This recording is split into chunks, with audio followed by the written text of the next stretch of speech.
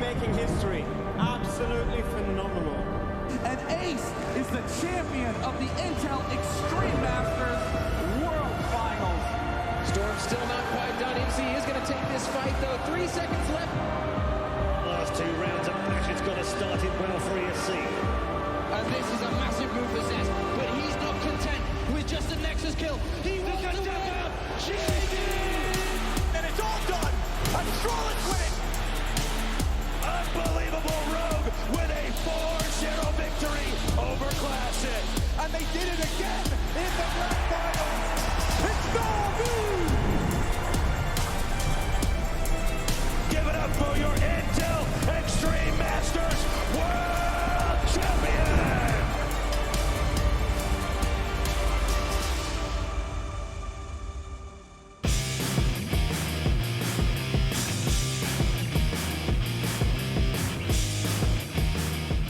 Hello ladies and gentlemen and welcome. It's the Intel Extreme Masters Katowice World Championship, and it is not just anyone, it is our 10th edition here. StarCraft 2, throughout 10 years, has been here for the Intel Extreme Masters Katowice. We have been the legacy. We have held strong, and now it's number 10, baby. We're ready to get things going once again for the World Championship, and all of our players in the pits getting ready to go as well. We'll have 36 players across the next 5 days, vying for their opportunity to not only crown themselves a world champion, but also get themselves $500,000 in total. First place, of course, is that $170,000 prize. Welcome, my name's Kyle Laris, your host here as usual. I got my Katowice jacket on, baby. It's time for day number 1, as we're very excited to get things going. Joining me here to my left-hand side to start things off for our pre-show, we have Wardy, we have Harstem, because one Kevin wasn't enough, and we have Rotterdam at the very end. Wardy, it's an exciting time back in Katowice, and importantly,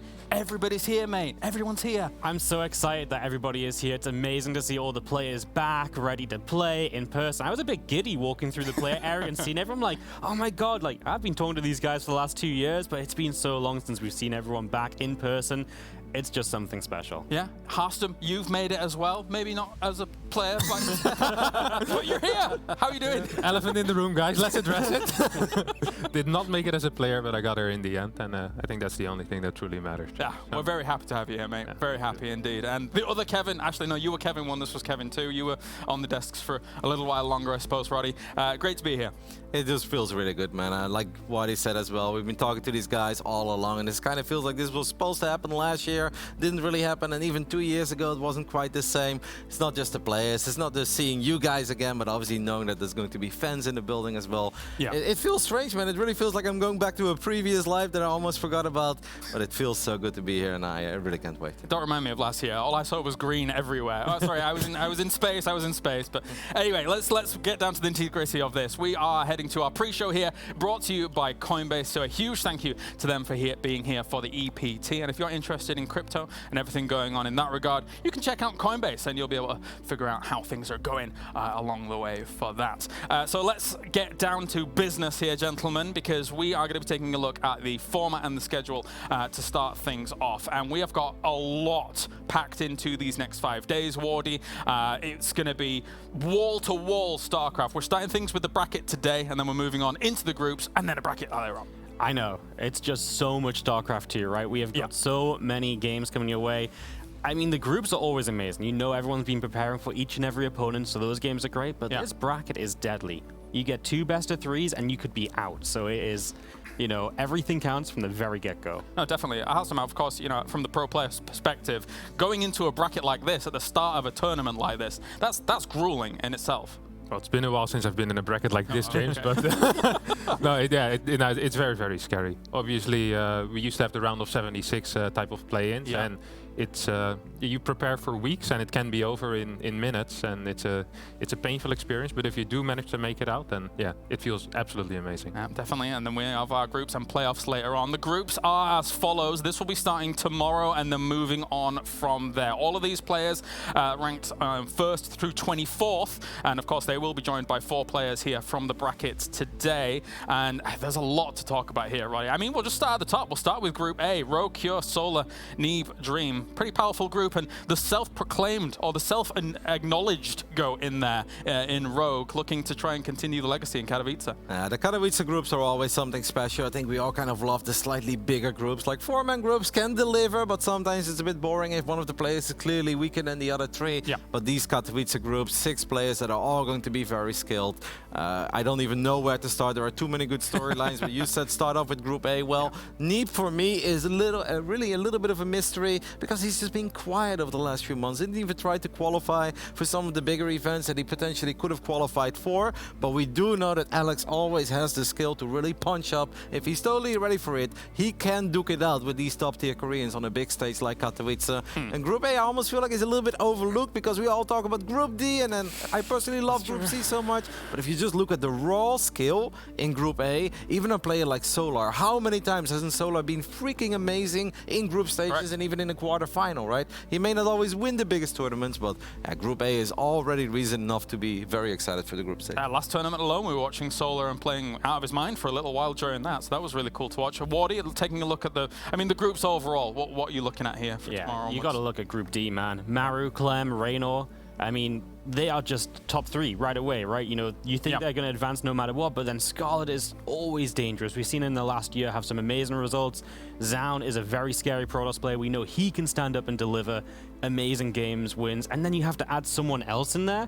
Like, if I come through this bracket, I end up in Group D, I'm like, you know, can we redraw this? You know, it's almost like a loss, even though you won. Indeed, it can be rough. It can be rough for sure here. Harstam, I didn't quite get your thoughts on the groups before. Any thoughts coming into it? I think Group C, for me personally, is the most interesting. It's a group where truly everyone can get first, and everyone can get knocked out as well, although I do believe that Zest and Trap are a little favored over the rest. But yeah, in general, it's a crazy group with some potentially crazy results. Yeah, and we'll have 4 players joining them very soon throughout the day here, of course, as we'll find out which 2 players are going to be able to advance through the top of the bracket, and then which 2 players will advance down in the bottom side of the bracket. We can actually take a look at that bracket now and get you up to speed as to what's going to be happening throughout the day here, as we do have our players getting ready to go. This is all 25 through 36 when it comes to our rankings overall, minus some players that were unable to attend, etc., and things like that.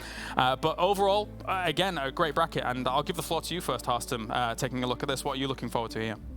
Well, personally, I think Skillis E-Laser is a very exciting match as a European, because I'm very familiar with both of these players, with their play styles, and I lose to both of them a fair amount, so it's cool to see as well who's better between the two. Yeah.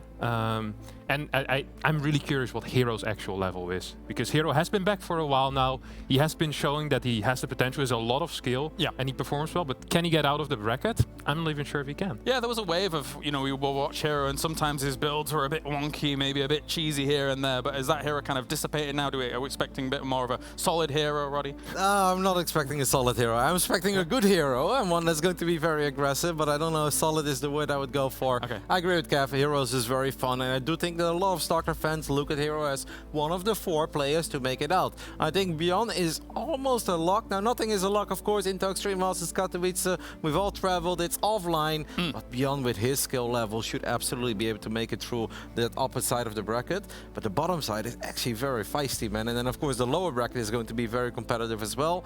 We didn't mention him yet, but I want to give a little shout out to the man who had a beautiful signature series, Australia. He's been damn good over the last few months. Whenever I had the opportunity to cast him, I was like, he's reaching a level that I haven't seen him play at before. And on top of that, he's not just good, but he's fun and exciting. Like, there are very rarely boring games with Australia, so I'm keeping my eyes on him. Yeah, moments of brilliance over the last couple of years as well, when we've been able to watch him, even over in Korea, when we were able to watch those kind of performances. A little while now ago, of course, but yeah, exciting to see. And of course, we will have our simultaneous games going on, Wardy, throughout this bracket stage and probably into the group stage tomorrow as well. We're going to be keeping an eye on a lot of that, but I mean, yes, there's 4 games going at any time. Yes, Wardy, you can't observe them all at the same time like you do at home, but I'm just gutted. We'll be able to watch them all through these perspectives. That's my word, Wardy. Yeah, I know it's your word, Roddy, but that's how strongly I feel about not being able to watch all 4 at once.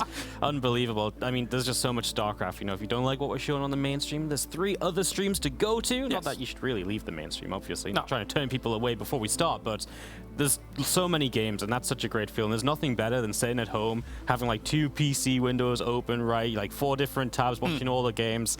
I think that's the best kind of StarCraft you can get. Yeah, definitely is. It's the Super Bowl of StarCraft here, is the Intel Extreme Masters Katowice. And we said it for a long time, Roddy, and I'm going to repeat it once again. For a long time, the Intel Extreme Masters Katowice was kind of the unofficial home and world championship, I feel, of StarCraft 2. Now it's the official world championship of StarCraft 2, and it's awesome to crown someone here. Yeah, it's crazy that we're 2 years into the EPT circuit already now, but obviously this is kind of what it was all boiling down to. After we had that BlizzCon more than 2 years ago, it's like from here on out, it's all about the Intel Extreme Masters Katowice. But then the first one was so close after BlizzCon, they were like, no, the one in 2021, that's going to be the first big one. And it was an amazing tournament. We had great games, fantastic storyline. Reina winning it was great, but it was online. So now we are finally here. It took us 2 years, but it's going to be great. And I can't believe that in 5 days we'll actually know who we can call the official StarCraft 2 world champion. And there's no more ping, there's no more latency, there's no more online. This is it. Back to jet lag. But got to get those excuses in whilst we can, boys. Got to get them in. Harsum, do you think Reina can do the back-to-back? Yeah, he can. Yeah. And there's also many other people that can win, but Reina definitely could do the back-to-back. He's been in good shape again recently, and he's been really, really confident. And when Reina is really confident, I think that helps a lot as well in general as a player. When you're confident, often it's not even so much your actual skill level, but just believing in your actual skill level what's really important. And he believes. He believes. Yeah, we had some chats with him. I mean, I know that today is mostly about the open bracket, right? And we're going to follow the journey of these guys to see if they can actually make it into the main event. But there are just so many cool players to talk about. We have to talk about Clem and how good he has been over not just the last 12 months, but even a bit longer than that. All those European DreamHacks that he won, we thought that was impossible. That was always going to be a lock for either Sarah or Reina. Who's going to win it this season? Eventually, Clem came up. And then, of course, you have to mention the big man Maru as well. The level that he's been playing at over the last 6 to 9 months, pretty much ridiculous. And I just hope that Maru can finally show it as well in Katowice, right? Because for some reason, not that he's been bad here, he's been semi-finals and whatnot, but with his skill, I almost feel like he should have won it by now. And if he didn't win it up to this point, which he didn't, maybe this is his year, but we can also say the same for Cyril, so it's going to be sick. The last tournaments Maru has been playing on, there's been Bugatti Chevron levels of gear has been what we've seen from Maru. He has been insane. So, and I think that's a good point here, Ward, is that yes, we have Reina coming in as the world champion, but it's very clear that the Koreans are here for a bit of revenge to take this title. The Koreans have been so strong lately. You know, Rogue, Maru, those guys especially, they've played so many finals against each other as well, and they are just playing at one of those levels, which is so insane. It's intense. It's just hardcore, right? Like, it's been great StarCraft 2, and I feel like it's been a while since we had bad games between these guys, and yeah, I think it is kind of impressive that we're going to have the Koreans really coming in, really looking to win this. I think I have Koreans as the favorite this time. Yeah. I mean, if you look at Zest's performances, Harstum, how he's been playing recently, and also he's been second place the last 2 Katowices. This is a guy that's looking for #1. Yeah, it's crazy. Just his recent EPT runs, well, recent, for the past 6 months, I think he's been winning practically every Korean and NA Cup if he had the time to play. And of course, the Super Tournament performance was insane as well. So, yeah, he's of course my favorite to win as a Protoss player. Fair. But I'm not quite sure if he's up to it this time. But we'll see him in the semis, I'm sure. We will see. It's pretty difficult. It's quite a journey. Well, let's see if that Warhorse of Zest can continue on here at Katowice. So that is, of course, coming up tomorrow. Today, we will have our bracket stages. We're going to go to a short break now to prepare the brackets. And when we're back, we're not only going to be following the main stream here, but we have other streams on the way. We'll be keeping you up to date on everything that goes on. See you in a few.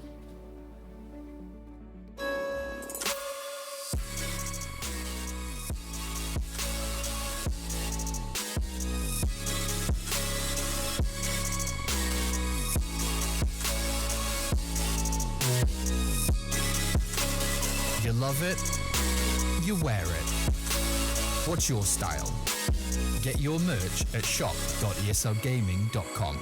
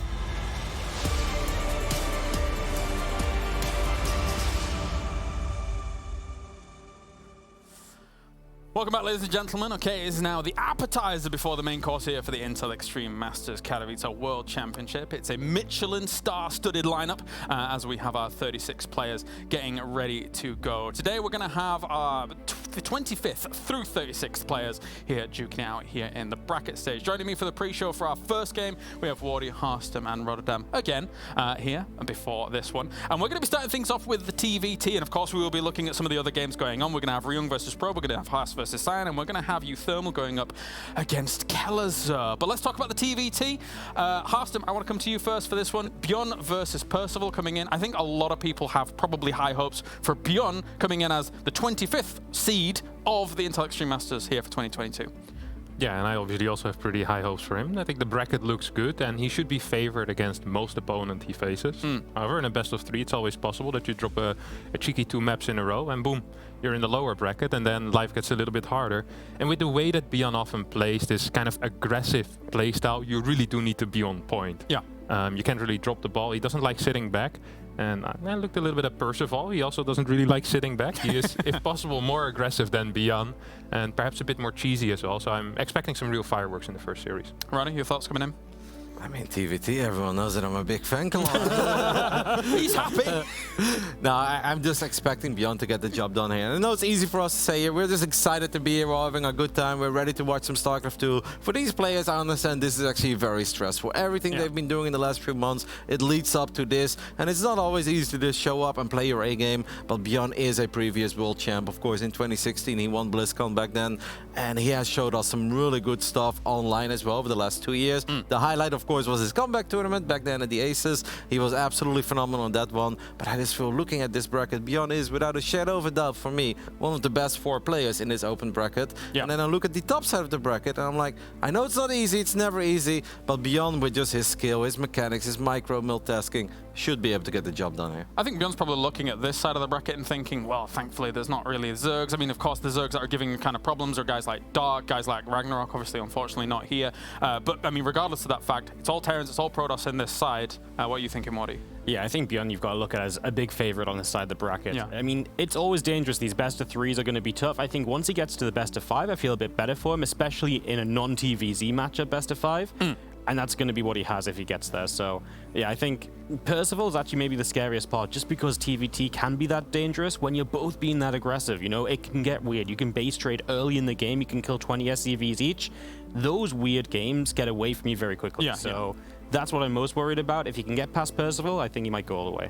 Bjorn is creating chaos, though. Like, if it does end up with, like, okay, I'm attacking you and you attack me and we kind of miss each other, I'm not too worried about Bjorn still getting the best in those scenarios more often than not. And let's not think that Bjorn just beats up on some NA or European Terrans. We've seen him also make life very hard on Maru and sometimes even take out Maru. And we all know that Maru is arguably the best TVT player on this planet. So I feel like I understand it's scary. I understand there are maybe some nerves and it's pressure and it's wild. But this is still Bjorn, and I'm not that worried, actually. That's fair, that's fair. Percival on the other side, of course, kind of squeaking through in terms of the rankings, the points to be able to get here past him. I mean, you were mentioning, you know, sometimes he can be more aggressive even than Bjorn sometimes. What are you thinking for Percival? Do you think he has to lean into that aggressive tendency against someone like Bjorn, or what do you think? And I think he will. He definitely will. Yeah. He knows his weaknesses, he knows his strengths, and I'd be surprised if he takes this to a late game against Bjorn. I think it would be suicide. He just honestly should do whatever he usually does, and it's play relatively cheesy, second barracks on the map somewhere, perhaps some early game harassment, and then perhaps try to leverage that into a mid-game win, because once the game goes long, it will be very, very difficult. I mean, arguably, for Percival, this is, I mean, he qualified to this position by, I think, 3 GSL runs or something like that, but not really getting too deep here, Rotterdam. Yep. So this stage for Percival right now could be the biggest of his career so far. Yeah, absolutely. And if he wins 3 series in a row, then he's actually in the group stage, and he can truly show us what he's made of. But I think he got one of the toughest opponents, maybe the toughest opponent in the entire open bracket. Obviously, point-wise, it is the toughest opponent, beyond just barely missing out on the top 24. Correct. We'll see what he's made of. I think for Percival, it's just important here to play his A game. Like, just be happy with the performance, win, lose, or draw. Just be like, all right, at least I feel like I'm playing well, and then maybe we can start a proper run in the lower bracket. But Bjorn is just a guy that kind of should be in the group stage already, right? Like, let's be real. This is Bjorn. Yeah, like, we know how good he is. Does Bjorn have obvious weaknesses? Sometimes he can be a bit stubborn when it comes to strategies, and he likes to play some outdated strategies. Yeah. But his execution is so damn good that it doesn't really matter what kind of build he plays, because he executes everything pretty much at the highest level. I mean, if Bjorn replicates the 3rd place that he got at that TSL that time at the end of 2021 or 2020 or something like that, then yes, he probably would have quite happily been in that top 24 and been very comfortable, right? But here, being 25th rank, it's a little unfortunate for him to be here. I want to ask you, though, about Percival here for a moment as well, because obviously we've harked a little bit on Bjorn for coming into this one, Wardy. Percival, just in general, actually, I also want to recap the points that we're at for these players, because Bjorn, of course, had 710 EPT points and Percival had 305 EPT points. So, again, as I previously mentioned, just squeaked on in here. But Percival can take matches off Terrans. We saw him beat Gumiho in your tournament, in fact, I think on the end of January. So it's not like he's dead in the water here. I like watching Percival. I think he has moments of greatness. I think the problem for Percival is he can do great to get a map, and then I feel like getting the series is so much more of a challenge for him. And I feel like sometimes he makes it more difficult than he needs it to be as well. A lot of the time he gets into leads and then he just makes it a bit more complex than it has to be, and the next thing you know, he's just thrown that lead away, and the next thing along is he's just down a game that he didn't need to be down, and that's the difference between him sometimes winning 2-0 and just losing 1-2. All right. So hopefully he just keeps it simple if he gets ahead and just kind of makes the plays he has to. I think it's very possible. Well, let's get into it then. We're heading over to the commentator team to bring you this one. It will be the Muslim and Pig to start us off. All right, thank you very much, James and the guys there on the desk. It is so darned exciting to be back here, isn't it, Ben? We've got a TVT to kick us off. First live event with the players all here playing for a World Championship. How are you going, mate? I mean, I'm going amazing, honestly. Like, it's so good to be back. I haven't seen these players in a long time, you know. Some of them have grown up before my very eyes, you know. Last time I saw Clem, just a small little chappy, now he's turning into a young man. But yeah, very excited for this first match, because it's got to be said, Bjorn is the overwhelming favorite for this bracket, I do believe, especially with the bracket that's laid out for him. But Percival, he's an up-and-comer, man. I know, like, a few guys in the Team NV have been very protective about him, and he's got a few big boy Terrans to look up to in that, with Maru and Bunny being his practice partners. Indeed. I mean, it's kind of, you know, that thing where you go, oh, it's such a short straw getting beyond this early. But Percival's had some great moments. He's making it to some of those finals in the weekly cups. He's really being good at kind of just testing a lot of the top tier opposition. I like the way Wardy said it out there. You know, it's not like he's just outclassed start to finish by any means. Even in series he loses to the top dogs, Percival makes it very competitive and often does find himself in leads. So we'll see if he does manage to bring it out here. Flying across the world, it's a big trip after a lot of online competition. And of course, standing in front of him, is a massive, massive favorite to make it out of this round of 36 play-in stage. In the red, in the top right side of the map, it's Shopify Rebellion's Bjorn.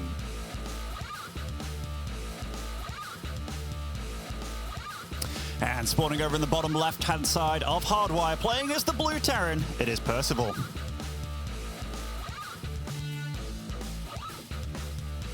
Now representing Team GP. Definitely a team to look out for in the future. Quite a few players in this open bracket they do have. Yeah, a very good team there. Quite an early SCV scout going out as both players open up with double gas. Very standard these days. It's almost like a ooh moment when you see someone go for the quick one racks expand, because it is just so much more dangerous. And what I found really interesting recently, I'm not sure how it is in the EU meta, but a lot of the Korean players building lots of Reapers and Hellions, but not wanting to kind of overcommit into the opponent and lose, because if you run up a ramp or you walk into their arc, their concave, you can end up a little bit behind. So I've seen a lot of people kind of going with their Reaper Hellions, sitting on a high ground in the middle of the map and hoping it is the other player that kind of steps into them and makes that mistake. Oh, a little bit of nerves maybe showing there from Percival, a little bit of a misplaced depot already, and that can start to get to you, It's been a while since he got to play on the main stage in front of the entire world. I know he's played over there in the GSL and whatnot, but already, and then having your little factory blocked by a millisecond there. Oh, a little bit of a rough start, but obviously nothing called just yet. Yeah, it's funny. We've been there in years past. You still are with Age of Empires and a bit of competing yourself as well. But honestly, it's something where when you get to a live event, controlling your nerves is everything. And this is the first game of the whole tournament. A few games in, it's going to be a different story. But already at the very start, Percival kind of canceling the depot, like you said. Let's see if he can gather it together now. He does get the first hit off, but pulls back there. Both players dodging the grenades. I mean, the most interesting part is it's about the battle against yourself, because Bjorn didn't know about those little errors. And like for Percival, as long as he just keeps on going now, it's like, okay, don't worry, mate. Don't worry. You're still in it. You are the underdog and stuff. But you know what? He does have the toughest draw. So I think at this point, pressure's off his shoulders just a little bit, because he's got nothing to lose. Like, even if he comes out with a really good showing here, that's more than maybe most people would have given him credit for against the one-man army that is Bjorn. Indeed, the one-man army, famous for winning that 2016 World Championship and a GSL right before it. The first player to do that while teamless, without a team house or anyone to practice with. And look at this, double Reaper pressure comes in, but quick pull by Bjorn. Bjorn's got the reactor up earlier. His build order does give him a lot more production, so he's easily going to be able to match the Reaper Hellion production coming out of Percival. If Percival commits to an attack here, it'll be a big overcommitment. Yeah, definitely. And here, he goes in a little bit deep here, and he's going to lose both these Reapers by the looks of it. And I was just looking at this production tab, Pig.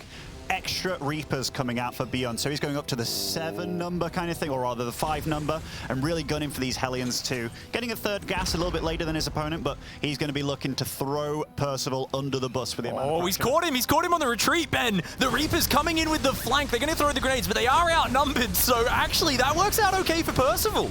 I gotta say, like, when that surround came in, that was a very ambitious surround, and this really throws a wrench in the cogs here, because that was not what Bjorn was hoping for. Maybe a little bit of that, a bit too ambitious, but oh my goodness. Oh, he does get a nice little fight there, and that's very necessary, Ben, because he's actually building a medevac, and he is going to 7+ Reapers. He's still pumping out Reapers and a medevac to join up with it. This is an insane commitment to aggression from Bjorn. Absolutely, by both of them. They've both been like, aha, I've got the edge, right? And it's like, no, I haven't. It's like one of those old school fencing fights, both poking each other, but this is good damn damage, and this is exactly what Bjorn needed after initially didn't look the best, but 4 SCVs do go down.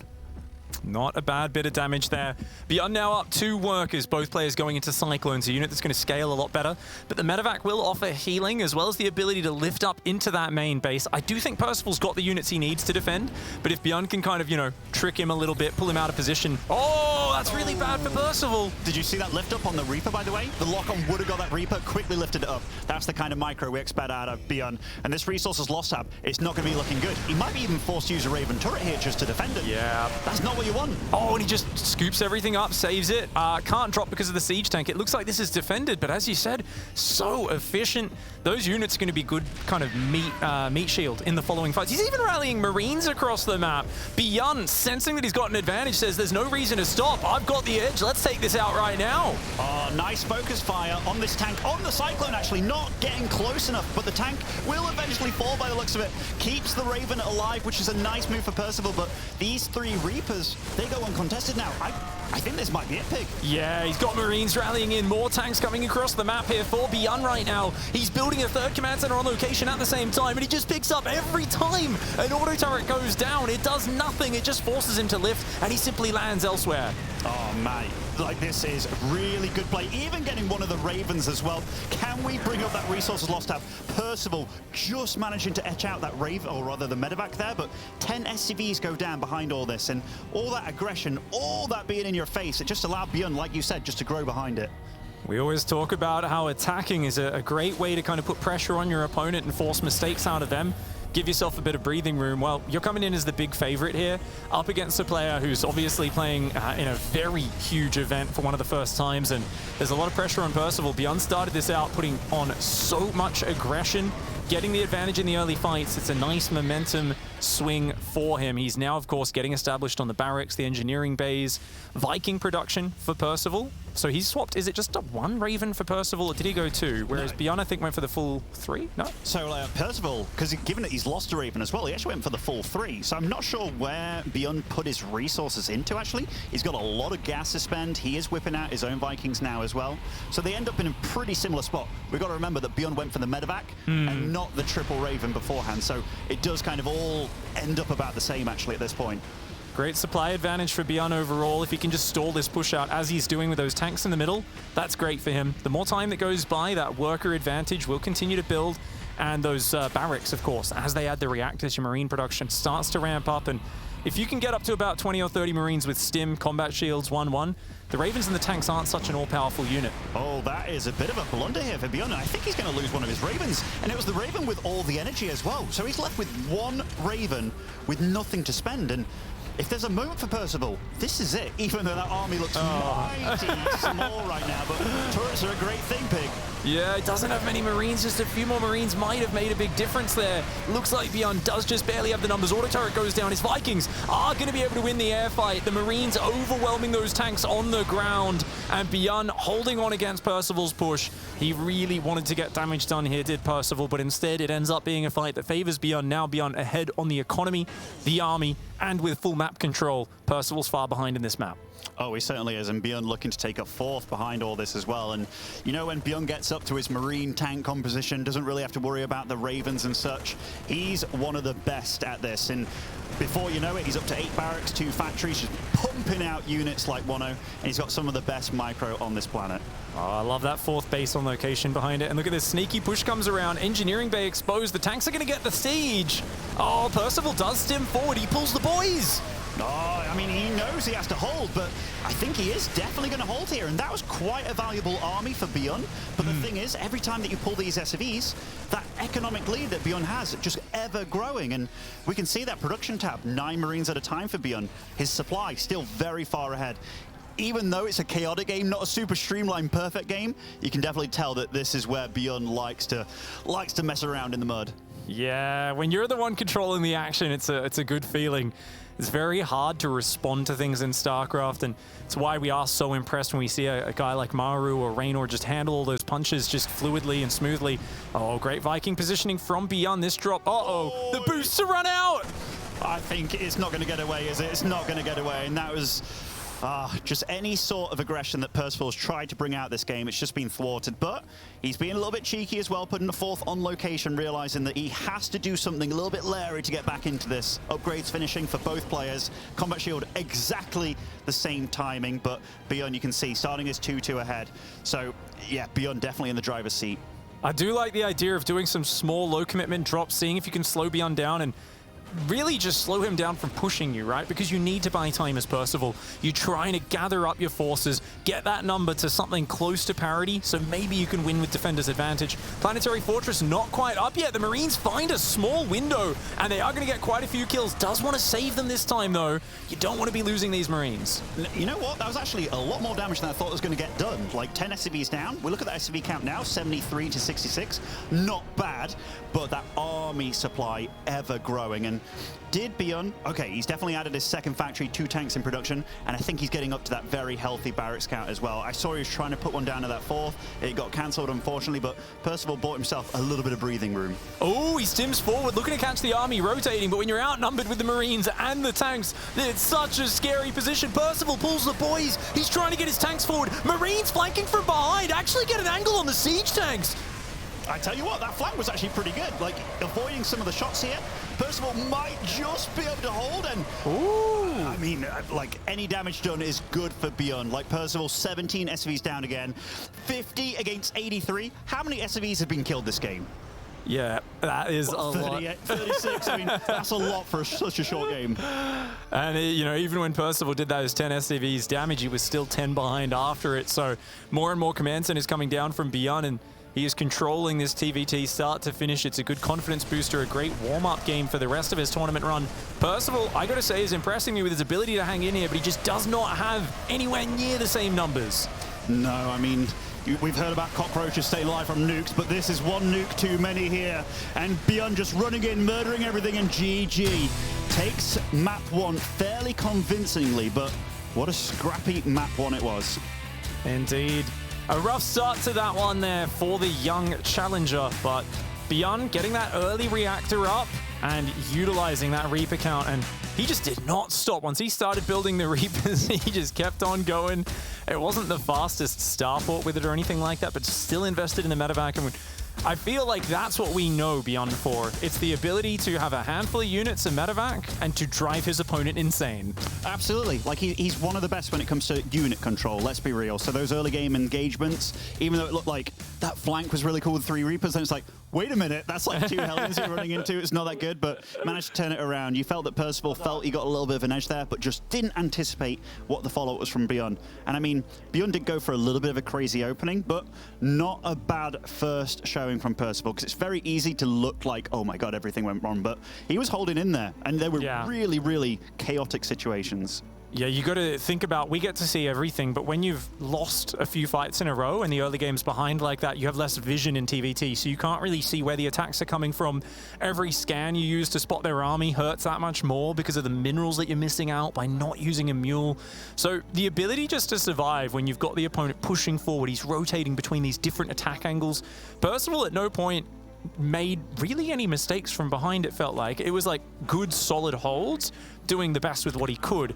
And that's what you like to see as a player. Maybe have a bit of a shaky start, but then kind of just dig in their heels, fought hard, made Bjorn really work to finish off that game. And definitely the scoreline is what we expected, but Percival showing that he does have a lot of fight in him. Yeah, not a bad player by any means. Like, Bjorn, for me, he's going to be a legend in a lot of StarCraft people's eyes, right? Like, we talked about his 2016 run, but then going to the military, coming back, his first tournament, the Aces ROG, it's like, oh, yeah, I hope he does well. It's like, he wins the whole freaking thing, beats Mara in the final kind of thing. It was like absolutely phenomenal what this man is capable of. And yeah, already got his military service out the way, joined a good team in Shopify Rebellion, and he's here to stay. It's right when everyone's sleeping on him. That's when Bjorn gets riled up, I think. Oh, come on, this teamless guy couldn't do well. Wins a GSL, wins a World Championship. Oh, this guy's been in the military, hasn't been competing for almost 2 years. Bam, wins a Premier tournament the first moment he's back. And that's why we love him so much. He wears his heart on his sleeve as well. We've seen him, you know, head in his hands after some brutal losses and lows. And we've also seen him just elated and ecstatic, holding up trophies on those stages. It's impossible not to cheer for him. He's got that big following as a huge fan favorite. And it's always interesting to see kind of someone like that who's got such a history in the game. He's the obstacle now for the newer player, the young gun, the player who hasn't had anywhere near that level of success. It is intimidating for some. Percival definitely showed some fight later on in that first game. We'll see, is it going to be more non-stop action in the early game? Do you think they're going to just keep going at each other hard, Ben? I think that's what these boys do, you know. It's like they grew up knowing how they like to play, and it is in your opponent's face. Very curious about what the opening is going to be this time, though. Like, obviously, we've seen TVT go through different phases where it's like, okay, it's 2 Ravens every time, and it's 3. And then it's like, wait a minute, I can make more Reapers, right? Oh, and a or a medevac as well. But yeah, we'll get into Berlingrad here, and spawning over in the bottom right as our red Terran, it is Bjorn.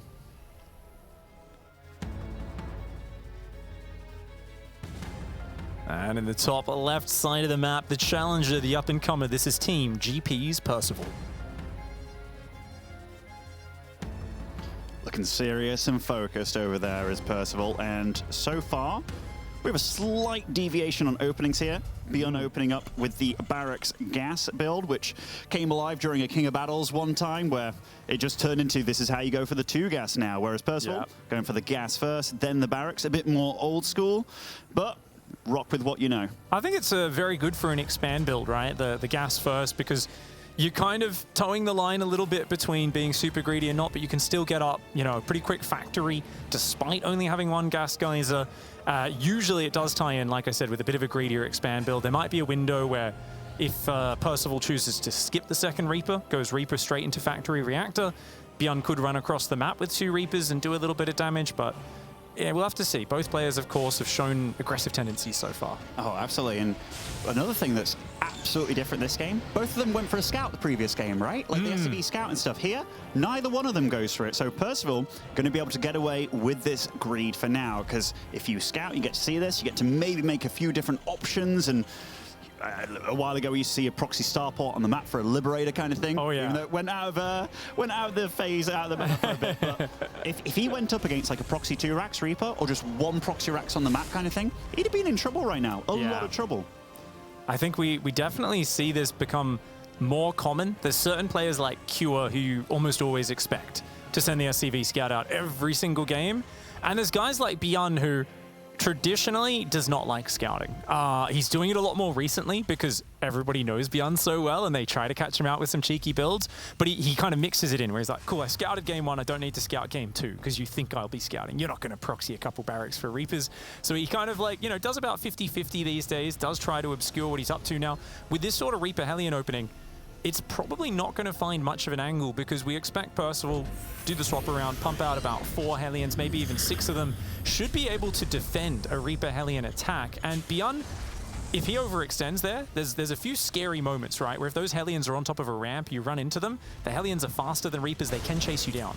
You know what's funny as well? I think Percival, depending on what he goes for, he could even go for like that Marauder drop opening, you know? Oh, like, he definitely could. I'm not saying it's going to happen for sure, but having quite a lot of Hellions seeing this opening where you're like, oh, I actually got away with quite a bit of greed here, and you know that you're going to have more Hellions than your opponent.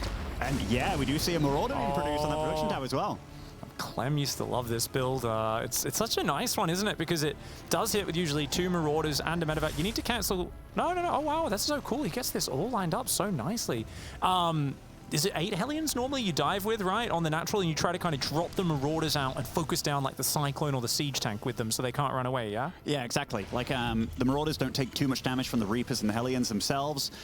They do a lot of damage to the Siege Tank. This Widowmine, he has to do quite a bit against this, but this is very, very aggressive from Percival. Like, I just watched the production tab. Yeah. He was stopping SCVs for quite some time, and he hasn't been scouted at all by Bjorn. I don't even know if Bjorn's, like, crossed the halfway mark on this map, but this is designed to do a lot of damage, and it's very good against the Raven openings. To be fair, though, that Widowmine, I'm already getting a nasty feeling in the pit of my stomach, Ben. I have seen this build where the medevac flies in to that Widowmine and just gets shot down by a few Marine or Cyclone hits. Oh, Percival, watch out! I mean, that's definitely an unhealthy medevac now, but oh my good, okay, that was a big lineup, but quite a few of the SCVs and the Mule getting away without losing too much here, but still quite a bit of damage from Percival. And behind this, Pig, going for double Viking production immediately, so skipping out the Raven. I think he's just going to play super damn aggressive this game. Air superiority, right? Grab the air advantage, shoot down the enemy Ravens before they get in range to cast their spells, and just try to push with the tanks. That's a very wild style, and it's not like it's all in, right, Ben? He can still drop a 3rd CC on location behind that, add the extra barracks and so on, but we're expecting a push out sometime within the next minute. And because Bjorn's been so trapped in his corner of the map, he really does need to get some information that this is coming.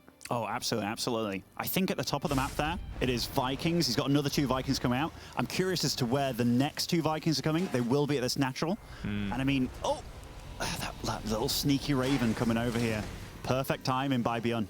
Yeah, going to be an annoying auto turret there. Doesn't give him any info on what he's up against, though. It just kind of gets a couple SCVs, denies some mining time.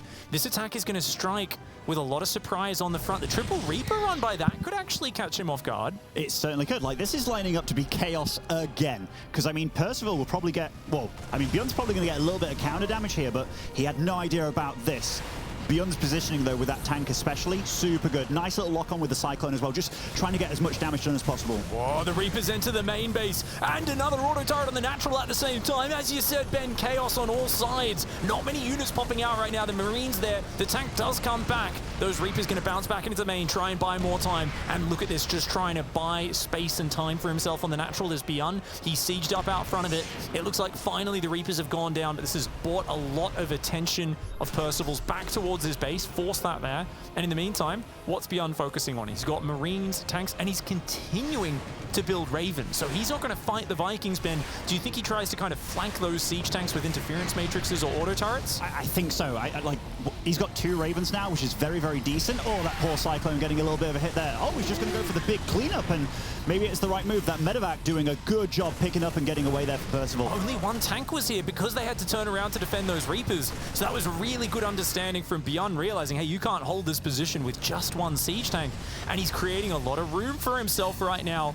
Room equals time. Time is what Percival does not have. He took a lot of economic damage there. He's very committed to Viking tank production. He's got to do something with these units before Bjorn gets out those Marines and those Marine upgrades. Funny choice by Bjorn, right? Like, he said, okay, I'm going to be behind in Vikings. I'm going to be okay with being behind in Vikings for now. I'm going to clean you up in another way. So he avoided. He went for 3 Ravens against this, which is very, very curious. But he's getting a big grab around here, big. Interference matrices do go down, but lovely pickup by Percival. Actually is going to save at least one of the tanks. Oh! Failing to pick up one of these extra tanks here. One of the Marines took the slot, and these guys, F2, is that me playing? We're out of here, man. Let us out. They try to walk through the ranks, pretending they're part of the Red Army, but no, they do not make it out. Percival is ejected from this position. The work accounts say they're equal. The supply looks equal, but you've got to keep in mind the fact that Bjorn has those upgrades on the way. His bio is going to be getting stim and so on, but hey, check it out. A new angle found. Percival is not going to give up the momentum. He's adding his own barracks transition behind it, but for now, trying to siege up here. Big shots on the Marines. I'm not sure that Viking land is what he's after here, Pig. That is a lot of damage. That was his one advantage in this game, and they need to lift up. No, a bit too late. The whole army cleaned up here, and you're totally right. I can't believe that tank stayed alive there, but the upgrades being on the way. Like, what's the stim timing at for Percival? Did he even start at this game? I don't believe so. Not at all. He's going to be so far behind. Oh, that tank. That's the bait. We've all been there. A hatchery surviving on 6 hit points, a siege tank on 2 hit points, and you know it's such a risky decision, but you just can't stop it. As the player there, I've got to go back in and kill that tank, and he ends up losing a tank for it. Percival coming up short on this. This is a very, very good hold by Bjorn. Yeah, I like that you say that we've all been there. That was ambitious, to say the least, Pig. Ambitious. Like, oh, you got an army there? Okay, I got a tank. I'm dropping it right in front of you. Absolutely popped out of the sky. But, yeah, Percival, his head shook there a little bit. But look at this. These upgrades that are coming in. Like, Bjorn actually went for a second tech lab on his barracks here for that combat shield. So it's going to be stim and combat shield against absolutely naked Marines. This is not what you want if you're Percival. Oh, my God. 1 Bernie car just having an absolute barbecue in this mineral line as well. Finally, a Marine comes down and defends it, but very nice plays here by Bjorn. His army's moving across. Remember, the 3rd command center is just finished for Percival as well, so he's only now being able to fully mine from this 3rd base. Bjorn landed his the moment he pushed the pushback. So Percival, he's on the back foot. He's down in supply. His army is short on those upgrades. There's not a critical mass of Marines just yet for Bjorn. So I like Bjorn taking his time here, kind of marauding around, threatening, keep forcing Percival to scan. Give yourself another minute until these upgrades kick in, until you've got position. He's going to die for it. Oh, does lose a tank there in the medevac, but now we're talking about it, Pig. These are well-upgraded Marines against absolutely nothing Marines. And look at Percival. His army looking so sad right now. The natural is infiltrated by a handful of Marines. A tank will deflect them to some extent, but this is not what you're going to be looking for. Percival needs time. He needs to buy time. He's actually resorting to Liberators here to try and hold things off. He's that desperate. Oh, it makes sense, you know, if your opponent's just going bio, tank, Marine, medevac, tank. Liberators are great for removing those siege positions, but it's just not enough. 2 outnumbered there. And Bjorn, start to finish, commanding play from one of the favorites to go through the play-in stage. Yeah, and it didn't start off easy either, right? Like, he was about, let's say, 15 supply behind. Then he lined up that Raven, the 3 Reapers in the top there, knowing that, okay, I'm going to be under pressure.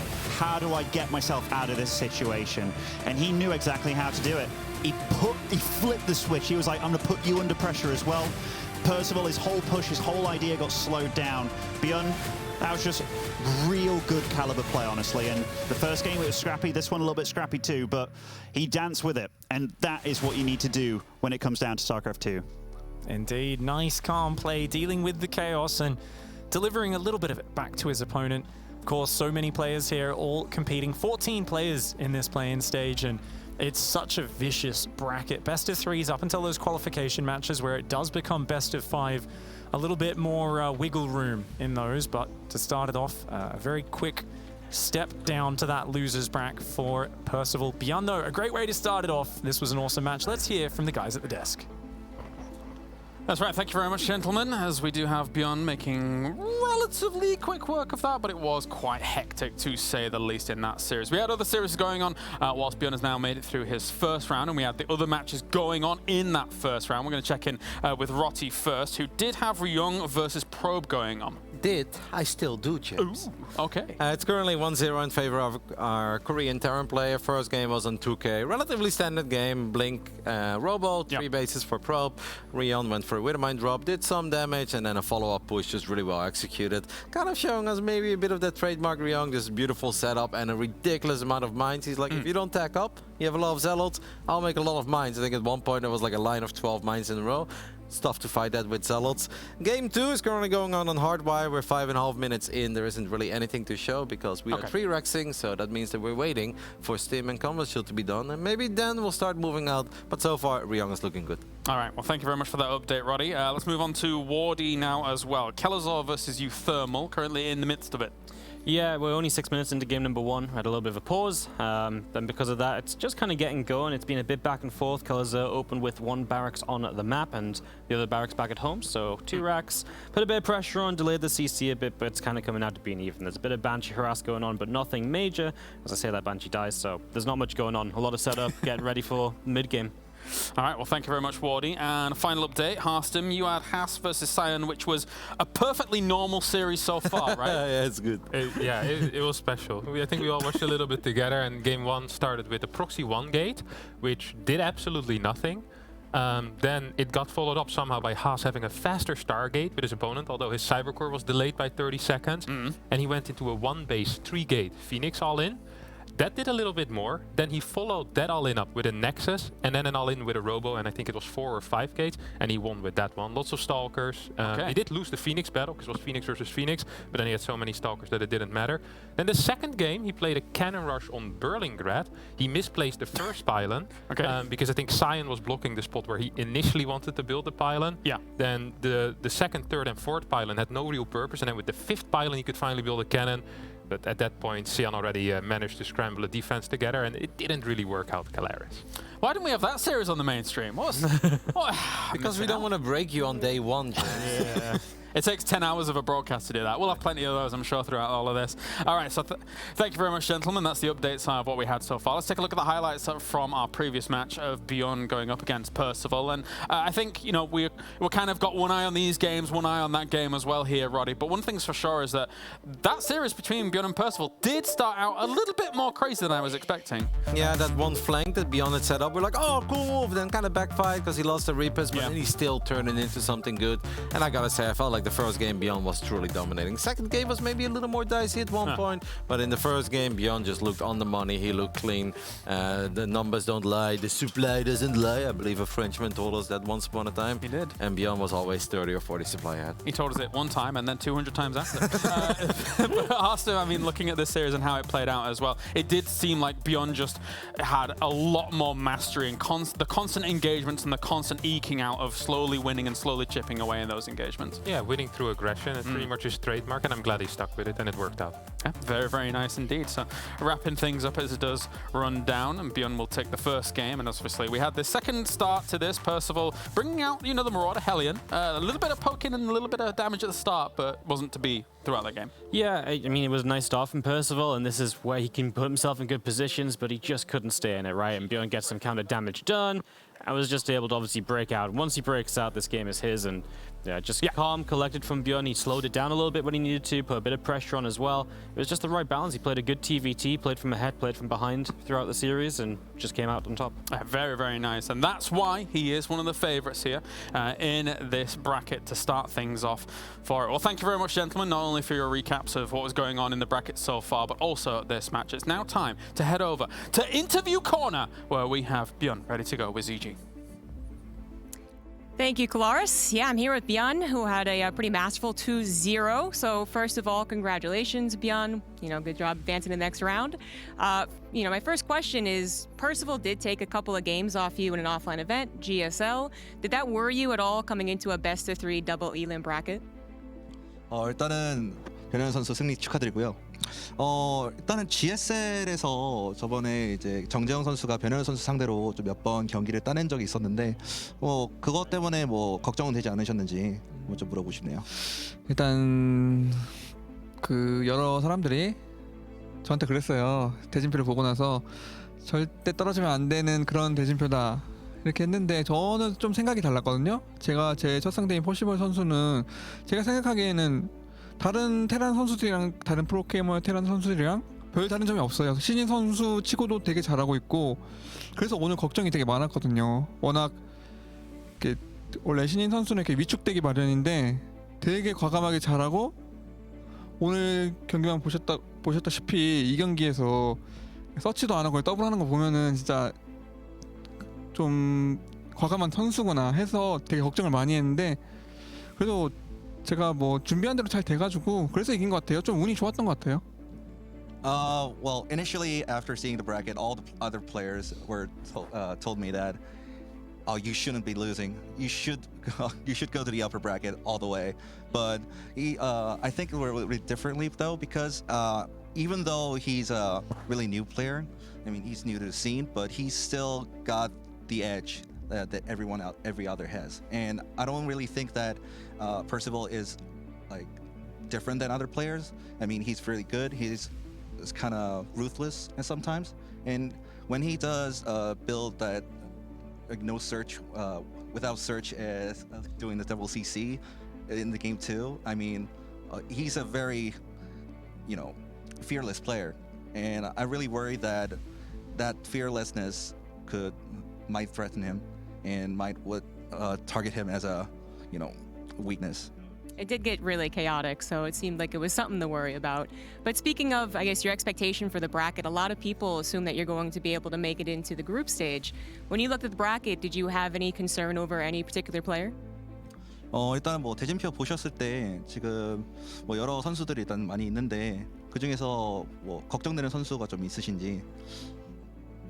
일단 저는 모든 선수가 다 걱정되기도 하고 일단 저희 라인에서는 또 다음 상대 아마 제가 생각하기엔 프로보 선수보다는 그러니까 김동원 선수가 올라올 것 같은데 워낙 태태전을 잘하시니까 좀 걱정이 되기도 하고 또 패자조로 떨어지면은 만약에 혹시라도 패자조로 떨어지면은 아래 대진표에 좀 쟁쟁한 선수들이 좀 많이 있더라고요. 그래서 꼭 올라가려면 승자조로 올라가고 싶어요.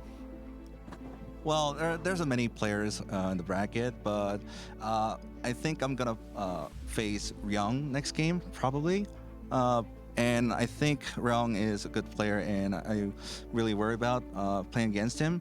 But if I'm playing all the way through, I really want to stay in the upper bracket because if I fall to lowers, then I mean on the other side of the bracket, there's a lot of very good players. So if I'm going through, I just want to go to make it all the way through the upper bracket. I do have one last question. It being your first international LAN for quite a few years, you came back during the COVID online era. What are your thoughts coming into Katowice, and do you think that you're going to play better when you have a crowd with you? 일단은 몇 년 되셨잖아요. 이렇게 국제 대회에 또 이렇게 오시게 된지. 그리고 이제 군 전역하시거나 하셨을 때는 이제 코로나 때문에 좀 온라인 대회 시대에 또 복귀를 하게 되셨는데 이렇게 또 오랜만에 이제 IEM 카토비체에 와서 좀 이루고 싶은 게 있으신지 확실히 포부가 있으실 것 같은데 좀 그 포부를 좀 듣고 싶네요. 일단은 카토비체 오면서 생각을 좀 많이 했어요. 제가 요즘에 그 아스스 우승 이후로 많이 연습은 많이 하는데 갈수록 실력이 떨어지더라고요. 나이가 먹으면서 막 피지컬이 떨어진 것도 느끼고 그래서 이번 카토비ce 오면서 예선이기도 하고 정말 편하게 마음가짐 잡고 왔어요. 그냥 떨어져도 상관없다. 예선에서 떨어져도 상관없으니까 이렇게 일주일 동안 와 있는 동안 여기 쟁생한 선수들 다 있잖아요. 대표하는 선수들. 그러니까 여기서 연습 다 같이 하면서 진짜 이 일주일이 저한테는 그 내년을 위한 2022년 시즌을 위한 가장 중요한 그 기간인 것 같아요. 저는 오늘 탈락해도 정말 개의치 않고 바로 연습 들어갈 거예요. 그래서 이 일주일이 저한테는 진짜 중요할 것 같아요. Well, for this year, I mean, this year is a kind of a stepping stone for me because even though I just fall off from the lower bracket or just round of 36, I mean, this is the first time I've been in many years, and even though I just fall off the bracket, it's just going to be a really big practice with all the good players, and there's a world foremost players around the globe that are gathered here. So even though just I get eliminated firsthand, it's going to be a really good experience for me, and he's gonna show that he's gonna improve his game throughout the year, and this is gonna be his first mile onto the whole season. Perhaps a good way to look at it, a stepping stone, but you've already made it past the first round, so good luck in your next round. Guys, we're going to head to a break, and when we come back, it's going to be more StarCraft 2. What's your style?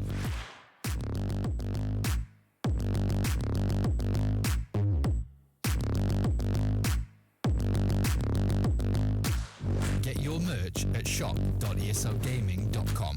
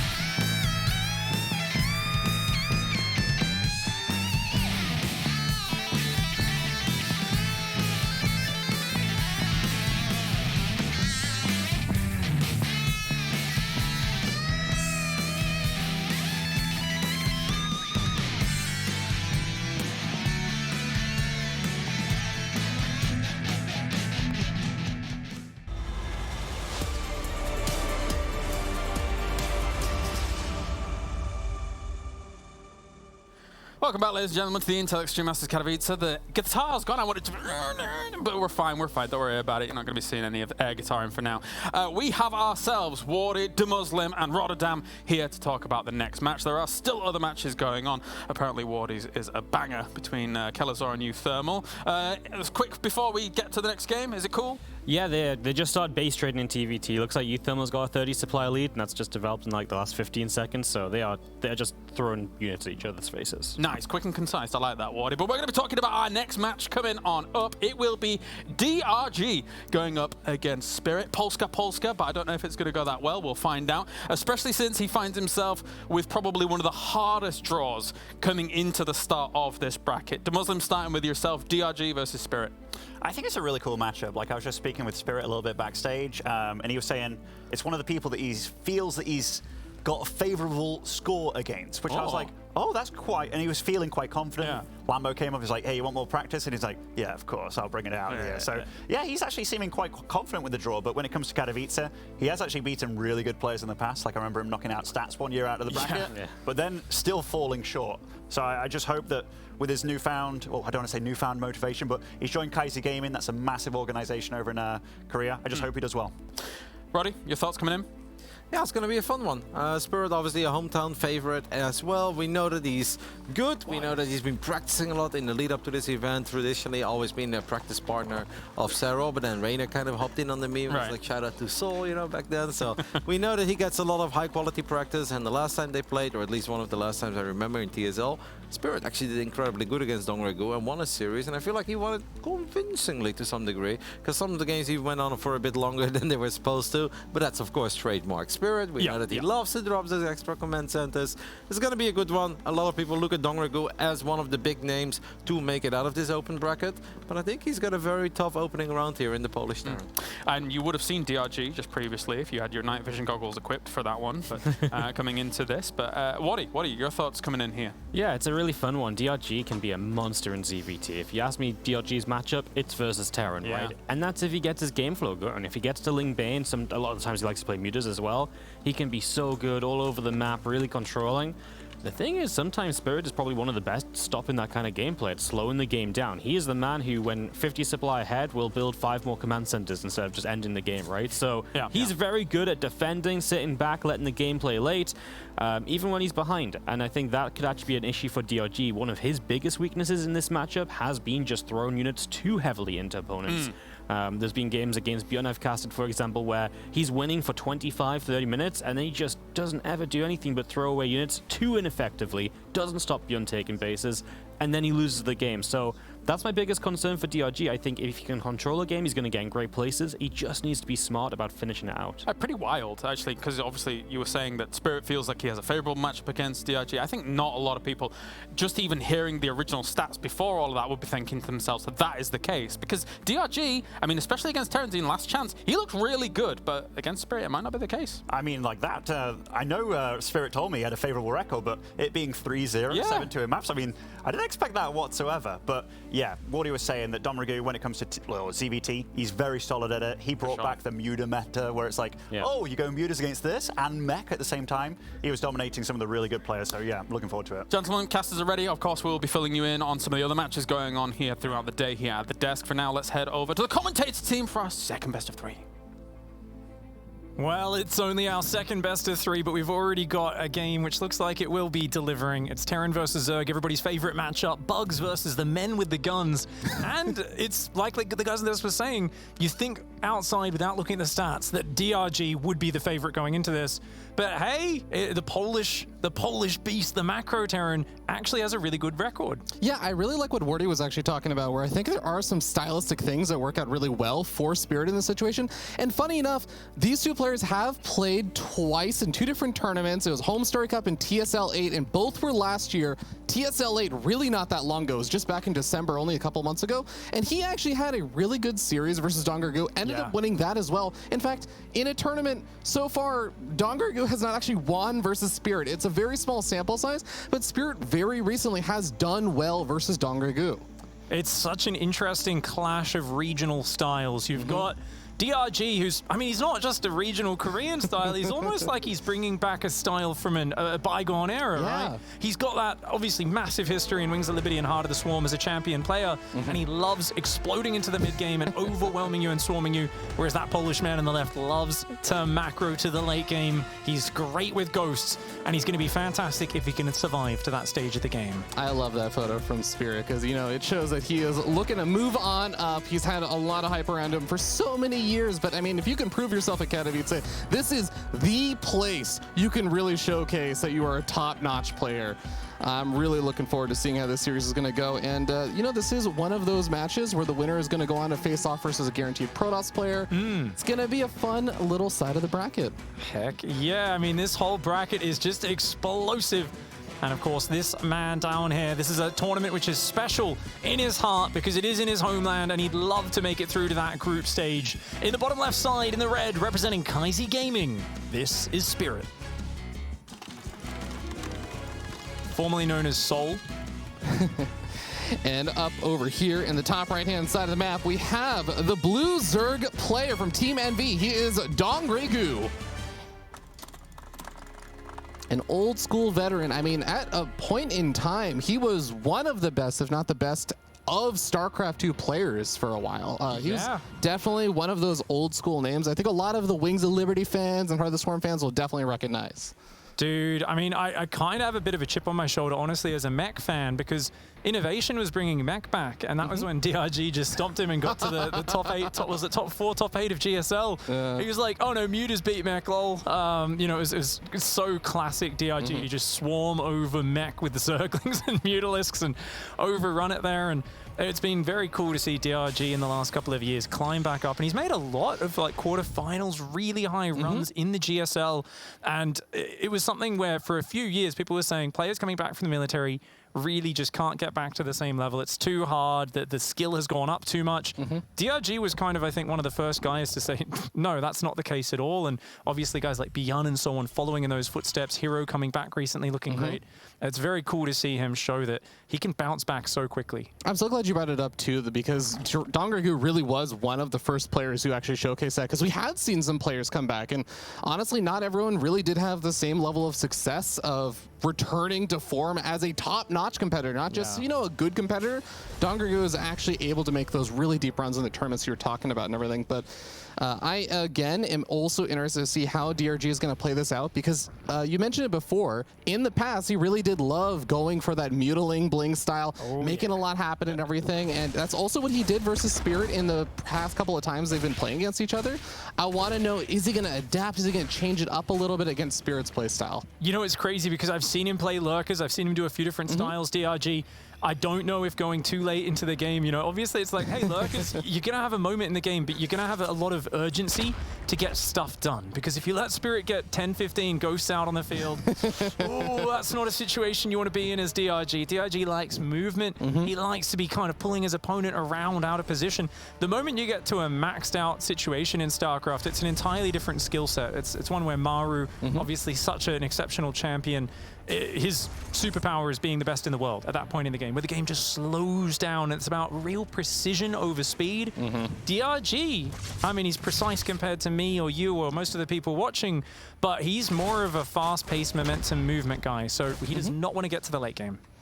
All right, well, the first Reaper is doing its little poke arounds here and there to see what it can find, but behind all this, Spirit is already adding on that third CC, he's adding on a couple of those Hellions, getting up that starport, and I think another thing that he did find a lot of success with in the TSL was some of those Banshee openings. He's able to get some good control, but I will say one thing that was notable about, I feel like, Spirit's style of using the Hellions and everything was he's pretty passive with them. He is not one of the more aggressive Terran players out there with his Hellions or his Banshees. Kind of looks for some of the free damage, but is more than content to just kind of sit back, keep those units alive, and just keep a present threat on the map.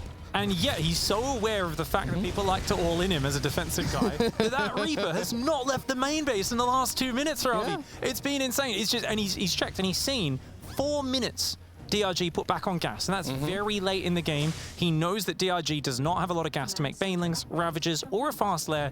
Basically, DRG is locked into, I'm building a ton of Queens, a lot of drones, Zerglings to defend, and I would not be surprised to see a very quick 4th base go down for DRG. Yeah, another thing actually Hearthstone was telling me earlier on, right before this game was getting started, was that it does seem like Spirit has been actually taking some notes from Lambo. Lambo's actually got some like cheeky Terran builds that he's been recommending, and Spirit has apparently had a lot of success versus the Korean Zerg players with him. It's I think depending on when you see the +1 weapons and +1 armor coming out for the engineering bay, if he ends up delaying that, adding on a couple of those barracks a little bit faster, going for this big 5 racks push after getting also the 3rd CC, he's able to find a lot of success with that. I think he's adding on 2 more barracks right now. I'm not quite sure what the barracks count is at, but definitely going to be on the lookout to see if he's going to try and bust out some of those moves. Wow, that Liberator not finding any success. It's just going to have to hide in the back, wait till he's distracted. Hellions and Reapers try to get that distraction going, but 4 Queens standing in front of them, replacing those creep tumors. The Liberator does find its way into the natural DRG. Yeah, he's on point so far. Losing a few tumors is not a big issue. He's built a large Queen count, has a very quick double upgrades going, so he's got the lead there. And a Zergling run by, finding the fresh mules. That is a really, really nice snag. One of the mules is going to be able to survive. The second mule somehow getting a little bit of a free bypass over there is able to stay alive, continue on mining. But man, Dongrygu is doing such a great job with the multi-prong harass and defense. Ooh. Yeah, Hellions, I think, going to have to move away from this angle because DRG's just shut that one down, not really letting anything happen there. Does take the 4th base on the front. Now, that's interesting. 4th base on the front, that's kind of towards the Terran player. It tells you you want to be winning the front-on fights as DRG. So he's really going to focus on his creep spread, spreading forward beyond this sight blocker, getting to the middle of the map. And it also tells me he might be focusing on more of a lurker style, because if you're playing Mutalisks, you're more likely to be expanding along those edges of the map and always be pulling away from your opponent's push, because with a Mutaling Bane style, it's all about the backstabs and the counterattacks. Definitely going to be interesting to see how Spirit's going to try and deal with that, as his army is kind of starting to get geared up. He's adding on some more of those siege tanks. 1-1, of course, only about halfway finished up, so there's still a bit of time before Spirit's army is going to really have that big firepower and that staying power to do the big pushes. But he is moving out right now alongside some of those medevacs to try and get set up to try and complement some of those Hellions he has at the front lines. He unloads one of those siege tanks from the medevac in an advantageous position, and he can really put the pressure on this 4th base, just because it's effectively a really difficult base to defend if the siege tanks are sieged up on the low ground like this. The Lings are looking for the flank. He's not going for the run by. That's a cool idea. If he can get those Lings on these tanks from behind, it might be able for DRG to surround this.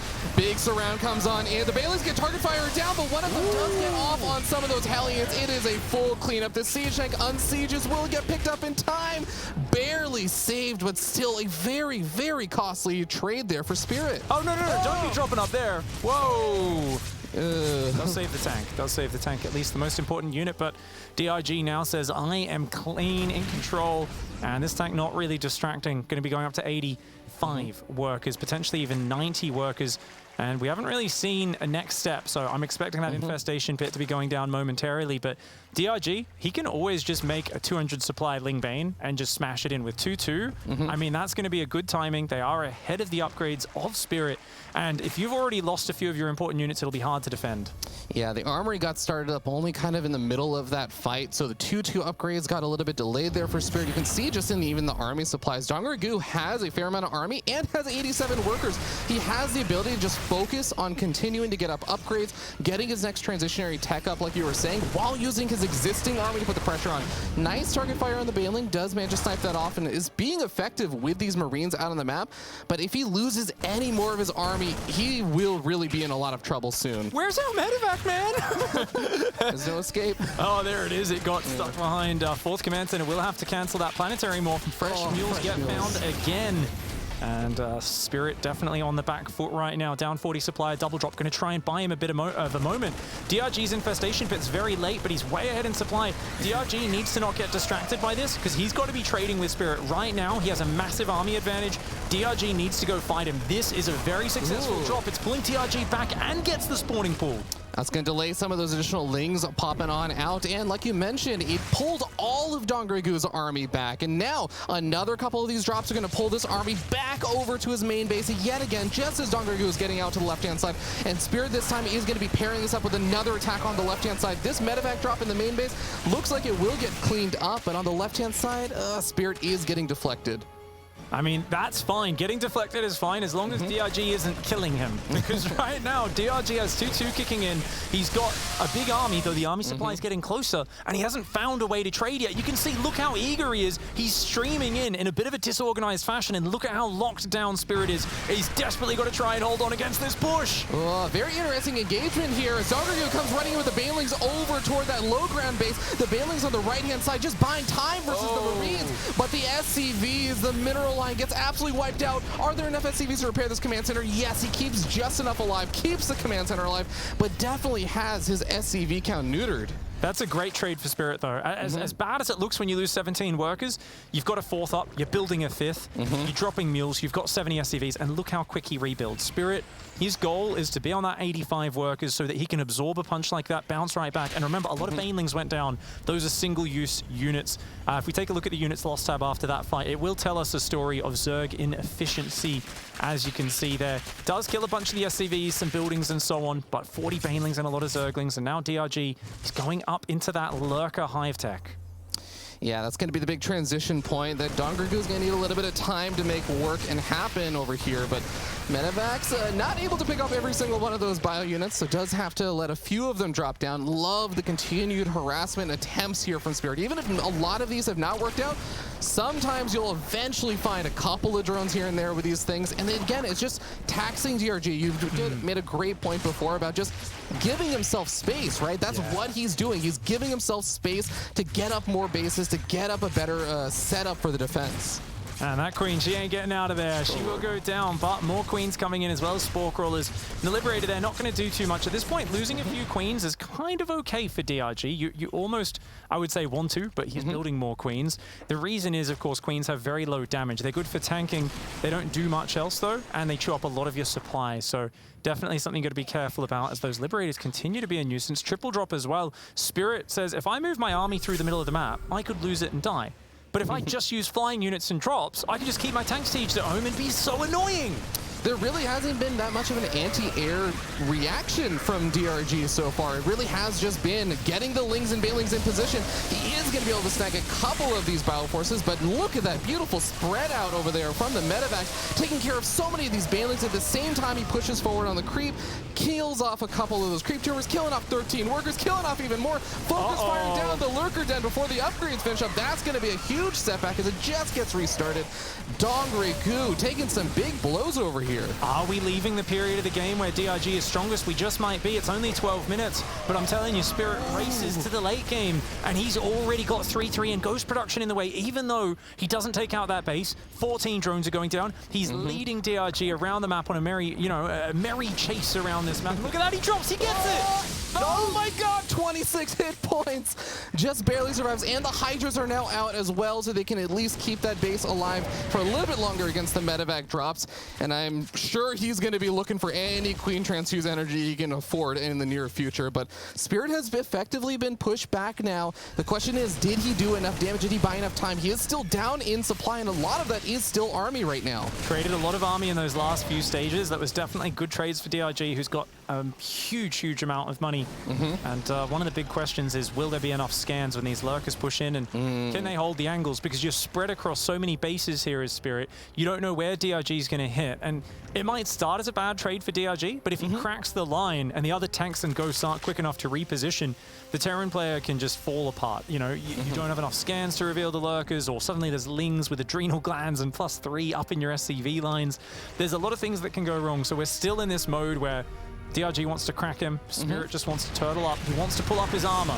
Oh boy, here we go. DRG is going to try and bust on in over here. The orbital command immediately lifts up. There's a second little run by on the right-hand side. Doesn't get the planetary though. The save with the repair and also the deflection on the left-hand side.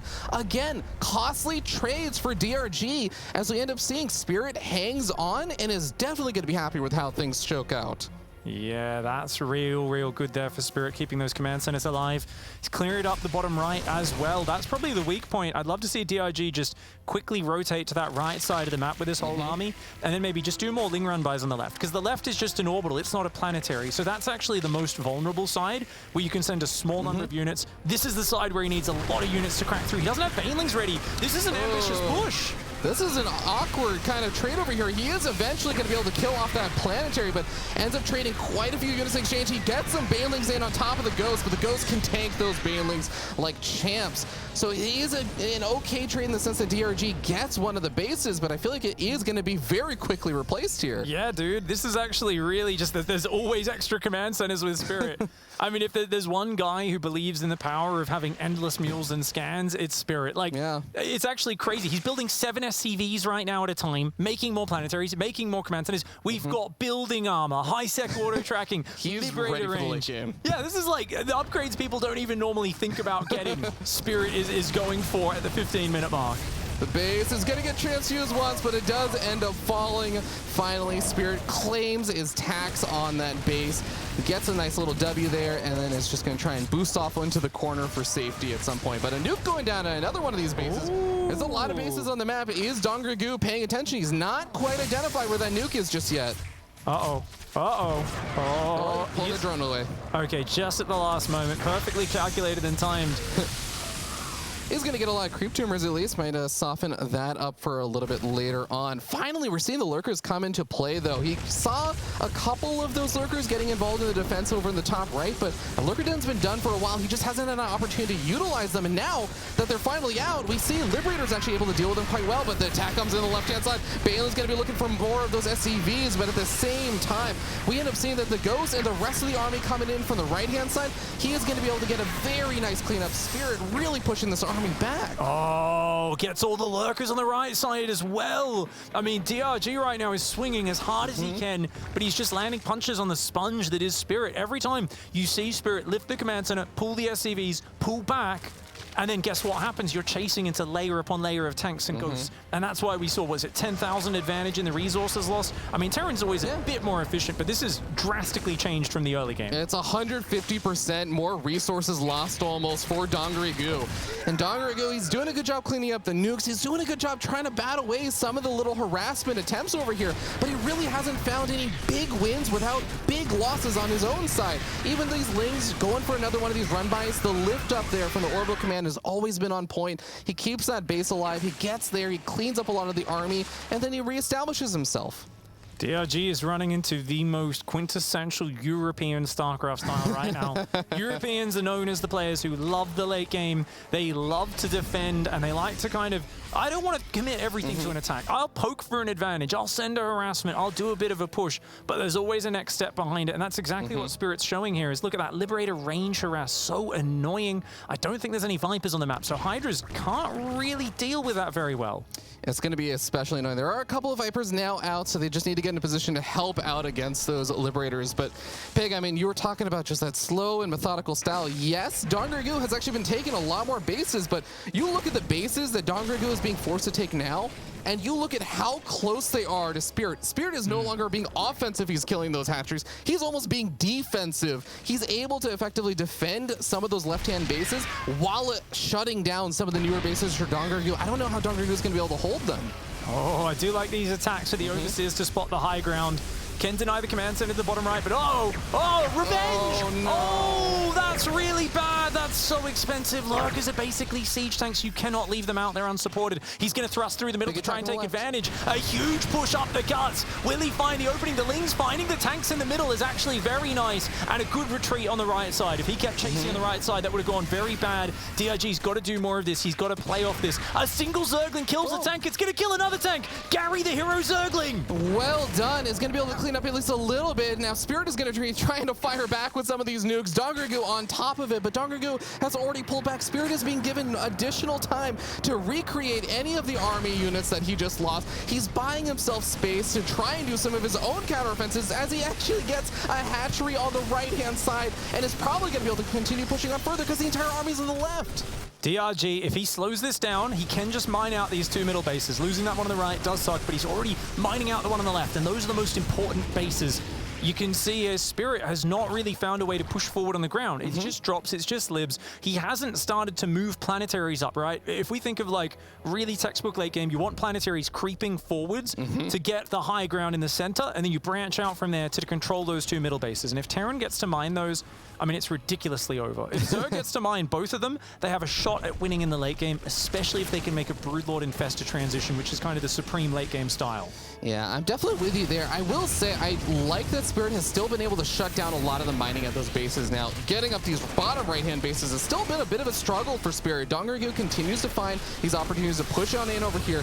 Is he going to be losing a lot on the retreat? He is getting that planetary at the cost of a lot of lings, but those lurkers going to be concaved in from behind. There's no escape over here for Dongargu. Yeah, that's a lot of units he's going to be losing. The planetary did go down to the bottom there, but those lurkers are getting chased down as long as he's got more scans, and he does a lovely spread on the Marauders. The Banelings try to come forward, the Vipers get sniped, the Overseers all pop the eyeballs out of their head like some sort of weird last dance move before they do say goodbye in this game. And remember, those Overseers, you don't think of them as combat units, but they're dying every fight, and they cost a lot of money to replace. I mean, you look at the bank right now, Dongargu used to have a larger mineral bank. He used to have also a larger gas bank, but now it's only the gas bank that's ahead right now for Dongargu. His mineral bank, mostly gone. Spirit is actually up in supply right now as it continues to get additional damage. 19 workers killed between the drops and the Liberators. That planetary needs to really be repaired. It's about to burn down, I think. Oh, no, not like this. Not like this, Spirit. Come on, mate. 40 hit points, 40, 35. It's going to go down. I mean, thankfully, Spirit has again been on point with getting more. He saved it. He saved it. He noticed just before it got down to like 10 hit points there. Calculated. But he does save it. Oh, those Liberators have been such a nightmare for DRG in this game. That is, wow, okay, no, put that one away. Yeah, bad, Ghost, bad. Don't nuke your own army. I love the idea that Dongargu is now just looking for the nuke because you don't get any notification the nuke got canceled. Yeah, that's the classic distraction nuke, you know, the age-old psychological warfare tactic is you drop a nuke in the corner of the map where nothing is, and your opponent's kind of spending the next minute going, where is it? Looking around their bases, unable to find it. This is going to be a nice little snag over here as the Hydra's going to be able to get close enough to maybe get some damage on that orbital and finally snipe it off, but no. Going to go after those Liberators for now, getting those Lings and Banelings in on top of that Bioforce, but behind the wall in, it's going to be very difficult to push too much further forward. Love the use of the Lurkers, though. Really, really push Spirit back. Gets one lurker on the retreat, not too bad there.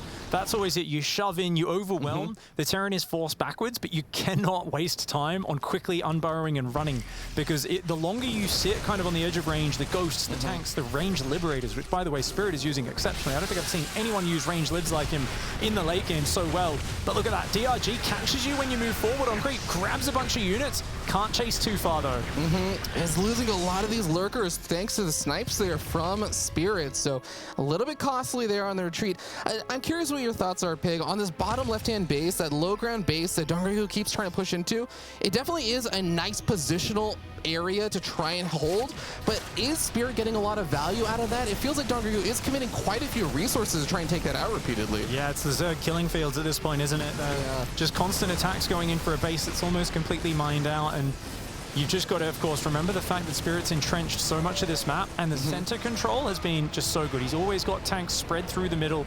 It's where his bio and Ghosts are rallying out. He's keeping up the nuke harass. He gets this base snipe. Very important would be to click that, but does get overrun there. Nuke's going to land. The Vipers are helping out this nuke. I think the hatchery is going to fall because of the Vipers as well. And a couple of snipes also going off, taking off a lot of these Hydras. Now the Bioforce is actually large enough to overwhelm and come in for the kill on that hatchery. And Spirit is looking to claim the center, Pig. And going back exactly to what you said, if Spirit can hold that base, I don't see the winning path for Dongargu. Well, not at all. I mean, even if the Zerg mines both of those, if they're playing the way DRG has, it's still questionable whether they'll win just because the efficiency is so much higher for the Terran army. This is a huge issue if Spirit's able to hold this base. That is a big if. He doesn't have that many units. That being said, this is not a swarm. This is just a medium-sized Zerg army. The Hydras take massive tank shots. The tank line has a lot of depth, so he's actually getting some great trade. Spirit even though he's going to get cleaned up over here, I really do think he found some really favorable trades yet again, and he pushes up along the left-hand side. He's going to find one of the fresher bases here for DRG. Yeah, that was an army that he wasn't really planning to push with, but he says, okay, you cracked my right side, I'll crack your left. Not only did they take out the middle base, they took out the one beyond it as well, and these are DRG's most important bases. Spirit has 2 fresh bases in the bottom right of this map that are just giving him so much income. His supply's a lot lower. He's out of bank. Spirit, I think, needs to pull back and just defend those bases for a moment, because as much damage as he's done to DRG, he's got to let that income work for him for a little while. Yeah, it's kind of funny because you look at the supplies and Spirit is down, but his army supply is still very high up there. He's still got the advantage of all of these orbital commands dropping down those mules. It's mostly worker supply, and Dongrigu is not actually mining effectively with most of those workers. So I think that if you're right, if Spirit can continue to just hold on to these bottom right-hand bases, there's a chance, but oh man, Dongrigu finding a lot of these units and finding the planetary. This is huge. Those Ling run bys in the middle buying him time. He gets another planetary down. Nuke harass going in on about a 50 idle drones, but he's lost base in the bottom right, has Spirit, and honestly, there's a lot going on right now. DRG may miss that nuke. I'm still not seeing any reaction. The nuke is going to be plopping on down. Juicy 29 workers killed. A beautiful nuke there. And it's going to definitely soften up Dongrigu's worker supply, but I mean, he still needs to be able to just keep this army alive. This is a critical army that Dongrigu cannot afford to replace anymore, and he's losing his workers. A lot of units going down there. DRG's got to get out of that position, and look at that planetary. Clearing up the extractors, not something you see every day. No, but you know, every little bit is going to help out, especially with the gas count. I think Spirit has been hurting for a while, and we do see that ghost finally getting cleaned on up. The big nuke ghost as well.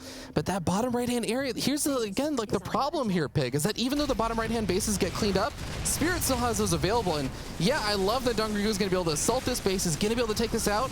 But at the end of the day, there's no way for Dongrigu to actually take the bottom right-hand bases. Eventually, Spirit will be able to mine from them. Yeah, I mean, DRG will be retaking the base on the left. He doesn't have a lot of income. He's been kind of out-positioning Spirit, but it's off the back of, you know, so many waves of attacks that have obviously drained his bank, and he doesn't have the ability to rebuild. This is basically a pack of lurkers and not much behind it. And look at that. The lurkers are falling. The tanks, the marauders spread out there, doing pretty well against all of that.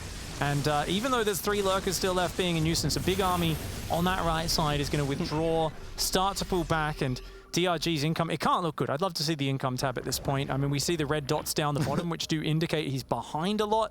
But oh man, that paints an entirely different picture. Yeah, absolutely does. Now, Spirit is actually mostly gas-starved right now. He's got a good mineral bank, and he's been trying to pump out as many Marines as possible, but he's got such a ghost-heavy army to help deal with all these lurkers that have been popping on out that he really is light on the gas. So if he can establish another one of these bases, then take the gas geysers, I think that's going to be a big boon for Spirit. But man, he is already still looking so good. You just look at the army supply, and you know both of these players are in an awkward economic situation. Dongrigu is going to have the worst end of it with just a lower army supply and units he cannot afford to lose right now. Nice supply lead there. I love that Spirit's still rebuilding the SCVs, realizing that there is enough minerals to mine to justify this. And it suits his style is to just rebuild and take his time with it. And DRG is the one, of course, who's, oh no, his only important base, losing drones, the hatchery taking a lot of damage, and saving all the units for now. Spirit, it's really, I think he realizes right now he's kind of got his foot on top of DRG's economy. He's not going to be letting up the pressure. Yeah, I mean, as long as Dongrigu is not able to get up another one of these bases, he is still in a world of trouble right now because, again, he just does not have anything close to the mining that Spirit does. You can see the income advantage heavily leaning in favor of Spirit, and Dongrigu taking that left-hand center base yet again, but you can also see that immediately Spirit spots that out with one of these Marines, and you can be guaranteed that he's going to be sending some more units over there as soon as he has an opportunity to.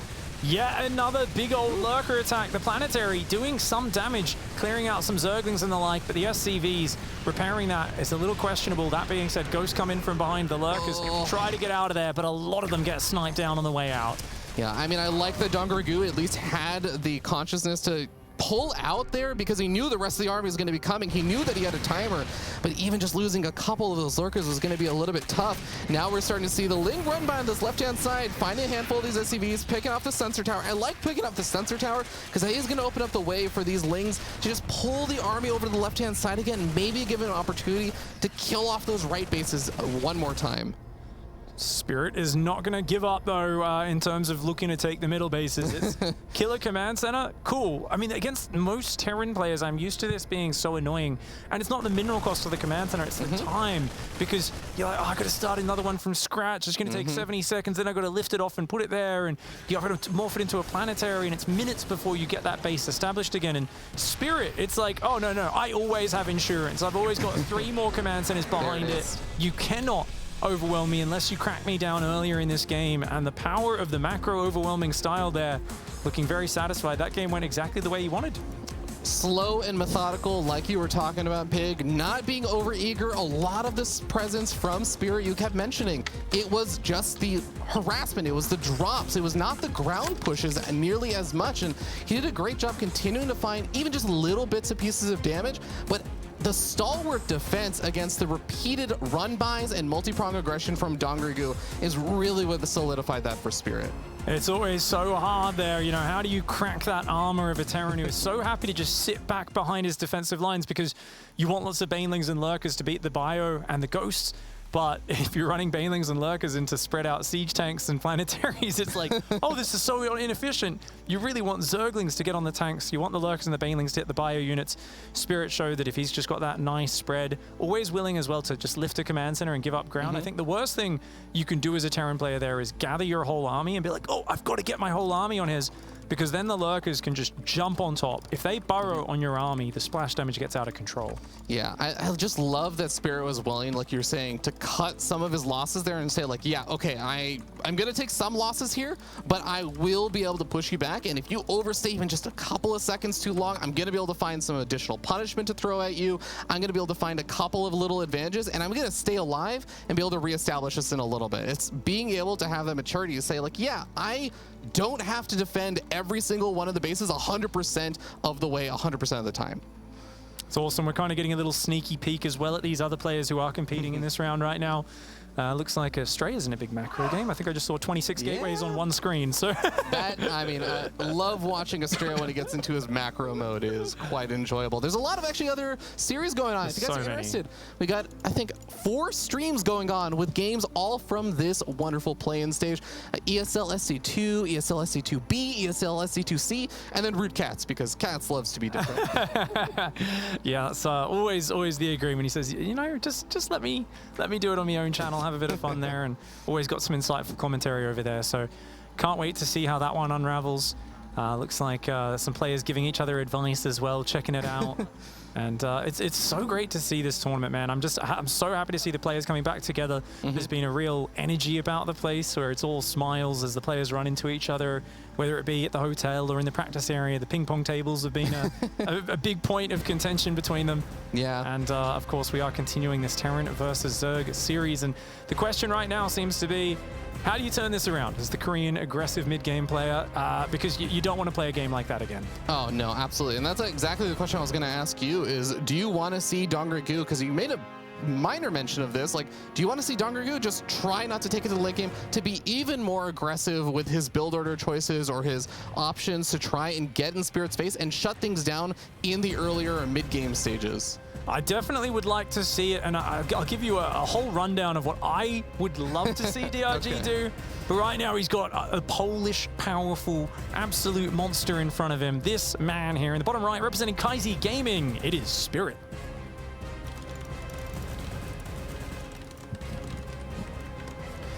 And this man up here on the top left-hand side of the map from Team Envy is no stranger to making things happen when he's coming back from behind. His name is Dongrigu.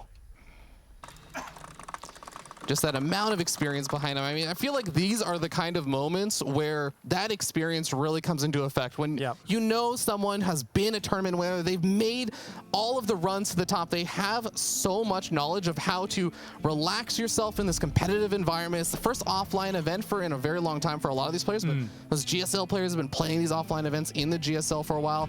And this is that moment where you can say, like, all of that culminates into Dongrigu not being one of those players that should be tilted or worried or anxious coming in 1-0 down. Absolutely. He's got that experience, and I don't think he will be. I think he's thinking all about how he can solve it. And remember, last game started out very well for DRG.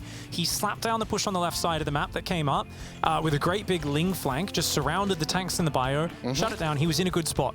But what happened, remember, DRG was playing a Massling Bane style. Now, he went Lurkers, but that was a delayed Lurker transition. He did want to kill Spirit earlier and stop him getting that ridiculously fast 4th command center, the 2nd factory, the double upgrades. Spirit is a guy who's very willing to cut a bit of production on his barracks, to not have early Widow Mines and tanks in super large numbers, because he just wants the bases, wants the upgrades, wants the big setup. So I think in that scenario, the real banger, the thing that kind of got under DRG's skin and made him miss his timing was just the drops. Spirit came in, picked up, moved around, dropped up, the Zergans are there, picked up, moved around. He got that spawning pool snipe, which was obviously crucial as well, stopped the reinforce. Lurker Den, of course, much later in the game as well. But I think there was this moment there where it was like, where were the queens? Because those medevacs were leading them around. And I think what happened is because there was multi-prong drops, I think DRG had all of his queens on one control group. And this is something which Rogue was the first player, I believe, who revolutionized like a Massling Bane style many years ago. And he would always have his 2 groups of queens out on the map, one on one side, one on the other. So because he realized, look, if you've got nothing that shoots up except queens, Terrans can be so annoying with their drops. They will just lead you around in circles. So I think if he plays the same style, if DRG can just split his queens up on 2 different kind of mobile groups, it's not going to give Spirit the ability to just fly around and lead him around on a chase. And if that didn't happen, I think there was about a 58 army, maybe 40 army supply lead. You crash in there, upgrade lead as well. You're going to overwhelm him as he takes his 4th base. He's not getting that 4th base up for free. Yeah, I actually, that totally makes sense. And I'm really interested now to see how Dongrigu is going to try and adapt, because I think some of the stuff that you're talking about, it makes a lot of sense, but I know it's not one of those things that's super easy to just say, well, let me just change the way my hotkey groups work, middle of the game or the middle of the series and everything. So it's going to be very fascinating to see how Dongrigu is going to try and make those adjustments to try and deal with whatever Spirit throws at him in game 2. Yeah, it's kind of funny, right? Because it's like what Raynor brought last year to win the World Championship was just queens on 2 different groups, just because people were so good at multi-pronging with Hellions and Libs and all this sort of stuff and Banshees.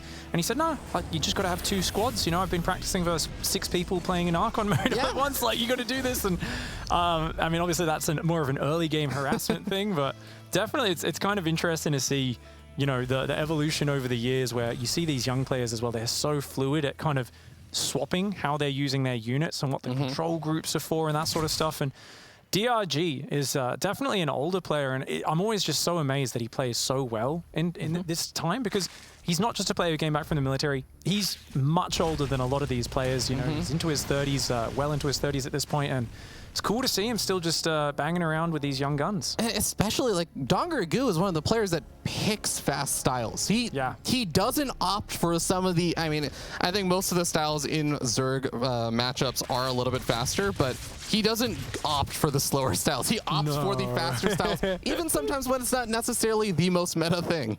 The Zergling was always his favorite unit for a reason, you know, the cute DRG Zerglings running around and tearing people's economy apart. It's going to be a pretty similar opening so far for DRG. The difference is he's gone for a much quicker lair and Baneling Nest, and you'll notice he's already adding a lot of gases. This to me speaks of Baneling speed and Mutalisks most likely coming out, maybe not, but he doesn't have those super fast upgrades, so he's not going to have the same ability to say, oh, you know, 200 supply Massling Bane with 2-2, let's go. Those moments won't be there. He could do it with 1-1 upgrades potentially, but the fact the Evo Chambers still haven't gone down definitely speaks to his intentions of building a quick Spire and going back to those Mutalisks. Yeah, I want to even bring it back to something else you had mentioned in game number 1, where that Reaper from Spirit in game number 1 got so much scouting information, continuing to stick around in that main base. Not quite the same in this game. Now, the Banshee is going to be one of the primary ways that Spirit can kind of get a little bit more information, but it pokes into the natural, pulls all the way back as it waits for the second Banshee to arrive. So again, Spirit is one of those players that really does like to be a bit more passive with his Hellions and Banshees. He's not the hyper-committed kind of player who'll just dive in on a moment's notice. And he's actually got, I think, double eBay off the 3cc before adding any extra barracks. So it's the 4 barracks kind of at once, like you were talking about in the last game. And that's going to lead to him having a potential 2-2, like 3 base all in almost, or even 4 base just parade. And against a guy who's delaying his evos as much as DRG, if you can block the mutas from doing damage, like that's going to be huge. And DRG, he's distracted by the Banshees, a little slow to put that Spire down. Yeah, just a few extra seconds is going to buy Spirit a few extra seconds. Now the Banshee, number one, does lose its energy for Cloak, is not going to get sniped off thanks to the creep not quite being all that far forward inside the main base. So Spirit can pull back, potentially repair that up, and also spots out the location for another one of these bases coming on up. A very quick 5th base, it feels like. Yeah, I like the 4th and the 5th there for DRG because he's going to be playing such a mobile style, expanding to opposite sides of the map. He can always give up one of those and just transfer the drones to the other side. A very big economy as well for DRG this early. He's going to go for a surround on the Hellions. Gets a couple. No, he has to pull back. Too many of them slipped out of the surround. Would have been too costly. Yeah, good position on those Queens. Going to be able to save those Banelings that didn't quite have the Baneling speed upgrade.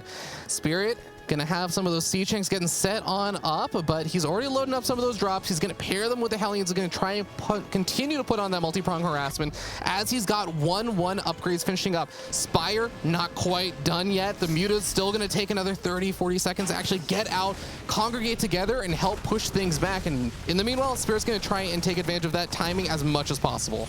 Yeah, a little wary of going so deep on creep though, and with good reason. The Aliens and Marines going to back off 15 Mutalisks at once, man. Wow. That is just crazy. Of course, 2-2 upgrades need to get started for Spirit. His armory has finished. He does start +2 attack. 1-1 has not even begun for DRG, but the Muta count is big, and I think if Spirit realizes this, he'd probably maybe back up a little bit. He's got to be very careful. The Mutas are moving up toward the north base, and are they actually going to try and swing around? There are some Lings that are moving in behind. Is he going to go for the counterattack or go in for the surround? He's pulling his units in. He's going to try and hit these army units from behind. The Siege Tank actually did get a shot off on those Lings, so I think Spirit should know about that flank coming in. Is he going to be able to react to it? Queen's tanking up front. They do take a lot of the shells from those Siege Tanks. Lings come in from behind, but the Hellbats just burn them up. The Hellbats so effective. The tanks took out a lot of the Banelings. The Hellbats burnt the Zerglings. Spirit holds onto this position, and DRG, even though he's got a good Muta count, he's so behind on these upgrades, and it's very scary to fight those Marines head to head. There's just no Banelings either. He already used all the Banelings he had available at this base and has almost no chance of surviving. And this base, the other base that he took, is going to actually have all potential mining shut down by just the Banshees that have been continuing to harass. And as that is all happening, Spirit moves in toward the 3rd base. Mutas get pulled over toward the main base, so they do manage to take out a medevac, but that just means that this location has no need to worry about those Mutas for a little bit. Oh, he is, of course, spreading himself deep on creep is Spirit. He's got to be careful because these Mutas could counterattack across the map very hard. That being said, it looks great for Spirit right now. The Mutas need an incredible fight. DRG needs to get a big win right now. He goes around, looks for the Siege Tanks on the rear. Baneling's going after the Marines. The tanks go down to the Mutas. But look at that. The Mutas are surrounded by Marines. It is not even close. It's not going to work at all. The Mutas now have to fight against the Marines that have 1-1 upgrades. They gradually have to back off. Right now, Dongargoo is only mining off of 2 bases effectively as we finally start to see that Dongargoo just has to pull back. He has to abandon that base. And Spirit is here with another round of units and +2 weapons getting up now before +1 armor finishes. Spirit takes a 2-0. Epic victory there for Spirit. That's a good way to kick off the play-in stage. A commanding victory in Game 2, more of a hard fight in Game 1. But look at, I mean, that was just dominant. Fantastic play there. He was able to showcase in game number 1 that really slow, methodical, patient style. In game 2, it was just a little bit of the opposite. He was super up in Dongargoo's face, didn't let him get away with like the 5 base, fast Muta play and everything. Immediately there and precise with his timing to actually do that punishment. Great with the micro and everything. It really felt like Spirit got to showcase both sides of the aisle on, you know, top-notch Terran play. Yeah, I gotta say, maybe if DRG grabs those Mutas and goes across the map with them, does a bit of a counterattack, gives up that base, transfers the drones, maybe he could have hung on there, but it was always going to be a hard ask. A very convincing victory. Let's find out what else has been going on in the tournament over at the desk. That's right, thank you, gents. Spirit, the numbers do not lie. 2-0 going up against Dongargoo here for this one. And just before we actually jump into the rest of this, wow, Ben, I mean, you were right on the money with this one. I mean, Spirit was right on the money, right? Like telling me backstage, he's quite confident, he's feeling good, his record has been good against Dongargoo, and he's had good practice partners as well. Like, we all know that he practices with Cyril quite a bit, Rainer as well, thank you to Sol.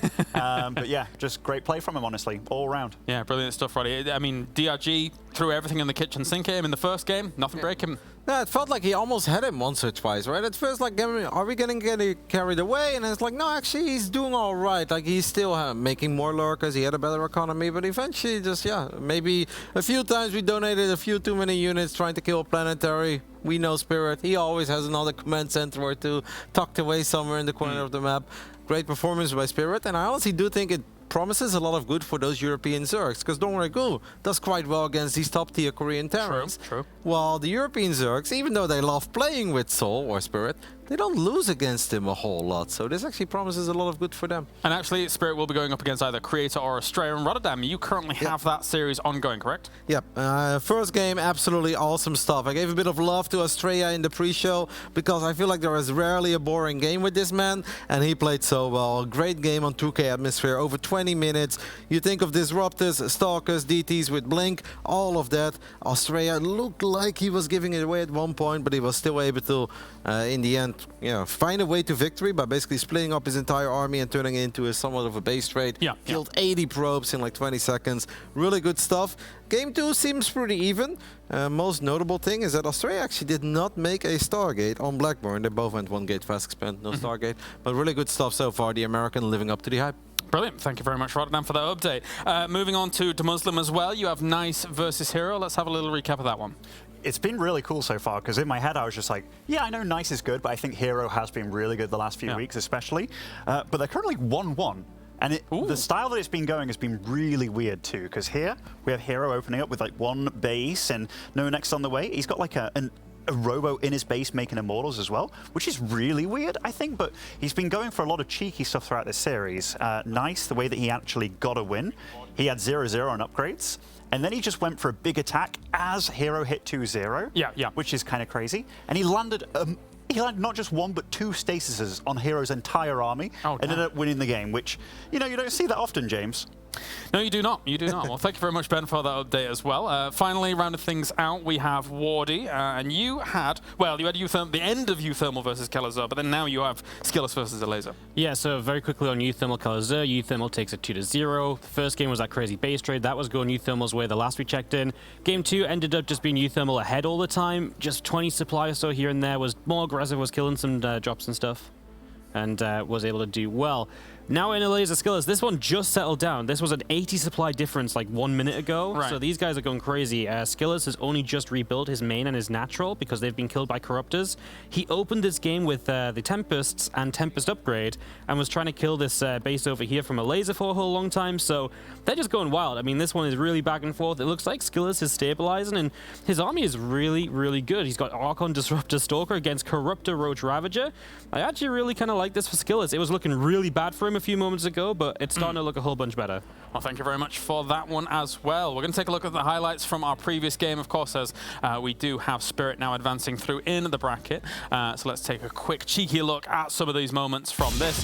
And, game 1 comes around, Roddy, and as we were saying, DRG tried a lot of stuff, but Spirit is a bulwark here in the first game. Yeah, I wasn't even feeling the start that much. I have to admit, I was still watching Probe against Ryong at this point, too. And in the end, Ryong did win that series 2-1, but Probe actually played pretty damn well, especially his second game had some really cool moves, so it's great to see the Aussies, Oceania, being represented by Probe in a good manner so far. But yeah, Spirit just eventually finding the lurkers, Liberators, making a lot of justice rain from above, and obviously I love the nukes as well, and I really like that one fake nuke where it's just like, I'm nuking you, just kidding, I'm not. But that kind of stuff is terrifying to play against in a big tournament like the Intel Extreme Masters. Yeah, definitely so. Ben, taking a look at this, impressed by Spirit? Yeah, definitely. I mean, like, a few of these lurker run-bys were really good by Domregu, but it felt like one too many times they got super cleaned up without them really doing anything, which is hard to say. Lurkers aren't doing anything, but Spirit just held on, man. He weathered the storm, then he started expanding slowly but surely, and his army just ended up being a super damn good Terran army. All right, and that is what we're going to be taking a look at overall. Thank you very much, gentlemen. That is Spirit advancing on into the next round. Let's head over to an interview with ZG once again. Hey guys, I am here with Spirits, taking down DRG 2-0. Congratulations. It was a convincing performance, but we kind of knew that you were actually favored against DRG. How are you feeling about it going into the match? I was thinking the same. Pretty much. Well, I just prepared very well for him. I think like maybe he didn't do it himself because he played the same stuff that he usually do, which didn't work against me, so I was really surprised that he just plays standard and nothing particular. Yeah. Do you think that that's why you're just kind of consistently good against DRG, is because he doesn't really change up his style against you? Yeah, I think so. Because he just plays straight up macro game, and this kinda good scenario for me. I really don't like when someone just tries some, I don't know, some tricky plays, some distraction all-ins or something like that. Let's talk about the first game a little bit. So you were kind of laughing with the guys a bit, but was that nuke on your own army actually a fake, or was it a misclick? No, it was a fake for sure. Yeah, awesome. Have you been experimenting with that in like other games and seeing success? No, I'm doing that since years actually. Yeah. But no one noticed, sadly. I think maybe we've noticed in the past, but we might have been conflicted as to whether it was accidental. So just, good to get the confirmation. That's an awesome strategy. And I guess speaking of strategy, so for the second game, you brought out a CC first build. Is there any particular reason for that? It's because CC first is really working well with like semi 3-base all-in with Marine Tank. So the first game I wanted to do just like a light pressure. So then I had hope he don't overdrawn. And next game, when he realized that, I planned to just all-in him with Marine Tank. Also, I expected to play some Muta, because the Lurkers didn't work for him. So that was my guess, and I was right. Do you think that in general Lurkers are better, though? I know you mentioned that maybe DRG could have added a Nidus Swarm or two in that game one. Yeah, I think not making Nidus is like not making Disruptor within TVP. Nidus is kinda... In EU Zergs, the Zergs, they basically outplay me with the Nidus. So not making them is like, I think, big mistake. That's why I was confident in the game. It does seem like a more powerful option for them. Obviously, we're in Katowice, being Polish. Do you feel a lot of, I guess, like invigoration, excitement for actually kind of repping the hometown? Or is it kind of just a thank goodness we're back to land? Yeah, thanks goodness we're back to land. Yeah, more so that. Yeah. I'm sure the Polish crowd's cheering for you, though. They want to be able to, cheer you on for the groups. You think you're going to make it to the groups? Did you like the way your bracket panned out? Yeah, I think I will make it to the groups. So it depends. I hope my next opponent will be Austria. Is there any reason for that? Not gonna say. Okay, well, I think we can maybe infer. You just, you think you're going to be, stylistically, you match up against Australia. That's what it is, right? Yeah, exactly. In the deciding match, I hope to play a laser. Oh, really? You think that'd be just favored for you or a good match?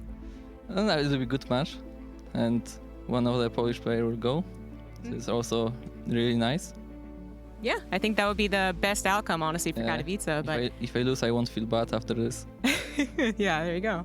We already advanced once. You seem to be in very strong form, so congrats again. Thanks for doing the interview. Guys, we're going to go to a break, and when we come back, it is more about the round of 36. Intel Extreme Masters Katowice is brought to you by Blizzard Entertainment, Intel, Shopify, Coinbase, and Norton Gaming.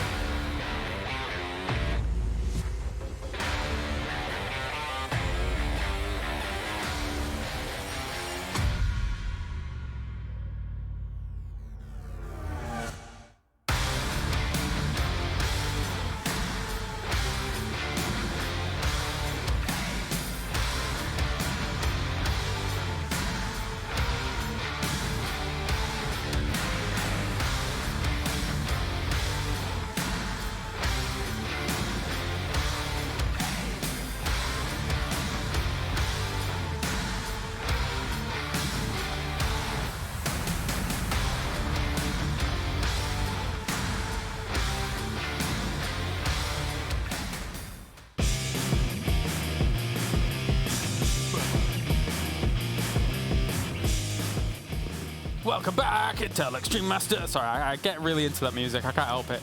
We have got ourselves some great games so far. Now we're actually waiting briefly because we are currently about to start Australia as match 3. We have ourselves Pigged, Muslim, Fear Dragon here, and we're going to do a little bit of desk shenaniganry because we don't have that desk ready to go for this third game, so we're going to be jumping into the third game over there. Right, Pig? Indeed. Game 3, of course, between Australia and Creator will be on Glittering Ashes. Hasn't started just yet, but they are in the lobby, just kind of getting the players ready. So a bit of a break between their Game 2 and Game 3, but an exciting one because you know, you got Creator, who a lot of players, I think sometimes the fans out there kind of underestimate him, but he is very good when he has time to refine his play, right? Creator's always been a super hard worker, and you give him a lot of time with stable balance, without maps changing as quickly, that sort of stuff, and he gets better and better and he actually powers up. So he's actually looking really beastly, and of course playing against Australia, who's like the PvP expert. This is literally the guy who like knocked Trap out of group stage with a Nexus Rush last year in this tournament, so kind of one of the most fun creative players to watch. I forgot about that. I mean, you must have been loving that one. Oh, absolutely loved it. I mean, he also had a killer performance versus Zest and like a bunch of other amazingly top-notch Protoss players. Australia in PvP, I feel like, has always been one of his strongest matchups. I think it's just he's got a really good game sense. His builds are always like a little bit off the norm sometimes, and it's always so much fun to watch. So I'm interested because this is now tied up 1-1. Creator showing some good PvP. Well, we've got the game. This is game number 3, and I'm curious to whether or not Pig is the observer. Yes, I am. We're just getting that scoreboard. There should be another observer you could hook onto if you wanted to. Yeah, maybe. No, this definitely isn't Pig. This is Nyal. He said Nyal. Oh, fantastic. This is going to be one of those ghetto situations where we're just going to be like, oh, that was cool. Well, I do actually want to update you guys on what happened in the other series that was going as well. It was Hero versus Nice. It was 1-1 between them, but Nice actually ended up taking it against Hero. Wow. So, yeah, definitely quite a big upset there. I mean, Nice, though, when you look at his region, you know, having to go up against the tricky people like Haas, etc., and he really prevailed in PvP for a long time. It's not the biggest of surprises, but I mean, Nice is good in the matchup. Yeah, when you put it into perspective and you put who Nice usually has to go up against, it's like, yeah, he's used to tricky people, right? In Haas and stuff, and it's like, yeah, absolutely. And every game, Hero is throwing out something real weird and wacky. Like, there was one game, I think it might have been on Blackburn, but Nice went for the 1-gate Stargate Expand, whereas Hero was like, no, I'm just going for 2 gates on the top of the ramp. I'm going to play normal and try and bust you. And it was like, no, that isn't going to work any day of the week. But yeah, very nice for him. That's brilliant. Amazing. Thank you.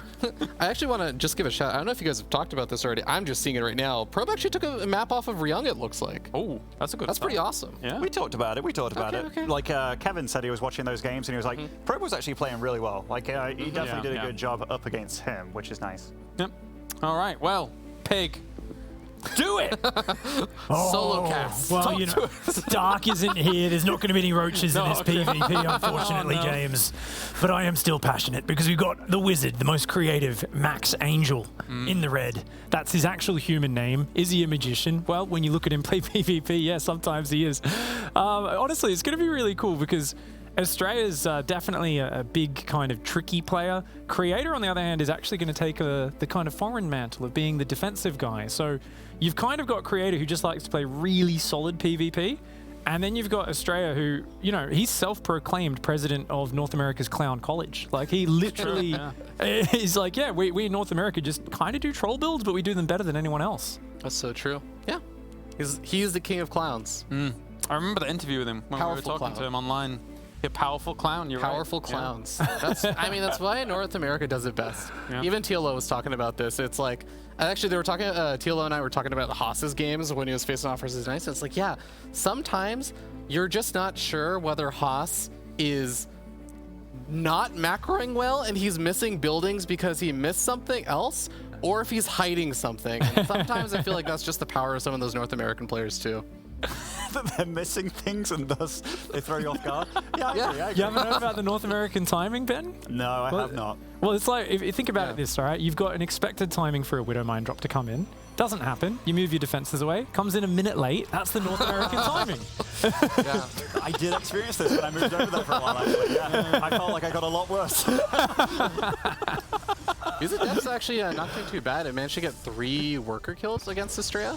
Yeah, that's a pretty good start. Definitely more than you'd expect in this scenario. And it is going to be Australia he's steered away from the Stargate so far in this series, even with 1 gate expand versus 1 gate expand. He's doing a lot more just straight into the Blink Stalker play. Last game on Blackburn, Creator was running circles around him with Oracles. They were just picking off workers time after time, and Creator managed to build an advantage off that. And you can see he's built a couple of Oracles again, so he's going to look for the same sort of thing, just keep harassing. And it's one of these things where I really like Australia's style in theory, but a lot of the time you make just a small mistake here or there, and those Oracles just kill way too many workers, and you end up behind. It was a really nice scout, by the way, with that random Zealot going across the map there, getting to see at least one of the Oracles. But this little drive-by here, 5 probes going down. You got the nice dead space in the back of the base as well.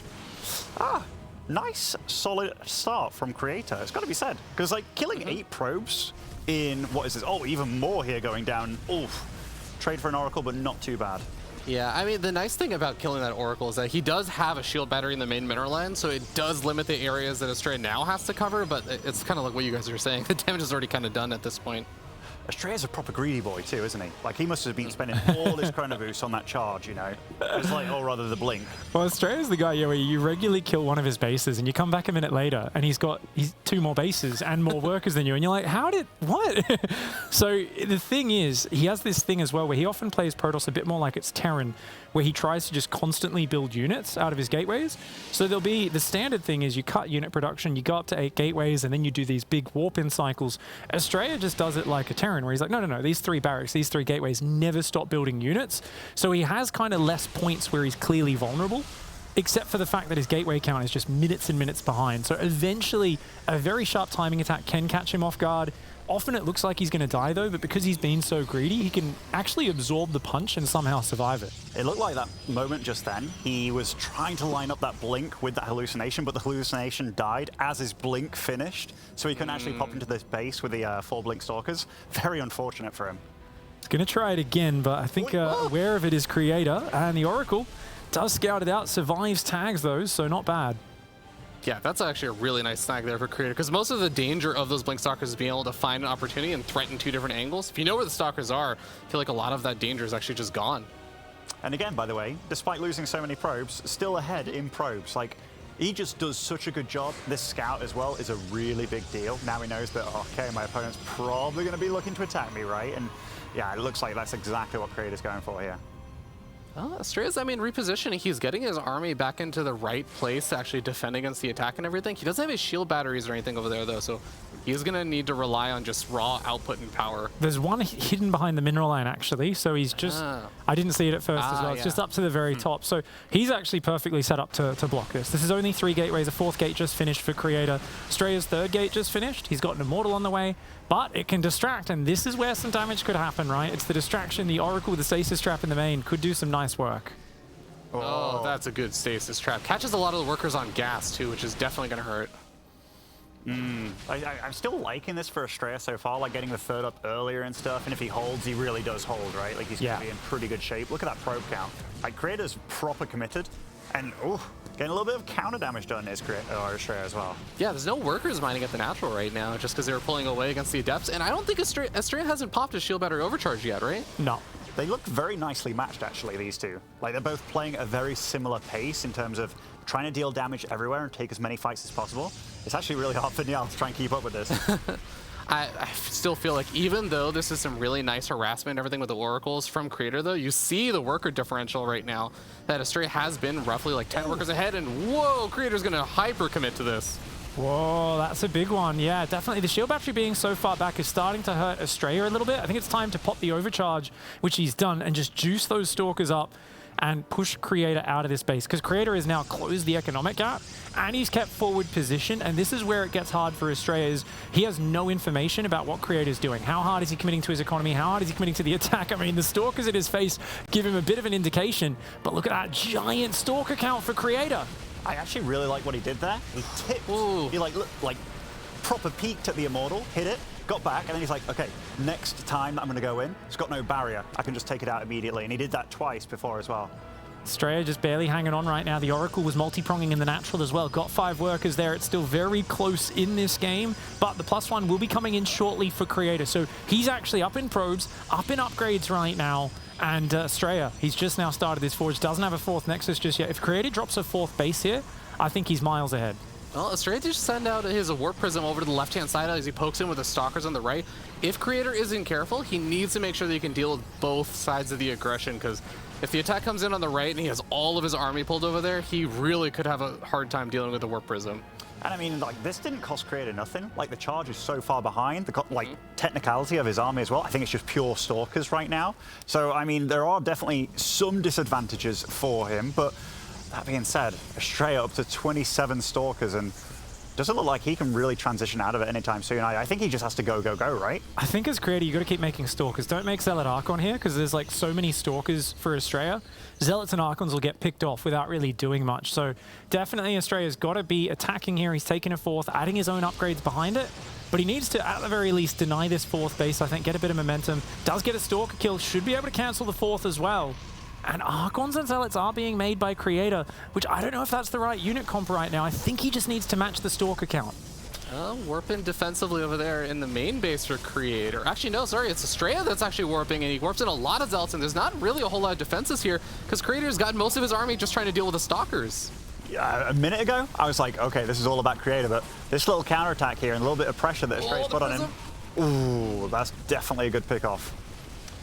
Gonna buy him definitely a lot more space. The Stalkers, how do you push up into this, though? This is where those Stalkers are hitting those diminishing returns, right? They definitely are, and I'm looking at the supplies, they're relatively close. The bank, though, look at Estrella. I don't know if he's got a Templar Archives on the way or on the map, but he has a Dark Shrine. That could be a bit juicy. Sorry, guys, the TV's quite far away here. Yeah, it is going to be a DT Shrine coming in momentarily, so I expect DT Blink and a bit more of that where you've got squads of Dark Templar skirmishing. Estrella's getting very efficient with this Stalker squad. They're all heavily damaged, though, and it looks like Creator wants to try and kill him, but Creator's actually bled out so many units in the last minute. He's on 3 bases. It looks like he wants to do a +2 timing with heavy Zealots. Extra batteries and cannons are really necessary for Estrella right now. I think Estrella should be able to hold as long as he's patient and pulls his probes back. But if he just stands and fights the Zealots, the Immortals, the Archons could be very scary. What's the resources lost about this game? Because I do feel that Estrella's been trading better. Okay, he has been trading a little bit better, so those Blink Stalkers coming in very handy. But that is a strong, stocky army. And it has +2 against just +1. That's also a big deal, but lovely positioning by Estrella, because if an overcharged battery does go off, no chance that Creator's going to be able to take it out. It's so awkward, too, right now for Creator, right? There's so many charge lots, and they're all in the back behind the Stalkers. He's trying to get in, but as soon as he charges forward, he's moving into the shield battery range. It's through a choke point. Estrella, he's got to be careful about this Nexus potentially taking a lot of damage here, but the shield battery overcharge? Yeah, he just overcharged, I think, but DTs are going to do a big run, but Creator's already all in. Creator's already all in. He doesn't have a 4th base. He's trying to force the issue here. Killing this base does not put him ahead at all because his economy is getting smashed behind it. The DTs clear out the natural. They go forwards the main. Full recall. Estrella's just massively ahead now in this game, and it's crazy how just the Stalker advantage, Creator needed to match that Stalker count and defend a 4th base. He could not swap into Zealot Archon against a guy who's on that many Blink Stalkers because the Zealot Archon just gets kited to death. They just blink back. The Stalkers will not sit there and fight. That's what the Zealots want. They, you know, you can insult them. Half the army's in the main base right now dealing with the blink DTs. forward. Blink forward, Estrella. It's risky, right? Because he's already ahead. Why throw it? But the thing that impressed me the most about that little situation there, it looked like Estrella planned it like more than a minute ago. Just holding with the Stalkers, the positioning of the shield batteries, running along with the DTs as well. It just all looked very planned, and that's great crisis management from the American. Yeah, he even immediately retook that Nexus. As soon as that army backed off, he was ready to retake that 4th base. Now, +2 weapons going to be finishing up for Estrella, so he's going to start trading a lot better than he was for all those previous fights. These Stalkers should be able to do a lot more over here, but now Creator doesn't have to worry about multiple angles, so he just has to keep these Immortals and stuff alive, though. The dinking of the Immortals by both these players this game has been really good. Like dinking them, running back, getting them when the barriers are down. Very solid. Now he's got some Zealots in the mix as well. This is when his army composition becomes way harder to deal with. And behind all this, 70 pros versus 41, 4 bases. He's Great killing play. it. Absolutely killing it right now. The Stalker advantage is massive. Creator losing a handful of units, but remember, I mean, it was the moment his 4th got denied, I think, where Creator kind of let this game slip away from him. I think he feels the pressure because he knows how Australia plays, and he knows that like losing a base against Australia is often a death sentence because his economy is so huge. But I actually think it was still playable if he just rebuilt his 4th Nexus, kind of defended, played a standard game, but kind of went for that big old all-in. And Australia over the last few minutes has traded so well, just utilizing the range and the maneuverability of these Stalkers. It's also really tough for Creator because he just hasn't had the economy, like you were saying, to rebuild a whole lot more than just pure Stalkers. He never remade the Robo. He doesn't have the ability to make any units besides this, but he is just starting to get overpowered and overwhelmed at this point.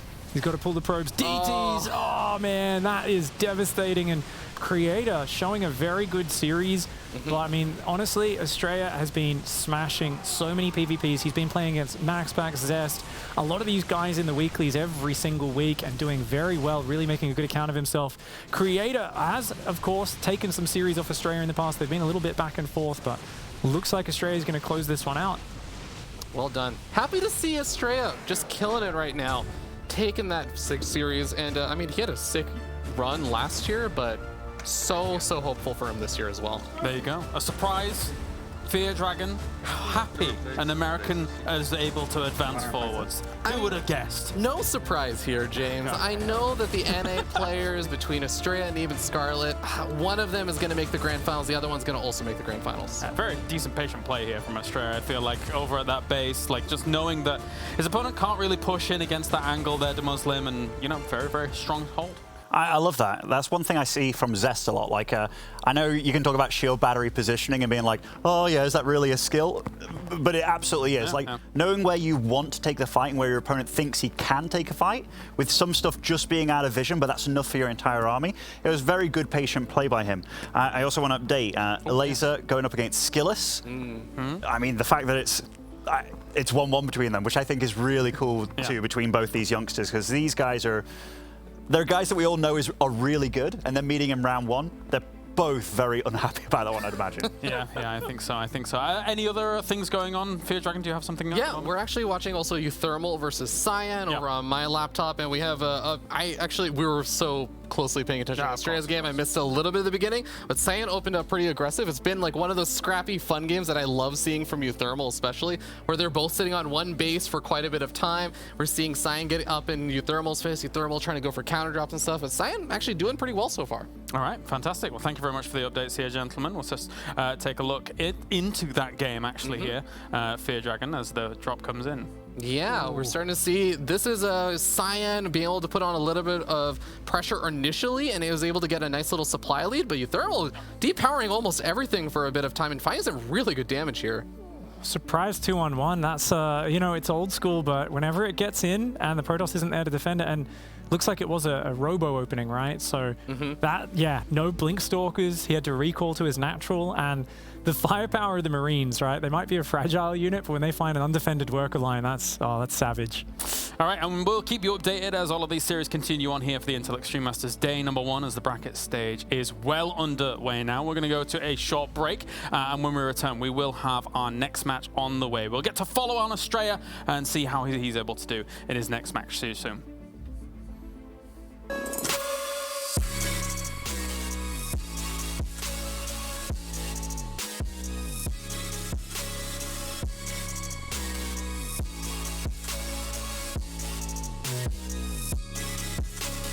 You love it, you wear it. What's your style?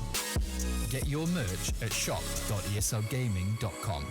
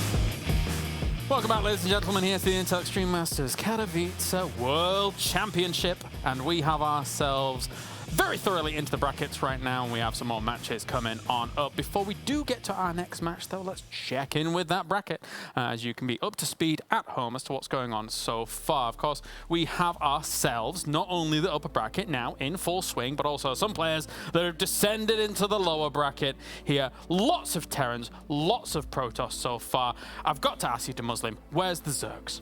I mean, they're all in the group stage where they belong, right? That's right. That's right. You know, you thought you were going to have me on that one, but no. I mean, definitely an upset for some in Domregu losing, but after you look at their history, it's like, oh, and now we've got Skillers going up against Laser. I actually have that on my PC as well. Every game, I didn't get to see the second one, but Skillers has been bringing out some mighty weird builds, you know, like he's been doing the Tempest push. Here he did a very fast carrier rush, which did quite a bit of damage, but very closely matched. Let's take a look at the lower bracket as well. Just as an aside there, Bjorn versus Ryung, what a slobber knocker for a second round bracket up at the top. I cannot believe that. But anyway, let's stand at the lower bracket here. Of course, unfortunately for DRG, he did fall down here after going up against Spirit. And now goes up against Creator, which is actually another pretty big match, I think, down there via Dragon. Yeah, it's such a brutal bracket, and I feel like it's one of the saddest things. We were talking about it earlier when the day opened up, that this is one of those places where 2 losses and you're out. This is actually like do or die. We're going to see a bunch of players have their Katowice eliminated here. That's right. You want to laugh at me, small pig, or? I mean, it's such a slobber knocker of a tournament, mate. I can't contain myself. Barn Burner. There's a guy in the chat who's, he's got his name, Barn Burner, and every time I'm in the chat, he always tags me saying, it's going to be a bruiser buster. And I'm just like, yeah, it is. I guess so. Anyway, let's talk about our next match coming on up, as we will have Estrella going up against Spirit. This is the match, to quote, that Spirit wanted going into this pig, but, I mean, it's Protoss going up against him. Yeah. There's been many years of, contact with Spirit, interviewing him, talking to him about, how he's going, how's his play. And if you've ever asked him over the years, how's your TVP, you just see a disgusted look come across his face and instant balance line. So it's interesting that Spirit said, I'd rather play against Estrella here. I'd like to play against him, maybe feeling that their styles match up pretty well. So, I don't know, though. I'm always like, I know that he gets frustrated. Estrella plays a bit weird, a bit funky. Maybe this is a good time to pull out one of those strategies and put him on tilt a little bit. Maybe. Fear Dragon, our resident North American expert. Talk to us here coming into this. I mean, I talked a little bit earlier about how I love Estrella's PvP. I think it's like iconic for when I think of Estrella, and it's how he actually rose to prominence, I would say, in North America, being able to beat players like Neben and whatnot. But I do actually think PvT, it's funny because I feel like Estrella can be abusive, but he's not abusive in like the proxy void ray way as much. He can throw those out, but it's a lot of like macro abuse.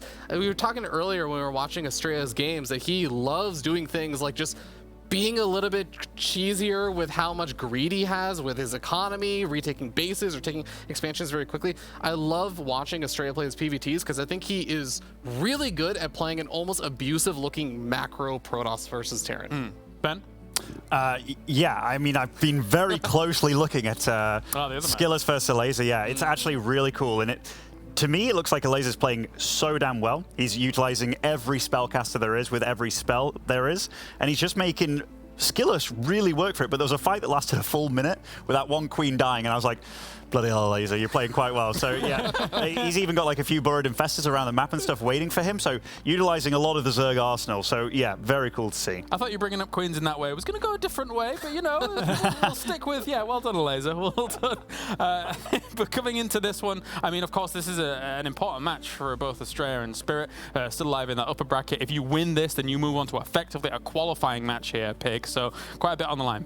Yeah, it's a massive opportunity for both of them. And I mean, it's so interesting because Fear Dragon was saying you've got kind of potentially macro cheese from Estrella where he's very greedy. We saw how Spirit likes to play his Terran versus Zerg with like 12 command centers. So I'm like, are we going to see like Tempests and battle cruisers or something like that? Like something we never see? I think this is potentially a very unique match where I don't think it's going to look like anyone else's TVP. Also, one thing that I have to bring up, like I remember when Spirit was going up against Showtime in one of these tournaments, like a best of 5, and because he knew he didn't like TVP that much, he then came out with all the weirdest and wackiest builds. Like, there was Blackburn where he tried to do a fake Expo into like a 5 racks all in. It was like, it fell on its face entirely. But every other game that he did like some wild proxy, you know, which actually ended up working against Showtime. And I thought Showtime was the overwhelming favorite. So very curious to see what Spirit brings out here.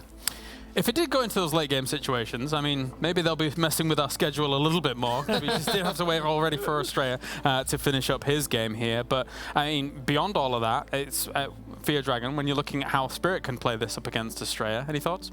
I actually agree with a lot of what Ben was saying, where I think Spirit is capable of throwing out some of that weirdness. He's able to throw out some of those proxy racks and stuff. And I will say, actually, specifically versus Australia, it kind of depends. Sometimes Australia doesn't quite play entirely down this, like, I'm playing a weird style kind of thing. But sometimes Australia, he crafts all of his builds around a normal playstyle. And when he's facing off versus someone who does something abnormal, a lot of the time his build orders just don't really work. They can find, like, there's big gaping holes, because Australia is one of these players who I think does a great job with crafting build orders, but they're build orders that are intended to do something against a particular playstyle. They're not standard because they have big weaknesses that can be exploited, and if you're going up against someone who's doing something abnormal themselves, that is when I see sometimes Australia falter. So if Spirit does bust out some of that weirdness, could actually play to his favor. All right, well, we'll take a look at the map vetoes as well before we get into this one. I'm getting word that we're just getting a few more minutes before the players are indeed ready for this one. So once we know the map vetoes as well, we'll be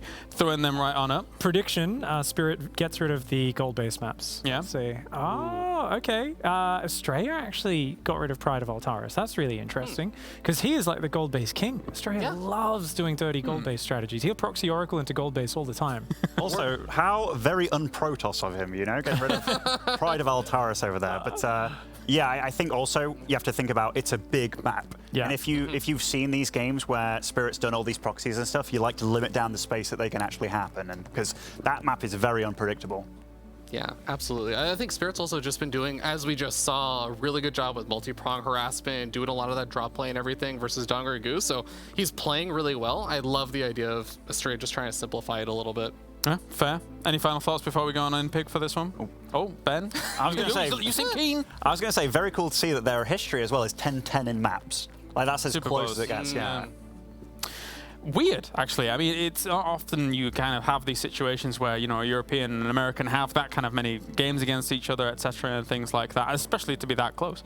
Yeah, it's kind of cool because I think both players have the ability to bounce back from taking some damage, and maybe you could argue they both lack killer instinct as a result of being such defensive players, right? If you're very good at absorbing punches and bouncing back and, oh, I got ahead, take some more tech, take another base, but then the other guy is kind of also very good in the same vein. If enough minutes go by without either of you actually really directly hitting a strong committed attack, early leads can disappear. They can fade away a little bit. So it's going to be interesting to see kind of like, is one of these players saying, no, I'm going to move away from my style and punish you by committing hard, like all-ins, big timing attacks, hit the sharp attack, or are they going to just stick to their namesakes, you know, their standard styles of sitting back and just building an extra 2 Nexi and dropping, you know, 4 Chronos on probes at once and suddenly being up 30 workers, or trying to go get those ghosts and those liberators out and all that sort of stuff for the late game. It's going to be really cool to see how it unravels. Yeah, I think it's exciting just because of that, right? There's a lot of possibilities on both ends. We could see the super long late games, or we could actually see both these players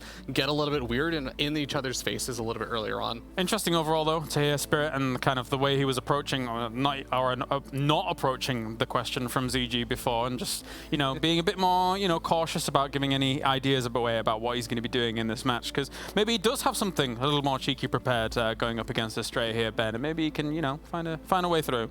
Absolutely, James, absolutely. I was You just love looking this at game. I was looking at Pig. He's glued to this game as well. This game has been absolutely crazy what's going on between these two in Skillus and Elaser. Like, I just looked at it and I was like, Skillus is 190 supply with 28 workers, and I was like, is he going for the Fist of Neeb?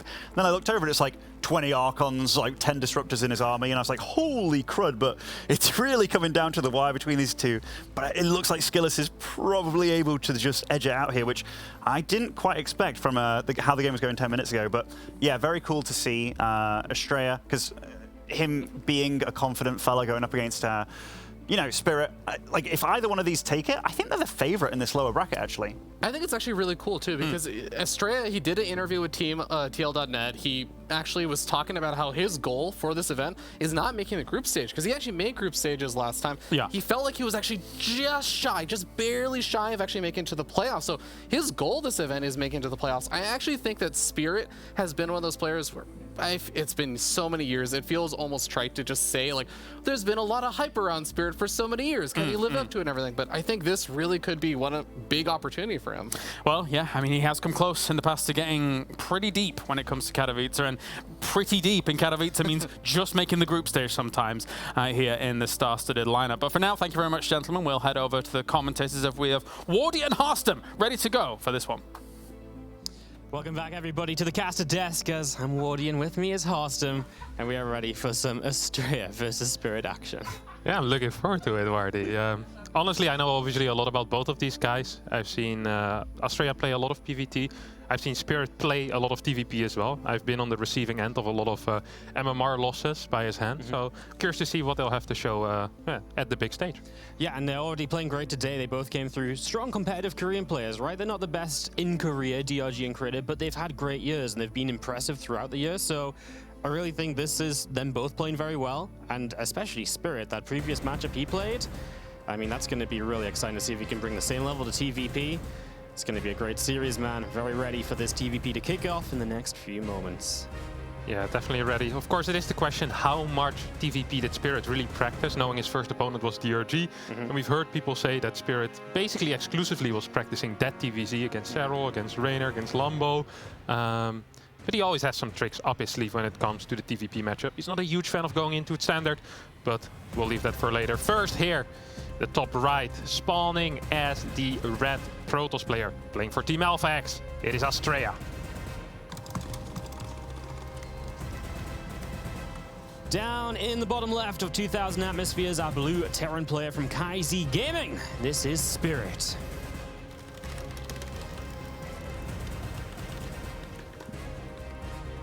So we start up 2000 Atmospheres, one of the more standard maps to get us going in TVP.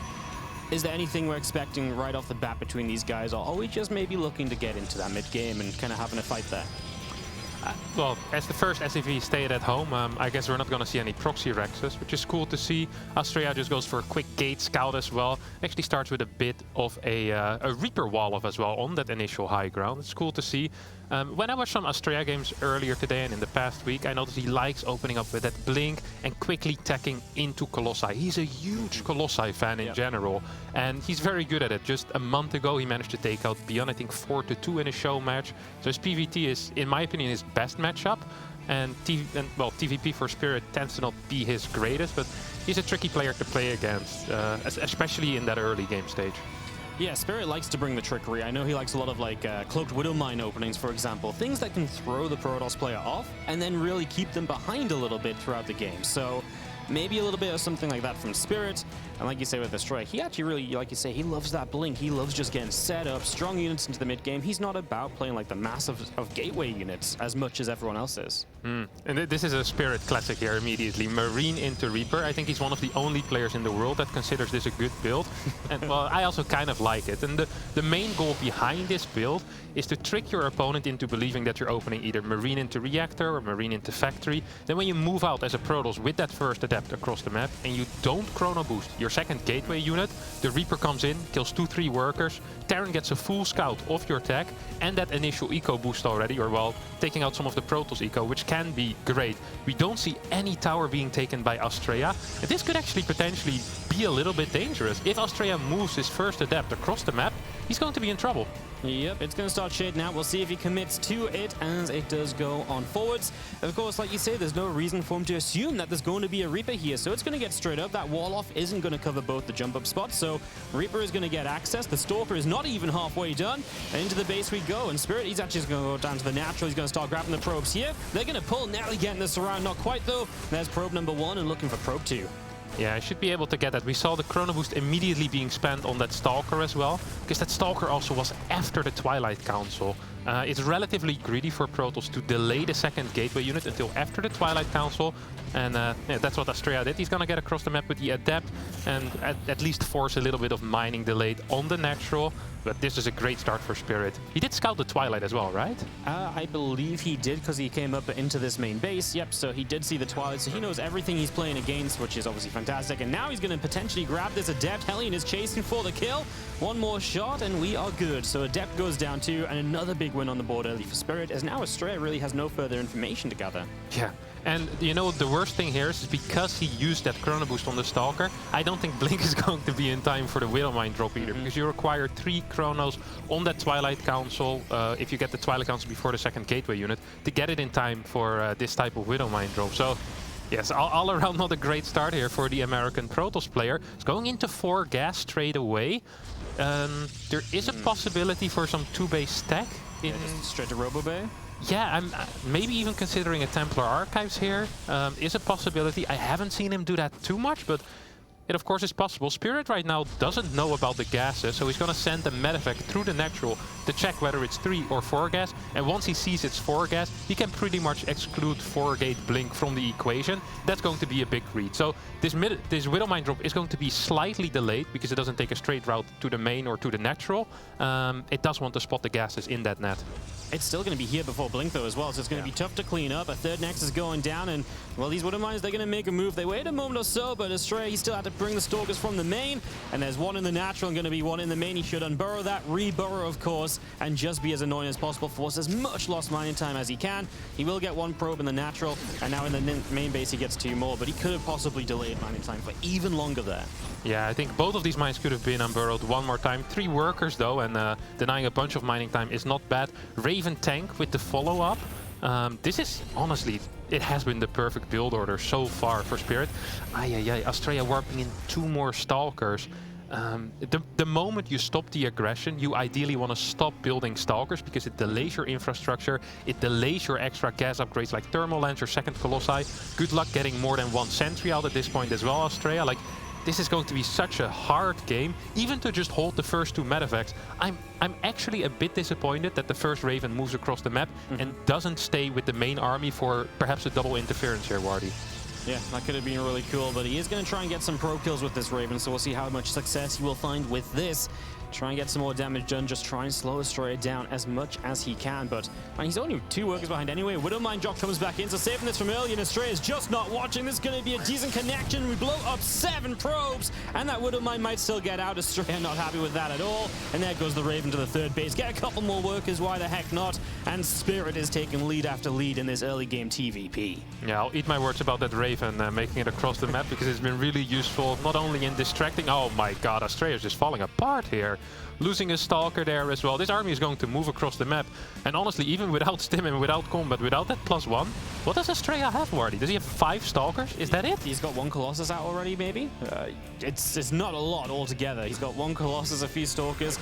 Widowmine Chop tries to come back in, but this is all pulling Stalkers back home in different bases. He can't get out on the map and try and delay this push. He can't get any free pickoffs. And Spirit is just sitting on this watchtower, choosing his moment to fight. Obviously, all his upgrades are about to kick in. He's going to be able to push tanks up to those rocks and then start sieging the 3rd base. It's going to be a tough hold here from Astrea. Yeah, I mean, I know the super battery is good, but this is going to be pushing it if he manages to hold this. I like the little rotation here out of Spirit. I much prefer him going in between the natural and the 3rd, where there's no rocks. Oh, the double mine drop. This is also a Spirit classic here, and he's pulling out all the tricks that he has in his massive playbook, because let's be real, there's lots of tricks that he can employ. Going for that double mine drop. I mean, these are 2 naked Colossi with, what, 3 sentries? Oh, Spirit not paying attention, though. He's going to lose a lot of Marines here before the fight really starts. Yeah, some free damage there. Widowmine drop tries to come in, and they will both burrow up, and 1 Stalker goes down, and probes are dying as well. Auditorium is going well, and now he's chasing down Colossus, but he doesn't commit for them. That was at least 1 kill guaranteed, I think, if he just went forward. Yeah, does manage to burn the battery of Astrea, but I think Spirit was a little bit too passive there. And definitely could have gotten that 1 Colossi. Now the next medevacs are coming across the map.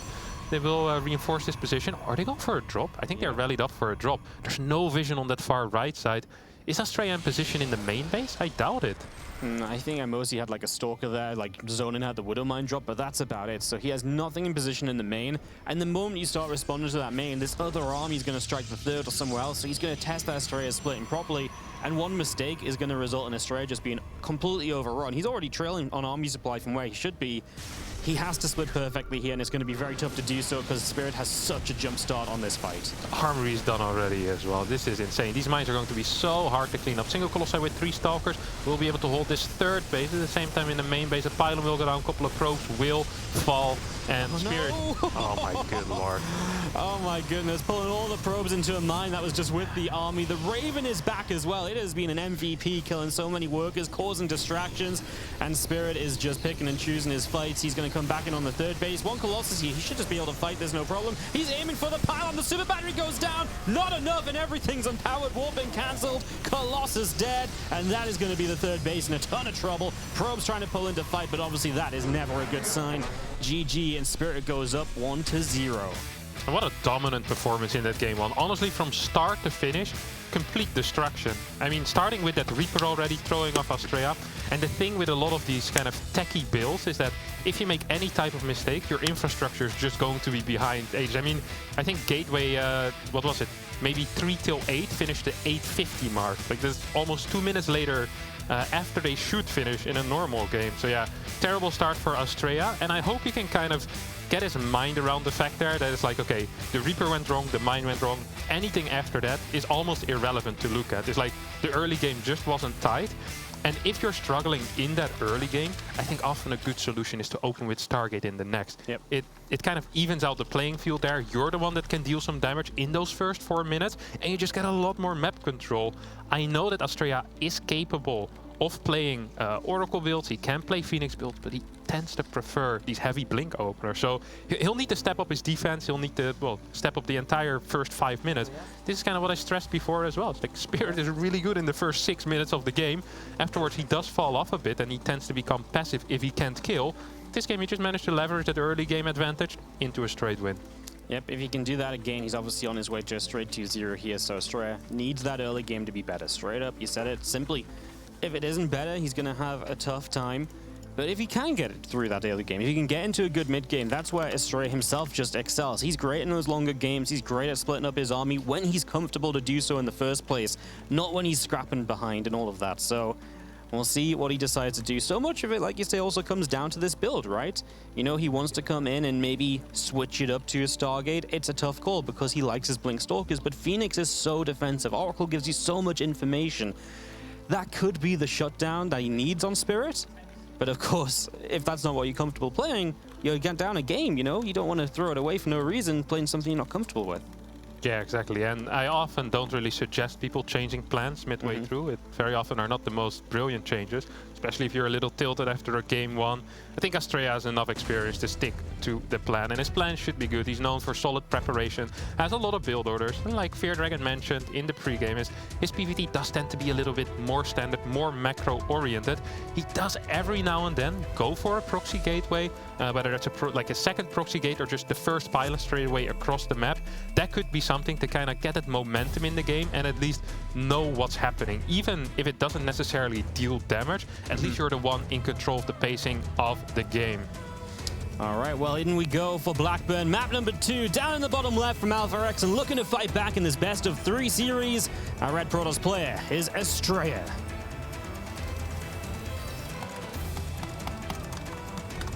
And in the bottom right, as the blue Terran player, he's up 1-0. It is Spirit playing for Kaisi Gaming. Ooh, it's an eBay block, isn't it?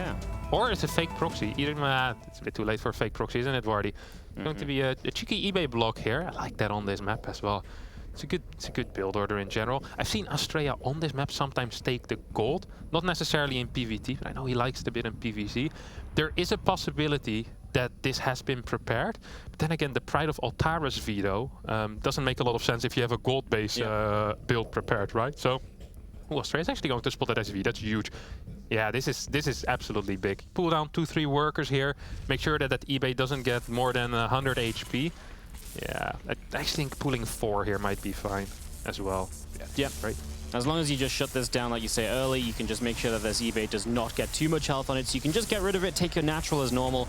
A little bit of a delay, but also minerals invested for the moment from Spirit, an early SCV across the map. So yeah, just going to deal with this. You can see Spirit is lurking around with that SCV, and obviously the last thing you want to have happen is for it to engineer and Bay block a second time. As Astrea will turn, and you should be able to pop the Nexus down. Pro blocks for a second, but there we go. So expansion comes down where expected, even cleans up the SCV, so no further scouting for you.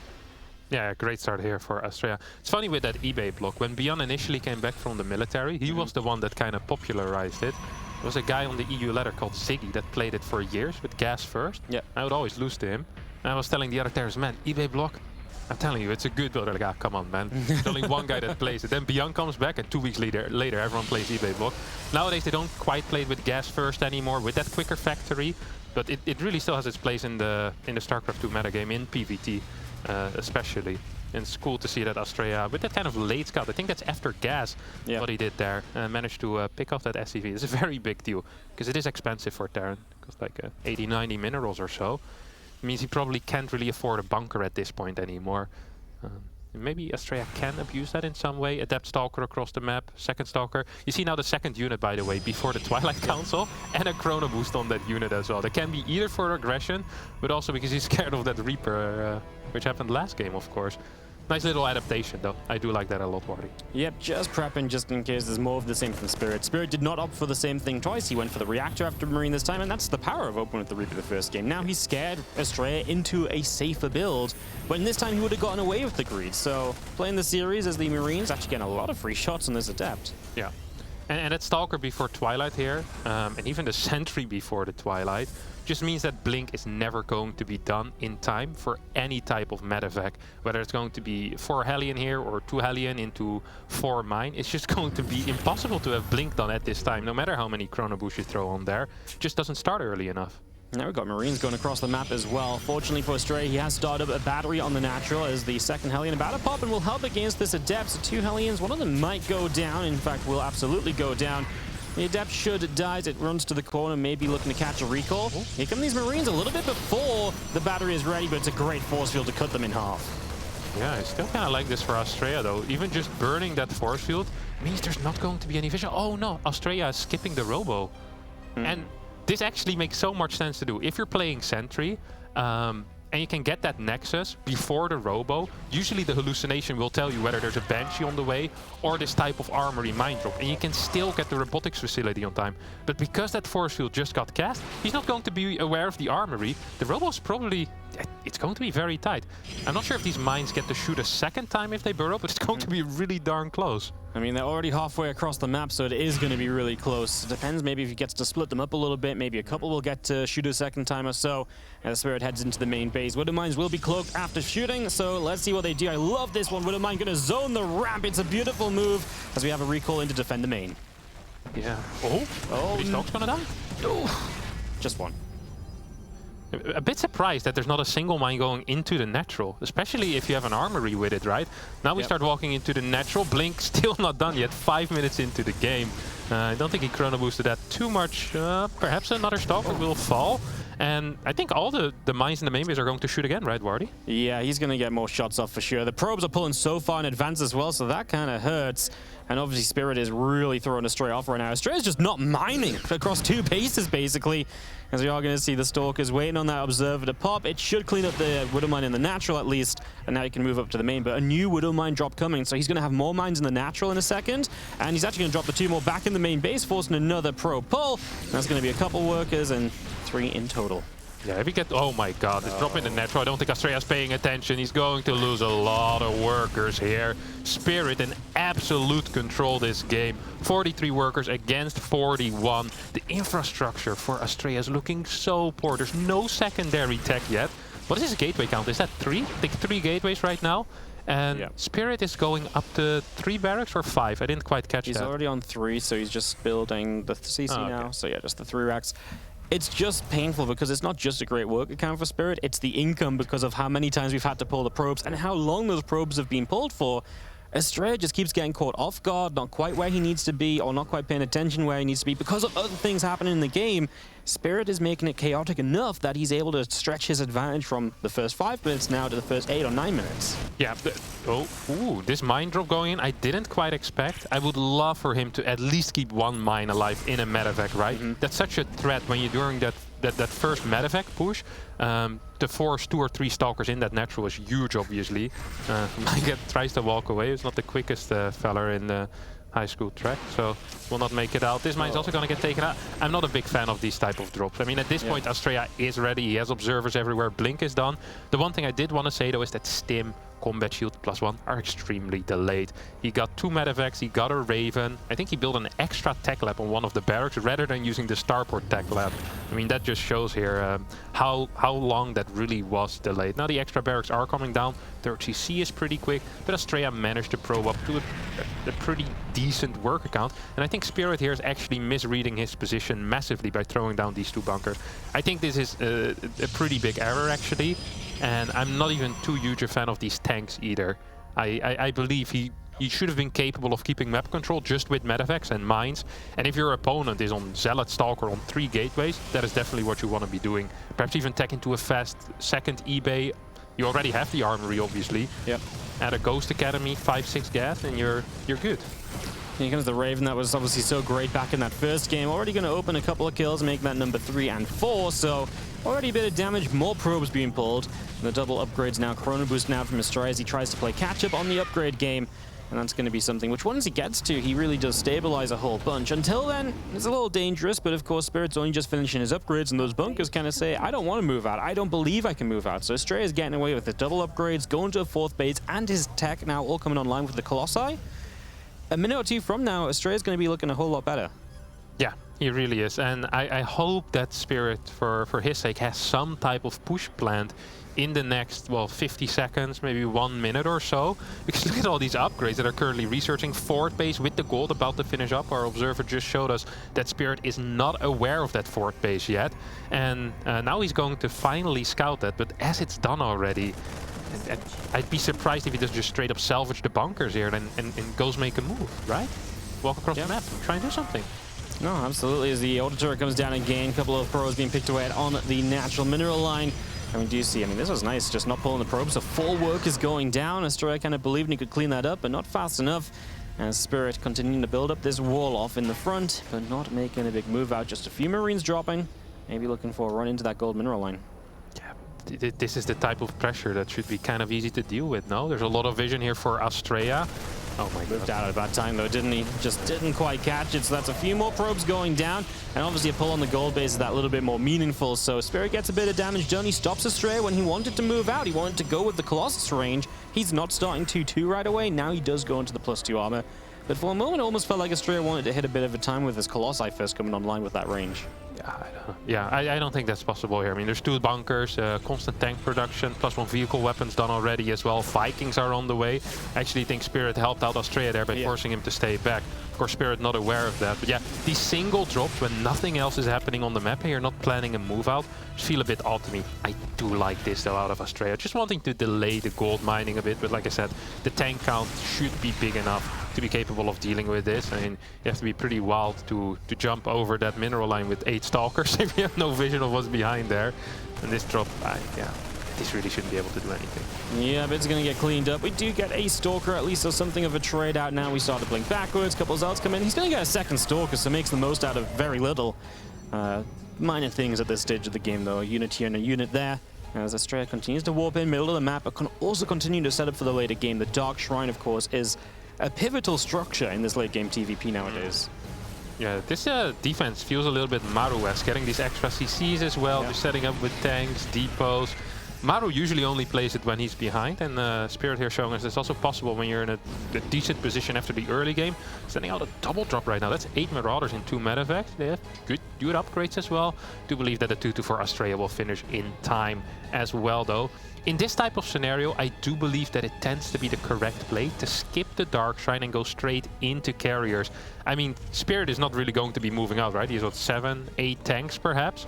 DT should not be capable of killing a base here, and unless he's completely out of position. Good map vision out of Astrea, will spot this. And perhaps Spirit should first focus on taking out some of the vision on the map and then consider pulling this type of move. Yep, Raven getting a little close to the cannon there. No, I don't disagree, right? Get rid of the vision, take the control away from him a little bit, and then these drops will be way more successful. Right now he's going to jump into the mid, and Astrea didn't do much to get back here super quickly. I mean, he's just going to run a few units back. He'll lose a couple pylons. Spirit will get away with this apparently, so it's all okay. But yeah, get rid of more of that vision. The next time this attack comes through, it'll be so much more dangerous. This Prism is in trouble because it's in turret range and slowed down on the way in and would have been slowed on the way out. He had no option other than to commit, and obviously with double turret, it's an easy defense. Yeah, first nuke on the way here for Spirit, by the way. Ship weapons starting as well. That's the second armory then, because vehicle weapons level 2 also is being researched. Single Zealot will still get 2 kills, but of course he did lose a Prism. And, a couple more Zealots for it. Yeah. This drop's gonna get cleaned up finally here. I'd be surprised to see too many more drops like this. They feel kind of risky and not super necessary. I like the double Stargate fleet beacon, but I think they should have been built at the timing where the Dark Shrine was built. Because you now just have a very large delay in which Spirit gets to kind of take control at some point. Get that 5th base going, set up turrets there, another sensor tower, and he starts sending out, well, probably Ghost with Cloak at some point as well, right? Getting a couple of nukes in. Get a couple, yeah, like you say, nukes around the map, a little bit of harassment here and there. Absolutely works wonders. We do see Astray is going to open up some rocks and try and open up some attack paths on the map. So we'll see if he can find any positions, but there's a nuke. And of course, these things are just going to be distractions as well, more than anything. Astray is going to be stopped from focusing on a major fight because he's got to pull back, deal with nukes. Looks like he maybe knows where this one is. Going to pull the probes last second. Disruptor shot to try and clean the Ghost up. And he is going to miss it, and he's going to get it the second time around.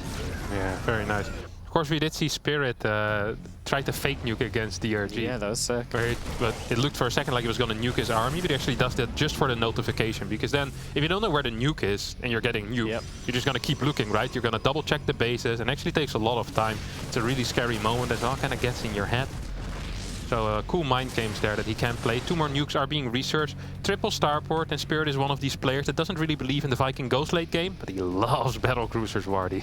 Yeah, no, he really will just tech all the way up if given the chance to. 1 single drop on the top side, dealing with the pylon, another medevac actually a bit further to the left. Maybe they'll join up together for some harasses. Astraea's coming through this bottom side. I mean, this is going to be a depot wall. It's a horrible set of choke points to basically fight through, but he can get some free pickoffs with the disruptors for the moment, and then just back it up. Again, those drops on the top side are the biggest threat on the map at the moment, and a Ghost which has been seen by the Observer, and Astraea is going to look to chase that one down as he does clean up the top left. These drops from Spirit still just not doing anything. They've been going for a long time and achieving nothing.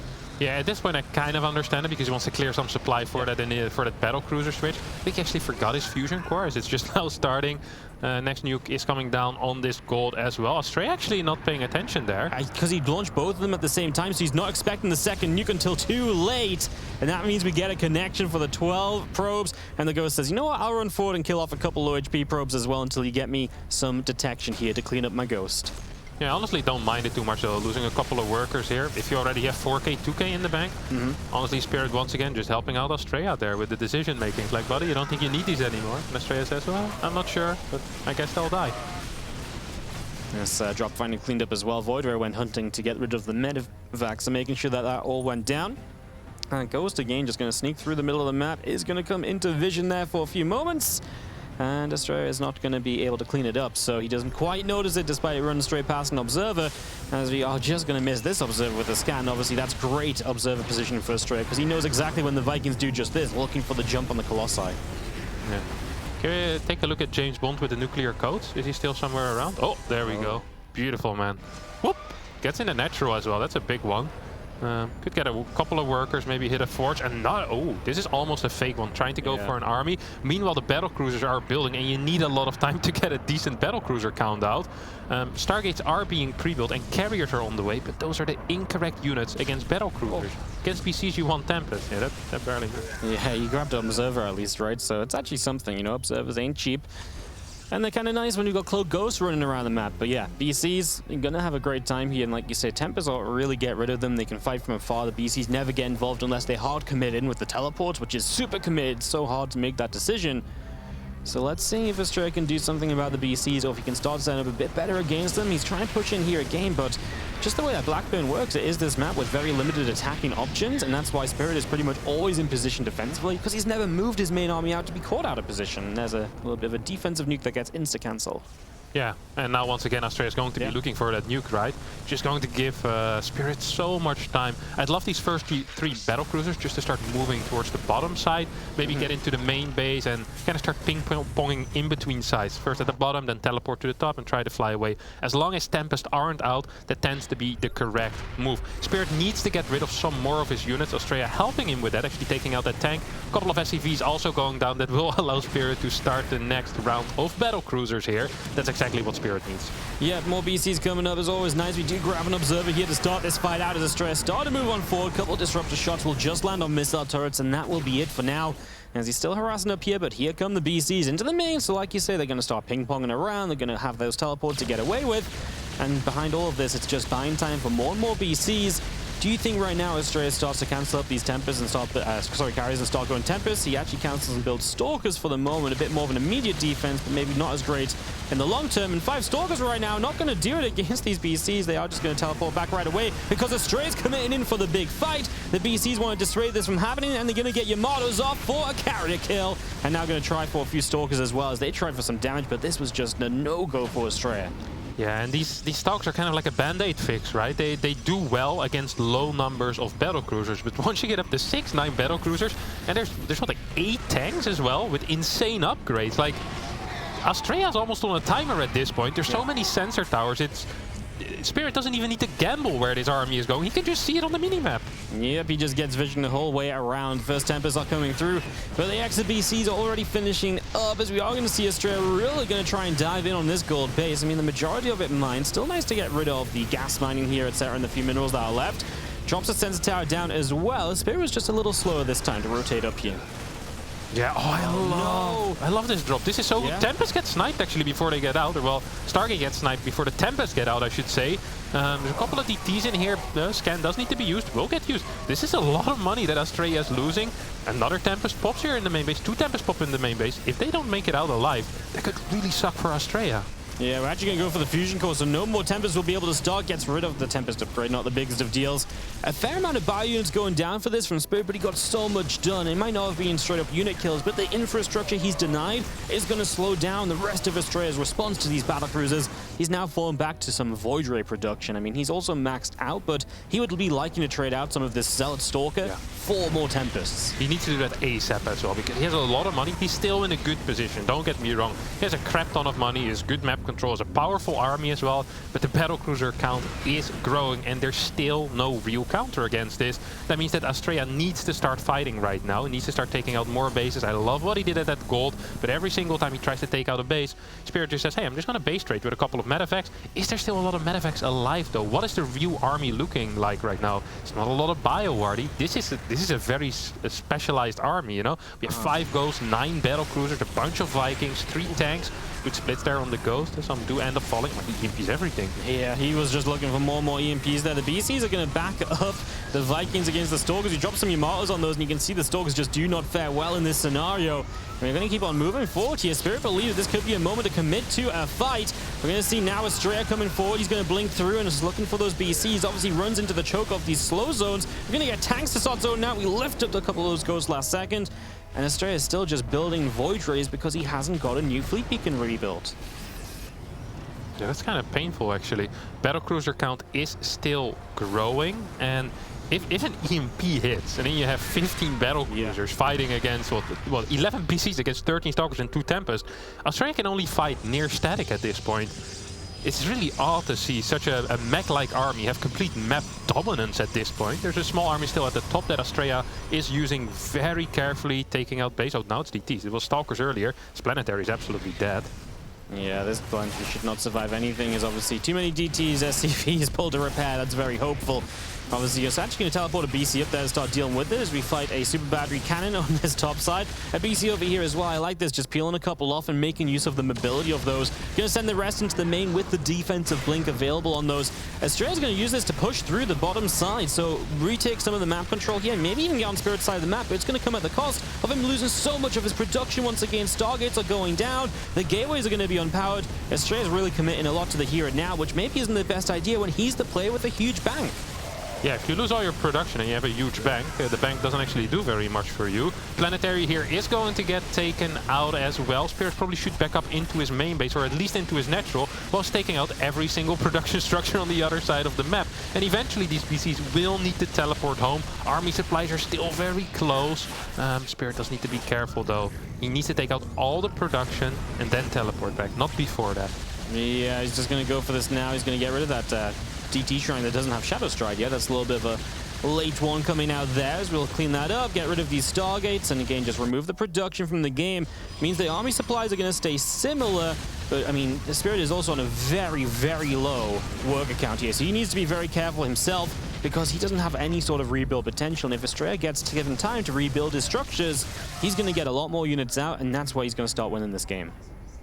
Yeah, it's difficult right now for Spirit, because he just doesn't have that much income. Can't really rebuild an army. Lost slightly more resources as well, and the units lost about 3k more. Just been mining a bit less in the past, what, maybe 5-6 minutes or so. There's a lot of Stalkers. Yeah, this first EMP going down, and the Stalkers are obviously good against the BCs, but the little bit of bio that actually can just trade so well against those Stalkers. They're just not good later game units. Gonna try and work our way through some stacked defense on the bottom side, maybe open up this attack path as the main army goes up to the top. Still utilizing those nukes and now rebuilding 4 SCVs at a time. Again, Estrella is maxed out, but the real army supply lead is the work account is the lead in this supply. The army supplies are very similar. As in we go for a fight once again, BCs are going to drop their Yamatos. The Stalkers are taking a lot of damage. The EMPs come down on them. The Disruptor's running through as the Bio does what it can. The BCs are obviously the key here if they can power through this. But is there going to be enough, Awesome? It's very close towards the end. The BCs try to teleport out. They'll get rid of all the tech units. It's only 17 Stalkers and 2 Voids remaining. Yeah, now you just rebuild a crap ton of bio. Try to get a couple of Ghosts out as well. I wonder if he still has some nukes in store. I'm not sure if he does. Well, these Voiders are actually dealing a fair amount of damage as well. We'll be able to take out well, one more Ghost, half a Marauder there. Some Marauders, these are kind of not where they're supposed to be, Wardy. Should be at home. He left a few units around the map. He is dropping, by the way, top left-hand side, so a bunch of probes going down over there. Sorry, not dropping, BCs going in for the play in the top left. But if they use their teleport, because if they can't teleport out of here, they might be in some trouble, and that would be a very expensive loss. He's going to hide in the corner, believing it's mostly Stalkers that can clean this up, and force that to be only an air fight, which he probably could win, so he will buy himself the time to get rid of these BCs. To get the BCs teleport back on, as you just pointed out, Spirit mining more minerals right now. Yeah, it's mining more minerals, and obviously mainly due to these 6 mules that were working here on the top right side. This DT move was extremely important. It looks minor, but this was absolutely huge. That's going to kind of give that eco lead back to Estrella, at least temporarily. This top base being found, though, is also very big. I don't think the battlecruisers were anticipating a base to be there. Spirit is going to be very happy that he did end up scouting that. Planetary will get taken out. SCVs need to evacuate ASAP. And what's the army actually looking like right now? 2 Tempest, 22 Stalkers, 7 DTs against, well, pure bioproduction and a couple of battlecruisers that can still be used for harassment. Yeah, it does just feel like it's maybe starting to tilt a little bit over to Estrella, but at the same time, the work account's getting back there from Spirit. If you could just have a base to mine from, right? Like, he's got to keep these CCs down. We just saw Planetary denied. This orbital is obviously up in the skies. Drops a bunch of mules, but he has to make sure he's got the detection he needs against the Dark Templar. Moving forward here again, Estrella does not want to let up the pressure. He believes he can make a lot happen right now as Spirit ping-pongs one side, then the other to try and fight. The BCs teleport to try and fight here. That could have been dangerous. He was very keen on that, and the rest of his army wasn't quite there yet. 2 Ghosts in this army are going to make a huge difference. There's no Guardian Shield either, no Sentry, no Disruptors. I love this call on the Disruptors here out of Estrella. Fantastic. This is exactly what he needs right now, because the BCs aren't the main threat anymore. It's starting to become the Bioforce. I even wouldn't mind a couple of Colossi here, Wardy. Yeah, I mean, we're back at that point, right? There's nothing really to deal with Colossi. So if you can just find something to fight this Bio, because its army right now kind of sucks against enough Bio units. So yeah, these adjustments are necessary. This CC probably going to die. One swipe and it's dead.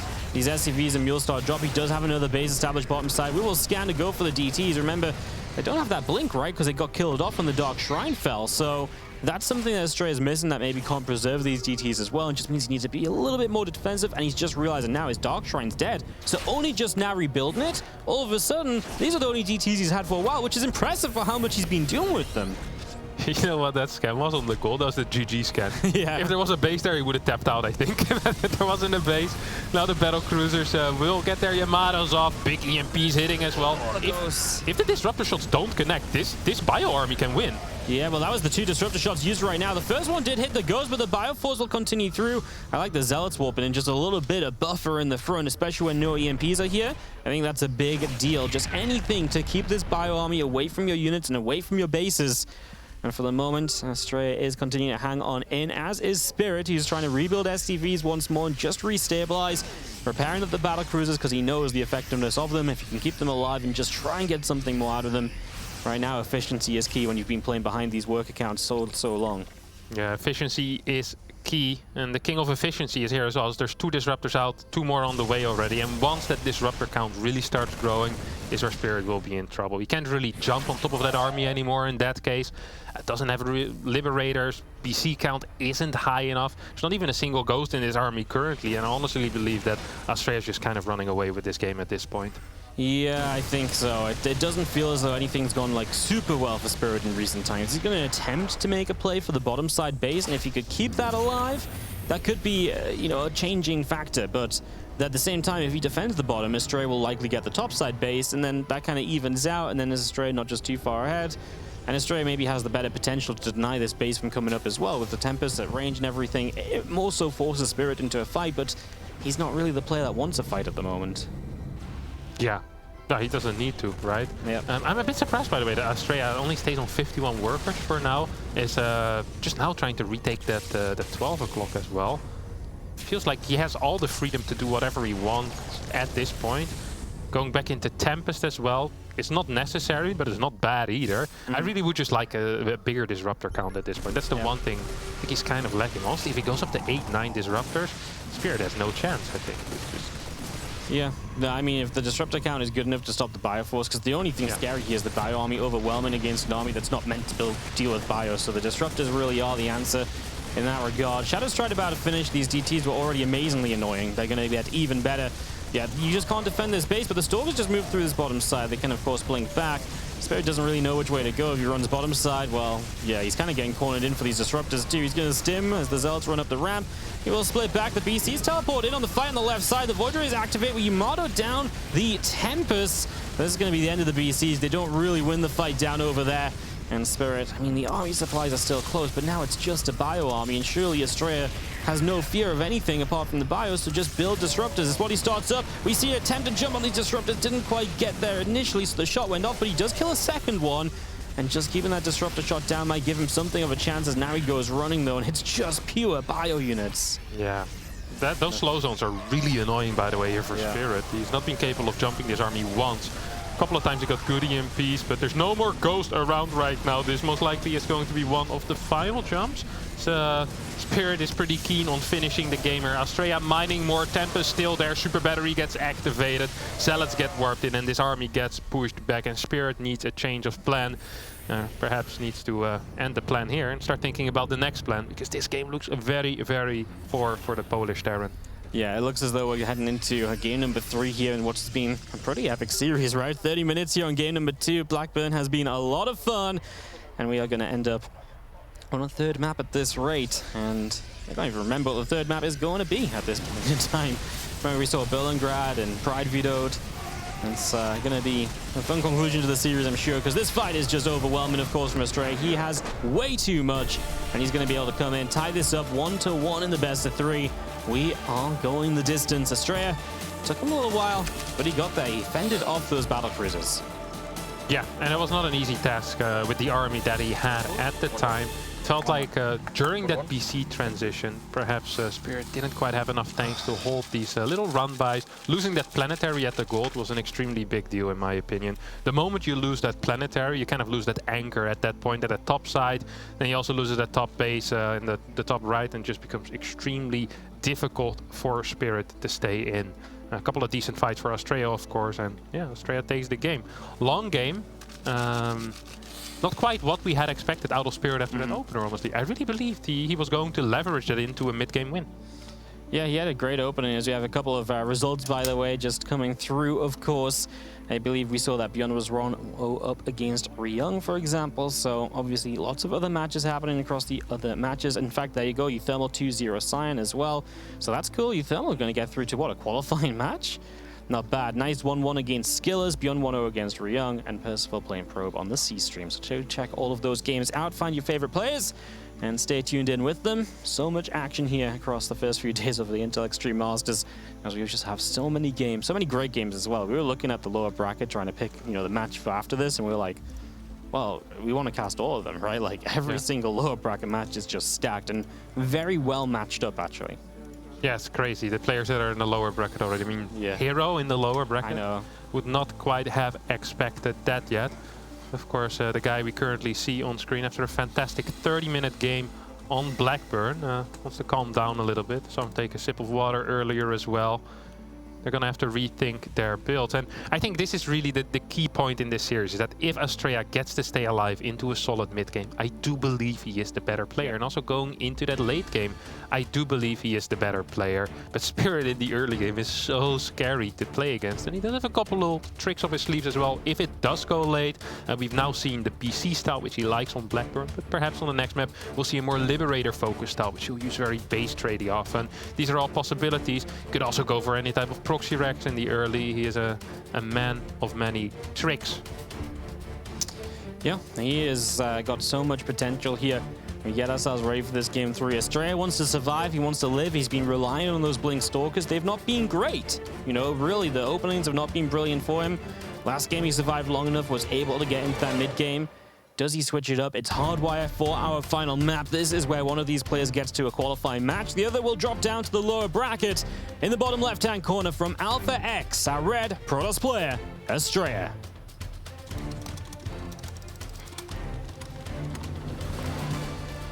And in the top right, as the blue Terran player playing for Team Kaisi Gaming, it is Spirit.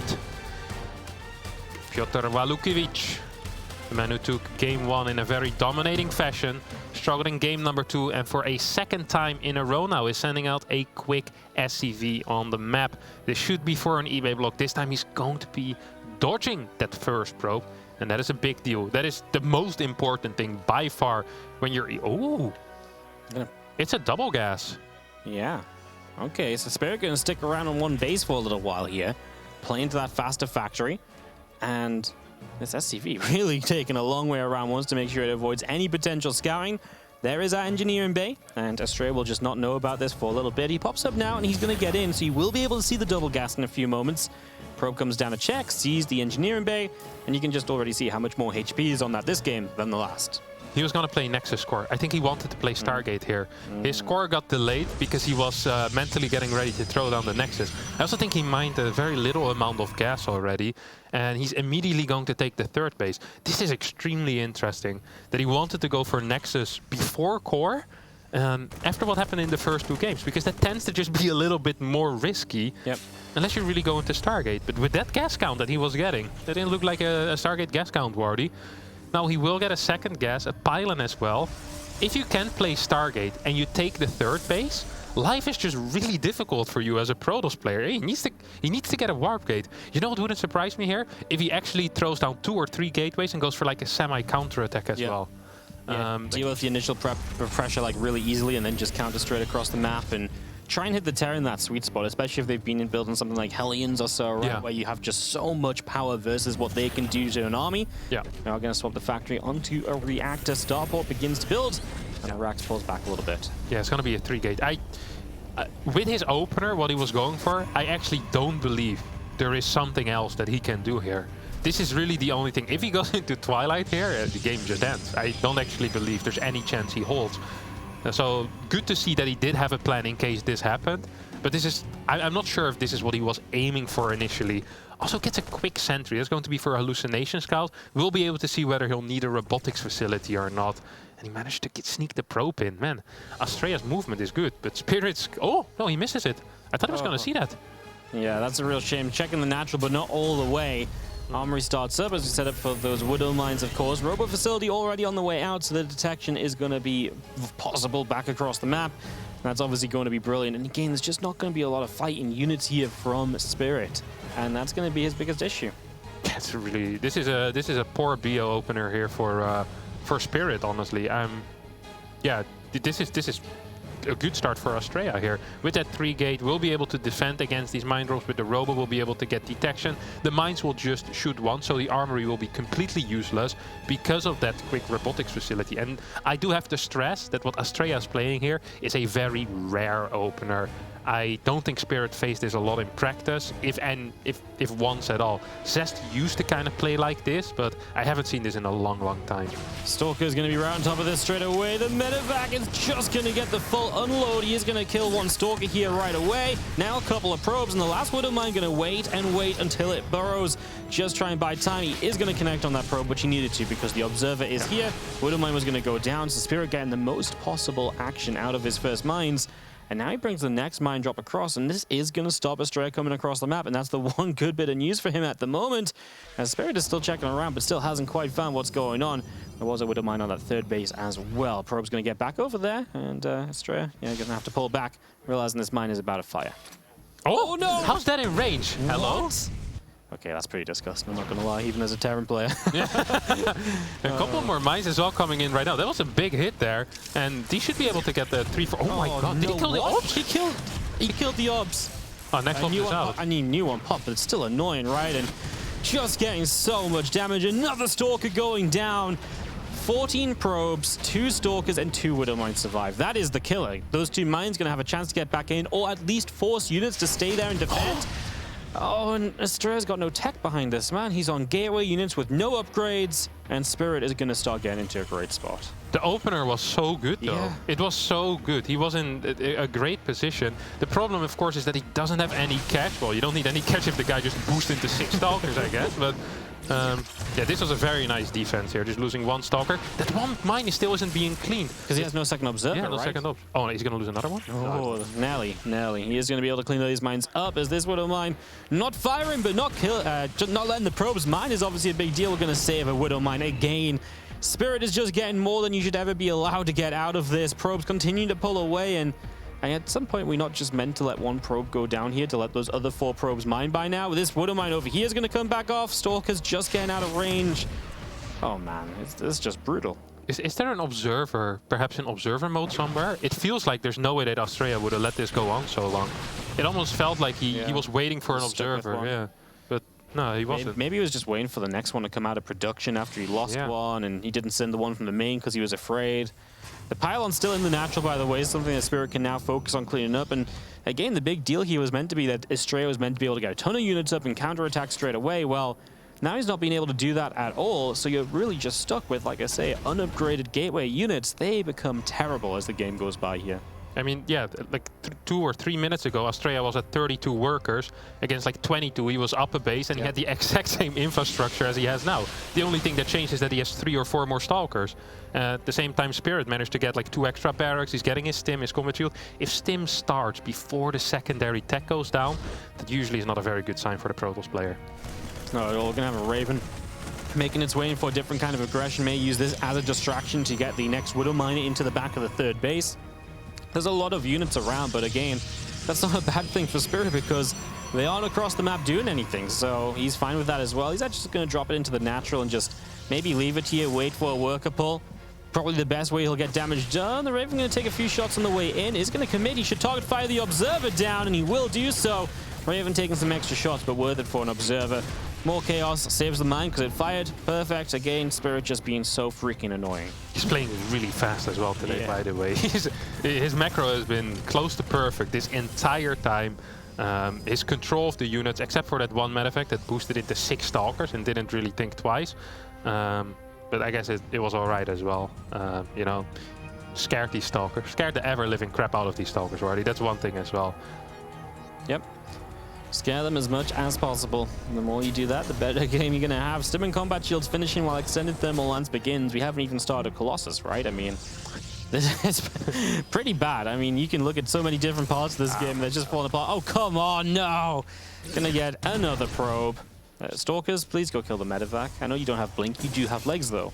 Yeah. He shouldn't have done that. There's no more ops here. And the Colossi is starting, so it would have had to be the observer from the 3rd base. this game is looking really, really poor for Australia.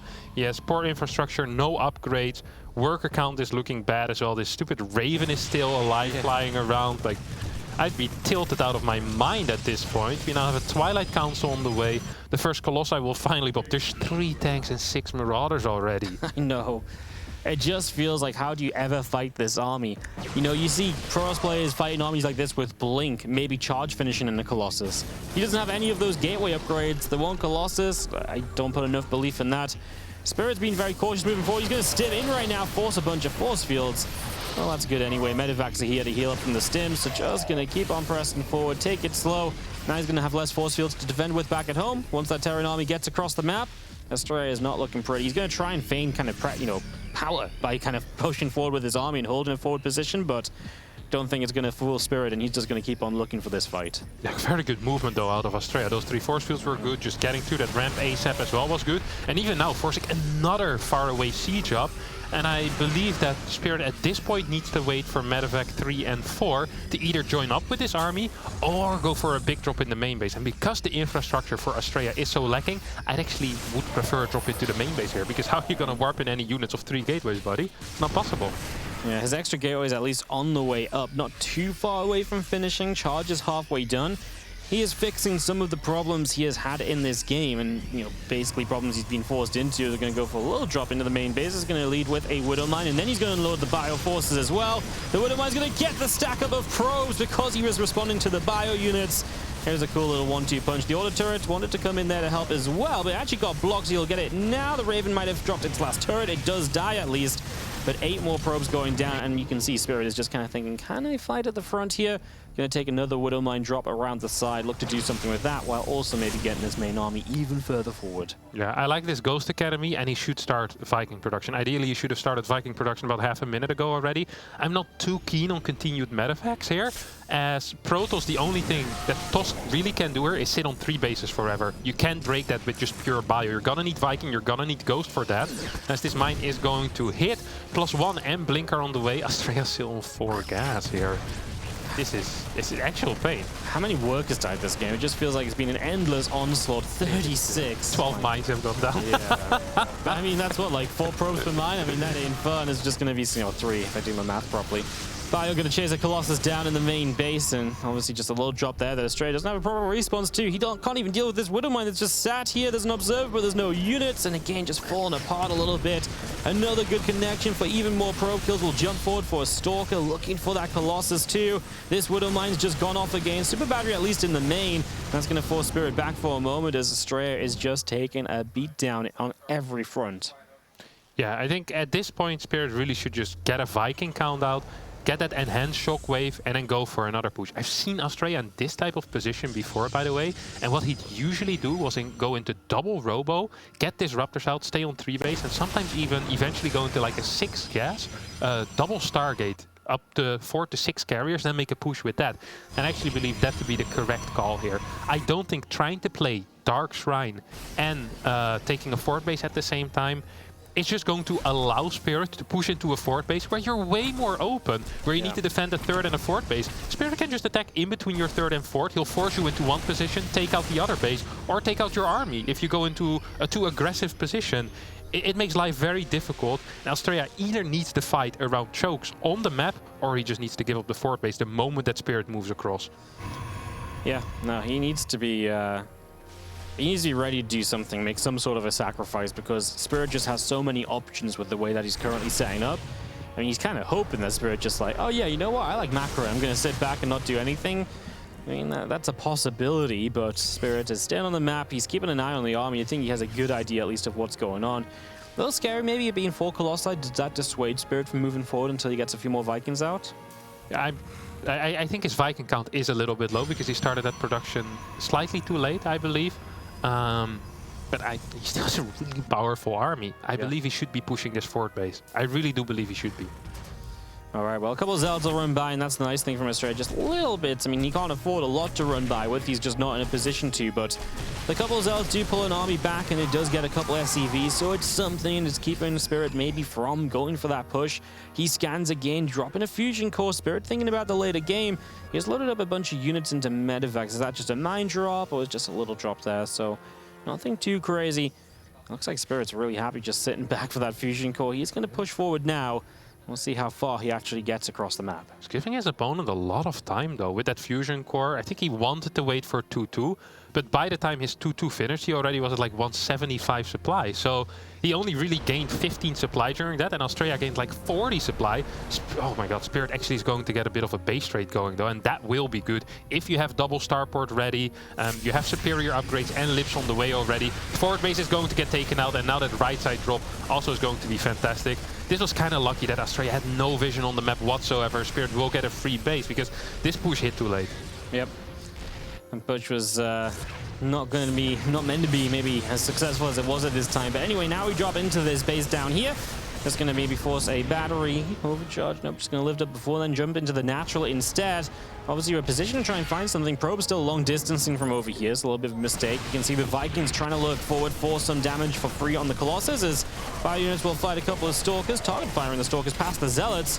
We got a couple of those. We've killed 7 probes in the last few moments and just going to grab an observer as a drop goes into the main, and Australia going to be forced to warp in big time over here. Well, that's a pretty sizable warp, and it will clean up this medevac fully, and now these Stalkers can join up with the rest of the army. Yeah, these drops obviously aren't good at dealing damage, but they do allow Spirit to slowly start trickling in a couple of Liberators. Big EMPs here hitting, by the way. This felt like a fake fight, but it turned into a bit of a real fight, as I think 1 or 2 Disruptors ended up going down. Spirit manages to trade, which is always good if you're up bases. He is getting an extra command center once again, and now the Liberator harass is going to start. The advanced ballistics not quite done yet, but 3-3 is already on the way. And well, Australia, I mean, he really can't afford DTs at this point, right? There's just no gas for that. Yeah, BMPs all across the Stalkers, by the way, as the Vikings continue to chase down. Man, this army suddenly looks terrible, right? Only 2 Colossus. I mean, they're going to die very quickly. Here come the Zealots from the bottom side. That was what was missing, you know? Everything wasn't quite here, but now all the Colossi have gone down, so it's just Disruptors. And whenever it's just Disruptors, it always just feels so scrappy. You're one bad Disruptor shot away from the Terran just jumping on top of you and just clearing up the entire army. Yeah, we have the next 2 upgrades starting as well for Australia right now. As that's a good scan there out of Spirit, realizing that there's a 4th base there. Might focus his attention on that. It's really important for Australia to be on the map right now and make sure that his opponent can set up. If 4 Liberators get into a position where they can threaten a base, I think this game will actually end, because Australia does not have the army to break a position.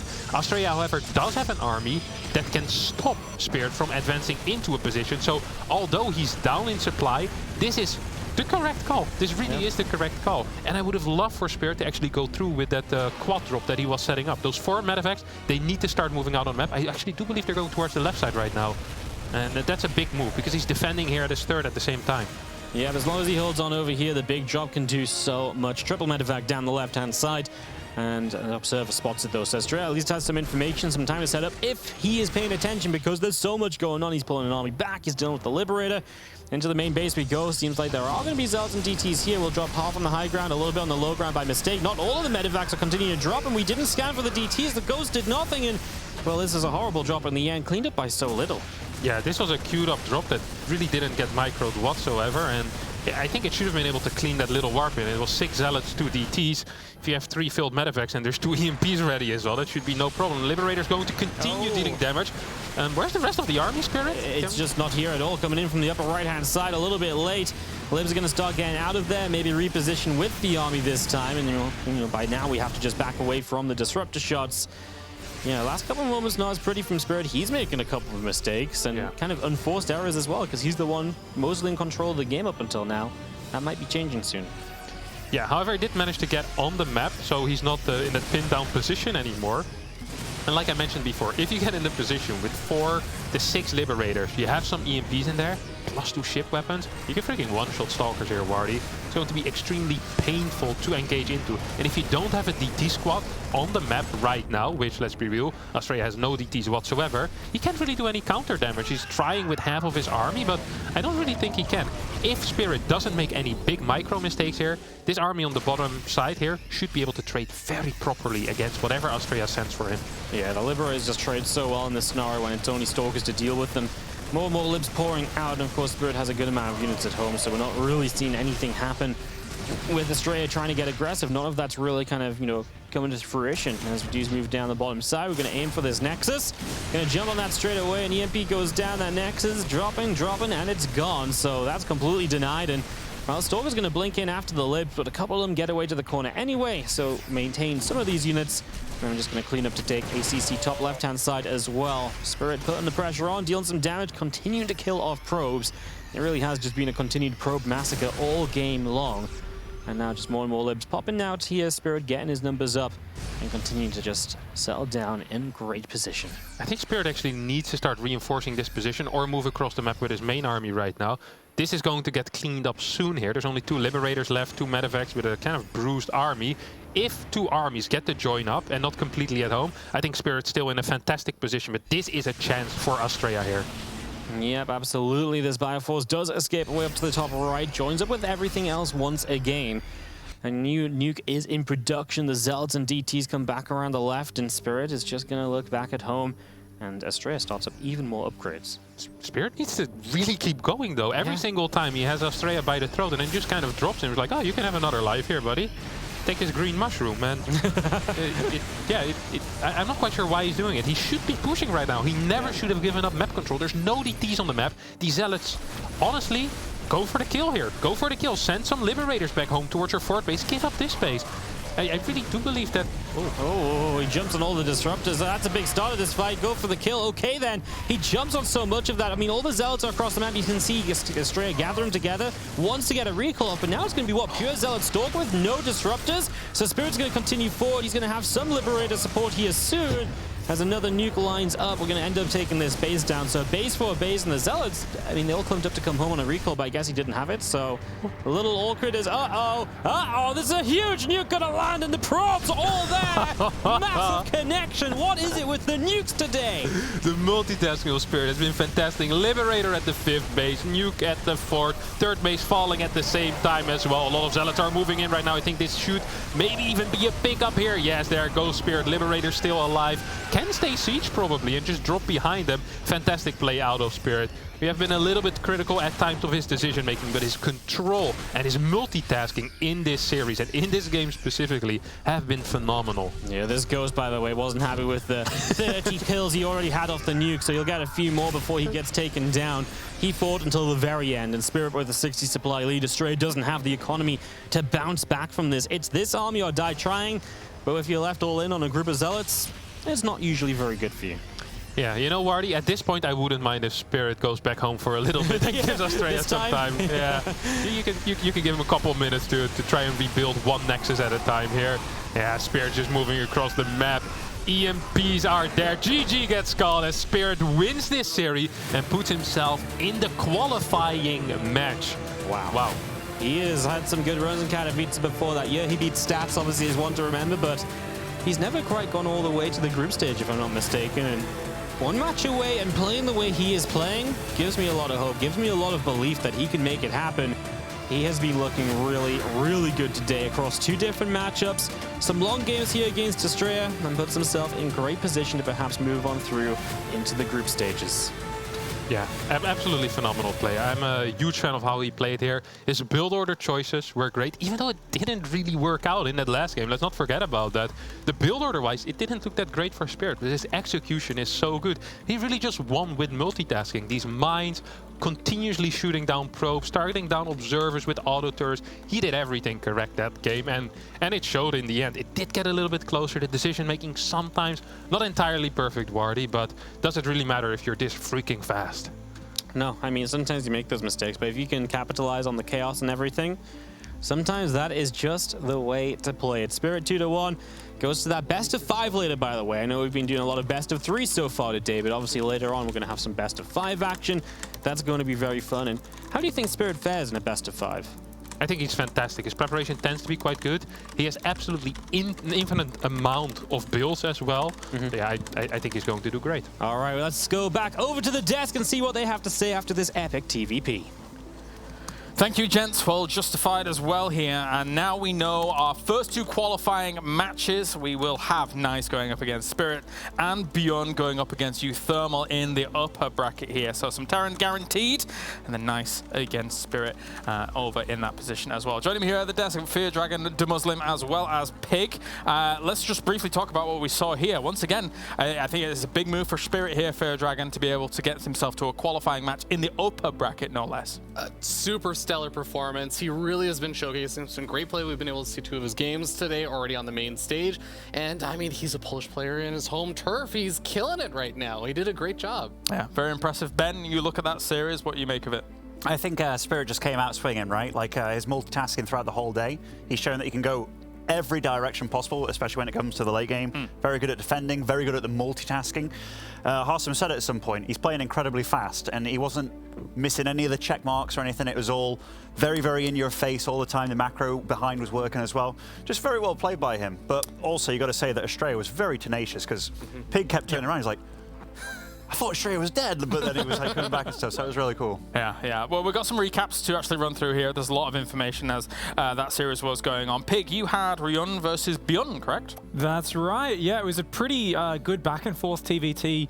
Felt like game 1 started off pretty well for Ryung, but at the end of it was just kind of like Bjorn took map control, kept attacking, kept maneuvering, and Ryung was kind of just defending in his turtle shell for, I think it was like over 20 minutes that first game, and by the end of the game, it felt like Ryung never left his kind of quarter of the map. He was just kind of defending, and Bjorn was able to just kind of overwhelm him. Similar story in game 2, but that time he actually kind of overextended a little bit, couldn't break Ryung, and Ryung counterattacked and ended up tying up the series. In the end though, same story again. Bjorn just like attacking, controlling the map, expanding faster rate than him. It felt like Ryung couldn't keep up with the pace of Bjorn, so Bjorn did take him out 2-1. And he has an opportunity now to qualify through into the group stage. Fear Dragon, you had Thermal versus Cyan. Yes, that was actually a really good match. I highly recommend, if you have time, go watch the VODs, because it was a super fun PvT, really back and forth. Lots of craziness, lots of scrappy fights that also still went to the late game. In the end, Thermal did come out victorious. I also jumped into a different series, which is Creator versus Dongrigu. We just saw game 1 wrap up there, but what ended up happening was basically Creator had such a stellar start. He actually went for a double Stargate Phoenix opening, which is a little rare to see these days, but it was like 7.5 minutes in, he had killed like 9, 10, 11 drones, a couple of like queens here and there, lost 1 probe. It kind of just carried over into like him being able to win 10 minutes in. All right, well, thank you very much. And all right, where do I start? 1 second. Ben, you had Laser versus Skillus, Nice versus Skillus, Percival versus Probe, correct? Absolutely, James, absolutely. I mean, honestly, it's been a real crazy day, right? It's been like getting out of one series into another.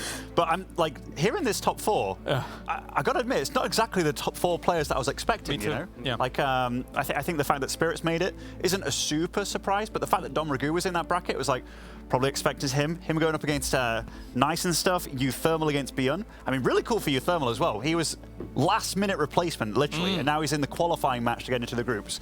That's awesome. Yeah, we know that Thermal, Fear Dragon, can make some things happen from being a replacement tournament. Cast our minds back to Shanghai, where he's able to win the whole thing, I think it was. And it's an opportunity here, but it is Bjorn. And it's so funny, too, because Thermal, for those who don't know, wasn't one of the players that was expected to be here. Correct. He is actually a replacement for one of the last-minute dropouts who wasn't unfortunately able to make it. I think it was Ragnarok, if I recall correctly. But yeah, Thermal, apparently the thing that you need to get him to show up in full force is to have him not actually qualify and then qualify as a replacement. There you go. All right, well, let's take a look at Estrella versus Spirit here in a long matchup as it did stand here, Pig. And just as a whole, though, once again, Spirit playing a fantastic tournament so far.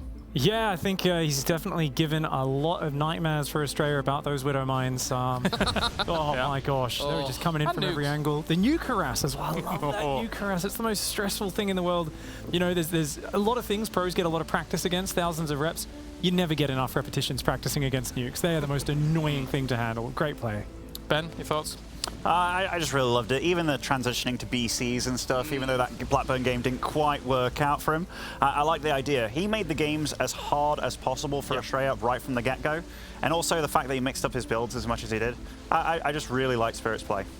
All right, and we take a look at some of the final moments if you remember all of this as well, and quite a long drawn-out situation here in game number 2. Yeah, I mean, it's hard to actually remember how the game started, but it also started with like a lot of back and forth, and it just evolved into absolute craziness as we ended up seeing so much stuff happen in game number 3. The Widow Mines, I gotta say, like the big thing that really was a testament to Spirit was that the first couple of Widow Mines, we were actually saying like, oh no, actually Astraea's doing a really good job holding this off. He's defending really well and he has an expansion, whereas Spirit was a little bit further behind, but Spirit just kept hammering and hammering and hammering until he started finding those openings, killing off the Observer. I mean, it really just put him in a phenomenal spot.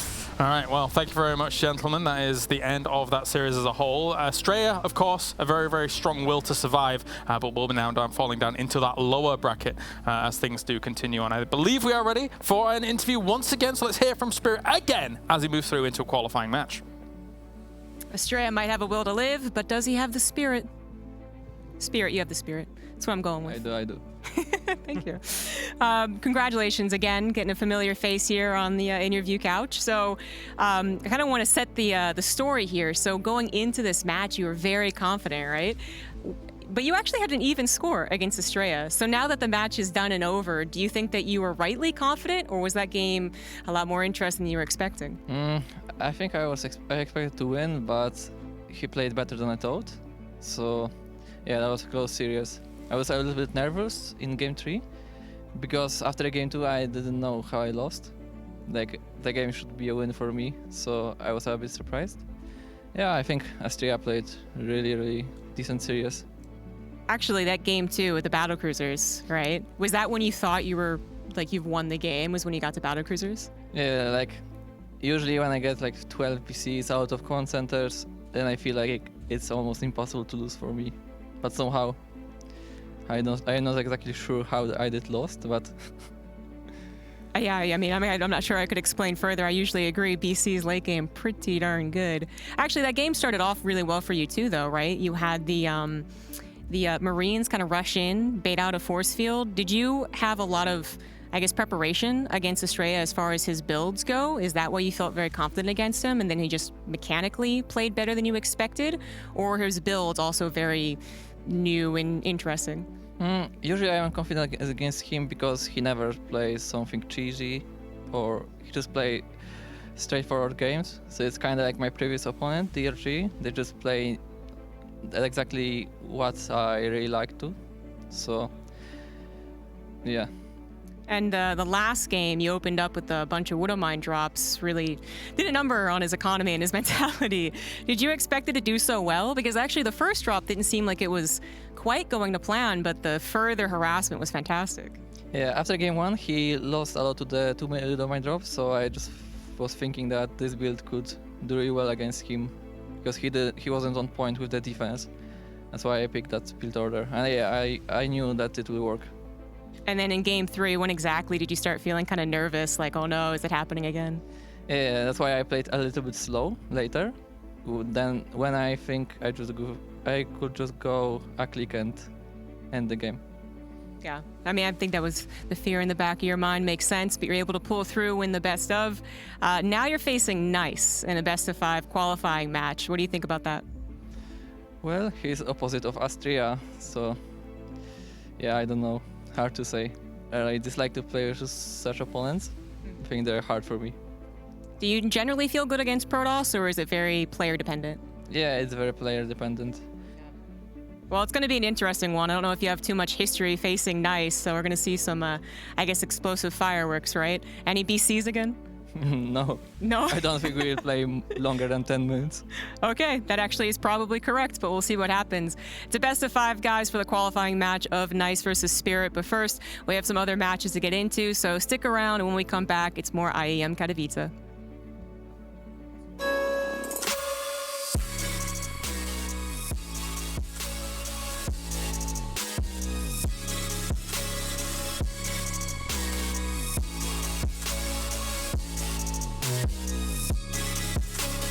You love it, you wear it. What's your style? Get your merch at shop.eslgaming.com.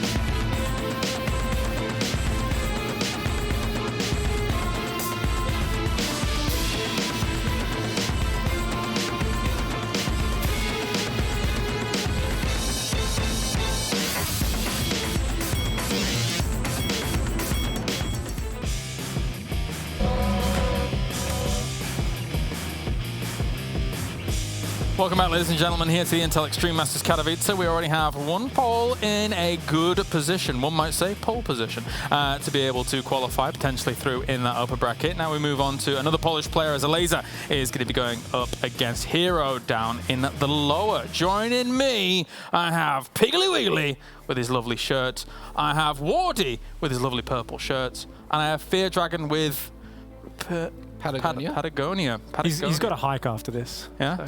It's exactly, getting ready to go out. I don't know how you have the energy for it. We've got so many games left.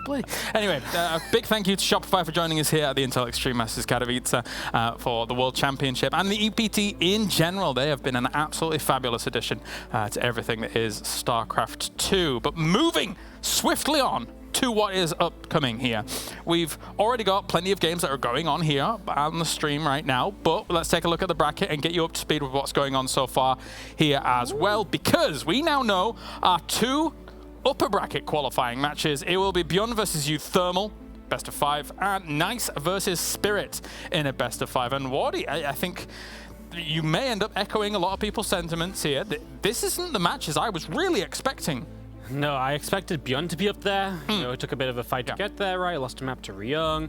Euthermal being there is obviously kind of cool. I actually, looking at it, if Euthermal had been planned to come, I would have said Euthermal being there isn't too surprising for me. Sure. But because he was a replacement and because he said he hasn't been preparing, now I'm a little bit surprised that he's in that qualified match. And then, I mean, down the bottom side, Lasers in the lower bracket, Creator and DRG are fighting each other. Estrella's been honestly, I mean, that's just wild up there. Heroes down, I actually completely crazy bottom half of this bracket. Yeah, definitely so. Let's take a look at the Allura as well as Nice and Spirit we've already mentioned quite a bit just before we actually went to that. Lower bracket, of course, is now very much underway, as we do have some players waiting for others to conclude their matches. But importantly, Fear Dragon, we actually had an update already from DRG and Creator, correct? Yes, DRG has actually been eliminated, I believe, by Creator, in the sense that Creator got a 2-0, and I actually have one of the games open if we do want to take a look at it. It's a pretty straightforward situation, so I'll leave it up to you, James. But it was honestly just, I mentioned what happened in Creator game number 1, where he just took a really, really solid lead off of his double Stargate Phoenix opening and ended up killing DRG really, really easily. Game number 2, it was just an Adept all-in. It was like a 4-gate Adept build, and I can point to you at the moment where right before the attack is coming in, it's 12 Adepts versus 15 Lings. I don't need to have a math major like Wardy to tell you that, in fact, Don Grego loses that. Yeah, we can actually take a quick little look at how that plays out. Yeah, so you guys can see over here, like, this is a really simple situation where Creator just has way too many Adepts. He comes on in, we'll slow this down, and you guys can see over here that the Adepts actually just massacre everything. It's not even close. It's just, it ended so quickly in an instant that I actually have to like rewind and see what happened, because it was super duper clean. I really enjoy your observing like a pro gamer at Home Story Cup, by the way. Thanks for that. It's because I can't middle mouse scroll with this, so I can only use the... You didn't turn it on? You have to turn it on? It is a setting. We're letting you off. We're letting you off. Right. I understand. The mouse isn't... Why didn't the other people before me turn it on? No, I don't know. I have no clue. All right, let's talk about this matchup then. Hero going up against... Wait, what was the matchup again? I've lost train of thought. We've got Hero Laser. Hero Laser, that's the one. Pig, talk to me.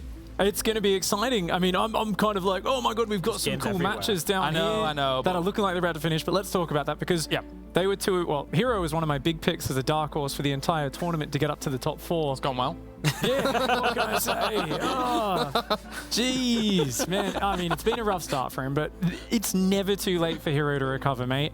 This guy is one of the most intuitive gods out there. Yeah. He doesn't like using control groups. He loves that F2 button. He loves chaos. He loves weird stuff, and he's got that sick micro, which won him so many tournaments in Heart of the Swarm. So I think he's a very scary player to play against, because every time you play against him, you're not sure what he's going to throw out. He's very unpredictable. Yeah, I mean, if you're newer to the StarCraft scene, if you're a newer fan, this guy was the prince of the Intel Extreme Masters. He won IEM after IEM after IEM Wardy. Now it's not quite that caliber, but we do know that he is a threat. I mean, for how long he's been back, it's amazing that he made it here, right? I mean, he came back halfway through the year, and he had some great results to be able to qualify into the play-in bracket. And he is just good. Like, you don't look at him and say, well, he just came back. We actually really don't. Like, yeah, he's not how he used to be, but he's still super scary. Yeah. This is by no way a given victory for either side. There's a reason Pig had him as a dark horse. He's freaking... And on the other side of it, it is a Laser here representing Poland, and he is a threat. I mean, he was the quintessential mid-game Zerg that would pressure Protoss into submission.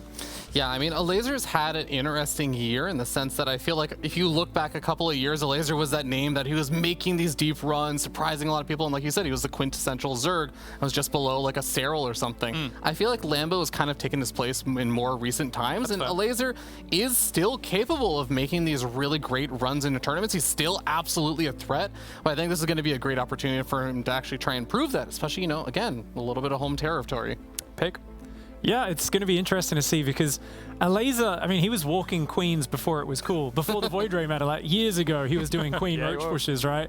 Everyone was like, oh, you never know when a Laser's just going to come and shove across the map with some queens, or, just do a giant roach push. So he's very good with his timing attacks. We know him and Lambo, a bit of a Zerg brains trust over there, good friends who are always thinking of ways to take out Protoss players. Yeah. And so far in this tournament, we've seen a lot of mass queen play from him. He loves to get like a billion queens, heavy infestors, got to watch out for the fungals, the neurals, the static D, and 4,000 transfusers. That's going to be scary. All right, well, thank you very much, gentlemen. Time to head over now to our commentators to bring you this match. It is for elimination or advancing on. Let's find out who wins. That is right, Kalara's do or die for both these players already. Elaser going up against Hero. For the first time in my life, I've been thinking of getting an Apple box, but I don't think it's quite needed yet. Kev, I know you're very close with Elaser. Talk to us. His ZVP.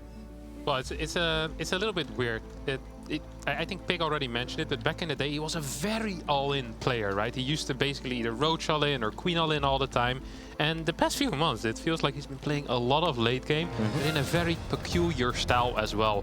Staying on 5 base forever, infinite spores, infinite spines, and just getting a crap ton of queens, transfusing forever. And he says, once I stabilize on 5 bases with 50 spores, Kevin, I hardly lose.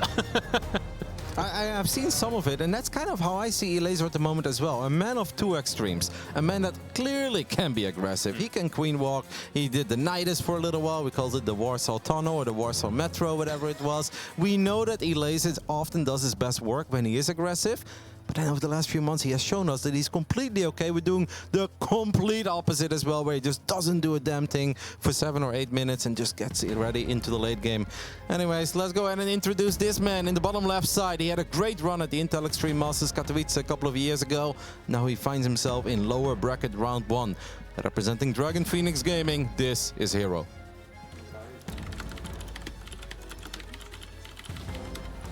And in the top right, as the blue Zerg player playing for XCOM AGO, it is Elaser.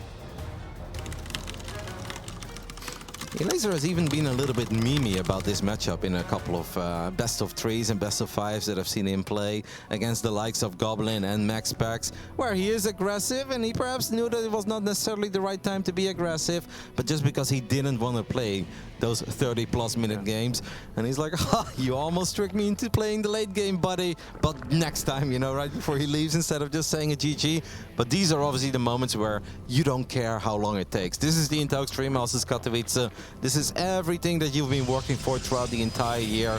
If Elaser feels like he needs to make this a 30+ minute game to win, he will absolutely do it. Yeah, he definitely will. He's been practicing that a lot. He's been showing it already as well. He can definitely go there if he wants to. First map's going to be Hardwire, and it's one of the maps where we've seen him queen walk before as well with those Corruptors. That's the other build that I'd say. That's the kind of the other extreme, right? He still gets a lot of workers, goes up to 8 gases and just bam, pumps out 22 Corruptors and starts walking with the ladies, gets the Roaches and Ravagers over there as well, tries to cancel the 4th base or perhaps even kill you at the 3rd base.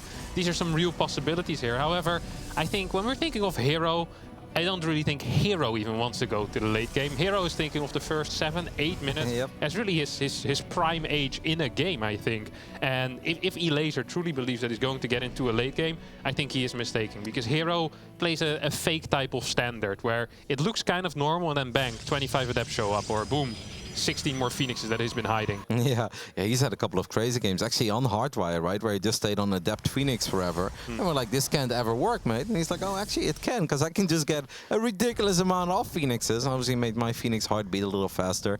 I think what is key for Elaser coming into this best of 3 is indeed double check, triple check, that you actually know what's going on. Even when it may look like, my opponent's playing Stargate, he's going up to 3 bases, do not trust him. You need to confirm these things over and over again. And of course, keep a close eye on those pesky Adepts, because I feel if there's one thing Korean Protoss players are always good at, sneaking 2 Adepts to the other side of the map. They show up at the right moment, they grab 4 or 5 drones. If that happens twice, your entire build order as a Zerg is completely ruined. Yeah, we're already starting with a bit of a trick here, by the way. This was Warpgate before the Stargate, which isn't super common, and Elaser was too afraid to scout initially. I'm not quite sure why you'd open up with a Void Ray if you try to hide the fact that you're going for a Stargate, but sometimes Hero is difficult to understand. That doesn't necessarily mean that it's bad, of course. It just means that our brains can't quite comprehend what this Korean Protoss is doing right now. We'll follow up with an Oracle and go into 4 gas as well before a 3rd Nexus. So it's not quite standard, but it looks a little bit normal at least. Yep, very important of course for Elaser to make sure we don't lose any drones against that Oracle that shows up a little bit later. Losing 1 or 2 could be acceptable, but this is not the quickest Oracle, it's not a triple Oracle opening, something that's showtime for for instance, loves to do in this matchup. So it's very important for a Polish Zerg to just be bulletproof at home. There is a second Stargate going down, though, and that actually makes us wonder if maybe we'll see some of those Queens, Roaches, and Corruptors down the line, or if we're going to see Elazer play a game with, I kid you not, I recently saw a game against him, or from him, with 110 Spore Crawlers. And I think 12 minutes into the game, 700 resources went down in total. It was arguably the most boring game I've ever seen in the history of StarCraft 2, but he was down 0-2 in a series and he said, all right, if this is how you want to play, this is how we're going to play. And he did end up winning it in his defense. A win is a win. We see a couple of Void Rays being built. This actually looks very standard out of Hero. He has shown this type of play before, and then a later transition into Phoenixes. Once that forward base kind of goes up, he flies over with 4 Void Rays plus 1, and then 2, and then 4 Phoenixes show up, lifting 3-4 Queens. And that can really snowball very, very quickly. Of course, Elazer should be aware of that as well. Throws down a Rotorn already. Forward base 5 minutes in. That's an extremely fast forward base. A little fun fact as well about Elazer is that he very often jokes about his favorite practice partner. The AI. That very easy AI, not just any AI. It is the AI very easy. I sometimes make the mistakes of just saying the AI is like, no, very easy AI specifically. And yeah, he plays a lot. His builds are extremely tight. But of course the AI isn't quite as good with oracles as Hero is, so that might be a problem. And there we have 2 of those adepts, right? It's kind of random. 5 minutes, 40 seconds into the game. This is where you want to make sure you are paying attention if you're Elazer. I like the positioning of the adepts. That's absolutely perfect. We're not pulling the drones. I think that's a little bit careless and sloppy, because that's -5. It should be -5 drones if the target fire is good. Ends up being only 4. We don't have a Spore Crawler here, but 5 Queens with quite a bit of energy. Stasis Trap is a nice attempt, but gets shot down. This could have been worse for Elazer. Honestly, if he hits that Stasis, that's a dead fort base. And probably a dead Queen as well at some point. So cool little attempt there at changing it up a bit. +1 wasn't done quite either yet. We have is that Flux Veins on the way? Yep. And continued Void Ray production. So actually playing it different than most Korean tosses do. Zest and Trap, they often go up to 4 Void Rays and then start their carrier production immediately. And Hero kind of playing, I think, what a lot of tosses played about a year ago actually, and just going for a higher Void Ray count. Cool to see. If I think of a European Protoss, I think of Hellraiser. That man loves his Void Rays in this matchup. He just never stops. You're like, okay, you got quite a few Void Rays, what now? And then it's like 3 more Stargates and more Void Rays. And can work for a little while until you go up against Infestors and Vipers. And then it seems that it doesn't truly matter how many Void Rays you have. I mean, Hero is going to go up to 4 bases. Interesting expand pattern by Hero as well, taking his 4th base at 9 o'clock on Hardwire. I almost never see that. Yeah, it's a surprising pattern indeed. Even the 3rd base already, the triangle one is kind of odd. And this is a fight that he can't quite take. +1 isn't done yet for those Queens. We did see the Infestation Pit go down already, so I'm assuming we're seeing the 5 base camp here, which is what we were talking about earlier. Elazer will not get a 6th base until 3 of the initial bases mine out. He'll throw down 40, 50 spores, infinite amount of spines as well. He's going to sit back and enjoy this game. Extra Stargates on the way, but we're also getting a Twilight, so I kind of have the feeling that Hero probably wants to max out once, maybe even twice on just those Stargate Skytoss units, and then always have the possibility to show up with a couple of Archons and Zealots if all that Elazer has left are Queens. But I kind of feel that this is going exactly the way that Elazer is okay with it going. We've got Infestors on the way, the Spore Crawler count has to be around 20, I think, at this point. And I don't really see a way for a Hero to break Elazer in the near future. Yeah, I don't think. Only 5, but he had just 6 on the way. Am I crazy? Did he cancel those? I might have just got the tail end of those.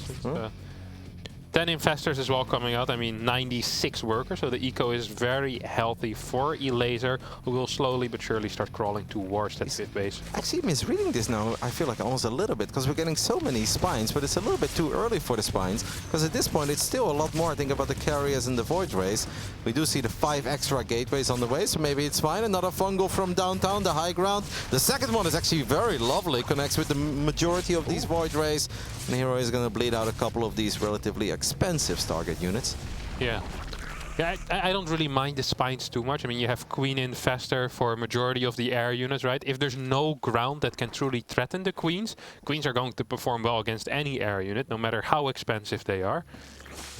So I don't mind it too much. He does need to add a couple of spores though at some point, otherwise the interceptors will take a long time to go down. Neural Parasite being researched, Burrow as well. We've seen some creative use with that Burrow. I think in the series against Skillis earlier as well, just kind of having a couple of infestors around the map. It was very cool to see.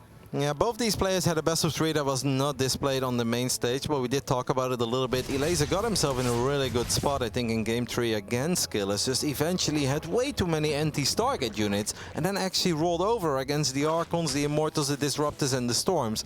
And perhaps that's why we're getting the Spines a bit earlier, because he wants to make sure that that does not happen again. And Hero, I did actually watch his first best of 3 on one of the different streams. Just got a bit too hero-like, man. A little bit too aggressive, and he really didn't have to against Nice, who's having an absolutely amazing tournament so far. But that was a best of 3 that I don't think Hero had to lose. You got to forget about that and just focus on what's ahead of you. And at this point for Hero, that's Elazer. Yeah, that's true. I watched a Hero game in a PvP where he was up a base and he was containing his opponent on one base. And I'm like, Hero, I don't think now is the time to blink up the ramp, and boom, there he goes. He's like, that's really not necessary, buddy. He sometimes has these moments where he's in a great position if only he just waits it out a little bit. Of course, aggression is in his blood, and he starts moving out on the map right now. There's no disruptors yet with this army, which means that Infestors and Queens are going to be super powerful. Infestors are amazing against every single unit that we have here. We have a couple of Vipers in the mix too. I don't see any High Templars on the ground, so I feel like it's happy Abduct season or happy Neural Parasite season. As Elazer says, I like them Void Rays, I'm gonna make them mine. Does quite a bit of damage to one of the carriers, now brings them back, and he's just gonna pick up these units one by one. To me, it feels that Hero is running into a brick wall, but Hero wants to keep on trying, as he does have a couple of Zealots finding some success in the natural, but this doesn't look all that pretty to me. And now more carriers get Neural Parasited. Bit of a disaster. Really a bit of a disaster. There's still 2 Vipers as well. Could be going for some Abducts perhaps. There we go. One carrier will get dragged in. Zealot's still going ham in the natural though. I do believe Roaches are being sent over. This fight is going to continue. Microbial Shroud also putting in a lot of work here, helping those Queens out. I'd love to see Elazer spend his money though. I don't know if we have a larva problem or something, because if he would just be spending his money, he'd really have no issues dealing with a couple of extra Zealots that have shown up. Now it seems like it's becoming a little more difficult than what it's supposed to, and we did end up losing 14 drones, sitting on 4k, 2k, while only being at 160 supply. I think that's a little bit silly. I know the Queens have been busy spreading creep and keeping each other alive and being part of the army, but we also need to make sure that we keep injecting all the time. Yes, worker count actually has fallen a fair amount, and Hero's gonna... This expansion pattern by Hero, look at that.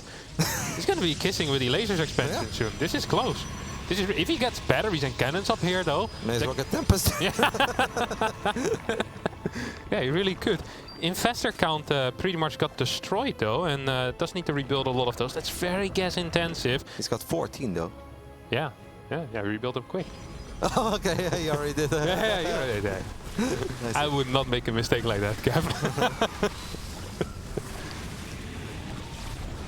Couple Novas going forward, not quite connecting with the Roaches. Carriers are having a pretty good time. Neural perhaps coming in from the right side. I don't see that much detection. There is obviously a cannon. We do have an Oracle flying around, drops a Revelation. One Nova has a lot of potential, goes for the Queens instead. So that's a lot of damage, but not a lot of kills. Yeah, Queens will get pushed back. Oh, Void Rays in the main base will take out the Hive. That's huge. All of these drones will fall as well, and like we mentioned before, the drone count isn't looking that hot anymore for Elazer already. The natural also is very low. Yeah. That natural could go down. Heroes is starting to do this, man, slowly but steady. It's kind of hectic, it's kind of random, just the way that we love Hero and that we know him. He's finding damage all over the place. How often do you see 5 or 6 Void Races flying around 14 minutes into a game and actually finding a lot of success? Elazer really needs a big victory in the near future. He is going to go for the Neural Parasites and Abducts one more time. This looks somewhat promising, but these carriers are going completely uncontested, and they may lose their interceptors, but they are not in any danger of going down anytime soon. There's no more pool anymore either, so no more Queen production for Elazer right now. He's just building drones. He probably should get some extra Infestors out or something. He's still floating a fair amount of money, and once again only on 140 supply. It's starting to look worse and worse for our Polish Zerg. Nova's flying forward, almost connecting with a couple of those burrowed Infestors. These Void Rays still just being annoying in the back of the natural. I mean, Hero is expanding right next to Elaser, and that base in the top left side is not a base that Elaser can defend. Elaser is now even rebuilding 2 spawning pools instead of just 1. Maybe afraid he's going to lose another one, but his unspent resources has just been too high. Over the last 4 or 5 minutes, Elaser has been nowhere near maxing out, and he's always been sitting on quite some money. Yeah, I like that Hero here is clearing his potential 6th base, making sure that he can keep expanding all the way up. As more disruptors and carriers are moving in, these disruptors are so aggressive as well, and they have gotten some brilliant hits already. 5 more infestors are on the way. There's still basically 5k resources in the bank here for Elaser, but he just can't produce anything. We have a couple of extra infestors popping. We haven't seen too many fungus. I feel like fungus is really effective on Zealots still. I wouldn't have hated that, just to make his own life a little bit easier. These roaches, I want to say they don't have the best upgrades, but they actually have +2 missile attack, so that's really not all that bad. Hero is even sneaking in a mothership now. Elaser just hanging in there for dear life. And if he can just make sure that this game drags on for another minute or 2 or 3, then maybe he can get way more value out of his spellcasters. I see at least 1 Viper that's still alive, but we obviously need a little more than just a single Viper. Yeah, 1 neural will go down on this Archon, and the Archon will start finding some interceptors, which is nice, but there's still a lot of disruptors here. Oh my goodness, those are some big Novas. Multiple Queens going down. The Shroud is doing whatever it can. Yeah, Heroes is having the time of his life. Those Novas are free damage, more often than not free kills. We do get a couple of Neurals now on the carriers. Is this the little fight that Elaser was looking for? He just doesn't have the DPS. Even when he lands the great Neurals, he just doesn't have those additional units to actually pick off those units immediately. What is his actual anti-air right now? Is it just these 3 queens? Is that all we got? 6 queens total against 5 Void Rays and 4 carriers. There's still 3 infestors. There's no spores here either. I think Hero can just practically A-move at this point. I think he's waiting for 1 more round of Warpins, right? That Prism is here. Let's get a few more Zealots. Let's make sure we have all the interceptors. Carriers are rebuilding them really quickly. Spines are going to try to buy a bit of extra time for Elaser, but I think this is all over with another Nova going forward. A bizarre push, a never-ending push of Hero, but it has worked. Yeah, I actually can't believe it. More spores are coming in right now. 1 Microbial Shroud is still helping out in the far back, but these disruptors have been so powerful, and we've had almost constant disruptor production. Resources lost heavily in favor of Hero. He's pushing forward, and he's here to collect his first win. Yep, Elaser is forced to tap out. GG. That means that our Polish Zerg Elaser, who I'm sure would absolutely love to make it into the group stages to play in front of that super passionate Polish crowd that we got to know and love over the years here in Katowice, needs to win the next 2 games or it's all over for him. Hero played solid, and I feel that for Elaser this game ended in a moment where he really did not ever expect it to end. I'm sure that he felt pretty bulletproof with all his spellcasters. He had vision, he had a good idea, I feel like, of what was happening. We had a couple of spines. It's just the Zealots that did break through in the natural. They were like, okay, that's a bit annoying. And then once the Void Rays start finding success in the main base as well, while still that army on the left side is just trading, suddenly it's a snowball effect, and it feels that everything went wrong for Elaser. Yeah, it's kind of funny because the initial fight looked really good, right? With all these Neurals as well, and yeah, I'm surprised to see him fall like this. It also felt like all of a sudden a lot of his drones kind of disappeared nowhere. He lost 14 to that Zealot run by. I guess he was building a lot of static at the same time as well. One of the main issues just being that complete lack of production out of him for what felt like 2-3 minutes, where he had the money, even had the larva, I think. He had like 16, 17 larva available. He just didn't quite know what to build. And then he started some queen production again. And Hero just never stopped pushing and never stopped expanding towards him either, by the way. It's like you said, it initially looked pretty promising for Elaser, but then he wasn't able to spend his money. And then he started losing bases, and then he started losing drones. And then suddenly you find yourself in an incredibly uncomfortable situation where you're not exactly sure what to build anymore, and whatever you're building is too late. Because if you're trying to deal with the Void Rays, the Zealots find more success. If you're just focusing on the Zealots, then those carriers become a bit too much to handle. I really do feel that it was just a lack of larva that perhaps really costed Elaser that game on Hardwire. Well done by Hero though, because I gotta say that's a moment where I normally don't really believe in the Zealot anymore, right? You're like, everything is revealed, they know where they're coming from, there are static defenses, too many queens, too many infestors. But he actually found great value with the Zealot.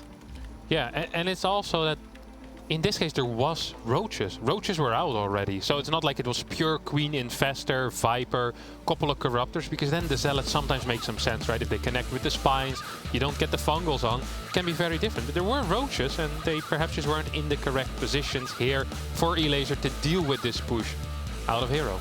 I always find it fascinating how some of these Koreans can just play with their big jackets on. seems so uncomfy to me. I mean, then again, you were also styling in 2016 when you won in Shanghai. I'll never forget that. You're wearing your cool Timberland boots or something, some skinny jeans, and a very tight tank top. And I'm like, how is this man playing video games at this level? I'm sitting in sweatpants and I still can't win. Yeah, trying to copy from the best, and the best currently is here in the top left, spawning as the red Protoss player playing for Team Dragon Phoenix Gaming. It is Hero.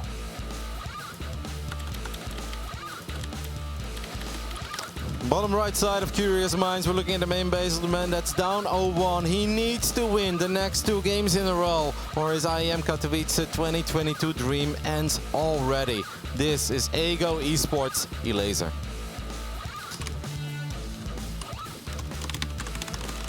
This is going to be a very interesting map as well, as it's a map on which, well, Stargate is not super viable. I think the distance is so short. The concave is so large that you can get that Queen Walks with Roaches will just take out any double Stargate attempt. Even single Stargate attempts up to 2-3 Oracles will be really difficult to pull off. And knowing Hero a little bit, I think we're gonna either see some Glaives or some type of TT drop.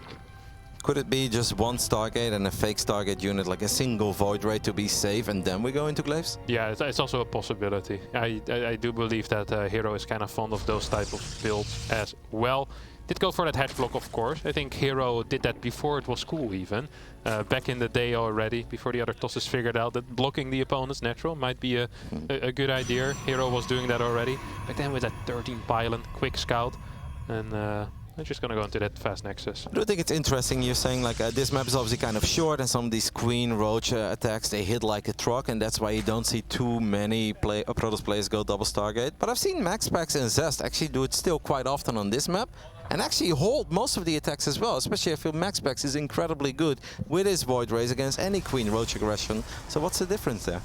Yeah, I think the main thing that Zest and MaxPax are very good at is just maximizing the damage output of the Void Rays and making sure that the batteries are in correct positions. I think most people at this point have the battery position down, but maximizing the Void Ray output while dodging the biles, making sure you don't get killed by any of the Queens, is quite tricky, and that seems to be the main skill that these guys have down a little bit more than all the other Protoss players. And yeah, I think I do agree that in Europe, MaxPax is the best at that, and in Korea and maybe the world, Zest is extremely potent in that skill. I've had so many games where I watch them play, I'm like, man, this is so many Queens, Roaches and Ravages and things all over, and then suddenly not a single Void Ray goes down. Battery overcharge always perfectly timed, where they just can't get in range to actually pick it off immediately, and what seems like an impossible hold turns into a pretty easy hold 35 seconds later once the first 2 Queens go down. But it seems like Hero does agree with you. He's like, you know what, let's just switch it up a little bit, smaller map. Let's see if we can find some success with the Resonating Glaive Adepts. This is of course a build that Elaser has gone up against time and time again, but it's also very important for our Polish Zerg that we confirm this as quickly as possible. And I feel like in the old days at least, he was a fan of the dark defense, right? Where he morphs 3 Roaches into 3 Ravages, and then it's nothing but Lings. Feels a little bit risky to me, but he seems to be quite fond of it. Yeah, I don't think he quite plays like that anymore these days. He likes to go very Ling heavy with a bunch of Queens early on. This is different, by the way, out of Hero here. He opened up with 3 gate all before the Robo, so that initial push isn't going to have a Prism. For a second, I almost believe we were going to see some Rotty build over here. 3 gate Twilight into some double Stargate Phoenix, a couple of Glaive Adepts first, but not quite going to be the case. We see a Stalker Warping as well. I actually was kind of anticipating some type of gateway on the map with this, but I'm not entirely sure what his follow-up is going to be planned here. I like that you mentioned it, to be honest, because if you take a look at the minimap, Elaser really hasn't done a whole lot with his links. And I think that's kind of funny, because very often you see these guys at least check every little corner with their initial links once, because there isn't really a whole lot else to scout. But instead, Elaser is just kind of focusing on his macro, I guess, making sure that the creep tumors are being spread as well as possible, and taking it from there. This is not a build that you can afford any errors against. We saw that with Dong Regu. His tournament life is already over because he wasn't quite ready for all the adepts that Creator threw at him on this map as well. That was Burning Blood actually, but yeah, whatever. It's a lot of adepts and there were not enough Roaches, Kev, that's all I know.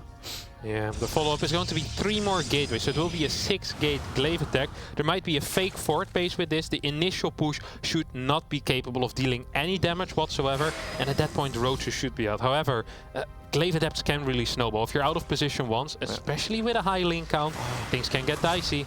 the Immortal follow-up, he may actually just stay on 2 bases for a long time. I feel like we casted a couple of ridiculous games like this in the past on this map as well. First Queen micro is good by Elazer, transfuses on the money, and the movement of the Queen is perfect too. That War Prism is thinking of going into the main base, but Elazer is all over this Prism so far, and he's even getting a couple of safety Spore Crawlers, just in case there are Dark Templars as a follow-up. We know that's not the case, but Elazer is rather safe than sorry with his tournament life on the line. Yeah, I think Elazer's pretty blind about the third base timing here, by the way, which could be an issue. That third Nexus did go down pretty late. Still a lot of Adepts here trying to snipe some creep tumors. Spore will move in position, trying to kind of zone out that War Prism as more Immortals are being produced. Overlord's on the way. I like that Elazer, because he's not quite sure of what is happening, just increases his Queen count, which is always a good unit to have, whether that's for spreading creep or for defending any future attacks. Then you can kind of trickle in some drones. I'd like to see a couple of Ravagers. Maybe not now, because obviously he's safe at this point, but I feel like the follow-up push is just going to be a ridiculous amount of Adepts, a couple of Immortals, and then perhaps a Sentry or 2 in the mix as well. We don't see any Sentries yet, but this is where Elazer goes into droning, while Hero's next attack is actually coming, and Elazer just does not have enough map vision out and about on the map. 5 extra Adepts are being warped in. He's been making a lot of drones ever since his attack started moving out. Now we start the Ravagers, but I'm actually afraid it might be a little bit too late already, because this is an absolute silly amount of Adepts. We're looking at 25, and with the Immortals, you actually have a lot of firepower on buildings too. Yeah, Roaches, Ravagers, and Lynx will try to engage his army. Queens are waddling forward as well. There's no Spore here to zone out that War Prism. Oh, Ravager Biles might hit. Will connect with one of the Immortals. Pretty big hits there, but it looks like Hero is just taking out every single Zergling. There's just not enough army. There's still 11 Queens alive, but good luck chasing these Adepts with pure Queen. Yeah, and the Ravagers a little bit exposed there as well, so the 2 Ravagers fall, and Elazer is just in all sorts of trouble. War Prism has picked up the Immortals, flown into the main base. Extra Adepts are being warped in, and this is indeed where you can really see that these Queens are just not the most mobile unit. The Roach Warren even goes down, and Elazer needs to find a way to take care of all these Adepts as he picks up the War Prism, or the Immortals again in the Prism. A sick play by Hero, but it's brutal for Elazer, because this could very well be the end of his second EPT season. Yes, the Adepts keep shading back and forth, and the Immortals kind of doing the same thing, just trying to dodge those Queens. I do like that 4 Queens get left behind in the main base, but there's so many Adepts there that I think you can, at this point, just fight these Queens. Zealots being warped in as well, Queens falling at the third base, and Elazer's in a lot of trouble. And don't forget, we lost the Roach Warren, so the only thing we can really make are a couple of Zerglings, and these are not feisty Lings, they don't have +1 or anything, there is no Baneling nest on the map, and Hero takes the 2-0 victory in the lower bracket round 1 here at the Intel Extreme Masters Katowice 2022. And that is heartbreaking for Elazer, who would have loved to have a great run, would have loved to make it into that group stage and play in front of those passionate Polish fans. Oh man, it's always a bit heartbreaking. These guys, they work so hard. They put so many hours into this, getting ready for a tournament like this. And then after 2 best-of-3s, it can just be all over. I really think the key point here in the second game, Kev, is that he was just a bit too blind, right? Like, there were Adepts in his face, but you have Lynx. These Lynx, they need to be checking the timing of that third base. They need to be checking if there is an Immortal there, or if we're warping in extra Adepts. Elazer just all saw it a little bit too late. Yeah, it's very, very painful here for the still young Polish player. We'll have more opportunities in the future, but for now his tournament is over. And Hero will continue on in the lower bracket, and we'll have to see how far he can go there. Of course, dropped down a bit faster than most people expected, but did manage to make up for it in this series for sure. I mean, that lower bracket is feisty because we've had a lot of upsets so far here in the opening day, the round of 36. It's been a lot of fun. I can't wait to see what the other games have in store for us. Let's throw it back to the boys at the desk who have been following those games, and of course to hear their thoughts about Elazer versus Hero. That's right. Thank you very much, Kevin Squared, as we now have ourselves Pig, Wardy, as well as Fear Dragon to talk about this series as well as what's already happened. And obviously, Elazer very unhappy with this performance, but Hero will be marching on Pig to fight another day.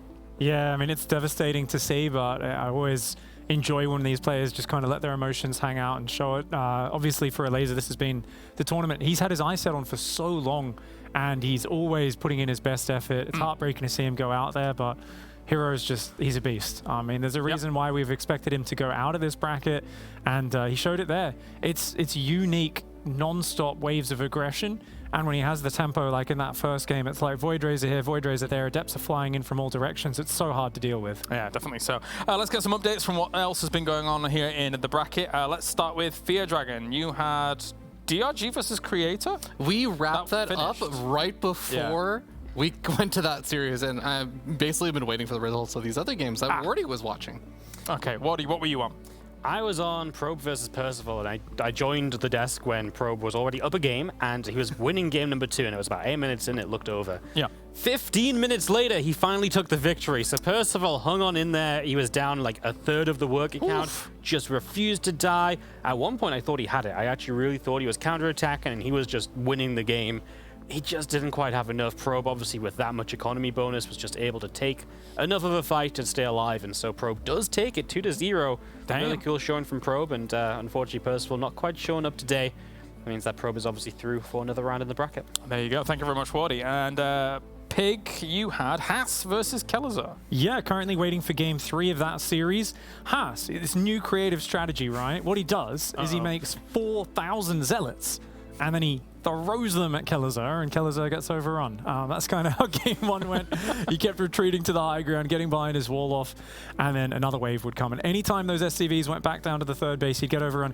And in the second game, very similar situation. But Haas, he slipped up on his upgrades. He had the double forge, but only one was working for a while. And I was kind of going, you know, you've got 80 probes first 40. Kelazar's locked on 2 base, and he's just like tanks on the high ground, the bio being really paranoid, making sure he doesn't get surrounded. But Haas kept attacking, kept trying to force the issue, and at a certain point, when that bio ball hits a certain size, unless your zealots have way better upgrades in Guardian Shield, the bio starts trading ridiculously well, and we saw Haas go from about 40 supply up to about 50 supply down in one battle, and then it was game over. So game 3 will be starting momentarily. All right. And that's going to be really exciting to see because Kelazar has Haas's number. He's going to have to change it up in the final game. And these were the highlights here from our previous match. Laser trying to neural parasite absolutely everything, but Hero holds on with the air superiority. Yeah, I want to actually commend Laser. I actually thought that some of these neural parasite moves he was able to get off, getting a lot of the void rays, he was able to get a lot of the high value archons and stuff, but at the end of the day, he didn't really have the great answer for just the swell massive carriers, even with some of the fights and stuff he was taking. And I think one really important thing to note about how well I would say Hero played in that series was he won the super late game thing in game number 1. He also got the big adept printer in game number 2. He won like with the pressure timing and also the late game. Yeah, for this one, this was crazy to see all of these adepts being able to hit this. But Pig, I mean, the amount of queens going up against this wasn't really the answer he needed. No, too many queens. Definitely a very good unit in all situations, given enough time to gather up the energy. But in the end, they're powerful attacks. Well, thank you very much, gentlemen. We're going to head to an interview now with a man who is very familiar to the main stage here in Katowice. It's Hero. That's right. He's pretty familiar, but he has returned only recently, so I'm sure we'll talk about that. But first of all, congratulations, Hero, on the victory. So you were up against the Laser. You actually have a slightly losing record against him. Were you worried about going up against the Laser, and were you surprised with how, I mean, seemingly easy it was, 2-0? 일단은 김준호 선수 승리 축하드리고요. 네, 감사합니다. 그리고 일레이저 선수와 이제 맞붙기 앞서서 이제 상대 전적이 이제 복귀하시고 나서 일레이저 선수에게 좀 밀리고 있었어요. 혹시나 좀 일레이저 선수와의 대결에서 좀 걱정이 되지는 않으셨나요? 일단 상대 전적이 뒤처진 거는 사실 제가 한국에서 하다 보니까 핑이 있기 때문에 그랬다고 생각하고 지금 저그전이나 테란전 둘 다 자신이 있기 때문에 자신감 있게 했습니다. So overall, I just played in Korea for a few months. So facing a laser would have been many issues, but I think mostly ping would have been the connectivity issues would have been affected him. So I think here right now at LAN, I'm also confident about both PvZ and PvT. And actually, you might be confident in land, but find yourself in the lower bracket. I think a lot of us are surprised by this. Did you find yourself kind of extra nervous, or do you have enough tournament experience that you're fine in your position, you still think you can make it through? 아무래도 이제 사람들이 이제 기대하는 것과는 다르게 일단 패저저에 좀 빨리 떨어지셨잖아요. 근데 그래서 이제 조금 더 불안하셨는지 아니면은 그냥 경험이 많기 때문에 뭐 패저저에 떨어진다고 하더라도 충분히 이겨낼 수 있다라는 그 자신감이 있으셨는지 좀 궁금하네요. 일단 시작 전부터 오픈 브라켓이라는 이런 중압감이 너무 심했고 그 덕에 이제 푸푸전까지 더 해져가지고 첫 경기를 좀 허무하게 진 것 같은데 아무래도 지고 나서 루저 브라켓 가다 보니까 오히려 지금 마음이 편해진 것 같고 이제 좀 편하게 임하면 될 것 같습니다. So he says it was a really big pressure about the open bracket being in round of 36, and also the pressure about PvP itself has added. So I think I lost the game pretty, horrendously, but after going into the loser bracket, I feel mostly relaxed, actually. Yeah. So I think I'm gonna be very confident on the loser bracket. Oh, that's actually good to hear. And before we go on about your next series, recently returning from military, you seem to have really just skyrocketed upwards in terms of skill in the last couple of months. Where would you place your skill level compared to, I guess, your highlight years before you went to the military? 일단은 복귀하시고 나서 계속 상승세를 지금 달리고 계세요. 그런데 이제 전성기와 비교했을 때 지금 실력이 좀 어디까지 올라왔다라고 좀 생각하시나요? 일단 메타가 바뀌었기 때문에 비교하긴 좀 뭐하지만 지금 현재 피지컬로 봤을 때는 전성기랑 그냥 똑같다고 보고 그냥 메타가 다를 뿐이라고 생각해요. So I think it's hard to compare because the meta is very different. But overall skill-wise, I think I don't feel really much of a difference between back in the days. Oh, also good to hear. But now we do get to the difficult question. You're talking about PvP being a little bit difficult. You are facing Cyan in the next round. Do you think that PvP is just a difficult matchup for you right now, or was it the different playstyle, perhaps of like Foreigner Prodosses? Like, what do you think is going to happen in the next series? 이제 다음 경기할 선수가 이제 사이언 선수인데 아까 이제 푸푸전에 대한 좀 중압감에 대해서 말씀해 주셨잖아요. 그래서 이제 다음 경기가 또 푸푸전이기 때문에 좀 그게 좀 많이 걱정이 되시는지 아니면은 뭐 푸푸전이 조금 어렵다거나 아니면은 뭐 그런 푸푸전이 특정한 그 매치업이 문제라거나 아니면은 그 선수들의 이런 스타일 자체가 좀 달라서 좀 문제였다거나 어떤 게 조금 더 이제 어려웠다고 생각하세요? 일단 푸푸전 자체가 문제가 있다고 생각하고 하지만 제가 뭐 푸푸전 져서 떨어졌지만 지금은 다 내려놓은 상태에서 임하고 있기 때문에 더 좋은 결과가 있지 않을까 싶습니다. I think it's overall PvP that makes hard the most, but I just let it all go after I go on to lower bracket. So, I'm just gonna be relaxed a bit. I mean, Hero certainly has the experience, so good luck in the next round, Hero. Guys are going to go to a break once again, but when we come back, it's more Amazing StarCraft 2. What's your style?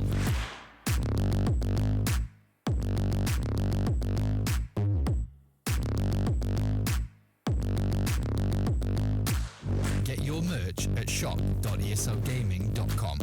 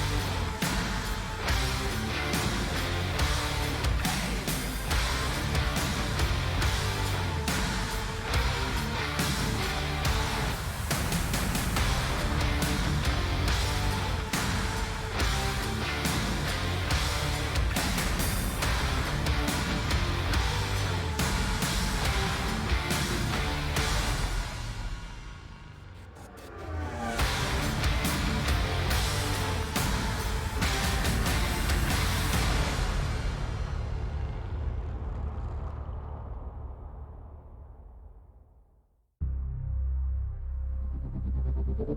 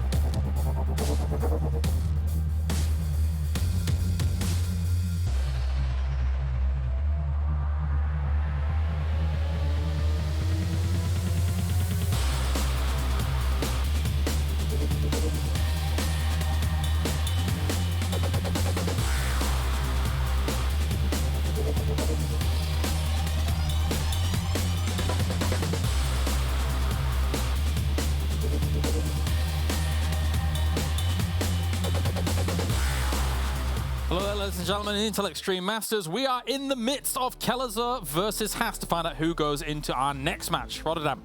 Yeah, well, it has, mate. There's a lot of stuff happening in the main base of Kelazur right now. This is it. We're getting a feedback on the Raven. The War Prism goes down. And he's going to find a lot of damage. I do think that Kelazur can clean this up. This has been a real Haas game. Our first gateway was outside of our main. Our first expand was the gold. We got bunker rushed. We sent an empty prism to the other side of the map. This attack, definitely not, I think, what Haas was looking for, but it did find some damage. And Kelazur still does not quite have stim or combat shield, so it's pretty wild, but I think I like it for our Brazilian, Dutch Terran player. I mean, it is a crazy game. Like, I was just waiting for James to be watching this and like fold over laughing again. Right. But he was already kind of pointing like, what's that red splodge on the map? It's like, that's a gateway, James. And then it's like, what's this other red splodge all the way out there? It's like, yeah, that was his first Nexus. So yeah, truly a Haas game. But it's, I mean, that attack just for a moment there did look a little bit scary, especially if that Raven got feedback before those turrets came down. Could have been looking at a different story maybe. I think at this point, Kelazur really should not be doing anything but sit at home and wait for Haas to attack into him again. He's gonna load up 2 drops. I actually think that's an error. Terran players, Harstem, Terran players. There are so many moments where they don't have to do anything, but they're like, oh, I'm like Maru. Look at the multitask. Yeah. Look at me, I can do this all day. And it's like, no, just stay at home, let him attack into you one more time. But there's also like a few Terrans especially that it's like, you tell them to stay at home, they're like, hell no. That Viking being a little trooper, by the way, and actually gets a scout off on this massive army, so he will actually end up moving back. Oh, will he? Is he still flying? Yeah. Oh my god. Yeah, but I think now he got away with it because Haas actually decided against whatever he had in mind. But this was one of these things that indeed could have backfired. I think now we're gonna hunt for some pylons, right? Look at all these juicy pylons. Juicy, yeah. Typical Protoss player, you know, powering up 5 gateways with just 1 or 2 pylons. This isn't a cast, is it? It's just an attack on each other.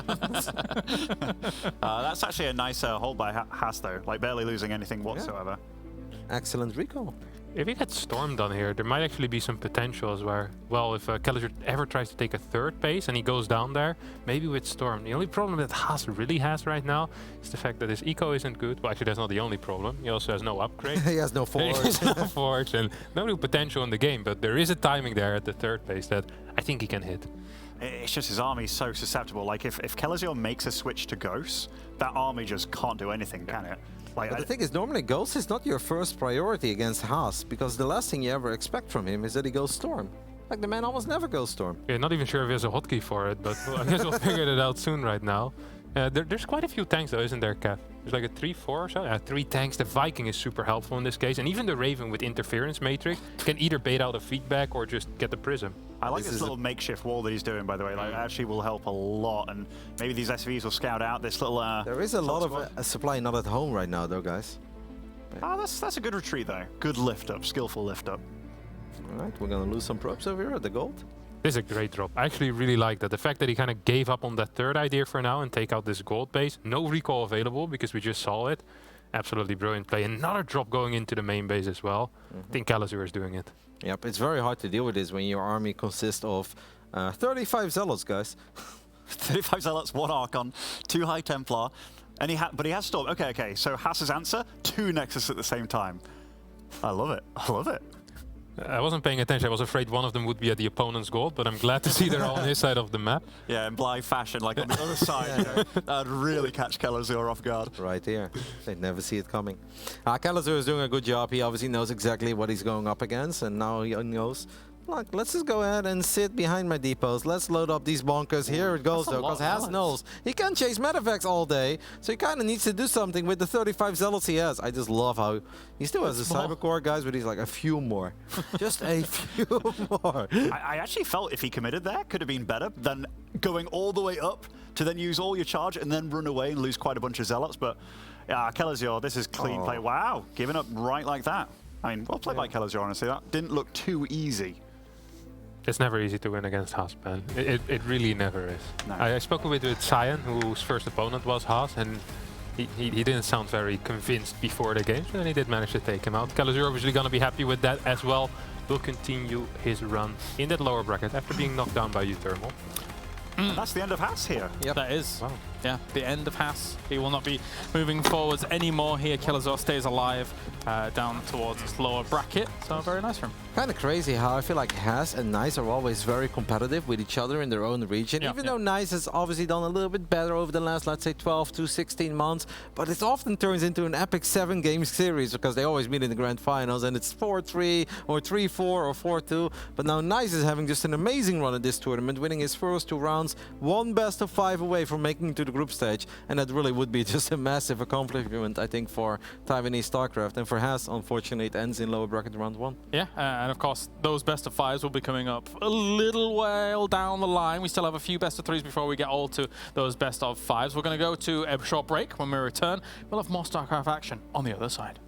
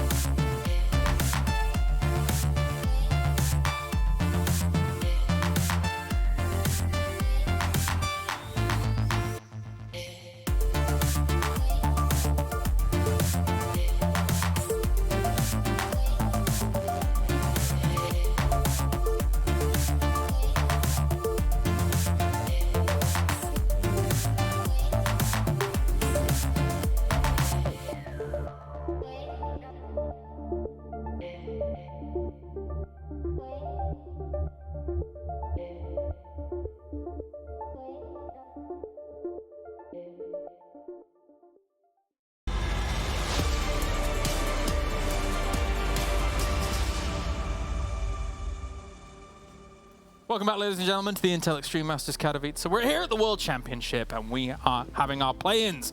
And so far, so good for some of the players up at the top in their qualifying matches already. Now we're trying to figure out the lower bracket, as we have the Muslim, we have Harston, we have Rotterdam here to talk about some of the games that have been going on, as well as what is to come up. We have Skillus versus Kelazar next on the cards here, Rotterdam, and it should be a good one. Yeah, of course. I'm always excited to see Skillus. I do feel that he is one of these players that we can actually say he's been improving for a long time right now. And people like to say that in general, that everyone's always improving. This is not true, but Skillus, he legitimately has been getting better over time. The results show it in tournaments, on some of these Monday nights, the weeklies too, and he's just a really fun, sweet kid to cheer for. Had a good start to his bracket, right? Beating Elaser in a big tournament like this, that is no easy feat. But now I just hope that he can keep it together, because I know these pro gamers pretty well, and I'm sure that in his mind, he thought, I should beat Nice. I can beat Nice. I think I'm better than Nice. So now it's really important to see if he actually has grown mentally as well, because we know he has grown in-game, but can he keep it together and still play his A-game in the lower bracket after what I'm sure was a disappointing result for him in round 2? Yeah, for me, definitely the fact that Skillus was teamless for so long, Harston, was actually kind of a surprise to me. I mean, he was making it deep into kind of what we were seeing from the DreamHack Europe tournaments, etc., and things like that. But it's nice to see, you know, he's on a team now and he's in a spot to push on. Yeah, and honestly, the past 2-3 weeks have been surprising to see how quickly he actually managed to improve in those past 3 weeks. Last 3 weeks before Katowice, I think he almost managed to reach 7k MMR on the European server, and that's a privilege that very little people get to enjoy. And he's been there for a while now, bouncing between 6, 8 and 7k. And of course, that doesn't always translate into tournament results. But if you want to do well at a tournament, you got to be capable of hitting that high MMR. And he has shown that he is capable of that. And honestly, the latter is mainly PvP, so his PvP should have been his best, and then losing to Nice, I think, was a very sour defeat. I do also believe he's favored against Kelazar, honestly. I think Skillus is in an amazing shape. He looked really solid, and his preparation always is A tier. That's one of the things you can say. He has a lot of different builds.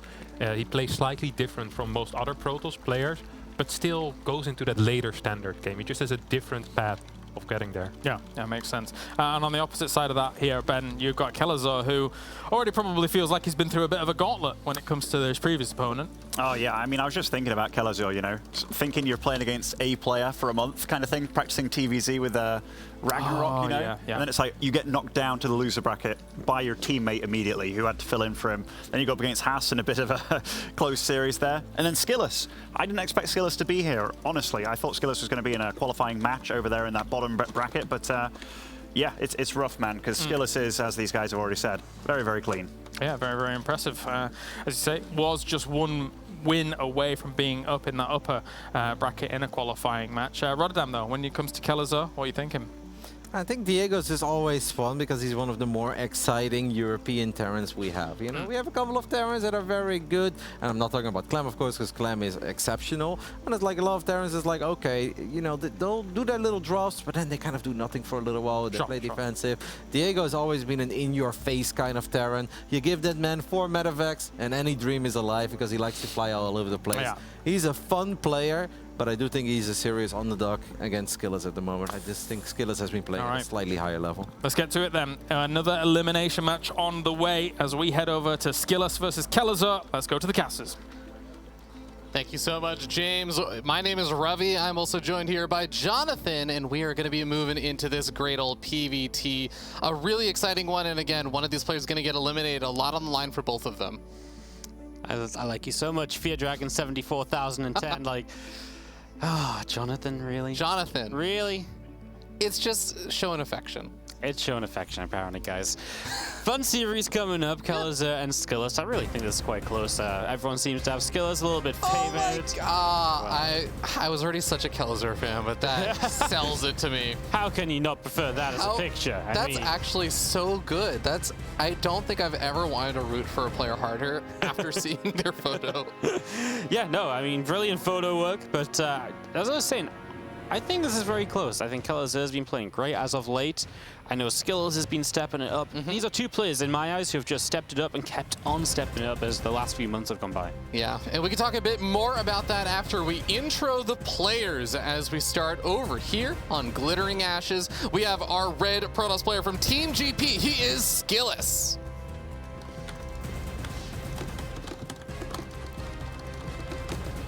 And in the upper right-hand side, our blue Terran player from Team Liquid, it is Kalizer. The Schwimmer on Liquid.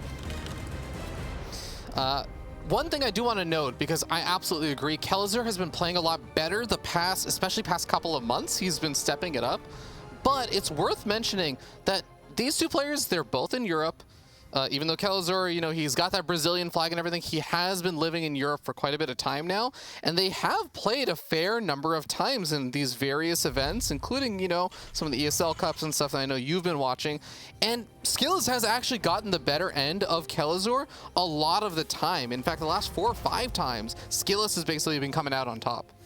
Yeah, Skillz definitely seeming to have those results. Is Kalizer, by the way, opening that engineering bay block, and Skillz only just sees it now with the probe. Just says, hey, that's way too late for me to do anything about. So he moved it straight over to the 3rd base, which is where he's going to take the first expansion of the game.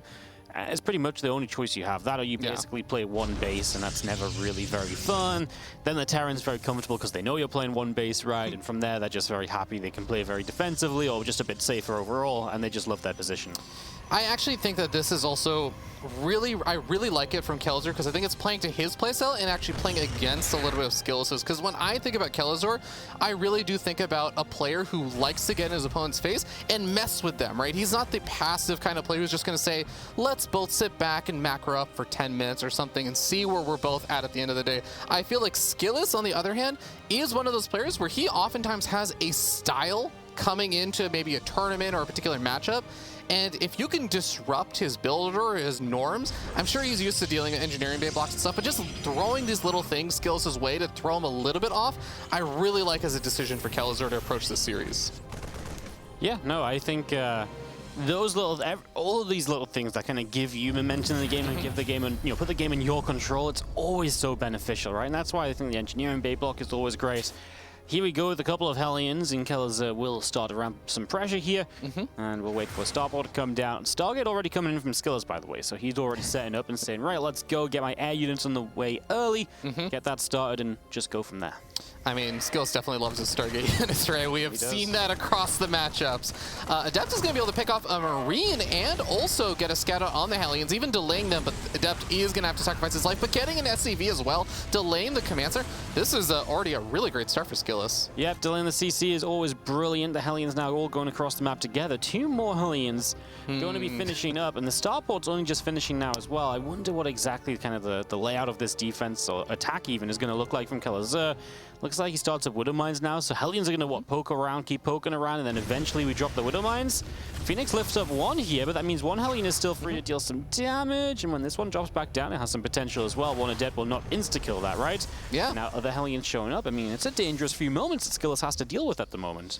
Yeah, I mean, nice micro there from Skillz where he doesn't really end up losing a whole lot of anything so far, but he was able to buy time for that shield battery to get up. The problem is he also covered in his main base. He does have a shield battery over here. He's going to have a couple of probes, 1 shot first. Yeah, he's going to lose a whole bunch here. I mean, 6 nice already. micro. There's just no units here, right? I mean, the probes all now stacking up. There goes 10. We're going to get even more. 11. We're going to get a couple more on top of that still, because we still got 1-shot potential on these Hellions. 15 workers killed. It's 17 now. The Phoenix come in for a desperation liftoff, but that is horrendous for Skillz. And now these first couple Widow Mines, I love it. If the Phoenix try and go across the map, they could fly right into them, and that could just be a dead Phoenix. No.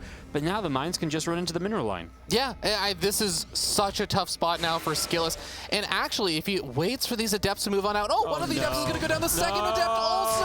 Oh my god, that's half of the map presence that Skillz could have had. 3 Phoenix, all well and good. You can maybe do a couple lift ups. And remember, they use some of their energy also on the Hellions and try and clean those up. So they actually don't even have that much energy to lift up SCVs. I say all of that, Wardy, but he didn't even get a chance to lift up SCVs. There was just no opportunity, right? I mean, what a brutal position to play out from. This is absolutely tough. And with the setup Kalizer has, Viking, Cyclone, Marine, I think he just walks across the map. And if he doesn't win, he's going to deal some sort of good damage, right? Because he's just got everything he needs to fight against Phoenix. And what support is on the map for Phoenix right now? There's 1 Adept, and there's only 1 Adept. That's it. That's the army. Yeah, this is honestly one of these kind of games where if Kelazor loses this, it is going to be Kelazor losing this. He is so far ahead right now. It should be Kelazor's game to lose, and he is already moving across the map. He is not going to give Skillus the opportunity to try and play greedy behind this, to try and get up a few units. So Skillus is going to need to really rely on absolutely perfect micro of these Phoenix, rely on a shield battery overcharge. But where do you even overcharge? You overcharge the third or the main. Well, yeah, I mean, I guess you overcharge wherever this army goes. Is there even a battery in the main right now? There is a battery in the main. So, okay, but now we're going to lose these Adepts as they try and shade up. Here come the Phoenix trying to fight, and they will take on the Vikings. Another Cyclone showing up, more Marines. You've got those Widow Mines as buffer, but this is a moment now where if this pylon goes There's down, only that's one pylon there. Okay, no, there's a pylon in the back for the battery at least. Yeah. So that's something, but then your Warpins aren't exactly at the front, and I don't know if that's good or bad, but it's not exactly brilliant. This pylon's getting lower and lower, and Skillus will be supply blocked as well if he loses this. So. He's going to try and set the Widow Mines off with the Adept. No, he cancels the Shade. I actually thought it was going to be maybe a really good move where the Adept would draw the Widow Mine fire onto all the Marines and maybe be able to get a lot of free pickoffs there, but ends up canceling, and it looks like Kelazor feels like it is time to back off. He's already done more than enough damage, so I can't hate the decision too much. I mean, he's in a great position, right? I mean, he is up in workers. He's got a huge army supply. I don't mind him backing up for reinforcements because this can happen, right? The Phoenix can just get too involved and do too much. Yeah. And they are going to get a lot of kills, and that's definitely going to help Skillus out. That said, even if he kills everything here, Kelazor is still up like a lot of army supply, right? This was all of the Phoenix energy, so there's not a lot of harassment that can come on from now. They are basically kind of dead weight unless they do something like catch this medevac. You know, the angle of it, I was doing all the math in my head. I'm like, those Phoenix are headed on a beeline path to intercept that medevac, but no, he pulls back at the last second because he realizes he still has to clean up some of those Widow Mines from earlier. Kelazor also does back off for the moment, and I do feel like, yeah, if Kelazor is just thinking, get up that third base, get up some of those upgrades, and then once you have a good set of units to actually be aggressive with, just the raw firepower of the army should be threatening enough. You don't need to just go in with the small little drops as much right now. No, not at all. It's just going to see a Bioforce of Kelazor is still pressing forward. I mean, as Stim it finishes up, I mean, it's a game, it's going to be a Colossus and what else? And I do not love where yeah, I don't love where those robo structures are either. How are you going to protect those, you know?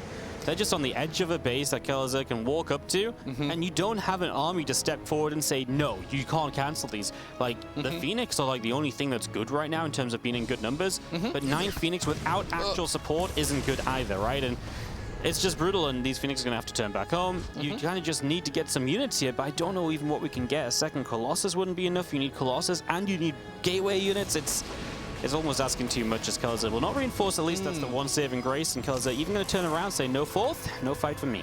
Okay. Yep, going to play it out a little bit safer, and I actually think the Robo is a really, really good point out, that it is in this much more exposed position, even the Robo Bay. And you might be wondering, why on earth would a Protoss player do this? But remember, the timing of when the Robo and the Robo Bay was coming down, in order to get that up at a reasonable time, he had to do that while the rest of the army was in his main base. There wasn't really a lot of opportunity to get it up anywhere else. God, these Widow Mines, though, Warty, I want to hug Skillus right now because it's just painful to watch when these Phoenix are your one big lifeline in this game, and you're constantly just eating Widow Mine after Widow Mine. There's a lot of Phoenix that are alive. I have to commend them and keep them all alive, and the problem is that they're not very healthy anymore either. Yeah, he's adding a second Stargate, so he's going to double down on the Phoenix and like really kind of rely on them, but I actually feel he should have just doubled down on like a second Robo and just gone like mass like Robo units or something. I just don't see the Phoenix, because for the Phoenix to be good, you just need that layer underneath them, right? Love this. One Roto Mine's going to go to the side, one's going to burrow on the edge maybe. We're just going to drop one in the mineral line. Good catch initially from Skillus. This one is going to connect on a few probes. Oh, in the assimilator, so maybe not. Skillus catches a break for once, and maybe Kelazor had a moment there to jump on the Colossi, though. Maybe not being as confident as he should be, but he's also in a great position, so he doesn't need to dive in. He's waiting for Ghost. That's only going to improve things. We do have a fleet beacon coming down, and I mean, you were talking about reinforcing on the Stargate units and everything. He even has +1 air weapons coming out. How do you feel about the air weapons? Because I think in my mind, I naturally transition this to carrier, big sky toss army and everything. Do you feel like that's going to be maybe the play in this situation? I think that's what he's going to do. Because, I mean, what else can he do? Usually you go carriers when you feel safe. But in this case, he's going carriers as a Hail Mary play. He has no other option, right? You know, what else are you really going to do here? really nothing at all. Like, your gateway units are completely unupgraded, you know. You've got to go carriers. You do. So yeah, I like that he's doing it because it's probably his only choice, but I still feel like this is Kelazur's moment. And this is Kelazur's moment because that tech is coming in, but it's not ready yet. If Kelazur lets this get on the map, that's a mistake from him. I know this is a defensive position. I know you can out-expand it, but get in there. There's only 3 Colossi. Get some EMPs down. This army's going to melt. You have so much firepower. I think you should take advantage of it right now because even from behind, carriers can be very scary. And, you know, maybe a little bit of Terran bias here, you know. Maybe I've seen the carriers win too many games that I feel like they shouldn't have. But it is much more difficult to deal with carriers than this army right now. I mean, okay, Kelazur's doing the right thing in terms of making sure there's no 4th base up, and I appreciate that. I just feel like he's missed maybe a little bit of an opportunity to try and get forward a little bit. It's not exactly like Kelazur had a 4th base that was up and running or something behind all this for a really long time either. Now, the EMP on the Phoenix is big because remember, it also removes the energy to do the lift up and takes away the shields. So this Phoenix are not only paperweights, they are actually lighter than paperweights. They're paperweights that are practically a breeze away from catching on fire. So now we end up seeing those Phoenix have to go back to the shield battery, drain a bit of that energy to heal back up so they can be present out on the map. They have to be careful of these random Widow Mines Kelazur has buried around. Is he paying attention? He is going to be able to pull those back in time, but 3 carriers about to pop. Wardy, I do feel like we're getting closer and closer to that moment of Skillous being able to hit his 2nd stride. Kelazur's maxed out. He's not going to get a bigger armor than this for a while. No, I mean, this is the moment to absolutely go, right? Because it doesn't get any better. Okay, a couple of reinforcements will stream in, but it's nice to attack and then have those reinforcements ready for the next wave. You know, if he keeps this on 4 bases and keeps teching up himself, I don't hate it. It's just as long as you keep him on 3 bases, right? If you stop that 4th base coming up, the moment the 4th base is up, Skulls just kind of turtles on that, right? And then it just becomes more of an issue, and suddenly Skulls is on his maxed out perfect army. And like I say, that's just difficult to fight against. This drop, not sure how much I love this, right? It pulls the Phoenix to the side, but they're pretty much going to guarantee to clean it up. And I would have liked it if there was something else happening, but he was just pulling away, you know? You know, I'm also just realizing something. Now, everyone always knows the power of those weapon upgrades for the carriers, right? The weapon upgrades for the carriers dramatically increase the DPS. But conversely, the armor upgrades actually help dramatically versus the carriers. If Kelazur is correctly identifying what he's going to be up against, I mean, even with the Phoenix, it's actually useful to get those armor upgrades. He's basically just been stuck on +1 armor. He doesn't even have another armor upgrade on the way. So I do wonder if that's maybe a missed opportunity to try and deal with the carrier army a bit better. He's building a lot of Liberators. They're great at zoning, but they're also pretty good against carriers in the form of their splash damage against Interceptors. That could be a factor as well. You can see the fusion core coming in as he is going to make a play for the 4th base right now. Let's see what he gets. He'll get rid of some of the stack defense initially, but the carriers are here and you just don't want to run into that, right? Like, you've got Lippers on the way, etc. We are going to push the right side, but this is what Skills has been playing around. These stacked defense positions, they're really strong now because he's been sat on them for so long. Every so often he's just added 1 more cannon, then an extra battery, and that makes it so difficult to now try and push in with just a drop or so. Larger armies don't care so much, but the large army should be met by the main army, and that will just be supported by that stacked defense. Yeah, you know, I honestly think I would have been more on board with this play from Kelazur if he was also expanding a little bit more rapidly behind this, if he was building up a big bank and everything, but it doesn't really feel like Kelazur has some killer economy compared to Skillous behind all this, right? He has some great units, but like you were saying, it's really tough to push in those positions where you have shield batteries and cannons, and then you also have the disruptors that are able to just dramatically zone out this army. Skillous is nearly maxed out, and frankly, Kelazur's been maxed out for a while and just hasn't found opportunities to trade, and that doesn't really bode as well for Kelazur. Yeah, 66 SCVs for Kelazur. It's not like he's lost a lot of SCVs this game, right? So he's never really gone to that super like, oh yeah, I'm just gonna like take a really good late game position economy. He's always had a strong, the strong army and a focus on the army, and that's why we've been kind of saying, why aren't we committing to some of these fights? Because the setup is there for that. Yeah. Liberange is going to finish up in a moment, and that might help. The Disruptors obviously need to step back, and Kelazur will continue to try and force his way up some Rams. Obviously he wants to land EMPs before he commits to a fight. But this really is now the stage where 4th base is up from Skillous. His army is good, and there's no reason he can't get to a 5th, and like you've been saying, it's not like Kelazur has a huge bank, you know, in favor. I mean, he actually has more minerals but less gas, for example. You know, yeah, okay, he's been able to get to the libs that he wanted to, but Skillous also got the carriers, right? I mean, yeah, that's also kind of nice. Wardy, I'm also a little worried by the medevac count because Kelazur has actually been stimming forward to try and take out some of the bases, or he's been threatening this carrier army. He's got his entire army actually stemmed up still in the yellow. He's got 2 medevacs that are healing up his army. I don't know where the other 3 are right now. They just spawned. Okay. They just came out of production, so he also recognized the issue. I'm glad, yeah. I was starting to fix it, but you're not wrong. You know, these medevacs, they're going to come out fresh on energy, and so that means it's going to get drained almost instantly. Nice EMPs. Yeah, I mean, the EMPs are crucial, right? Oh, he got the disruptors too. Oh, yeah. Yeah, the EMPs are crucial because they stop you from basically being able to commit into the fight as Skillus, so you need to hit those every time. He's losing probes back at home as well, by the way, Skillus, so he's also not on a great economy, right? That's one thing to mention.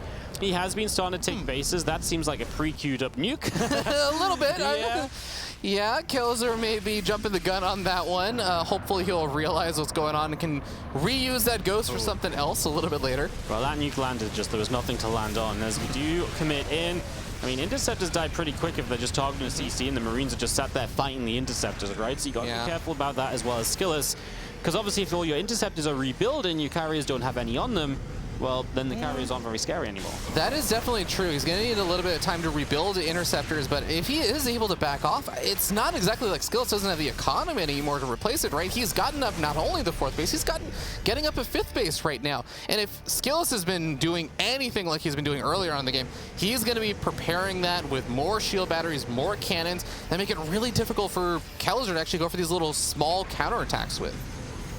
Oh yeah, no, it's going to make it really, really tough as we just have the Phoenix and the carriers pulling back over that left side again, and Liberator count continuing up as well. I mean, we're going to see Killzer starting to push forward a little bit, but, well, not going to commit in just yet. A couple of extra refineries all coming out. I mean, he's really just setting up with more bases. I like where he's at now. I still worry a little bit about the SCV count. This fight's going to break out. We're not going to see the Marauders just stimming forward. They can't even reach anything before they're dying, though, and I'm actually really curious about your thoughts on this, Wardy. Now, the Marauders are going to be able to soak up some of the damage from the Colossus, and he is going to try and stim on forward to get some big EMPs off again, but he's just fighting the Interceptors. Once the Interceptors are gone, the Carriers should be sitting ducks, but there's still more Interceptors left over, and the Carriers are up on this high ground. There's no way for the Bio to actually chase that, so Killzer definitely taking the worst end, I would say, of a lot of those trades. The Interceptors, a lot easier to replace than the Bio Forces.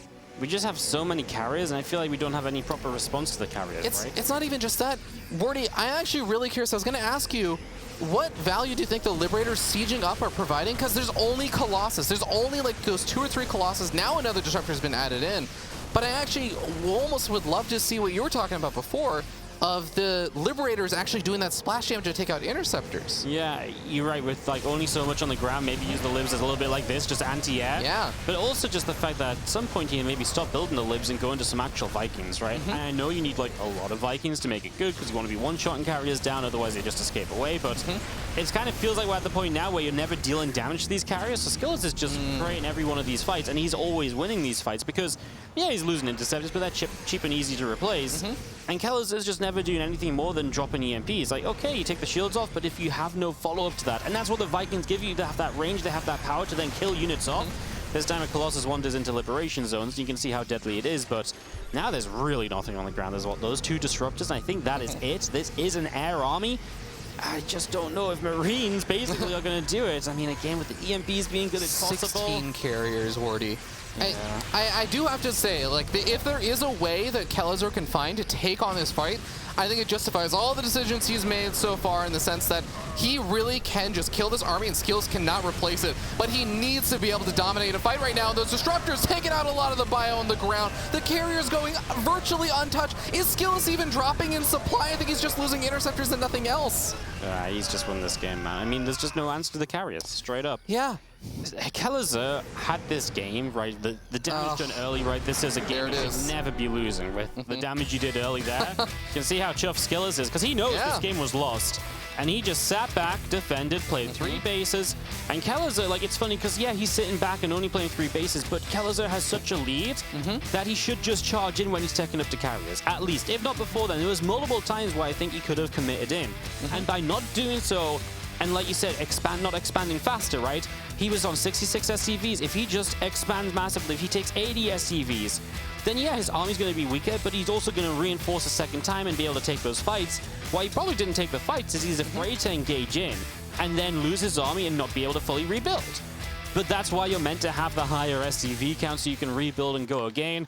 He just didn't take advantage of the leads he gave himself. And then he never played into what his opponent was playing. He never teched up.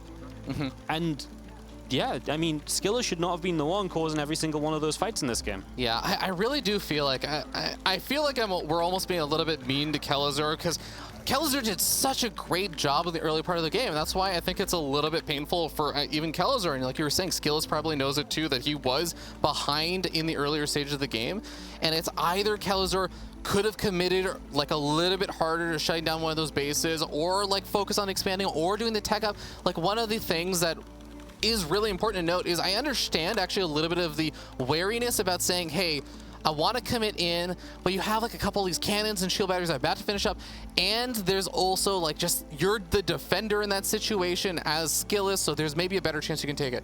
The rest of the fights that were happening, or like the dance around the center, Skillis did not have the backup of shield batteries. He did not have a big warp gate army or something that was going to come into support. It was such a focus on Skytoss. If there were any gateway units warped in, they're going to have 0 upgrades whatsoever. So I think that if Kelazur had been able to, say, get better upgrades to deal with the carriers, knowing that he was just going to be dealing with that carrier army, if he had been able to force a fight a little bit like faster, or even find a way to just deny some of the bases on the other side and exploit the own mobility, I feel like there's just so many other opportunities.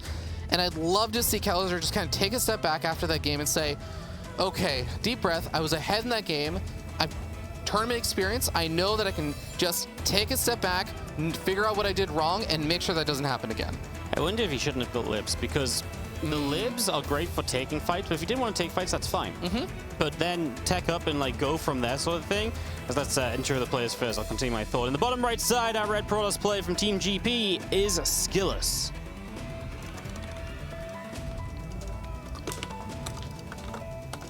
And down here, in the bottom left-hand side of the map, the blue Terran player from Team Liquid, he is Kelazur.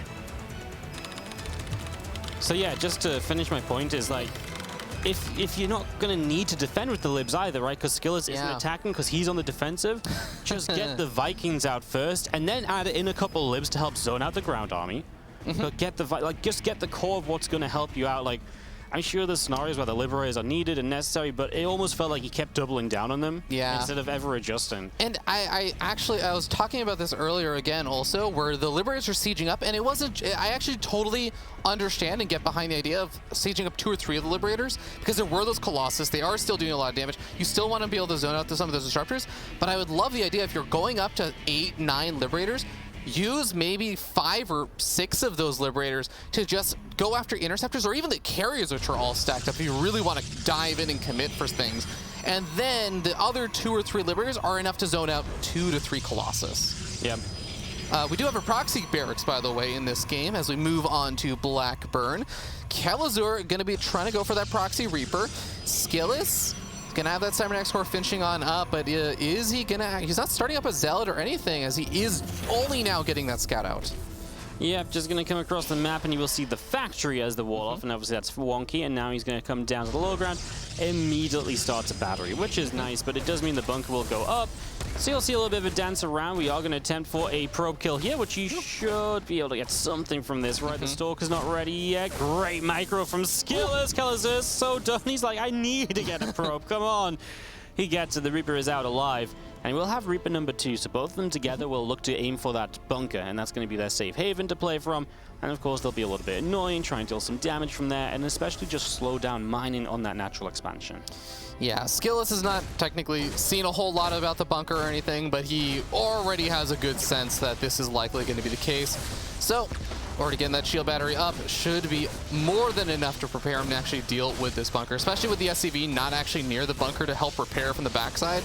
So, best that Kelazur can really hope to do is just try and drain the shield battery a little bit and then get some pot shots off on those stalkers, but he should know he's not going to be able to expect a whole lot more out of this. Just try and salvage the bunker and salvage the situation. Yeah, I mean, it's fine, right? You forced a battery, so that's good. You know, the probes didn't mine from the natural immediately. That's also good. So there's a couple good moments here. Skillis just going to go straight Twilight Council this time, by the way. So switch up from the last game. Not going to play that Stargate. And he's going to be fine too, you know, right from the get-go. There's not going to be a whole bunch of like Phoenix or anything, anything that he needs Phoenix for, right? It's not going to be immediate aggression because he saw the Reaper initially. So he's just like, yeah, I'm fine, get the Twilight up, play from there. There is going to be an armory going down, so it is going to be cloaked mines, but there's the robo coming in, nicely timed, straight after that blink starts. So you'll have the observer up in plenty of time to stop a second Widow Mine shot going off, as the probe does check for a mine on the high ground. Yeah, and seeing that Widow Mine is definitely going to be a nice little scout out there for Skillus. It's just going to just back up the suspicion that, yeah, he probably should be getting out that Observer ASAP, but also leaving it at home to make sure that you can actually deal with any kind of a little harassment that might be heading your way. Reapers are going to get pushed back. Knocks out one of them as well, so shuts down a little bit of that potential scouting vision later. If you have one Reaper, it's pretty hard to make it past that stalker. If you have two, you can actually still get additional scouts out later on. So Reaper going to turn and probe, going to take a bit more damage. Stalk's coming up. Reaper is going to go down. So that's a dead Reaper. And now we do have Widow Mines dropping into the main base where they're going to aim for a couple of these probes. There's two. We're going to burrow and reburrow to not get another, but he does have one mine left. Sometimes this can be tricky. You know, you don't know if it's 2 or 3. In this case, it is indeed 3. And Skillus has responded properly, of course. Still cloaked, waiting for the observer, but that should be a full cleanup. And Kaiser checks the third base, is on its way down before he leaves. Yeah, let's keep an eye out on that main base one, as we already see Skillus is pulling a lot of his workers away. He's ready to sacrifice one of these probes. As the observer should be popping out at the natural, and has already cleaned that Widow Mine up, I believe. Now he can clean up that second one in the main base. So again, bit of mining time delayed, but this is one of those slightly more committed kind of Widow Mine drops you can go for. Yeah, obviously you invest into the armory. This came off of a faster factory in general, right? So there's a couple of things here. You know, this part, in part right, the blink is kind of later as well, so a few different things. You can see that the worker count is fine for Skillus. He's up by 7, his army supply is great. He's going to go straight into charge, and one thing we've not really seen much on the mainstream today in PvT is just like a massive units, right? We've been seeing a lot of like teching up in TVP, but not so much build a lot of Stalkers, then build a lot of Zealots, and just sort of swarm. And that's a little bit of what we're going to have now. Yeah, you'll have to have seen some of the B or C streams where you saw Haas Okay, it wasn't, I mean, no one should quite do exactly how Haas did. I mean, when Pig said 40,000 Zealots, he overestimated a little bit, but 30,000 would have been accurate. It was ridiculous. Always a treat to see. Nice little blink up location over here. It's going to be able to find Stim as well. The siege check is siege up, so it's going to be able to soften up these stalkers. And the SCV is already coming off to repair. Kills off one of the stalkers. Doesn't really lose a whole lot outside of, minor mining time from those two workers. So nicely handled there by Kelzer. He's going to be a bit happier with being able to bat that off pretty easily. Yep. Skill's just going to be unable to find anything. Nice idea, but the tank was in a good position. It wasn't enough stalkers to be truly scary. Yeah. And yeah, just obviously good defense. Stim combat and +1 all coming through, so that's Kelzer's next step. Obviously, by then, we'll have charge up and a prism coming out. There's all those gateways, by the way. We talk about, like I say, massive units. It really is going to be like a lot of units off of a lot of gateways. We'll see if he can get that overwhelming factor. He'll add an Immortal in. That helps to bulk up the army a bit. It gives you like a little bit of extra bonus damage against the frontline and Marauders. I especially like it just because sometimes the Terran tries to get it and it just soaks up so much damage, especially if it gets in range of a battery and then gets healed back up. There's a lot of value to be found there. So the Immortal's a nice addition. It just helps you be that little bit safer overall. Now, we do see the Warp Prism getting loaded up with some of those Zealots at the same time that Kelzer's loading up with a triple medevac drop, which is going to potentially go past the Warp Prism. Is he actually going to be able to spot this out, or are they just barely too far away? We're getting a vision check. Kelzer catches wind of the Warp Prism. Warp Prism catches wind of the medevacs, and the Warp Prism also moves. That might have been a good identification there as a Stalker warps in the main. A single Stalker, that's it. Yep, one Stalker, and then a couple more coming in. It's a lot of units, so you think you should kind of go for it, but then, of course, it's always dangerous, because now if you try and leave, you might get blinked on! Empty medevac, though. Empty medevac, but obviously empty because he left some of the units behind. The medevac just about survives. We'll come down to this low ground where we're going to reinforce with some more units, but good starting defense from Skillers. He takes some Zealots now across the map in a Warp Prism of his own. If Kelzer is rallying across the map and he doesn't have defense at home, then he's going to be in trouble against that Prism. And meanwhile, Skillers is setting up to take a goal base. Oh, we just pulling the boys. All right, then, here we go. This is going to be a funny moment, too, because the Templar Archives is about to finish up. We have 2 shield batteries immediately starting up. Oh, the Observer's right outside the Natural, so he saw this coming, is immediately going to be able to start making some counter splash damage units in the form of those Archons, or at least one Archon, which will help out a little bit. Lots of charge loss being warped in. Is this actually going to work out? Is this going to pay off for Kelazor, or is he going to be digging his own grave over here in game number 2? The SCV count has already been dwindled quite a bit, and he hasn't really made it through. The shield batteries are finishing up, Wardy. Yeah, the first battery ran down really quickly, but the second and third are now done, and now you've already lost a lot of your SCV buffer, so now it's just an all-in with your army. And obviously the SCVs are meant to help you overwhelm so that you have a lot of army left over, then jump afterwards.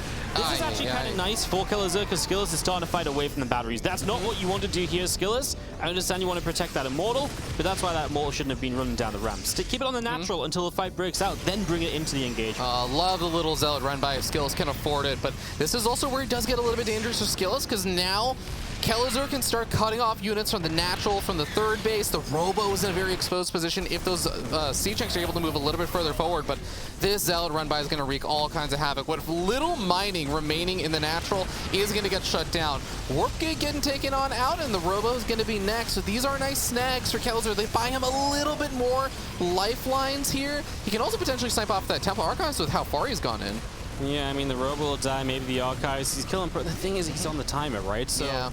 You know, it's time passing by. It's still good for Skillers. Even if he starts to lose a tech structure too, just more gateway units at this stage is likely to be good enough. That's true. Tank pops out at home, but it's not like you can really reinforce. As Skillers going to give up his natural. I really don't hate it, man. You're still going to be playing basically a 2-base versus 1-base scenario, so that's fine. The Prism going to drop the Archons in. I like that. He will protect the Nexus.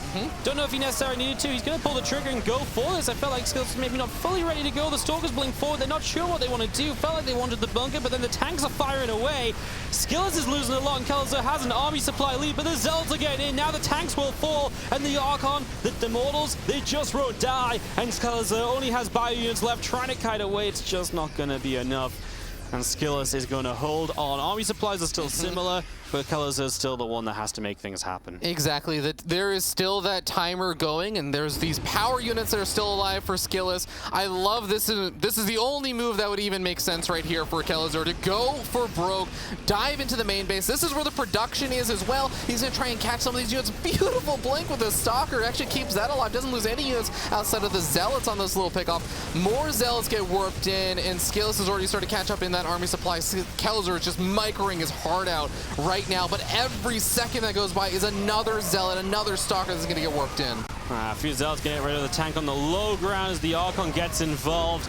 Kaiser has to type out GG, and Skillers is going to get the 2-0, fighting from basically, he was honestly 1-0 down in the first game, but he turned it around and brought that back, and game 2 was just pretty nice from him, right? He always had the control, he was looking for ideas, and he was very comfortable on the defense. He had batteries coming up, he had the information gathering, right? He had all the info he needed to make the right decisions, and Skillers will stay alive in the Intel Extreme Masters while Kaiser will be going home. A little bit sad, as Kaiser has definitely been one of those players I know has been near and dear to my heart as one of the NA players that moved over to Europe. He's obviously one of the players that has not always been full-time into StarCraft. He was studying and everything, but it really did feel like he was pretty focused on StarCraft lately and everything. So happy for Skillers, though. He really did end up earning that victory in the end. We're going to hear a bit more from the boys over on the desk about that series. Anything else that's been going on?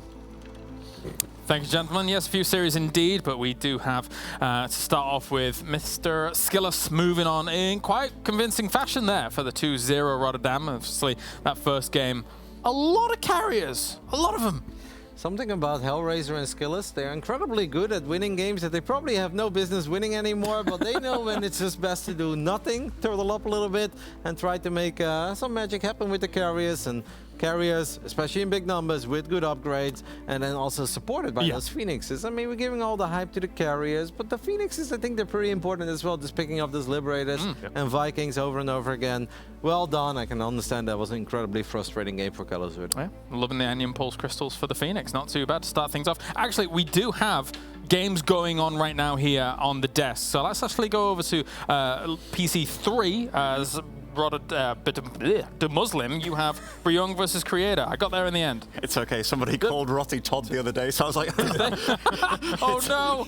The play manager called you thermal yesterday. What are you laughing at? Oh yeah, that did happen as well. Yeah, like this guy called him Todd one time, and Kevin like let it slip, and he's calling him Todd again. He's like, oh my god, it's the biggest insult of my life. But anyway, this game, like Bjorn, like this game started off really bad for Bjorn. He went 3 racks against a Colossus drop opening, which is really bad. Lost quite a lot of SCVs and was just behind. But then it's turned into this.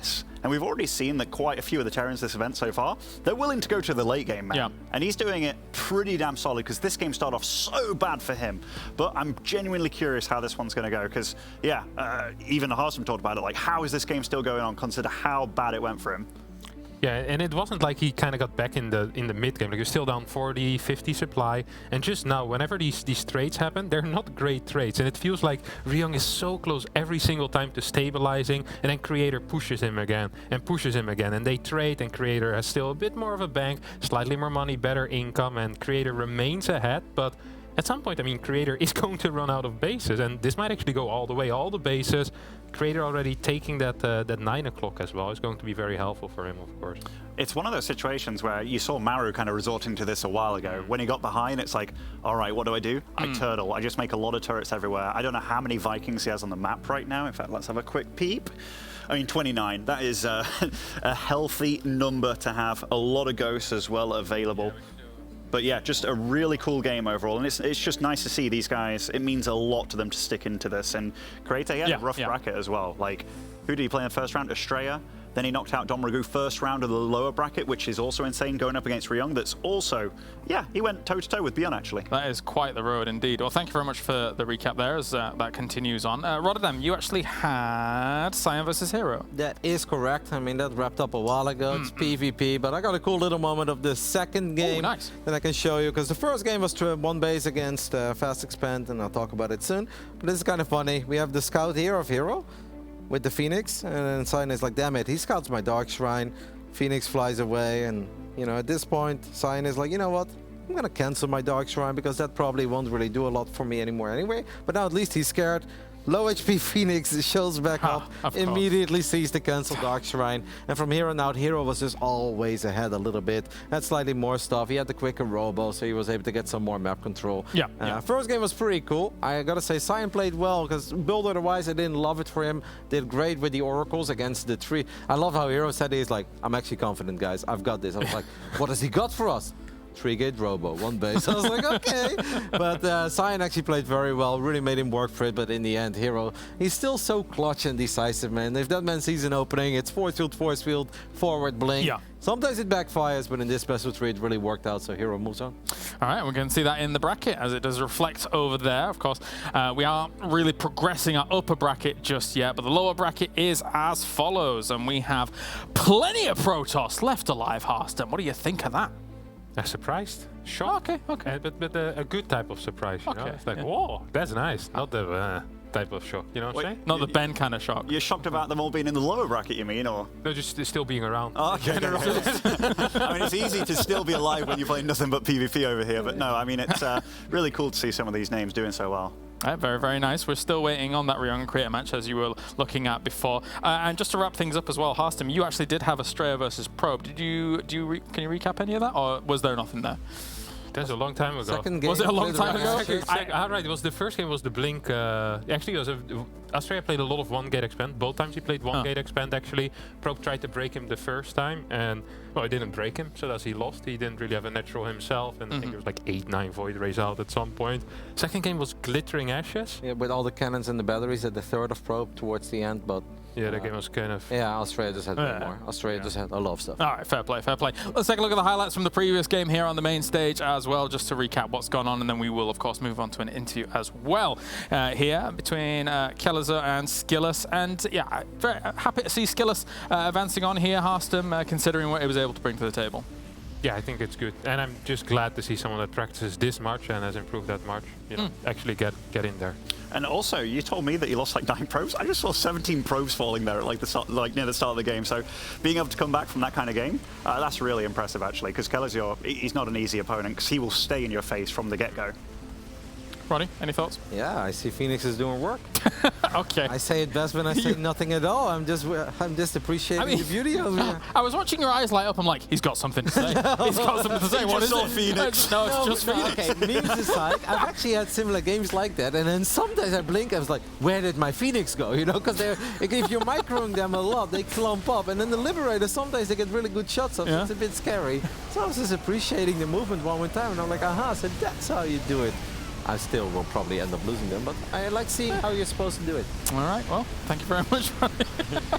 And that, of course, was this series. Skillus being able to win this out the 2-0 fashion against Kellezer. Commiserations, of course, to Kellezer, but he'll be back to fight another day. For now, we're heading over to an interview with Skillus and Zombie Grub. I am here with Skillus after a very good performance against Kelazur. Skillus, congratulations. You actually had a winning record going into the series against Kelazur. Did that help your confidence at all? Well, I was really confident in myself because I think my PvT is pretty good right now. Would you say it's your best matchup, or For is something sure, else? yeah. It happened pretty randomly because I didn't really have any Terrans in my bracket, but for some reason it still was the best matchup, and I'm really happy I'm playing Terrans in the loser bracket. Yeah, that's good to hear then. So we had game one kind of start off as a firecracker there. Can you talk a little bit about how in general you brought that game back? I don't know. I was a little bit surprised with his build order. I didn't expect him to get 4 Hellions in this situation. I thought it gonna be Widow Mind drop follow-up. So I moved my Phoenix and I just see 4 Hellions and I think in my head, okay, I lost this game. I'm probably dead. After I killed Hellions, I see I have like 25 or something props and I see I'm completely dead right now. But I was like, I don't know, I wasn't nervous and anything. So because of it, I was okay, let's wait until he finishes the game and see maybe I can do something. And carriers happened and I won.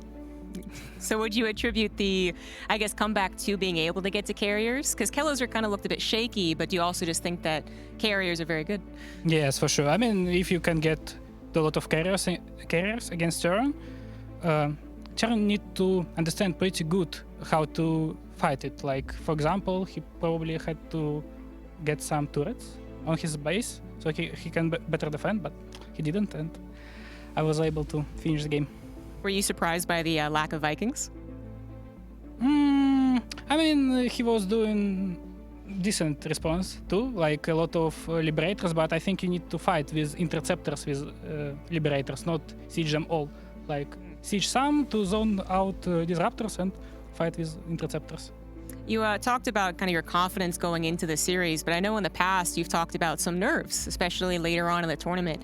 How is the situation now? Have you been working on your nerves in general? Does the offline atmosphere help you? I actually took a big break before I knew that I'm going to Katowice, and for some reason it helped a lot. Like, I am not nervous at all at this tournament. Like, I know, I just having fun. Yeah. And does the fact that it is the first offline tournament in a long time, like, does that add any pressure whatsoever, or just generally excitement? Yeah, it's pretty cool to be on offline event. Like, my last offline event was a year ago, at local offline event, but such a big event for sure, it helps. Yeah, and your next opponent is going to be Estrella. So you did get sent down to the lower bracket because of a Protoss. Nice. So what are your feelings going into the next best of? Well, first of all, it's funny that we play Estrella because we actually practiced before today's day some games to warm up, and now we're gonna play each other. So it's gonna be a pretty fun series. In general, it's probably my worst matchup, but I hope I will show something cool.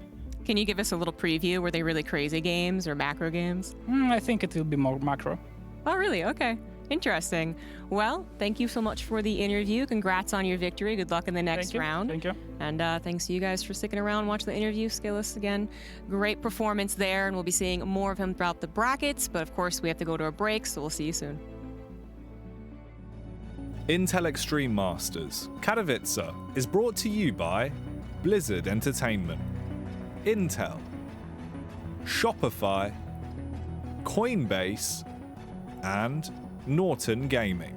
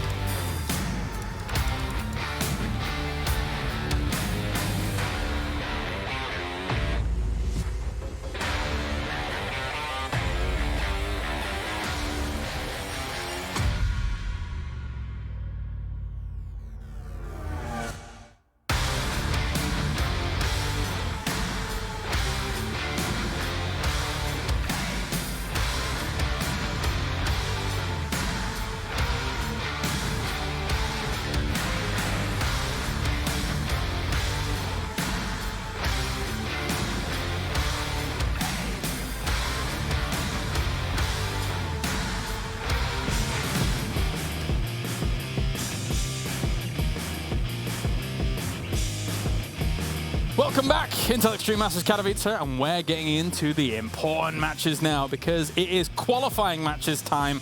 We're in the upper bracket here for our TVT to find out which of these players is going to get around a 24 spot. We've got DeMuslim, we've got Harstam, we've got Rotterdam, we've got the same guys as before for some reason, but that's fine. Let's talk about this best of 5 though. We do now actually with these qualifying matches switch into best of 5s of course. And DeMuslim, starting with yourself here for this TVT. Obviously these two, actually Bjorn has played TVT all day and Uthermal started off the day with a strong TVT. So what are you making of this one? I mean, like Bjorn is definitely a expected slot here, I think, for making it through the entire bracket, but him being in the qualifying match in the winner bracket, no surprise. Uthermal though, last minute replacement. That's really cool because, like, you know, you've already brought it up that the last time he was a last-minute replacement, he ended up winning the whole tournament. Now, I know times have changed, but super impressive run by him. And going up against Bjorn, he's got nothing to lose at this point. And a player with no pressure on his shoulders, that's a good player to see. Yeah, he's functioning on a decent level, I think, is fair to say. Rotterdam is Uthermal from what we've seen so far. But going up against Bjorn, that's a tall order. Yeah, he's an underdog. I mean, we've been hyping up Bjorn all day since the very beginning. We said he's one of the overwhelming favorites for this open bracket. And so far, Bjorn is living up to that hype. I do think coming into this qualifying best of 5, he is the favorite once more. But a Uthermal that's unleashed is absolutely capable of making some magic happen. I mean, you guys already mentioned the replacement man hype 2016. It was a great year for Dutch StarCraft, by the way. Man next to me also won 2 tournaments. Those were the glory days. It's been a little dry ever since. But, but no, it's great to see Mark playing well so far. And to be honest, historically, Uthermal has played some good StarCraft at the Intel Extreme Masters Katowice. He never made it out of the group stage, but there was a year where he beat Innovation, he beat Hurricane, he beat True, and even the year after that, he was very close. He went 2 and 3, but everybody went 2 and 3 in that group. So there's something about Katowice that kind of works out for Uthermal, and it's great to see him play well, and hopefully he can at least make this a very close and competitive best of 5. Aston, your thoughts coming into this one? I think Uthermal is one of the players that sometimes does suffer a little bit with having nerves, and the replacement meme, of course, is kind of old, but I do believe that there's no pressure on him whatsoever. He knows how to play the game, he's good, he's aggressive, and he understands how to prepare for people, even in very little time. And I think that is also a very important skill to have when you're playing high-level StarCraft. So I actually give him a decent chance here. All right. It's time then. We are heading over to our TVT. Do remember, this is a qualifying match. Important here for these two Terrans to put their absolute A game on. Let's head over to the commentators. And it is going to be a big TVT match. The qualifying match is kicking off. The best of 5s are finally here, Wardy. No more of that silly 2 games and it could be over nonsense. None of that. None of that until tomorrow. But for the rest of today, it's going to be amazing. Yeah, it's really cool to see as well because Uthermal, I mean, he's a player who I always think of Katowice, group stages over the years, barely not making it out of the groups, so right? Close, by a map, oftentimes. Oh my gosh. So if he can make it into the groups again, he's going to have like another shot to hopefully turn that story around. It was always like, oh, he'd beat the guy that knocked him out of the group, but single map score, there'd be a +1 point down to some weird ruling, you know, every single time. But he's had some really good performances and had a good relationship with this tournament over the years. So it's kind of cool coming in now. He's got the replacement thing. Like they were saying, you know, no real pressure on his shoulders, right? No, I mean, you show up, and you know what? I think Uthermal plays best when there's no pressure on his shoulders. When he comes in, he has low expectations. He did the same in Leipzig in 2016, right? Where he's like, I'm done. I'm a streamer now. Nearly got top 2. Nearly made the finals when no one else could win in TVP. For now, let's enjoy some players, though. As in the top right-hand side, our red Terran from the Shopify Rebellion is Bjorn. No easy obstacle to overcome. But nonetheless, he will try it. The Team Liquid player down here in the bottom left-hand side. He's had a very long career. He's been a champion in the past. He'd love to get up there again. It's Mark Schlappy, Uthermal.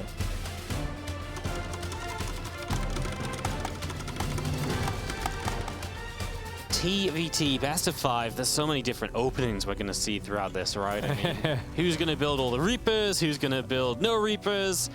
When are we going to see some T-Rax as well? You know, there's so many possibilities in TVT, and I do wonder how Uthermal will deal with a little bit of the Bjorn pressure. And I know Uthermal is very aggressive himself, but I can see him getting himself into trouble trying to be aggressive, and then Bjorn does the same thing, and maybe Bjorn is just that little better. at the multitasking, and that's saying a lot because Uthermal really is a great like micro-focus player. Yeah. So I feel like these two match up in a very interesting kind of way. I like the way you say that, because I also am thinking about it where I'm like, look, if it's protracted, drawn out, multitasking, high-speed trades, I kind of sense Bjorn just being a little too much for him. But Uthermal can be a bit trickier tactically in that I can see him kind of being ready, poised, waiting till Bjorn moves out, and then bam, the Doom drop goes in the back, right? You know, real sneaky tanks and Marines unload in the back of the main base and siege him up, and maybe just rotating around and finding some of those cute angles. So Uthermal definitely having a shot in that. We saw Bjorn earlier overwhelming a few other Terran opponents. Percival at the very start of the day to kick off the whole tournament. Same thing with Ryung, put up a good fight against him. It felt like the only points where Bjorn slowed down was maybe kind of early, late game around when they're first maxing out. He sometimes gets a little over-eager to push. A very good defensive player can fight back. Not really Uthermal's forte playing defensive though, so I don't really know if that's going to come into play here. The one thing Uthermal can do, which I think is very powerful sometimes in a best of 5, is he plays mech very well. So that might be something we mix in. I'd be surprised if he didn't mix in at some point in this series, because he's been kind of mech friendly lately in TVT. So I love mech in this matchup. Yeah. You know, it's funny because Mark is the one who's like, no, it's so bad. They just make Marine Marauder and A-move it. Like, it's not even good. And I'm like, it is good. Like, yeah, not doing it every game necessarily, but I love it as a surprise in a best of 5. So I think, honestly, it's so hard to play against like a Gumiho type player who can pull it out at a moment's notice. And if he does it here, I mean, Bjorn, he's very experienced in the standard TVT. You don't get a lot of practice versus mech in this matchup. Even Gumiho, who's kind of the mech guy, doesn't really do it in TVT at all at the moment. So I think Bjorn would be massively out of practice in that. yeah, no, it's definitely a rare sight, but like I say, Uthermal comfortable with it, and that's just so powerful. So we'll see what happens. Early game here, you see the medevac on the way out from Bjorn, so he's going to become the aggressor, and so will Uthermal. Medevac too. They're both aggressive Terran players. No real surprises, but this is where it gets weird. You know, if one player can pick up 10 kills and the other guy only gets 5, all of a sudden you're talking about a severe early game lead, and that can really snowball in this matchup. Yeah, it kind of turns into a bit of a sword fight, and you kind of got to have a good cross guard, because if their drop, you know, slides past yours, you both end up in each other's bases at the same time. Well, I mean, one of you locks the Cyclone onto the other's medevac, barely gets the kill. The other one gets it out on red hit points, keeps every unit alive, popping them in and out of the medevac, and suddenly it's almost game over. Yeah, these medevacs are actually going to cross paths, and it'll be interesting to see if either player wants to turn it around and not go for this drop or to try and defend. Bjorn will boost. He's just been a little bit faster on the build entirely, so he's going to be quicker across the map, and he was slightly faster to a Cyclone, but that's not going to matter. The Cyclone of Uthermal is out, although not on the low ground, so a couple SCVs will go down. Kind of like dropping on the low ground, just catches a few workers while Uthermal is ready for the main. Medevac still locked onto, just gets away, but Uthermal flies straight into the Cyclone and the units, but it's going to work out. Loses the Medevac though. Yeah, he unloads and kills a few SCVs. At the same time, though, I think he might be able to clean up the drop, but no, doesn't get the continuation lock, and the medevac should...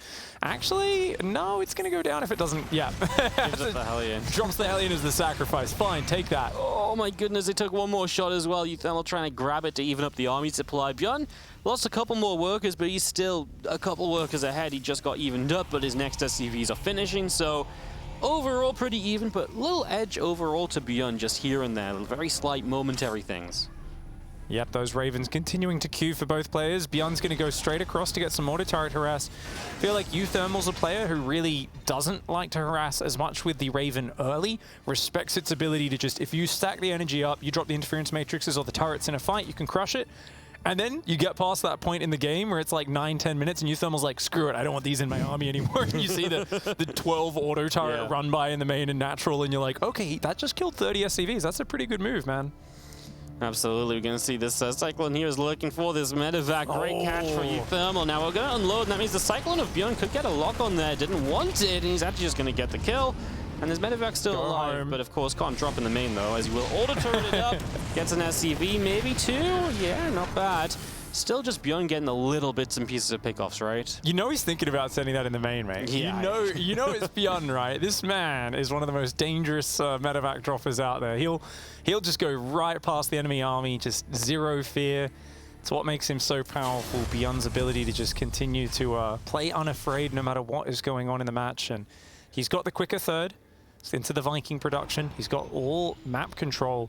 which is a great feeling in TVT when you see everything that's going on and you don't need to worry about anything appearing on your side of the map. The Widowmine shuffling out, hoping to ambush some units in the near future. Yeah, no, it's really nice as these couple of Vikings just trying to try and make sure they zone just in case something's still lurking around. We do see the couple extra barracks coming up on the side of Bjorn. His third CC is finishing. And this is just going to kind of even out the game altogether. A couple engineering bays. In general, just Bjorn is that little bit ahead still, right? Engineering bays are a bit faster. Second and third racks are a bit faster. And I say a bit faster, like they're finishing while Uthermal didn't start them. So that does start to become an issue for Uthermal. He was a little bit faster to the third CC, but it's not morphed into an orbital. It's just floated to the low ground, so that's a minor lead. Yeah, I'm getting a little worried for Uthermal that he's just a bit too far behind on all the infrastructure. Bjorn might overcommit to a push here, though. Uthermal has not really missed a beat with his factory or starport production. Because of that, he's matching the Viking count. He's got a bit more Raven energy, equal on the tanks. He's actually up a tank right now. So if Uthermal can just defend and Bjorn actually commits to a fight, so it could be really bad for Bjorn, but he's got the surprise factor right now. Oh, he's going to get into position. The tank's going to start sieging up. Obviously, you can play with these Ravens here. The Marines are just going to take on that first tank. It was maybe worth the Matrix, but no, he actually only lost 1 or 2 Marines, so not a bad start. Now, Uthermal has Bjorn in his natural, and he can't bring his units across here to defend. Auto turrets go down as Uthermal kind of thinks about it, and Bjorn gets a little bit maybe trigger happy even on the auto turrets. But Bjorn just sits here and kills SCVs, and this is looking good. More auto turrets going down, just delaying the push in from Uthermal. Bjorn realizing he's lost the air control, so he just lands the Vikings to help out on the ground, and that's why he'll continue to play forward from. Nearly losing a Raven, but pulling back. His damage might be done soon, although back in the main, taking the Marines up there. Even more damage being dealt. Nearly gets a Raven too, as he has Stim. He's just going to stim across, and he's going to go for the Raven. Full energy goes down. I mean, the dream here is the counter-attack for Uthermal, right? He's taking so much economic damage. You're not thinking about dragging this out to a long game. You're thinking about, okay, maybe I shot this push down with Matrixes, but he just lost 2 Matrixes with that Raven going down. Bjorn wisely unpacks his tanks, says, okay, let's just drive back. Let's not give you a good fight. I've got a massive advantage. I've just got to avoid taking a really bad fight. Let's get my units back together, and I think he's going to get away. Yeah, he's not going to lose. Maybe an auto turret could catch something, as he does catch a reinforcement. So the Vikings going to lift up. We're going to fight. The auto turret's going down. And this is going to be a weird one. No one is sieging up. The Vikings will land from Uthermal to try and help power through on the ground. Bjorn backs up. Now he gets siege, and that means Uthermal's push will end. Bjorn obviously comes out ahead on the work account, and because he didn't trade badly, ahead on army supply. Upgrades finished as well, by the way, for these Marines that continue to pump out. Bjorn holds pretty much every advantage in the game. Uthermal's going to slow down a little bit. He's building Marines 5 at a time. Hasn't started his 1-1 upgrades, and oh, that's very bad for him. Losing 1-2 tanks. Make it his 3rd tank goes down there. His Vikings will come forward to try and save the day with the Viking land. Might be able to do okay. Punishes Bjorn a little bit. This is so weird. All these on-siege tank battles. Another on-siege tank battle goes crazy, but it is going to be Bjorn that takes the W for game number 1. He was just a little bit too good on all aspects there, right? Especially just getting into position. Uthermal didn't know where that main army was, and it all fell apart from there. Other advantages were like a little bit, like an SCV here, an SCV there. I was a bit worried about the timing of buildings, but nothing compared to the lead he took with taking the position on the natural. Yeah, just tight play, right? The drop was maybe slightly faster across the map, and I don't think that was the build was that different. He like instantly loaded, boosted, second boost the moment the first boost cooled down, whereas I don't think Uthermal did the second boost maybe at all, or until he'd already been hit. We saw some really good micro there in the medevac as well. Bjorn just doing everything he needs to do to get the game finished and keeping the pressure on with the auto turrets and so on as well. I mean, Uthermal had the Cyclone out of the map, such a good move to intercept a Raven, but he ends up just getting dropped on and losing it, right? It was all these little things that went Bjorn's way, and it stacks on top of each other, and like a house of cards, it just crumbles for Uthermal because there was too many advantages built there for Bjorn. Yeah, Uthermal just couldn't really do much about it at the end of the day, and now Bjorn leads 1-0. Of course, this is best of 5, long way to go still, but it also very quickly gets away from you at the same time, right? Like, Uthermal drove back 1-1, it feels good, but if he falls down 0-2 against someone as dangerous as Bjorn, that feels like more than just a mountain to climb.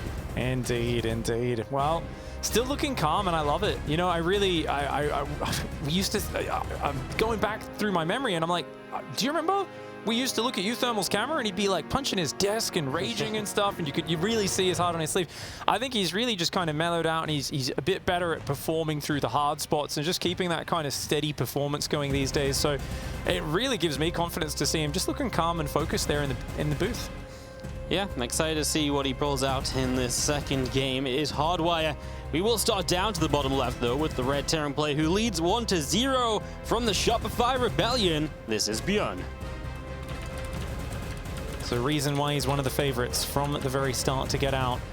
But we've got a guy up here who a lot of people weren't even thinking about, came in as a last-minute replacement, and he is having a great run so far. It is Team Liquid's Uthermal. Netherlands versus Korea. The Netherlands, one of those European countries that's had a habit of punching above its weight in terms of the number of players they've put out over the years here in the RTS scene. Yeah, they've been pretty impressive. They've done pretty good for themselves. This is already so different, by the way, that no second gas from Uthermal. So looking for typically a faster expansion then. Is a bigger map, but no ramp up into the natural, so it can still be dangerous. It's one where you can do it, but you got to be careful along with it.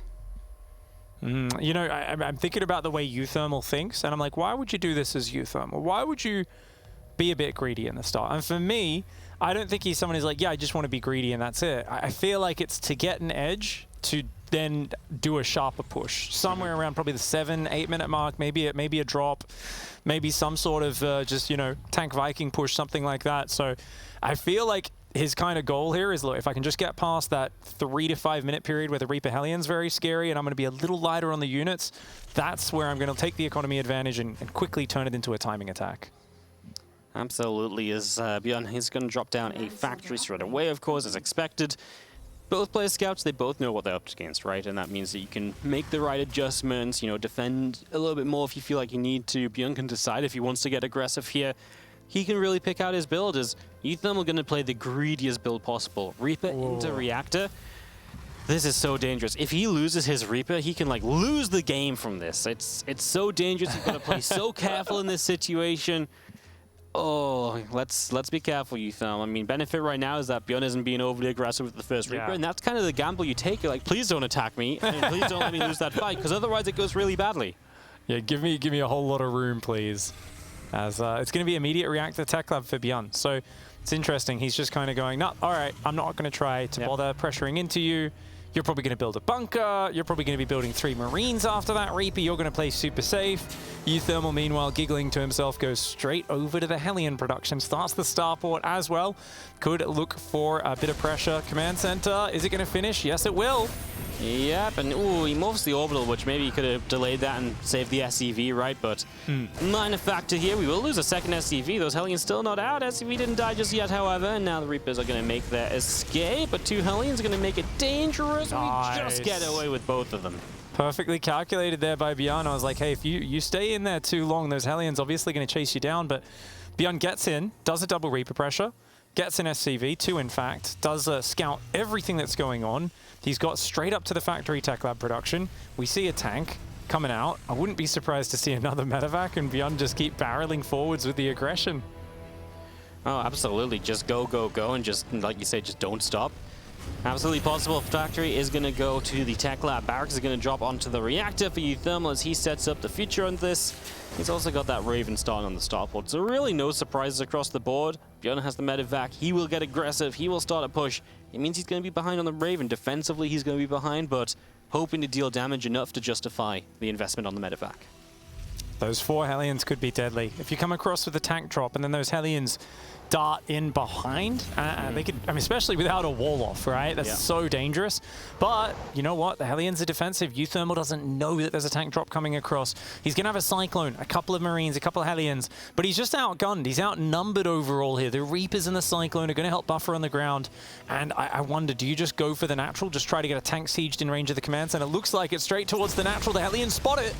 Yep, gonna see a little bit of what's going on. Reapers coming through, the Cyclone pressing forward and just gonna keep those Hellions of Uthermal back to the top side. We are gonna grab a Marine.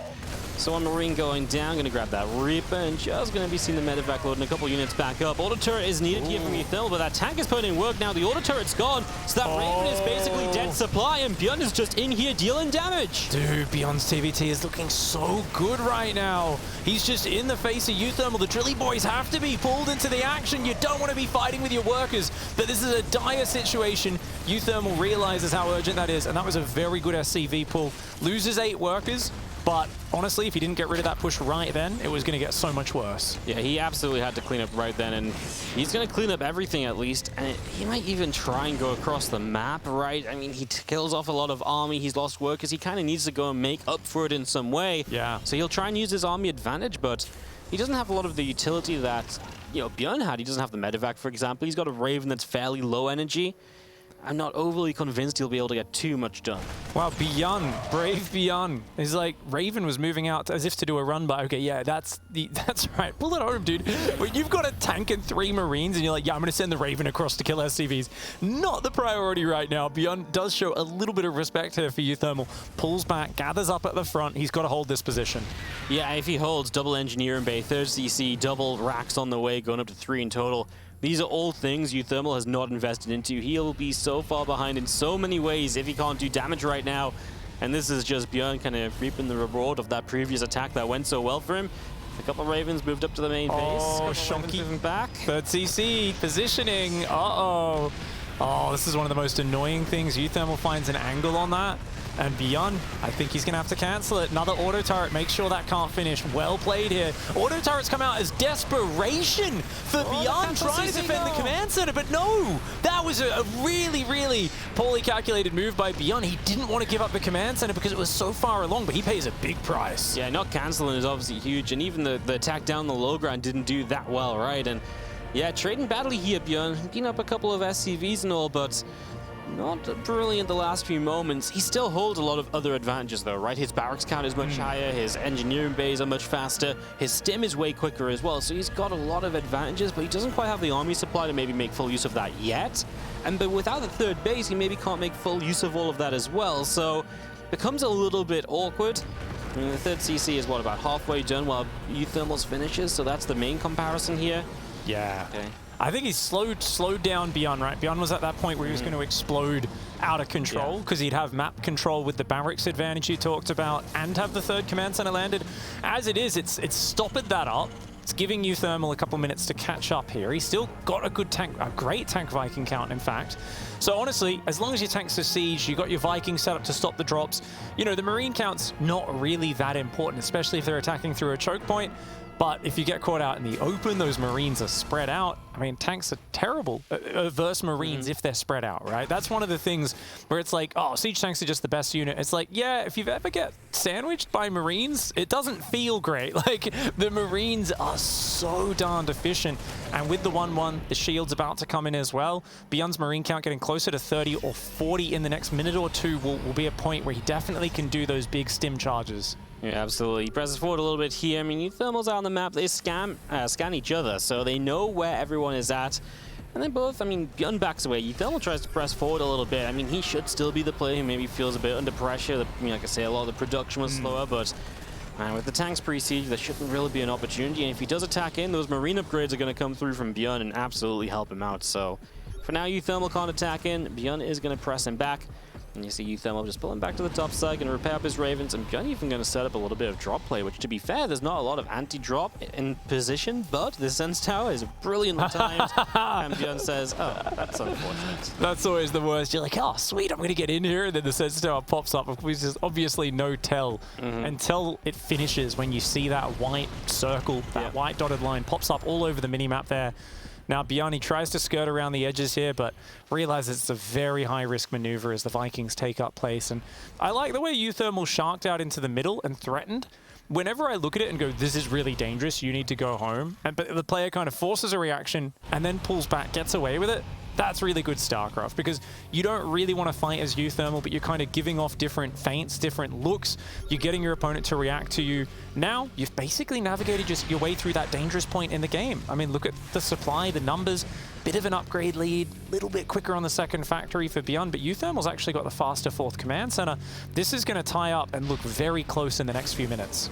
Yeah, it really is. If nothing happens, and to be fair, nothing really much is. Okay, Bjorn's got +2 attack, but that's not as much of an upgrade as 1-1 versus 0-0, like 2-1 versus 1-1. Like that a lot more. By the way, if you notice, Bjorn has fixed his always starting +2 armor instead of +2 attack. Finally. I mean, I've been calling this out for like a good year, at least. It's insane, isn't it? And even recently, he was still doing it. Yeah. Buddy, please, like, I just don't understand how, like. I think it's just, he just presses that hotkey first, right? And often, because you've only got money for one upgrade, it's the first button you press that queues up. He comes back a minute later and goes, oh, +2 hasn't started, and then he clicks it. In this case, he's doing it the right way now. He's actually changed it. You have no idea how many YouTube comments I've had to fight telling me that I shouldn't doubt Bjorn on this and that he knows what he's doing.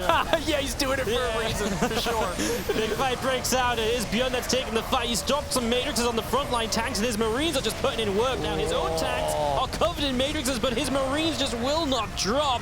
That missile coming through, and I mean, he's just got enough, right? He might not break the tanks. Oh, never mind. Those extra Marines from the south. Well, the Vikings land from Uthermal, but it won't be enough. And what a strike from Bjorn. He just had that moment where he just had a little bit too much still, and Uthermal just wasn't quite able to take advantage of the faster fourth and all those little bits and pieces that he was maybe starting to get together for himself. It was beautiful timing, wasn't it? And the spread on those Marines, the way they quickly arced forward. So many players would have had them running forward in a ball, but it was like every Marine knew where they were meant to go to form that perfect concave, that big spread. And even though the interference matrices, it looked like we're going to be, you know, it's like, hey, you've got 4 tanks shooting, he's got 1. Surely you win this fight. Not when the Marines are spread that well. Really good play by Bjorn, and he continues to the killer instinct. Uthermal, of course, was not tracking his army, didn't have the sensor tower up yet. So I think crucial there is the fact that Bjorn scanned, realized, hey, your Vikings aren't present in this fight. If there was a Viking land to buffer for those tanks, I think that works out very differently. Yeah, if it goes like a little faster or so with the Vikings. Well, Bjorn takes a 2-0 lead. This is going to be a very tough climb back from Uthermal. I almost feel like the next game he actually just plays a little bit of mech. You know, like I feel like he just puts himself in a position and says, look, the bio games aren't going great, from early leads going his way to just longer games going his way. Let's just play mech, you know, try and get set up into a solid position. Maybe even if he gets a lead, I can hold on more easily. Yeah. And then just get into that later stage and maybe just bring something different and break the momentum down and then reset a bit for game 4 and 5. Yeah, definitely. I think that's a really good option. And right now, because the early game is a rough period, I'm thinking of maybe something like a double or triple Cyclone opening where you can really get out there and try to just shut him down on the map early, be a little greedy behind it. And then if that goes into mech or something else, that's totally fine. There's a part of me that sparks some memory in my brain that says Uthermal has kind of looked his best when he's doing builds that look almost borderline trolly sometimes, like you said, with like not having any pressure on his shoulders. So I'm like, is there a battle cruiser opening that could work against someone as good as Bjorn? Is that a possibility? You know, there was a while, I think this might be 3 years ago now, but I cast a Maru game where he opened BC in TVT, and I genuinely believed he was like trying something serious. No, he was just trolling, man. It was a tournament as well. He's just like, I signed up for fun. I played against Cure. I thought it'd just be fun to make BCs. I was like, that's as close as I've seen a BC opening work in TVT big. I mean, it worked, but apparently it was just a troll, so there'd have to be something real special, huh? I always like that. I get excited when, you know, like Maru or someone's streaming and they're playing mech versus, and I'm like, whoa, he thinks mech's good. And then like he like loses, and at the end he's in chat. He's like, this is why I never play mech. It's so dumb. I'm never doing it again, chat. And I'm like, oh. He's like, I just did that for your entertainment. Just for you guys. Map number 3, Berlingrad. Dangerous map with the size, right? It's just small. Let's see if that plays out in anyone's favor. Bottom right-hand side, the red Terran player from the Shopify Rebellion. It is Bjorn.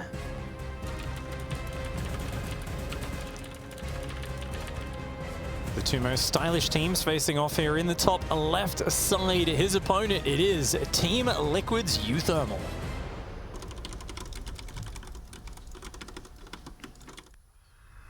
Team most stylish, yeah, I like them. Yeah, they look good. They generally, I mean, it's just some of the best uniforms out there, I think. Best uniforms. They're just like great teams as well, right? I know Shopify is a newer team at this point, a year old or so, though. Yeah. Obviously, Liquid have been here for so long, but they both just feel like such big parts of the StarCraft scene at this stage, right? You know, even though Shopify's only been here for like a year or so, I can't imagine a world without the Shopify Rebellion anymore.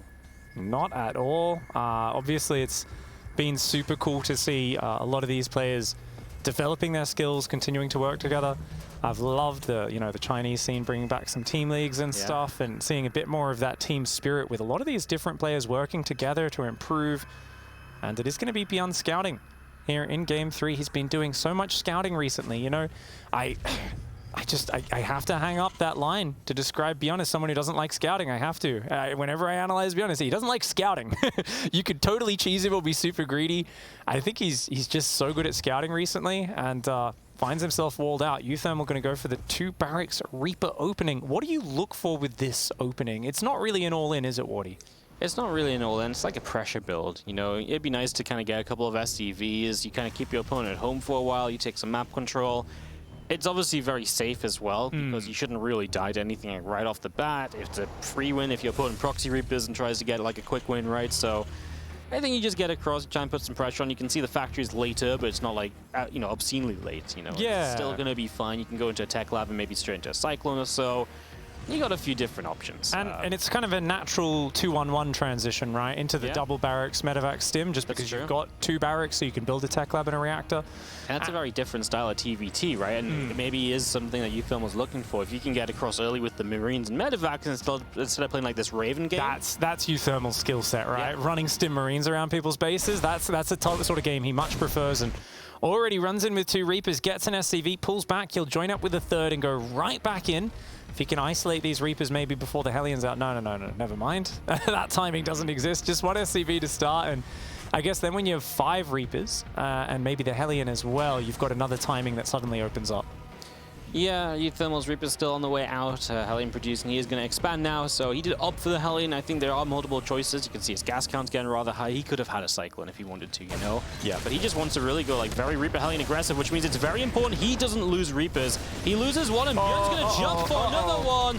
I mean, okay, obviously Bjorn loses 2 of his Reapers himself, but so much of this is about the numbers game being in, Uthermal's favor, and he's going to lose another Reaper. Oh, Reaper but comes in from behind. Yeah, okay, we kill a Hellion off. Oh, well, I mean, it's interesting, huh? It's a trade. Hard to tell. It's a trade. There's more Reaper Hellion on the way. Uthermal is not easing off that right now. Pedal to the metal. More Reapers, more Hellions, more win. He wants to take the fight to Bjorn, but it feels like definitely Bjorn's got maybe a slightly better trade. He's definitely stalled out the aggression for long enough. Does have more Marines building, but I don't see like a Cyclone or anything for Bjorn or anything building that will completely shut this down. So it feels like there's still potential. Yeah, he had the tech lab just finished now, so going into a Raven and now the Cyclone. So maybe a dangerous next 30 seconds, but if he gets that Cyclone, this really does start to deny this, especially because so many Reapers have died. You just don't have the damage output to really take advantage of, jumping on the Cyclone or anything. As the Hellion goes down on the side of Uthermal, he will get one in return, but he loses another.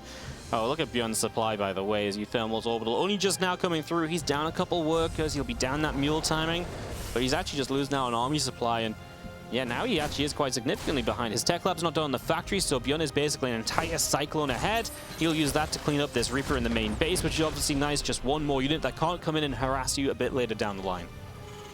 A rough series so far here for Uthermal. Tries to change things up drastically in Game 3, but Bjorn, I mean, I love that this is the Bjorn that's showing up in this tournament. He's looked so darned powerful and living up to the expectations, and I don't know, I almost felt like a bit of a foreboding thing as a Bjorn fan where everyone was like, oh, Bjorn will definitely make it out. Bjorn will definitely make it out. And I was like, oh, I don't know, there was this superstitious worry that people were expecting too much of him. But honestly, he's played even better than I think what most people expected. He's been very dominant in this bracket so far today and continues to apply pressure while macroing behind it. It doesn't feel like he's tunnel visioning on anything at all. None of that over micro focus of years past. Yeah, he's just playing a great series so far, and we'll see what Uthermal will try and do to bounce back a little bit at this stage, because he's once again going to find himself behind after the first few minutes. And Bjorn scans, he sees, oh, that's a pretty quick third CC, all things considered, So that's maybe something that Bjorn can take advantage of, only just dropping his own third now. He's going to start moving out. He says, maybe I have something of an opportunity. Take advantage of that. Let's see what we can do. He's still trying to auto turret here and there. Doesn't quite see it being worthwhile in the natural, but maybe the main is less defended. There's a Raven nearby, but that doesn't really stop SCVs being targeted down. Yeah, trying to intercept a Raven with your own Raven is one of the most futile things. Unless you want to drop 4 auto turrets at once on it, you aren't really going to achieve a lot. Push comes forward on the front. Cyclone gets a nice lock. Oh, that's a very good start to it. Interference Matrix on the Cyclone, I believe, was that. Or did the Cyclone? Yeah, it was. That was necessary as well to save that tank, otherwise the Cyclone gets the kill. This Cyclone on the side is obviously a bit of a weird spot. Bjorn's trying to get his own tank to safety at the moment, and now we're going to drop an auto turret in from Uthermal. The other tank shows up though from Bjorn. It's going to get kited away, and we're going to kill the Raven off these Marines of Uthermal on in grave space, and the auto turret on the right side from Bjorn will clean it up. He pulls the SCVs to repair this tank, but well, that was a weird moment or two. The Raven in the main base forces this SCV pull as well. Oh, that was a bit like all over the place. I mean, I love the kind of instincts there, the killer instinct from Uthermal, say, let's hunt these units down, trap them. But he ended up walking into a surround, and you can see on the units lost have 2-to-1 cost efficiency, just out of this world for Bjorn, as he has, once again, full map control, tanks on the front, looking for that siege angle. He's going to try and find a corner here, seeing what he can utilize. It's a soft contain for now, not really in range of anything important, but you've got upgrades, you've got reactors on the barracks, you've got Viking productions, third commands that are morphing into an orbital on location for Bjorn. And Bjorn is ahead in every single metric. Just going to see Bjorn going to come forward, siege up. The tanks will be in range of... Oh, they're in range of the tanks, just not. Will be able to hit the depot from the high ground. I mean, all the pressure is on Uthermal. He had a faster third base, but he's not been able to move out to take it, whereas Bjorn's in position, finishing up as an orbital now, and hence mining.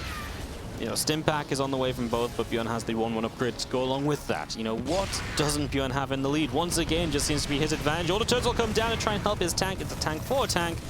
And these auto turrets will continue for the reactor for a little while. Yeah, they should get it. They'll definitely set it on fire. It does go down there.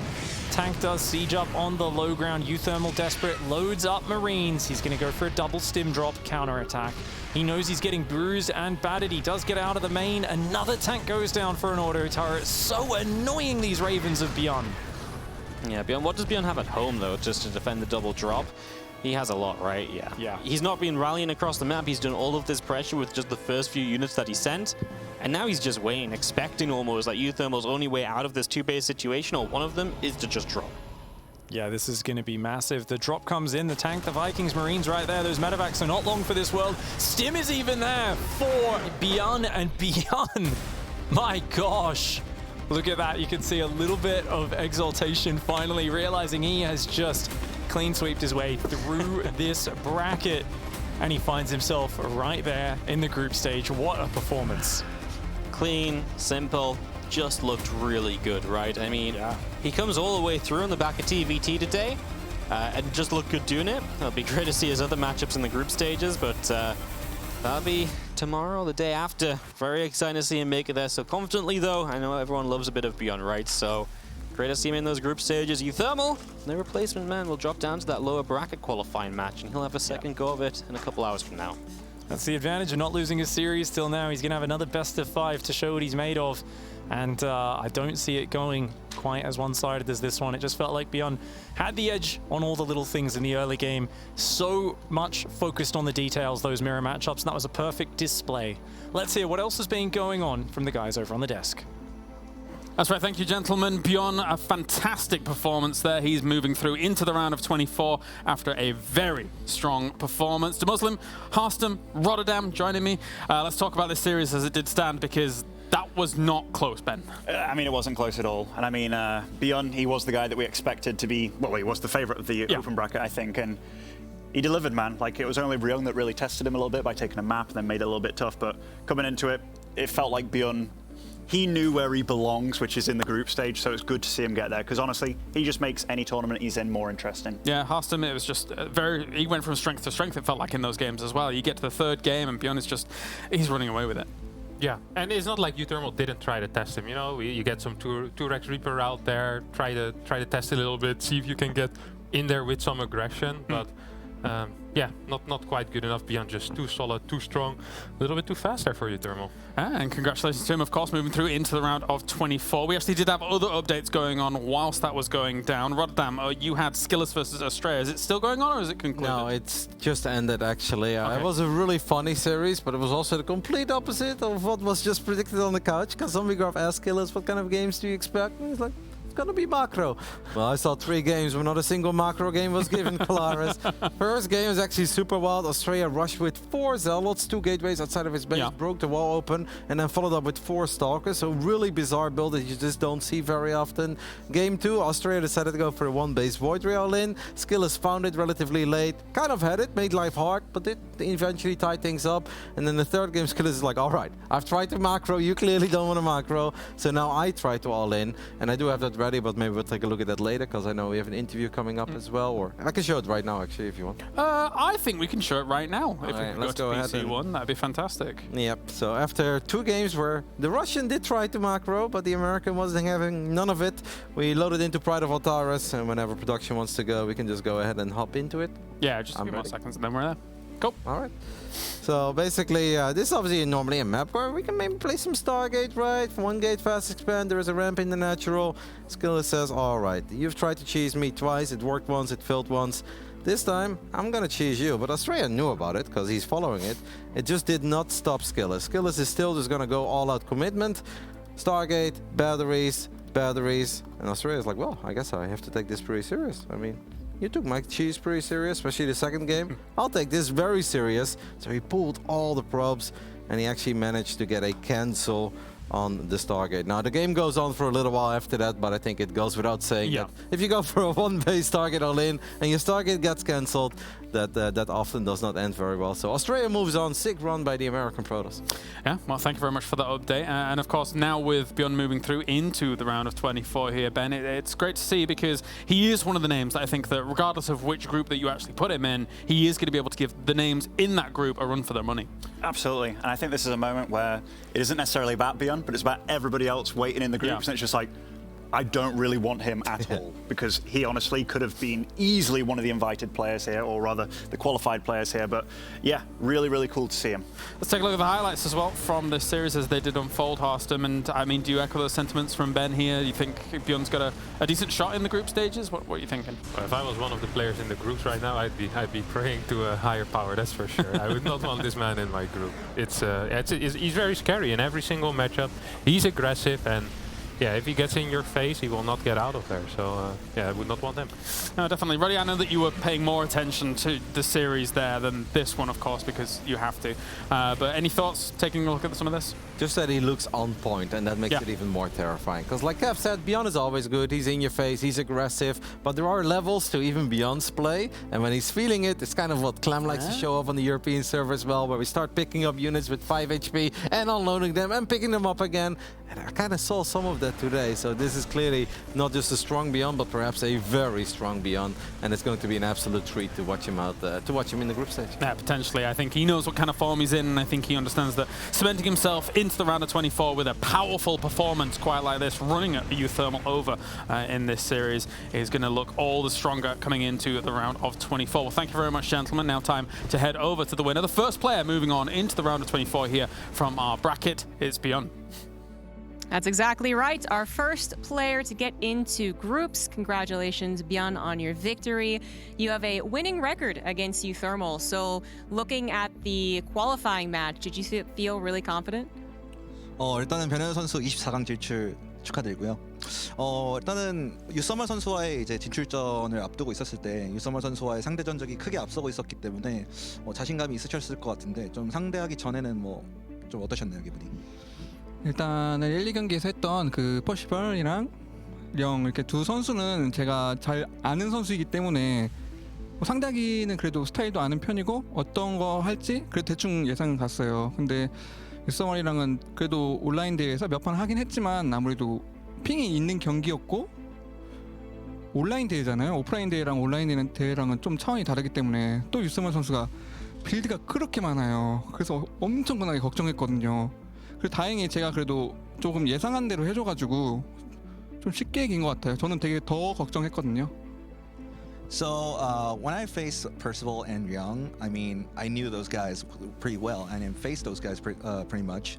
So I kind of expected what to do, but about Thermal, I mean, I only faced them and online a bit of a few times. So it makes a very much difference between the online and the offline event. And Thermal has a lot of builds he could cover. So I just wanted to figure out what builds would we choose. And I think, fortunately, he tried to do something that he expected.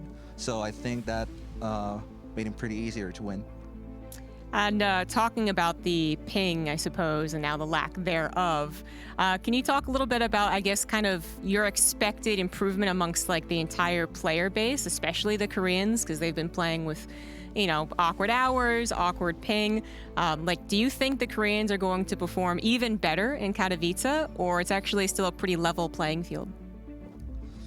일단은 다들 이제 한국 선수들이 이제 늦은 시간에도 게임을 하고 또 핑이 있는 상태에서 이제 게임을 하다 보니까 아무래도 좀 여러 가지 이제 실력적인 면에서 좀 제 기량을 발휘 못했을 수도 있는데 이제 모든 게 다 평등한 이제 오프라인 경기에 왔다 보니까 이제는 그 선수들이 다 동등한 상황에서 이제 경기를 칠 수 있게 됐잖아요. 그래서 그게 그 한국 선수들에게 좀 부담이 됐는지 아니면은 오히려 한국 선수들에게 더 기회가 됐다고 생각하시는지 좀 여쭤보고 싶네요.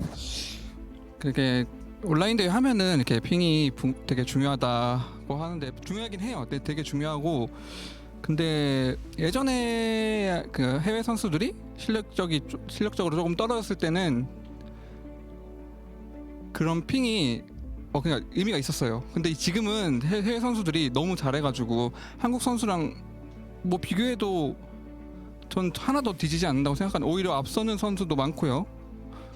그리고 뭐 또 제가 아직 지금 많이 실력적으로 떨어졌기 때문에 감히 평가할 수는 없지만 뭐 제가 그 핑을 끼고 그러니까 저만 핑을 그러니까 상대가 핑을 끼고 저만 그러니까 핑이 없이 한다 해도 제가 이길 거라고 장담을 못 하겠어요. 해외 선수 상대로. 그래서 딱히 한국 선수들한테 더 기회가 온다거나 그럴 것 같지는 않고 그 온라인 대회에서도 한국이 유리한 핑, 해외가 유리한 핑 이렇게 번갈아 가면서 하기 때문에 그냥 항상 뭐 비슷한 결과 나올 것 같아요. 뭐 다 그 있잖아요. 뭐 마루 아니면 세라, 레이너, 크렘 이런 선수들이 우승하지 않을까. So he doesn't really believe that there's gonna be much difference between those environments. I mean, there's a lot of players who does well in those connectivity issues. I mean, the player base has been upgraded since he got back, and he really thinks that there's going to be a lot of players, foreign players, who is going to be complete as equal or above as Korean players right now. So that he thinks that it's not going to be a much of an issue. And probably what does best, I think, like people who does really well on the site as a like I'm sorry I just no worries, it was a pretty long answer. Yeah, so. I know. I mean, I think it depends on the things at the time. So I think he still thinks that Mario or Cyril, the best people, and he says, including himself. Yeah. So bottom line is, there's not going to be much of a difference. Okay, yeah. Awesome to hear then. He's including himself in that list. That's really good. And actually, on the subject of, I guess, other players that you're going to be matching up against in the groups, is there any player you're really looking forward to playing against? 이제 그룹 스테이지에 가시게 될 텐데 이제 그룹 스테이지를 아직 안 보셨다고 들었어요. 그 선수 명단을. 그래서 혹시라도 이제 조 배정을 받게 된다면은 좀 붙고 싶은 선수가 있으신지 여쭤보고 싶네요. 일단은 결과적으로 붙고 싶은 선수는 없어요. 제가 근데 하나 조금 걱정이 되는 거는 제가 작년 카토비ce 2020년도 카토비ce도 이게 36강으로 예선으로 올랐어요. 근데 에이즈가 걸려버려가지고 그 예선이 끝나고 다음날 바로 경기더라고요. 오늘도 이번에도 비슷해요. 만약에 제가 A조나 B조가 걸린다면 바로 내일 경기라서 작년에도 경기 준비를 자고 일어나니까 경기더라고요. 그래서 준비를 거의 못했어요. 그래서 이번에는 C, D조를 가면 좋을 것 같아요. 저는 상대는 절대 가리지 않고 어차피 우승하려면 어차피 해야 되는 선수고 어차피 이겨야 되는 선수들이니까 저는 그냥 A, B 말고 C, D로 가고 싶어요. So he doesn't want any particular players as his opponent because it's gonna be tough as anything else. So just what he concerned about most, because the thing that he has to play right after he goes to round of 36, and if he goes to Group A or Group B, then he has to play tomorrow. So that's going to be a lot of pressure for him. But he just wants to have just more rest time before getting into the group. So he wants to go either C or D. It's a very good point. And since you are moving into the groups, I do want to make sure to give you an opportunity for any shout-outs you'd like to do. 이제 뭐 팬분들을 위해서 뭐 한마디 해주신다면요? 네, 제가 예선을 하지 말아야 되는데 더 열심히 성적 내가지고 예선 하지 말아야 되는데 팀의 기대도 많이 부응 못한 것 같아가지고 너무 죄송하고 또 그래도 결국에 다른 성적 좋은 대표 선수들처럼 이렇게 조별리그로 들어왔잖아요. 뭐 작년처럼 이렇게 바로 떠나지 않고 제발 진짜 꼭 CDG 걸려가지고 경기 준비 좀 해서 좀 좋은 성적을 좀 내고 싶어요. 이번에는 진짜 제가 군 전역 후에 우승했던 아수스처럼 그런 감동을 한번 다시 느껴보고 싶어요. 제가 아직 은퇴하지 못하는 이유가 그거 같아요. 그때 경기 이겼을 때 그 오는 기쁨 때문에 아직까지 이 스타투를 놓지 못하는 것 같아요.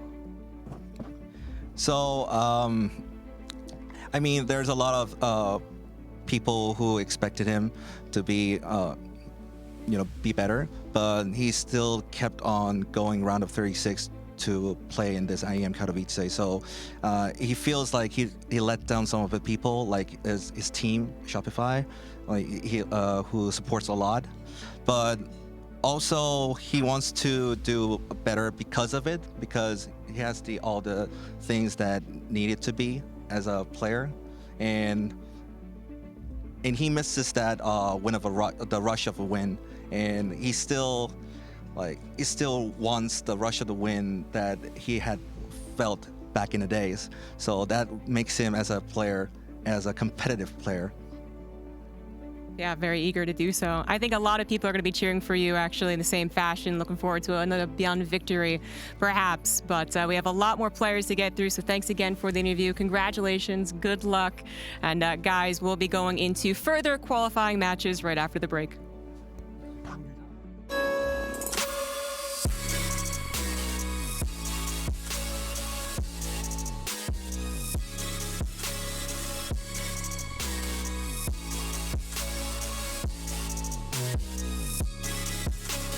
You love it, you wear it. What's your style? Get your merch at shop.eslgaming.com.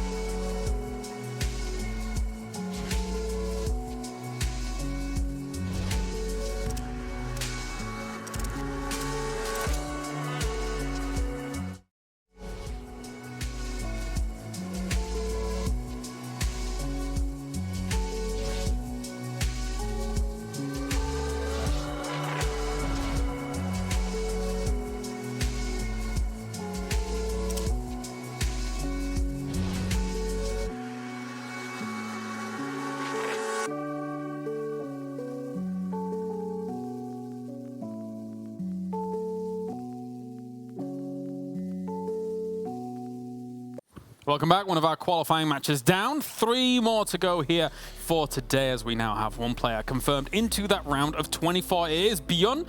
And let's actually take a look fully at the bracket here for you guys at home to know exactly what's gone down, as well as what is to come here for the Intel Extreme Masters Katowice World Championship. You see, Bjorn bags himself the ticket to the main stage, defeating Euthermal. Don't worry though, Euthermal fans, he will get another opportunity down in the lower bracket. Nice and Spirit are going to be the ones that are going up against one another next in a best of 5 to figure out who also joins Bjorn in that round of 24.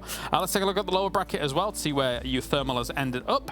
And we now know that Euthermal and Estrella will be going up against one another for a spot in the round of 24. That's big. It is massive, and I gotta say, James, I'm so sad because I love Euthermal. I love Australia. One of these players is gonna go out. I actually think Euthermal's got a great story behind him of being that the replacement man, the man who actually does really well in tournaments where he wasn't supposed to show up. And Australia, I think, it did a great job last year. Has a lot of hype around him. Has actually a lot of NA hope around him right now. Yeah, you fooled me. I thought you were gonna go full NA biased and be like, oh, I'm so sad that Euthermal's not gonna go through because Australia's gonna win. Euthermal was the first pro player to follow me on Twitter, so. Aww. Soft spot in my heart. That's sad. Okay. Awesome, as well as Big here joining me for now. And yeah, we're going to be talking about Nice going up against Spirit. Sorry, Dragon, I love you. Nice and Spirit. You actually mentioned it whilst we were off air, Harston. This doesn't exactly feel like a matchup that we kind of expected to be here in the qualifying match coming into this bracket. Yeah, I think my exact words were, this feels like a round 1 match. Yeah, which yeah. It would not be a weird match to be fair. round 1, and it is quite surprising as a qualifier match. So yeah, I'm obviously very happy for both of those guys. I've known Spirit for a very long time, for probably 8-9 years already, and we've seen Nice perform well at the Intel Extreme Masters Katowice. I think he knocked out Clem 2 years ago, which was the last time it was offline. So he knows how to play PvT. We know that. We know that he knows how to play here in Katowice as well. So well, we got 2 of the most important things here. I think he's ready. I think he's ready to do it. The full package, one might say. The full package. Pig, looking at this and how it might go down, what are you thinking? You know, it's really interesting because Spirit has shown he can be very cheesy in this matchup, or he can go for battle cruisers with 3-3. Like, which one is it going to be? And Nice is kind of the same. So Nice is such a good solid macro player who can scout and react and do all those cool things. And, you know, Harston was mentioning a few years ago, knocked out Clem. I think it was the year before that where he had this amazing run, knocked out a bunch of really high-level Korean and foreign players. And we were like, wow, he's actually so legit and so darn good. But he can also put on his Haas mask and just be like, oh, I'm bringing out some crazy cheeses. So you never know what you're getting with either of these guys. You make it sound like the Haas mask is a mass murderer mask. It suddenly comes out, Texas Chainsaw Massacre. Yeah, pretty much.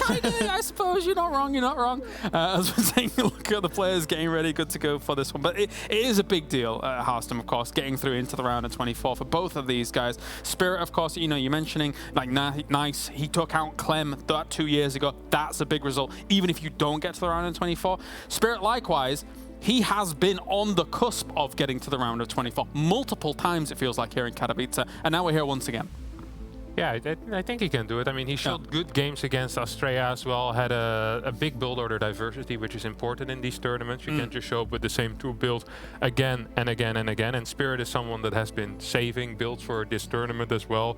He'll tell you all about it whenever he gets knocked out in an EPT Cup. He'll be like, well, Kev, do not worry, my friend. I have 12 more builds in my back pocket. You'll see at Katowice. That's one of his standard lines. And well, so far we are seeing at Katowice as he's performing fantastically. Nice is next. Now, there's one thing about Nice that I think he really shines in, and that is that he really knows his own strengths and weaknesses, and he'll kind of evaluate his position against an opponent. So he won't look at the matchup like, oh, this is PvT, I have these build orders. He'll be like, okay, I'm playing against Bjorn, and he'll be like, all right, let's cheese, right? You're not really gonna win in a mid game most likely, and he really understands that of himself, where his weaknesses are, who he can beat in a macro game and who he can't, what types of styles he can play. He can play a lot of different styles. We've seen Phoenix Colossi, we've seen Proxy Void Rays, everything, and yeah, Spirit really needs to be careful. Usually he's the king of the early game, but now, yeah, he might need to defend a little. Yeah, for Nice on his side, he quietly great. Like, it's funny because whenever we see him at international tournaments, he's like, oh, okay, he's got himself to the season finals, and then he shows us great games every single time. It's really nice to see. Well, okay. He's here.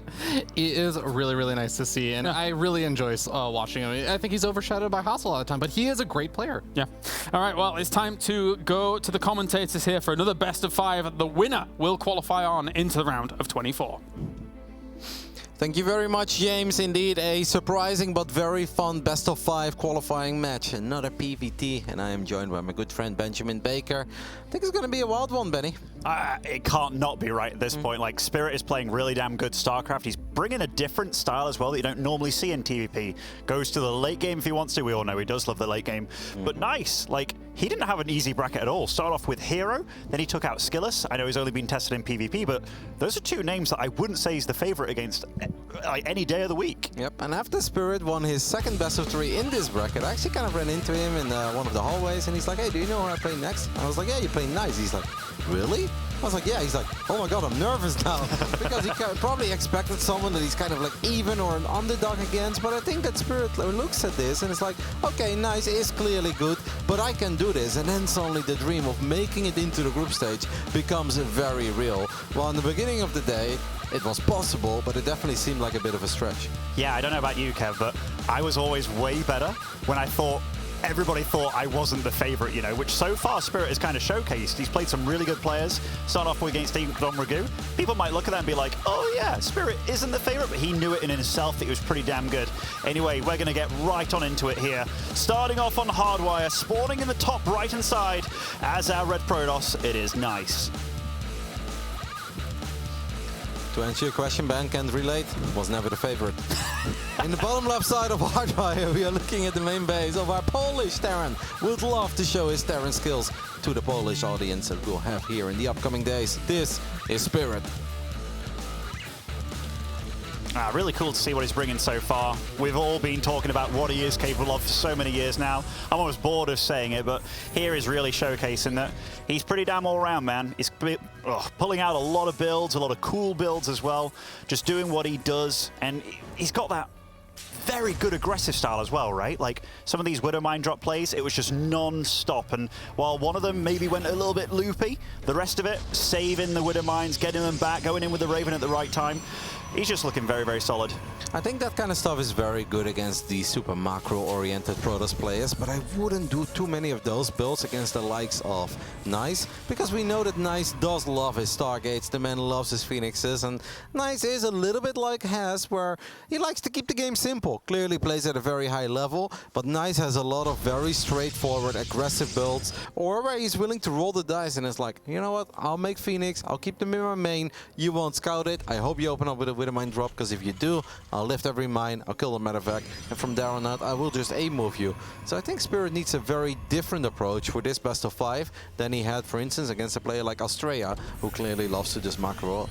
No, you're absolutely right. Like, Australia will have his build in mind, and it will be something that, you know, he wants to play a bit reactive sometimes, although we saw a totally different game from him against just his previous opponent there, where he did actually edge out against Skillus in the lower bracket. But, ooh, this is nice and cheeky by Spirit. He did go for the Engineering Bay block, which did end up the third base, or third Nexus started off elsewhere for Nice. And now he's got a bunker going up. I love how we were joking about things probably being pretty wild, and this is going to be a bumpy ride. You look at the production tab, it's like double bunker, battery going up, and 236. And then you look at the main base of Spirit, and one of his gases has been taken by Nice. Now, it doesn't really mean a whole lot.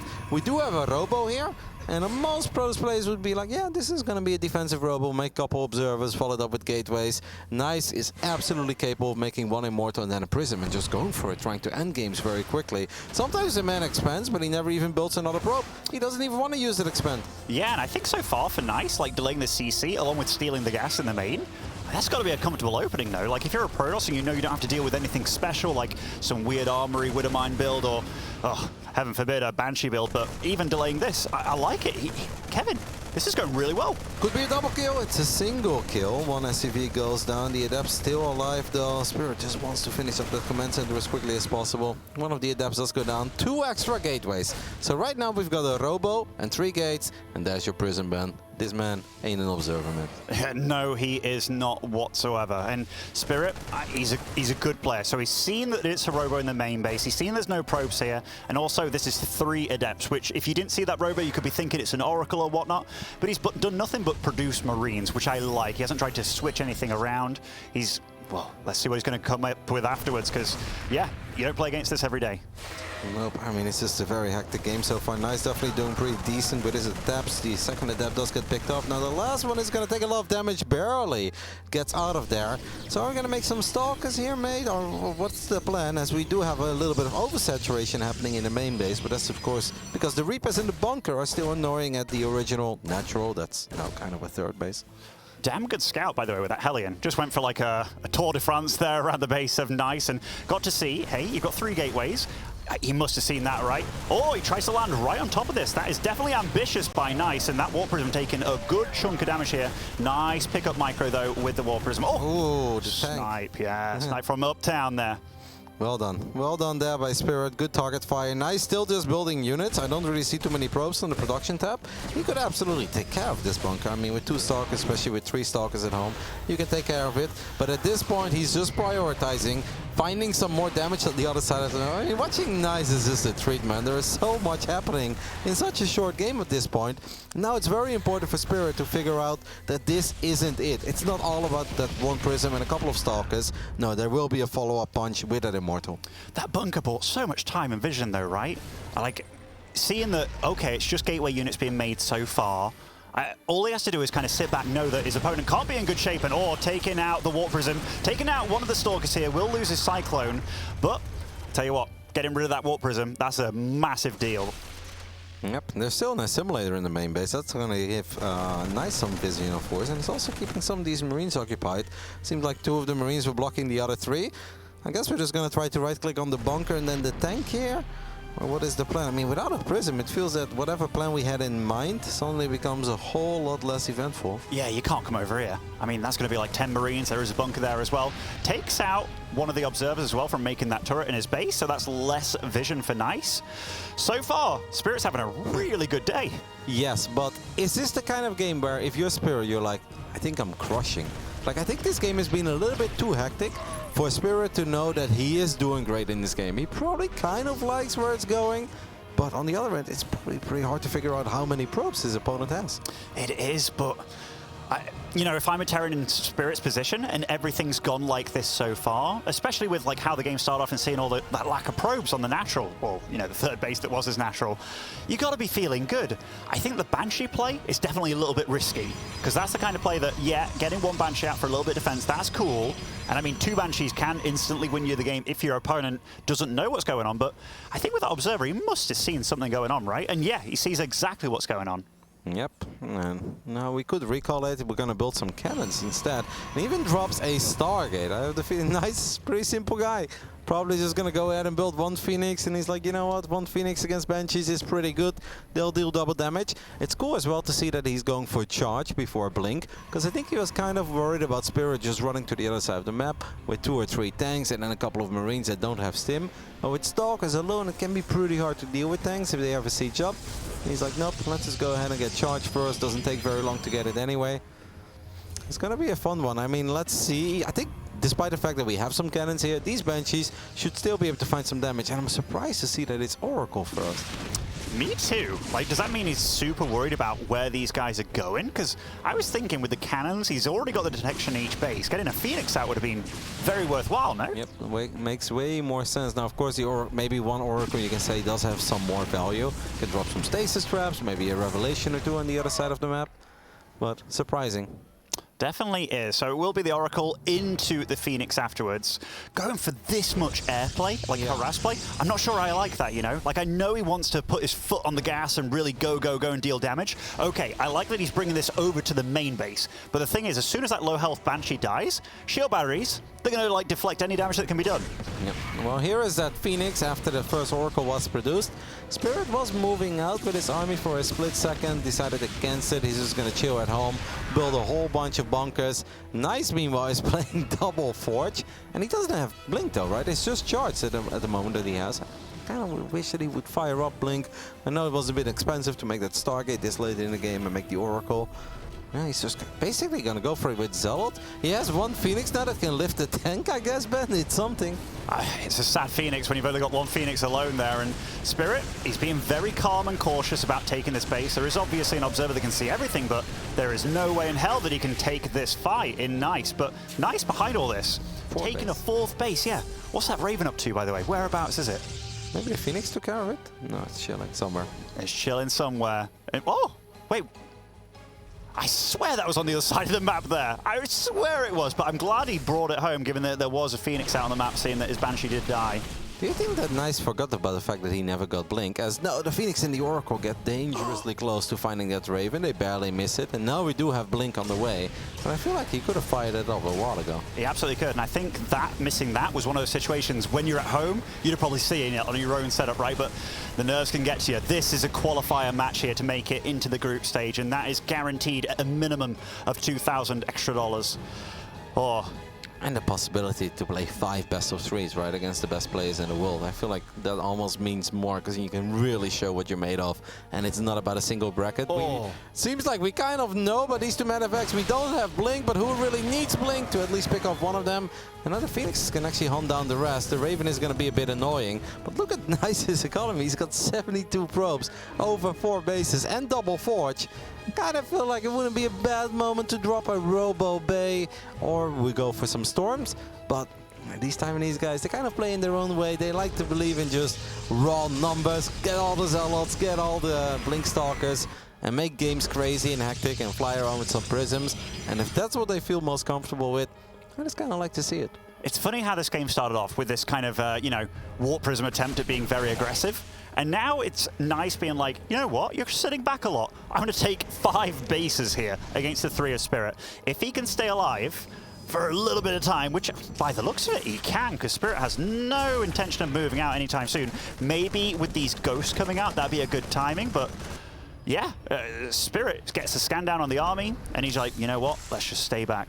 No, I actually think it's a pretty smart choice, because if the army is just Zealots and Stalkers, Stalkers do have Blink now, do you really need to move out with small armies? The answer most of the time is no, just wait, because the bigger the numbers grow, the more it favors the bio player, because obviously there's way more range units. I don't know what half of the army of Spirit is doing here. A little bit of a rally derp there, the tanks and marauders found by themselves, and Spirit is still going for it, but he's going to get absolutely swarmed by Zealots, and don't forget about the Phoenixes that can actually kind of keep these Medivacs at base, so he's going to try to gun down the Phoenix, but this should not have a happy ending for Spirit. No, I mean, some nice Widowmine connections, and he is denying mining at 2 of these bases, which is also good, and honestly gets away fairly okay with his main army. Needs to stim and get out of there, though, but very nice catch by Nice. Do you think Nice killed those rocks and then Spirit didn't know about it, and then thus running across, like the rally was just kind of not what he wanted it to be? Well, that could be it. I mean, Spirit did end up losing a few more Medivacs and a few more bio units there towards the end. But these mines surviving, that could have been a whole lot worse, because I actually thought the entire bio army was going to get surrounded by the ridiculous amount of Zealots that we had. And with the Phoenixes on top of the Medivacs, it would have been very hard for the Polish Terran to escape. Yeah, Spirit at this point is probably thinking, all right, I need to deal more damage, because I've seen that my opponent's on a lot of bases here, so we might be seeing some risky drops from him continue. These were the mines. That's a very juicy mineral line. No reaction yet. No reaction. Nice retarget as well. 13 probes. Not bad for 2 shots. Another double drop has been set up. On the right side, we're going to go up to triple Robo by the looks of it. The Robo Bay is done, but we haven't used it for anything. No observer speed, no prism speed, no extended thermal lens. I guess Nice just wants to build a couple of disruptors, but I still think he should get a couple of these upgrades from the Robo Bay. Yeah, early on I felt that Spirit was making it a bit too complicated, you know, with the Banshees and the Raven and such, when he could have had a bigger army. I like where he's going with this now. Nice pickups by the Phoenix. Does lift up a ghost or 2 there, maybe.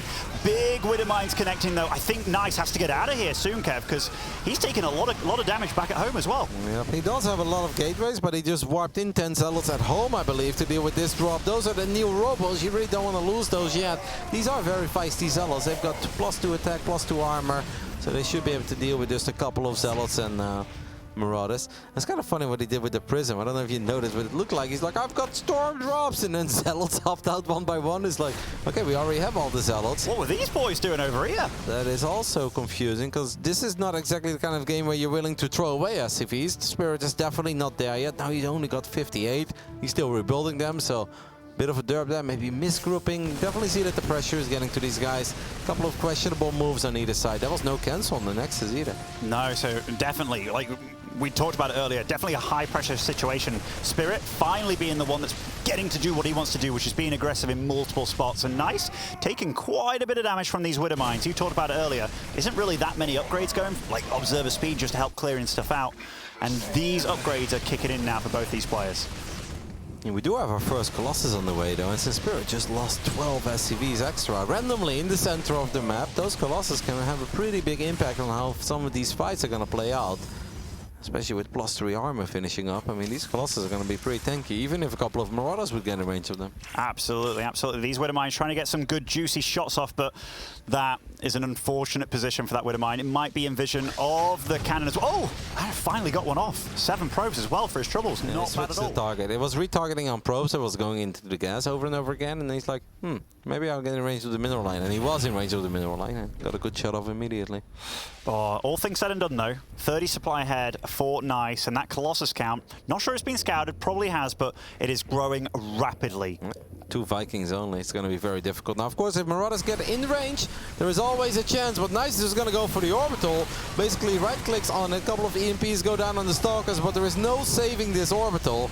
And this game is honestly looking very scary for Spirit at this point. Super scary. I mean, yeah, he's doing nice drops, which are getting a bit of damage done. In fact, if he can depower both of these robos, which it looks like he's about to do, although there is one staying alive. Shield battery doing its job here, keeping that battery, or rather the cannon alive. Colossus drops out in the wrong part of town there, maybe going to get taken out immediately.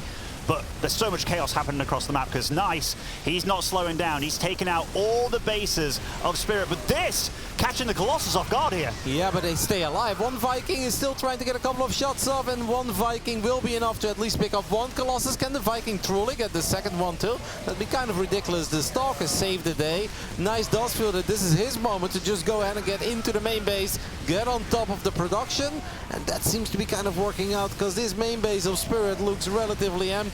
And every unit that's going to come out is just going to get picked off. We still have a couple of Marines and Marauders on the other side of the map, but Zealots for days, and I do kind of feel that the Marines and Marauder numbers are dwindling. They absolutely are. You got Protoss in your base, your production absolutely shut down. These Archons are on low health. You can see Spirit really trying with every little unit he has, but I think reality is going to start settling in here that Nice just has so damn much, despite killing a lot of units on both sides. Look at that bank from Nice. He can make Zealots for days. He's got a great economy still. Yeah, it's almost untouched. He went up to like 90 probes here. Absolutely mental. Kind of like how he just decided to send it, realized that Colossus versus an army that doesn't have Vikings is always going to do well. And he was even sleeping on the job for a little bit, but was able to keep one of them alive. At this point, it really just comes down to get all of your units together one time, take care of the last few medevacs that are on your side of the map, spend that money, and then walk down one more time to get Spirit out of this game once and for all. You know, Ben, I have to double check it, but I don't think any of these guys have ever made it right into the main event from Taiwan. I don't think Haas did it. I don't think Nice did it. It would honestly be a great achievement for Taiwanese starters. Absolutely, and as far as opponents go to make it, Spirit's a very doable one for Nice. And you can see here in this first match, both these players very nicely matched in terms of creating chaos, and Nice takes the first map here on Hardwire. And this was such a typical Nice game where it's like it starts off and then you feel like it could almost end. We're trading so much, we're losing SCVs, we're losing a couple of probes, the adepts are in his face, the follow-up is with a very early Prism and an Immortal, but after the Prism got gone down, it's like, oh, guess we'll macro anyway. You know, that was kind of the backup plan regardless, but we wanted to get something done. The game just got hectic. And I think the double cloak Banshee was an investment that didn't truly pay off. As Nice, as I said as well, he's a man who likes to approach things simple. He's like, what's good against Banshees?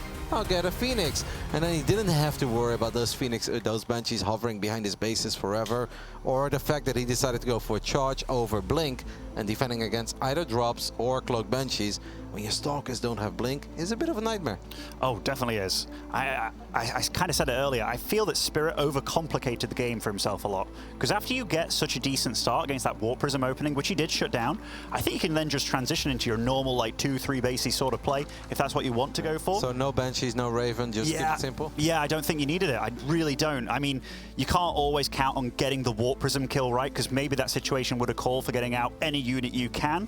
But yeah, the Banshees, they're always a bit of a risk to go for. Then the Raven as well afterwards. I mean, as you said, all of that gets shut down by that one Phoenix and one Oracle, which that is a big commitment for the Terran player.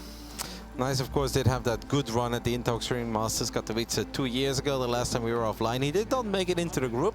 I believe in the final round he lost to Hurricane, if I recall that correctly, but he did eliminate Clem. And Clem may be a lot stronger now than he was 2 years ago, but at that point there was already a lot of hype around Clem. So it's not the first time that Nice is ready to shut down the hype train of a European Terran. But it's a best of 5, it's a qualifying match. Long way to go. But that first game is going to give him a lot of confidence, because it wasn't even a build or the win or one of these games where everything went well. No, he had to work for it, and he did.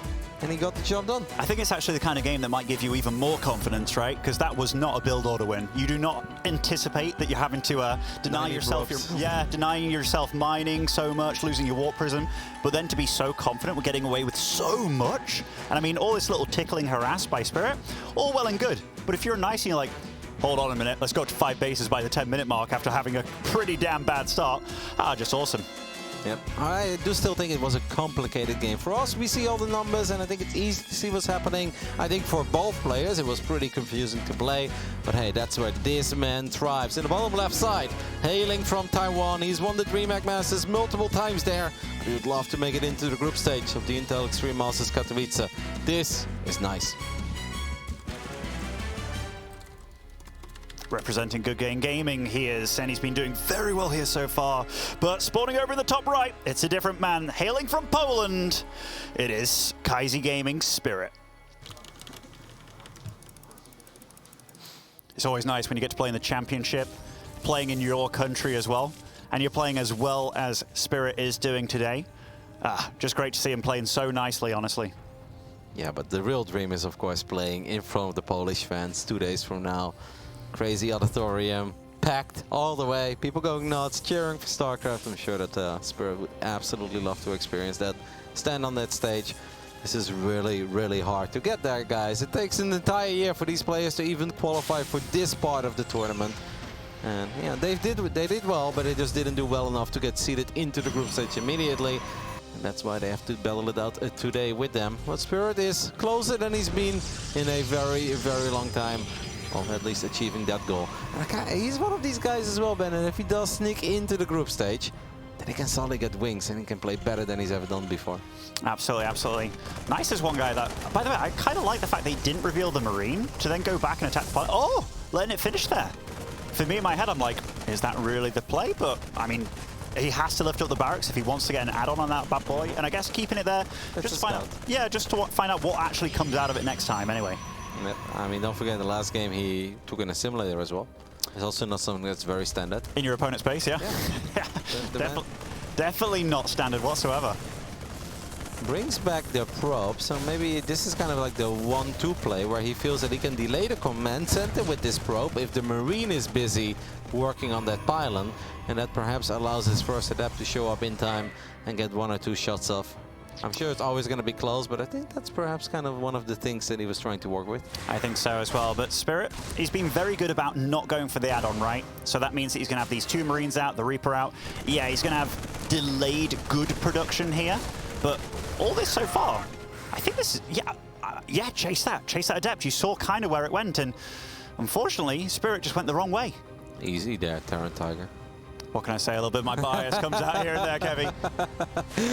Chase it. It's okay. The man is down 0-1. I can't get behind anyone cheering. Yeah, I just wanted it to even up. You know, I want the long series going ahead. But I'll let you get away with it, Benny. These 2 Adepts. I'm not sure this is exactly what we want. He does deny mining for a bit. This is one of the reasons why I tend to find landing those mules on your main base, just so you don't deny that mining, but 2 Adepts for that, I don't think Spirit's going to be looking at that too sad, but seeing the 3rd Adept, that would be an almost confirmation that it's going to be an Oracle at this point, but he gets the full scout anyhow. Nice pick off on the Hellion though, at least, because the other Adept, even though it was always going to go down, it did get quite a few shots off. Now this Adept is trying to micro. And Nice is really very fond, apparently, of being pretty crazy with his Adepts. And what he has done is reduce the Marine count, of course, a little bit. So that Oracle, there is some potential. But we should always have some additional anti-air. Nice around here on the Reaper. That's, of course, a little bit sloppy on the side of Spirit, but I also understand that Spirit wants to make damn sure that he doesn't take too much damage from this Oracle at home. Absolutely, absolutely. There is a Widowmine out. I don't know whereabouts it is, but so far, this attack is deflected. And the Oracle, I don't want to say it's on a bit of a clock, but the situation only gets worse for you trying to deal damage as a Protoss player. Yeah. But I think the real pros, they're not even too worried about their first Oracle always finding the damage, right? Sometimes it's okay to just take the game from here. Keeping it alive is a lot more important. Drop a Revelation. I know, Ben, you want to make fun of me, because if I had that Oracle, I would go for it, yeah? Activate Pulsar Beam, try to kill a couple SCVs. Never works out, guys, when they know it's coming. But when you make an Oracle, you just want to get rid of it ASAP, because it was a mistake making it in the first place. But yeah, so far, yeah, by the way, you're totally right. Is this Oracle actually going to go down? Oh, a bit of a misfire there on the Viking. That is unfortunate there for Spirit. You think it's going to be Phoenix Zealot as a follow-up here instead of the Phoenix Robo? I mean, it absolutely could be. We've actually seen quite a bit of, you know, players going for the Phoenix, then transitioning into that Sky Toss play as well. And I think Nice is definitely the kind of guy that can do that. Triple Oracle is kind of wild, no? It's super wild. Triple Oracle is something we see against the Zergs every now and then from top-tier Protosses. Showtime is quite fond of it, does it very often. But Triple Oracle against Terran is absolutely not the standard. And the main reason is that it delays everything else by quite some time. It's very hard to actually drop a robotics facility in a Robo Bay. Then we're a little bit late here on the pull. We're not going to pull probes at all, so we lose 10 probes immediately. And now Nice says, all right, so he has a Revelation. He's going to send the Phoenix in first. We're going to get Adepts into the main base as well. Nice is so crazy, Benjamin. Let's see how many SCVs he can kill. Oh, I mean, these Oracles coming in, they are the real damage dealers in this force. And the Marines, they're not going to cut it either against the Oracles. One does go down. This is the most random attack I've ever seen, I think. And here, lots of SCVs falling too. The 2 Oracles do reign supreme. 2 Adepts still around as well. And, oh, these poor tanks, Kevin, popping out. I mean, okay, I'm a bit surprised they didn't go over try and kill that tank with the Oracle. I think SCVs are way more important. Look how many low HP SCVs we have. The Phoenixes could always decide to lift it. Now we do have a couple of extra Marines show up, more Phoenixes show up. This actually turned into a pretty good attack, because it's not just the amount of SCVs that we're killing here. Look at the amount of lost mining time on this side of Spirit as well. And then on top of that, a lot of these SCVs are better than bruised. So it's going to be a bit easier for the Oracles to pick them off later, or maybe for the Phoenixes to find some damage. All right. I got to reset my mind a little bit, because this game has been chaotic and yet again. So Spirit, I think he is up to 3 CC now. Yeah, he's taken the orbital on that 3rd. But they've both definitely done a lot of damage. 15 probes falling against 14 SCVs. That Cyclone not with the lock on. There's a lot of damaged SCVs here. These Adepts. This is going to be quite a bit of damage, I'd imagine. Yep, we're getting 3 more, and Nice is going to do his best. The Phoenixes and Oracles are just going to come back for seconds. The missile turret ain't done yet. And this is pretty good stuff by Nice, who does have charge on the way. He's got +1 attack on the way as well. I don't think it would hurt for him to get a robotics facility now. Not to transition into Colossus immediately, but to get some observers out. I do believe that would make his life a lot easier, because I think with everything that Spirit has seen so far, he must be willing to make a couple of Widow Mines. And I think that's the one way where Nice can let completely go of the lead that he's creating for himself at this point. Yeah, because it's definitely a lead, but it's not getting quite as out of control as Hardwire. I mean, the 3rd base is up. He's popping down a lot of gateways. But this army, it's just one bad fight away from, you know, stacking up and a few Widow Mine shops really taking you out. But it looks like they're both doing all the right things, actually, that I'd like them to do. And there's the armory as well, so that means that these Widow Mines are going to be permanently cloaked. Of course, we still have Oracles, but I don't know if these Oracles are going to live forever. I wouldn't even hate +1 air weapons at this point, and then that's a little bit of a cliche. Yeah, but look at the amount of Phoenixes that he has. Yeah, and he's not slowing down on them. We see them still leaving them. This is his army, Ben. He's got 8 Phoenix, 2 Oracles. This is the army. And I think at this point, you may as well sneak in a +1 air weapons. And he's even building a gateway on the side of the map just to keep on harassing Spirit. Like, he's playing a ballsy style here, Kev, because I'd be so worried about that Terran army crossing the map. Yep, it's reckless, it's macro-oriented, but then in a very simple simple, straightforward plan. And now we're even going to fight these Marines and the Oracles as well.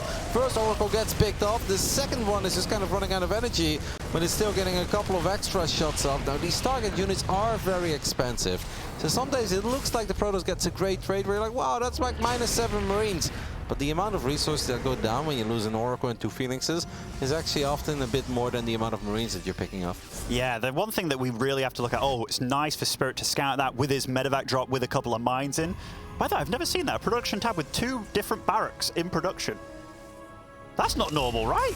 What's happened with it? Is that because it doesn't have a guy building it, I suppose? No, exactly. I guess that's what it is. Now, this is kind of the issue that I mentioned before. We don't have a robotics facility. These Widow mines are going to be permanently cloaked. We are going to build a couple of cannons by the looks of it, but that mine is always going to fire again. These Widow mines are going to fire too. Oh, nice. I feel like you had the money for it as well. Would have made your life a lot easier. Yeah, like all of a sudden, even though this has been all about nice being aggressive, all of a sudden we look at the supply and it's like, Spirit, he's actually not doing bad at all. He's got +2 weapons along the way as well. Kind of neglected that second engineering bay of his, but you can really feel that the chaos of the situation, every time they want to deal damage, they're just punching each other in the face and not blocking. It's been a phenomenal best of 5 so far. Very entertaining. Widow mine from the high ground. Should be able to get a decent little shot. Oh, well done. 10 kills in total on that single mine. And nice, like, all right, you pick off my SCVs or my probes. I'm going to pick off your SCVs. But the thing is, Spirit's army is actually getting better over time. It's going to scale well. All of these mines are cloaked forever. And only now the first robotics facility goes down. And I'm afraid that that's just a little bit too late. But knowing Nice, he will probably have a little counterattack going. These Zealots are going to be well upgraded. He missed the Widow mine on the high ground, so we're going to see a few probes die, and yet again here most likely. But yeah, 3 popping off there. And that's just salt in the wound at this point. But 1 base is down, 4 more to go. Spirit's army, he's actually been supply blocked for quite a bit of time here, Kev, so no more reinforcements coming across the map for him. But there's no splash in Nice's army, and that's exactly what he needs. Yeah, I mean, I'm even more worried about the mines. I think the Zealots with good upgrades, they can kind of get it down, but these mines are just getting some really good shots off, and there are still a few extra mines to run back to.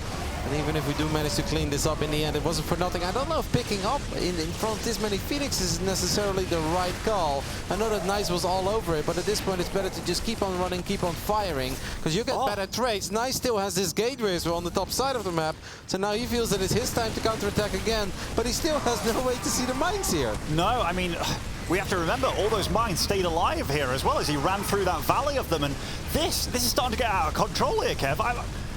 Is Nice doing it all of a sudden? I think it's very hard to just run into the main base if you cannot. Okay, if you can lift those mines, as these mines are going to counterattack, can we lift the mines on the ramp? The answer is no, we cannot. And that means that those mines are going to get good shots of as well. If you would be able to kill the eBay before +2 is done, I think that'd be a very big pickoff. But Nice instead wants to go for the kill. I don't know, with just a couple of Zealots, just a couple of Phoenixes that don't have a lot of energy. I don't think this is enough. It's very scrappy and it's very scary for Spirit. As we have some friendly fire going down there as well. I mean, these Zealots are still here, but I think the reinforcements for Spirit will be enough to clean this up. You know, all things said and done though, Kev, like, I think that was so damn good for Nice, even though it is very costly because his army of Phoenix, very, very expensive. Because Spirit on the other side of things, like, he's been trying to get damage done. This might be good, and okay, only 3 probes. That's a lot of Widow mines. What a chaos game, man. There is an observer now, though, so we can actually start lifting up. Oh, good shot there on one of these mines. Extra Zealots showing up. I don't know, Nice. Maybe sometimes it's better to just chill for a split second. But this man doesn't know how to chill. He just knows how to attack. Exactly. He loves the fireworks that are going on right now. As long as that happened on the other side of the map, it's not damaging your economy. I can't believe he's still going. Yeah, and I think he's probably going to go for some friendly fire again. He's like, oh, that's a lot of mines. This time we're going to split up a couple of Zealots. The Phoenixes really don't have any energy, though. We're running into a choke point. Nice. I really think it's better to just chill for a split moment. But the man just wants to keep on going. Oh, my goodness. And everything getting eliminated here. What is the resources lost tab at this point? Mate, I can't believe how much they're both throwing at one another, but this is all about Nice. Like, mate, if you calm down a little bit, if you make a little transition here and there, because you need some AoE in this army, I really believe it. The final 2 attacks, I think, is where it all went wrong. Before, it was crazy, but you can kind of justify it. But now Spirit obviously still has a decent economy. Might find a raw prism here as well, with 4 units inside of it. That is a super juicy pickoff for the Polish Terran.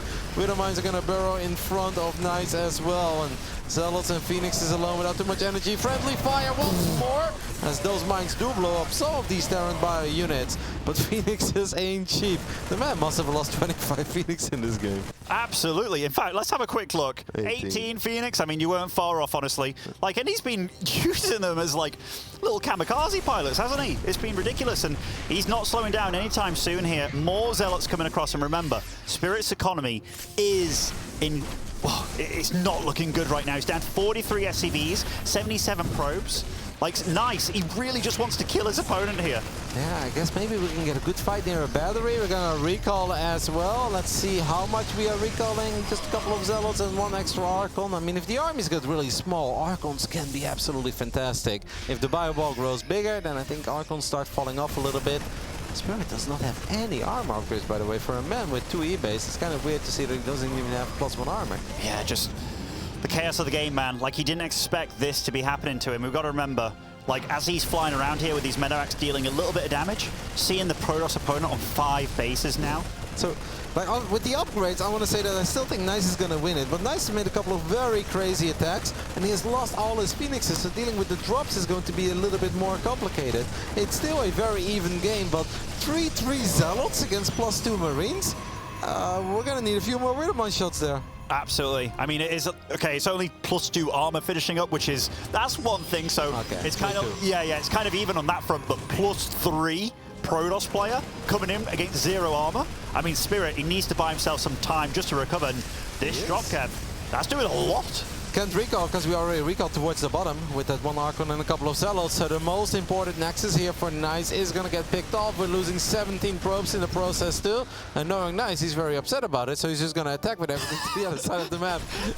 I was about to say, like, yeah, he's walking somewhere. We know where it's going, though. The opposite side of the map immediately in this third base. Extremely exposed here with lots of mules. But look at the supply, Kevin. 121 apiece. I can't believe it's this close. Yep, 81 army supply against 67 though. Can the Phoenixes pick up one of these Medevacs? No, he cannot. Should have been able to get the +1 air weapons a long time ago. Maybe that would have made the difference. Zealots in the natural. The counterattacks are going to be more devastating than ever before because of the 3 upgrade advantage we're enjoying. Spirit is just stimming forward, finding a few more probes, empowering more gateways. Another Phoenix flies ahead of the party. Let's see if Nice can able to at least gun down one of these Medevacs before they escape. Yeah, Spirit is going to try to unload again. What a crazy game. It really is a crazy game. Like, Spirit, he's outplaying Nice right now. He really is. He's several upgrades down, and he's still making Nice work for it. A recall here for what? Saved a few probes. Comes over here as well, loses 2 more Phoenix. Those boys are not cheap. This man next to me will tell me. Yeah, but now we've got Blink Stalkers as well, so I kind of think if you're Nice, you don't even have to really continue with the Phoenixes. I would much rather have Stalkers with +3 attack and +2 armor than Phoenixes without any upgrades. So I think at this point we should just kind of focus on getting a few extra Stalkers. Can we pick up these Medevacs? If we are Nice, well, he gets one of them. There's still Widowmines on the right side too. This game is a chaos. I feel like it's been chaos for 14 minutes straight. It all started with the Adepts and the Triple Oracle. And here we are, 17 minutes in, still fighting. I love that Nice's response to everything happening is like, okay, attack, attack, attack kind of thing. And, you know, if he kept a few of these Phoenix alive, he'd have cleaned this up quite a long time ago. But look at Spirit. From 5 bases in Nice, he's now down to just 3. His economy also in tethers here. It's absolutely chaos, and Ghosts are going to be coming out because, I mean, Spirit, even though he's dealing a lot of damage, that SV count hasn't been growing whatsoever. If I was Spirit, I would lift this orbital up right now immediately, because I think defending on the low ground is going to be too difficult when you've got that much supply still out and about on the map. There are a couple of Medevacs on the right side, you've got Medevacs on the left side of the map as well. I think Nice is going to go ahead and try to kill this orbital, but I guess we still have 2 left for Spirit. How do I defend? I attack. Oh, that has been the motto here, absolutely. And now we're getting to a bit of a base trade situation here. And I mean, like, there are a few air units around, so even dead airspace don't really count that much, but I'm not even sure who this favors at this point. We say that now, man, but I can totally see these Phoenixes flying to Widowmines, and there is no way to kill those flying buildings anymore. But can we at least get this orbital, because the other one got saved, right? Yeah, it's still burning. I kind of think that Nice would have been able to pick up this orbital too, but perhaps he just thought taking control of the natural was slightly more important. Oh, that's a lot of probes going down, man. I think Spirit started to run away with it, you know, because Nice, there's no way for him to get into that main and deal damage, but Spirit, He's dealt a lot of damage here. 8 probes around. And it actually goes off. So a couple of Zealots and Archons do pop. And Spirit loses all these units. He is going to be in a little bit of a pickle. We've got some Widow Mines there on the low ground. Nice knows about it.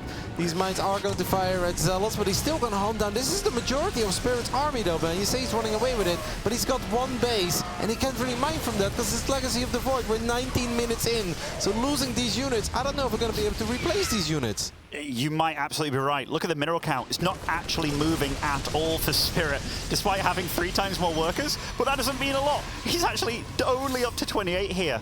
But his army, like, Kev, there's still quite a bit here. 3 guns, 14 Marines. That's painful, because we really need those observers. Battery overcharge to save the observers, to also heal up the Phoenixes a little bit. Another medevac does go down.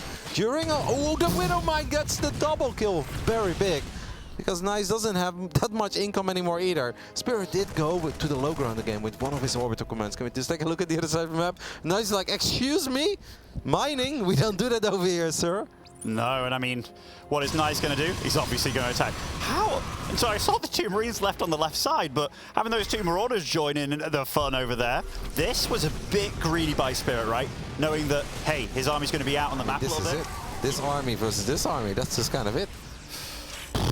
That's a lot of healing. Like, if Spirit drags on the fight for a little bit here, get some good EMPs, that's the last Phoenix, and oh my goodness, Spirit's handling this really well. Yep, great EMPs, great Umber with the Widow Mine as well. He's not going to take the debate of that Phoenix dragging the Widow Mine shot above the bio units. And that's one of these games that Spirit is probably very happy with, but at the same time, really frustrated, where he's like, what was that? But Spirit, you should be proud, mate. You played out of your mind for the majority of that game, because being down 5 upgrades, well, being down 3 upgrades, it's not easy being down 3 upgrades and economically being down as well. That makes it almost impossible. But the Mad Lad got it done with non-stop aggression. And you really felt it, right? Like, as soon as he was the one being aggressive, Nice couldn't keep up with him, man. Like, he really couldn't. He was bouncing here, there, and everywhere. And Spirit just getting damage done with huge armies on either side. Very well handled by him, because that is super hard to do. But both these guys very nicely matched when it comes to creating a chaotic game. Super fun. I do think that Nice at one point was pushing his luck just too hard, right? Where it's like, mate, you know there's like 4, 5, 6, 7 Widow Mines there in the natural, and he still just kept running in there. And the fights went on for so long that it wasn't just one time that those mines fired. No, they would fire again. And even when you get into the main base, if you have no way to clean up those mines at that very moment, you know your attack is going to run out of steam. And by being that aggressive, it opened the door for a Polish Terran to find more and more economic damage on the other side of the map and eventually tie things up. I mean, not a very clean game, but a super fun game. Yeah, super fun, super chaotic right from the get-go. It's wonderful to see both these guys with their very, very aggressive styles duking it out. And yeah, just the way they both handle the defense and stuff. Like, it's funny to feel that somebody wants to be more aggressive than Spirit in StarCraft 2, but Nice is showcasing that the best defense is a good offense until you really have to defend. And then, I'm not sure about it, Kev, because for me, I know that when I've been aggressive in the past, it's to kind of mask that weakness that maybe I haven't been the best at defending, you know, but it really felt like Nice fell apart that game. It all started so promising at first for Spirit, but then we're like, okay, what is Nice going to do with this arm? He's got like a bunch of Phoenix and 3 Oracles, and then the Adepts get into the main base, and he suddenly started ravaging everything. And just all hell broke loose, and I feel like it was like that in that state for 12 minutes straight. And eventually it seems that the Widow Mines getting just great connection after great connection, whether it was on probes, Zealots, or Phoenixes. I think truly the MVPs of that game. Oh, absolutely, absolutely. Getting into the 3rd map now. Here we are on Glittering Ashes, and spawning over in the top right, representing Good Game Gaming, it is Nice. Slightly quicker robo, and that man could have very well been up 2-0. Instead, we're all tied up because of the fantastic medevac play and Widow Mine play from this man. Representing Kaizi Gaming, this is Spirit.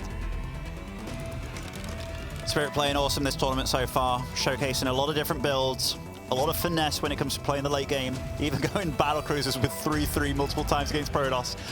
It's just really darn cool. Now, Glittering Ashes, Kevin, it's not a map you get to see all the time, but when it comes to these best of 5 situations, how do you think it lines up for Protoss versus Terran?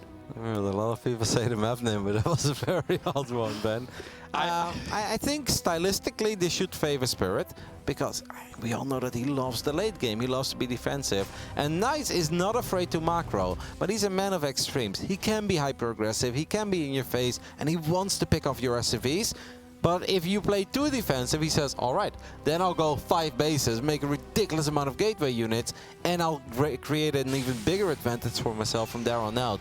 And no matter how well equipped your Terran army may be, if you're going to have to deal with a 5-base Protoss that has well upgraded Stalkers, Immortals, and Colossus, that's very difficult. And if they have a great economy behind it, then even if you win a fight, you basically need to kill that army twice. And that's where it becomes almost impossible. And that's why as a Terran, you still kind of need to always be out and about on the map. Keep the Protoss player honest. But that's where it also opens the door for Spirit again, or excuse me, for Nice, to find a way to abuse your move outs or to punish you when you're at your weakest as a Terran. It's just playing against Nice, I think as a Terran is a bit of a nightmare. But yeah, scouting and making sure you don't move out too early, I think, are the 2 most important things. Definitely. It definitely feels like Nice knows what his strengths are, like Harstam said. So if he knows that he's a man of extremes, he's getting those armies out very early, getting lots of Adepts, lots of Oracles, the Phoenix. So if you do try and go out and scout him, he's going to kill those units. Then it's like, okay, all of a sudden there's 5 Nexus on the map. So I do like what Harstam pinpointed about his play. He's honestly just an upgraded version of Haas, because Haas has always had the relatively simple and of course the crazy funny cheesy builds that we all loved and everybody laughed about and he found success with. But later on Haas became a bit more macro oriented, but in a very similar style where it's not about the complex armies. We're not going to sit at home and turtle with Storm, Colossus and Disruptors. No, we're going to get a great economy and we're going to get a lot of gateway units and we're going to party. And that's kind of what Nice does as well, but Nice is us even at a better level than Haas ever did. Yeah, Nice definitely a little bit cleaner on all fronts, it feels like, when it comes to Haas, at least when you compare the two. I mean, when they duke it out, it might be a different story entirely. But very close, but most lately over the last year and a half, I'd say it is Nice favorite. Okay, a little scout here for Nice. Does get to see a very standard opening for the Terran player. The Hellion means you get to deal a little bit of damage, but most likely scout out what's exactly happening. And we do see on Nice's side of the map, going for that Oracle play yet again. You know, an Oracle is somewhat standard in this matchup, but when Nice opens up with the Oracle, I'm like, all right, how many? Yeah, I mean, that triple Oracle got quite a bit of damage done with it. We might want to use it at home, though. Without the shield battery here, I think I would rather activate Pulse of Beam for a split second. And that's exactly what Nice does. Like, sure, it's nice to keep your Oracle hidden and maybe fly to the other side of the map and find 1 or 2 probes. But if you don't have a battery there, those 5 Marines, they can gun down 4 or 5 probes so quickly. And it just becomes an uncomfortable game to play. Yeah, if I'm very nitpicky on Spirit's side, I'd been like, maybe you shouldn't have sent that Hellion in just like you did, because that's a big AoE damage dealer for those probes. So just making the life of the Protoss a little bit trickier. But did buy a little bit of time, did get to find out, most importantly, what he's up against, which is the Oracle opening. And this time around, Nice. Just going to play it safe, drops a Revelation. There is a matter of fact with 2 Widow Mines heading towards Nice's side of the map. That Nexus may actually reveal it. I do believe we lost one of the Adepts, so we've got less firepower at home. It's actually going to be a little bit hard to deal with this if you only have like 1 Oracle that may not be at home and then 1 Adept that's not necessarily enough firepower. But the Phoenixes, though, that's going to be absolutely perfect. And this is exactly the stuff we were talking about in the beginning of this best of 5. These are builds that I think you can do against an Australia who's likely to sit at home with a Robo. But Nice is always willing to roll the dice and be like, let's see if I can just get a dream start. And there are no starts better than this, where you kill the Medevac, kill the Widow Mine, and you lose absolutely nothing on your side of the map. There was a few things there that I was a little bit surprised about. Nice putting his pylon at the 3rd base, not at the top of the map, to see anything go by it. But then I was also surprised by the fact that Spirit just flew right on over that. So I didn't think he anticipated the 3rd being there, and if he did, definitely revealed himself way too early, because he could have flew a little bit over the top there and just went around and maybe unnoticed, because a lot of these Widowmine drops throughout this series have dealt a lot of damage when they weren't spotted initially. So now I think once more, as a Protoss, we're just going to try to build as many probes as possible, and Spirit is just going to try to match the army for a while. And Nice is going to fire up charge, and we're going to get a lot of gateways. I do really think that I know that Nice is obviously playing a mineral-focused style, and he doesn't have too much gas income. So building a Robo seems like a big investment, but it just makes your life so much easier. Because otherwise, once that armory is done, it just kind of feels like you're on the clock with your entire strategy. Having an Oracle is nice, but just getting 1 or 2 observers, A, for the vision, it's great. It allows your Zealots to get better fights or better run-bys. And B, you don't have to worry too much about those mines, or even if the mines are burrowed, you can just fly in there with your Phoenix and actually lift them before they fire. So Spirit's going for a bit more of an old school play here, which is obviously the Widowmine drop, which didn't deal that much damage at all, actually. But then going into the 3 racks push off the 2 bases, all the upgrades lining up very nicely here. But this is a build that's been around since almost the beginning of time, it feels like. So nice. He should know what he needs to do to go up against this. Great pickoff, actually. Yep, I wasn't sure if he was aware of that, but he absolutely was. Drops a Revelation. Should have also realized that there weren't too many units at home, or he still had this army revealed in the first place. I can understand that Spirit is a bit afraid to run to the other side of the map, and I also really don't think he should. Against somebody who's just spamming Zealots, you don't want to make early move-outs. Even if your opponent has a base more, even if they have more workers, they need to attack you because they are not transitioning. Once they transition, that's when you can start going out and about on the map. But at this point, even if he's mining more, you have the better army if you're Spirit. Just get bigger numbers because it favors the ranged army. Also, like, this is when you start learning from the series and what your opponent's doing. Nice has no intention of transitioning out of this mix right now. Maybe when the game gets a lot later, but yeah, you can see by how he's posturing on the map. And this Phoenix count growing ever higher. Spirit's doing the right thing now, which is just sitting back, but still damage is going to get inflicted. Nice has got himself into a nice position, and yet again. Yep, it's a very good spot, and Spirit seems like he's still going to move out, and that's going to open the floodgates, man. Zealots are going to come in from each and every single angle. The Zealots don't have armor, but they do have +1 attack. I think it's mostly about the Widow Mines. A few SCVs already going down.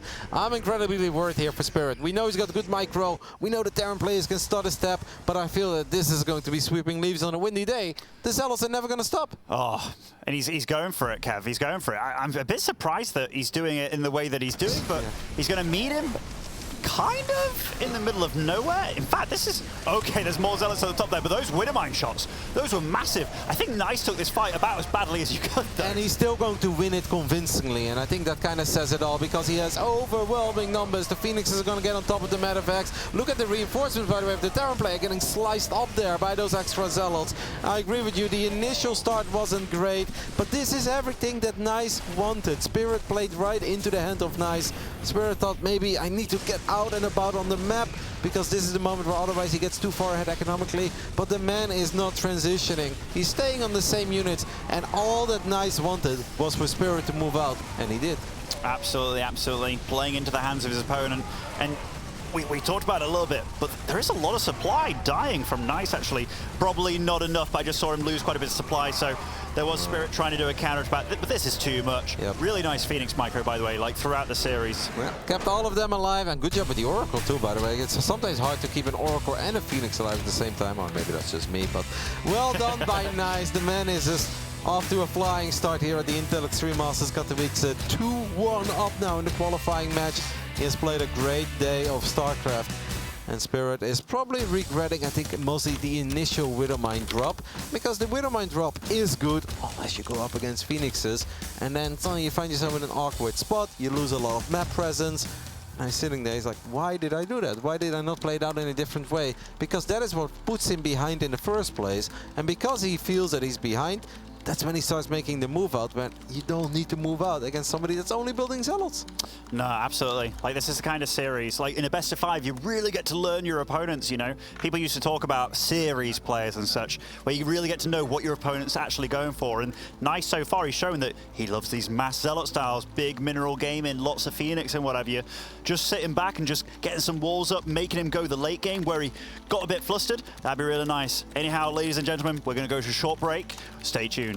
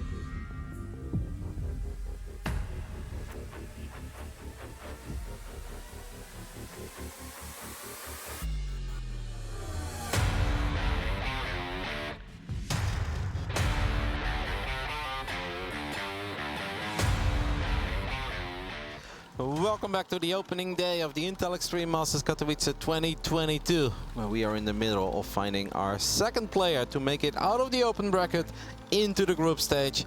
The score is currently 2-1 in favor of our Taiwanese Protoss. Nice, but Ben, it's been a very scrappy, messy best of 5 so far, and it could have very well been Spirit up 2-1.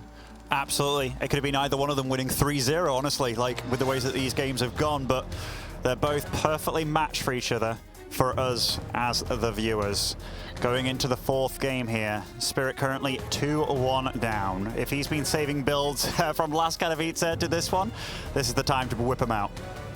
Nice is such a fun Protoss to watch, just because it's so, I feel like it's this brute style, right? Where it's like, all right, I get ahead, get a lot of bases, get a lot of probes, and I'll get all the zealots. And I do understand it that even as a Terran, you know deep down inside, I don't want to move out too early. Eventually, like, no, I better go, otherwise there will be Storm, there will be Colossus. But it's obviously very hard to decide those things in the heat of the moment, especially when it's so hard to scout if your opponent is roaming around with Phoenixes. Anyways, let's see what Game 4 on Blackburn has in store for us. In the bottom right side, we're looking at the main base of the man who is one map away from making it into the round of 24. This is nice. And what a way to do it would be, man. Hero in the first round, Skillis in the second, and then Spirit, who's been on fire. Spawning over the bottom left is our blue Terran. It is Spirit. That is legitimately a very tough bracket here in the round of 36, I guess. Yeah, even though this is very much a unexpected qualifier match here, you can't say either one of them doesn't deserve it. I mean, even Spirit starting off with Dom Ragu as his first round opponent, then going up against Estrella secondly, who's been very damn good as well.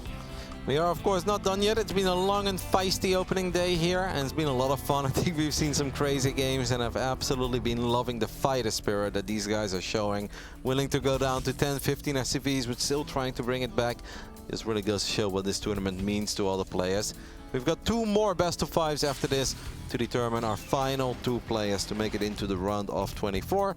One of those matches is going to be Australia versus U-Thermal. I believe that's the final game of the day. And the loser of this series will drop to the lower bracket, where Ryong is waiting, the man who always gets all the love from Maru. Yeah, he does get all the love. So that means he beat Hero. I tell you, he's had a real tough time as well. Who did he beat Probe? But that was pretty well played by Probe. Then he lost to Bjorn 1-2, so the only guy to take a map off him. Then he beat Creator, and then Hero. That's real tough as well, to go all that way. But you can still technically go home without making it out of this bracket. Very annoying pylon here. He's been enjoying a lot of this, right? Just putting a pylon in his opponent's base or an assimilator and such, just being a little bit annoying, a bit offbeat here, off meta for sure. It's one of these things where if you analyze it, is this good? Is it the right investment? Most pros would tell you, no, you don't really get that much out of it. But Nice has clearly done this time and time again.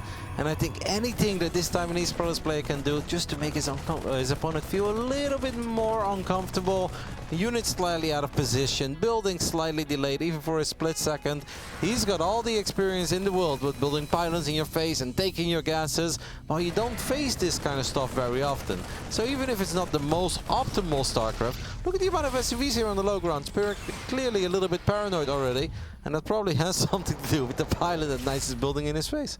Definitely. And how many gateways going up here? So we've got 1 proxied, which we know about, and there's 1 more at home going up as well.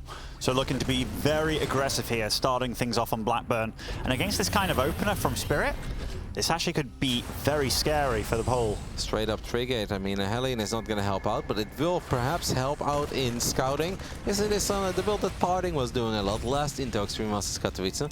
That he got innovation with as well on Light Shade. And yeah. That Hellion doesn't actually get a scout. So seeing 3 adepts like this. Triple CC for Spirit, by the way. Yeah, so far you're probably thinking this is an Oracle play.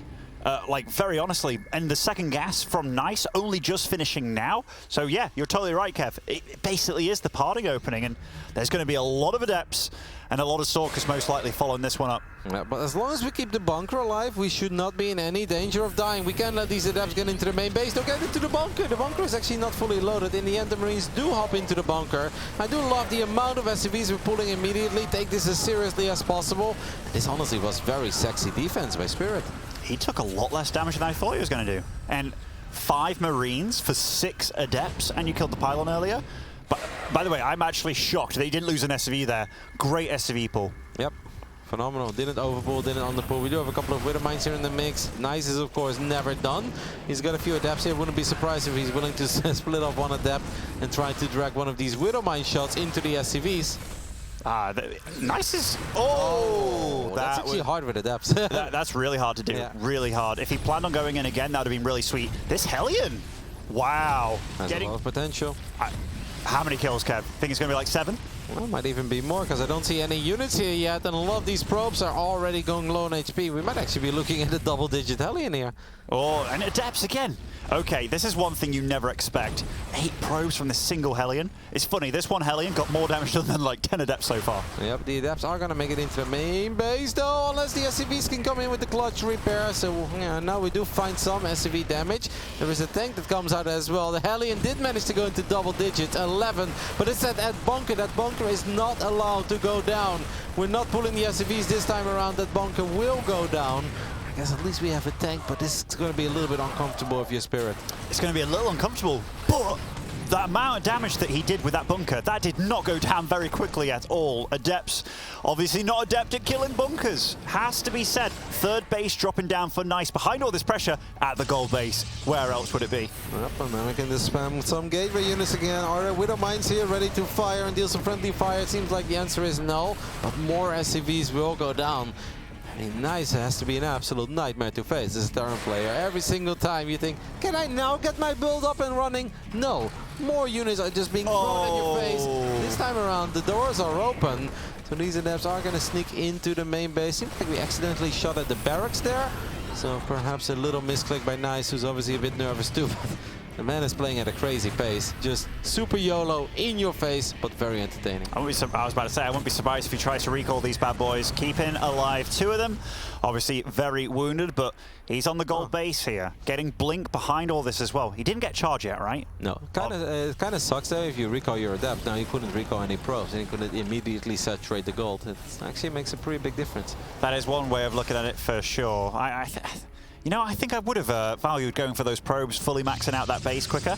What is this? Kevin! Kevin! We joked about this earlier today. Who were we watching when we were joking about it? I can't even remember, Kev, but I was like, I think this will be the next expo that should happen on this side, and here it is. It was Haz. It was Haz against Kalazur. We're like, yeah, he's going to take the gold, and now he's going to take the gold on the other side of the map as well, but not where you're supposed to take it, in the center.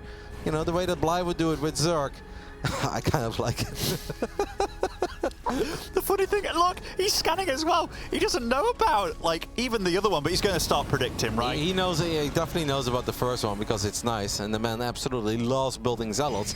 And if you love building zealots, you take gold bases, Benny. If he scouts this, if he actually scouts this, which this SCV is on a mission, I'll be genuinely shocked. Okay, seeing a pylon there, that's one thing. Bloody hell, Spirit. That is some sixth sense right there. Because that is not what I think would be happening, but spotting that before the other one, hey, maybe that buys Nice a little bit of time, actually. Yeah, this actually might not even be that bad, because now Spirit might think he's in a better spot than what he's actually in. Because, oh, nice tank shots there, though. But if he thinks that's the third base, okay, this is very important, the follow-up scout, because this gives Spirit a much better idea of where he's at in this game. That SCV bought him a lot of info, finding out that there's not just 1 but 2 Nexus on the map that are kind of exposed here. And this army from Spirit is very good at dealing with it as well, with the tanks, very long range, and oh man, these Stalkers getting battered and bruised. Yep, but Nice is going to go ahead and run into the natural. There is a little bunker. Extra Zealots are going to show up. I don't know what the gateway count is currently at. I would love to see that real quick if we can. We're looking at 7, 1 extra finishing up, so 8 gateways. 8 gateways is good, but that's not that crazy amount, right? Where you can show up with 20 Zealots over and over again. No, certainly, but this army from Nice, it's got nowhere left to go. It's going to kill a few SCVs and maybe medevacs and stuff, but Spirit will get the cleanup. And now he gets the scan as well, seeing that he can leave his base. And this, when we've talked about when he should stay and should sit back, I think this is one of the times he should go, go, go. Spirit? Yeah. Wait for a medevac or 2, right? How many does he have? He had 1 medevac, and a lot of the units were already a bit low on HP. I think he can just go. Yeah, I mean, he has a bigger army, wouldn't be wrong, but I think waiting for 1 or 2 extra medevacs so you can actually stim, or just let him attack into you when you do have a couple of Widow Mines set up defensively. That was a really good micro on the bio unit. I mean, I don't think anything that Spirit decides to do here is necessarily wrong. I like the idea of just going for a drop, because we saw how effective the drops were on Hardwire. So why not try to do that all over again? Nice is just crazy. Like, you never expect this kind of play against anyone or by anyone. And here, I think he loves Zealots more than any other person on the planet right now. Yep, he's been making quite a few. Double Forge is trying to do its thing once more, but Widow Mines don't care too much about these upgrades. Nice is, of course, a bit afraid to fully saturate that base on the left side, the gold base of Spirit, technically, because he knows that he doesn't really have the army to properly protect these probes. This game is not going Nice's way, but Nice wouldn't be nice if he doesn't at least try to make this game scrappy, hectic, and try to base trade, I guess, right? I mean, Zealots are pretty good in base trades. Yeah, I'm a little surprised that the tanks came on the aggressive there. I think pulling them back to the natural would have probably been the smartest play. Just on the left of this wall kind of thing, it would save both these bases fairly nicely.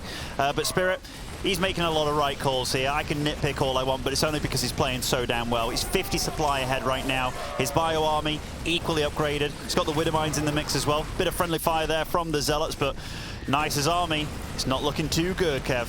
Well, there isn't much of an army to speak of. We see a Stalker there that's being healed by a battery, a couple of Zealots being warped in. Battery overcharge is good. Especially if it would be in range. It would actually survive there for a little while because there weren't too many bio units left, but it's not going to make the difference this time around. GG. Spirit, the Polish Terran, sends it to a Game 5. And that's what this best of 5 deserves for me. Absolutely, absolutely.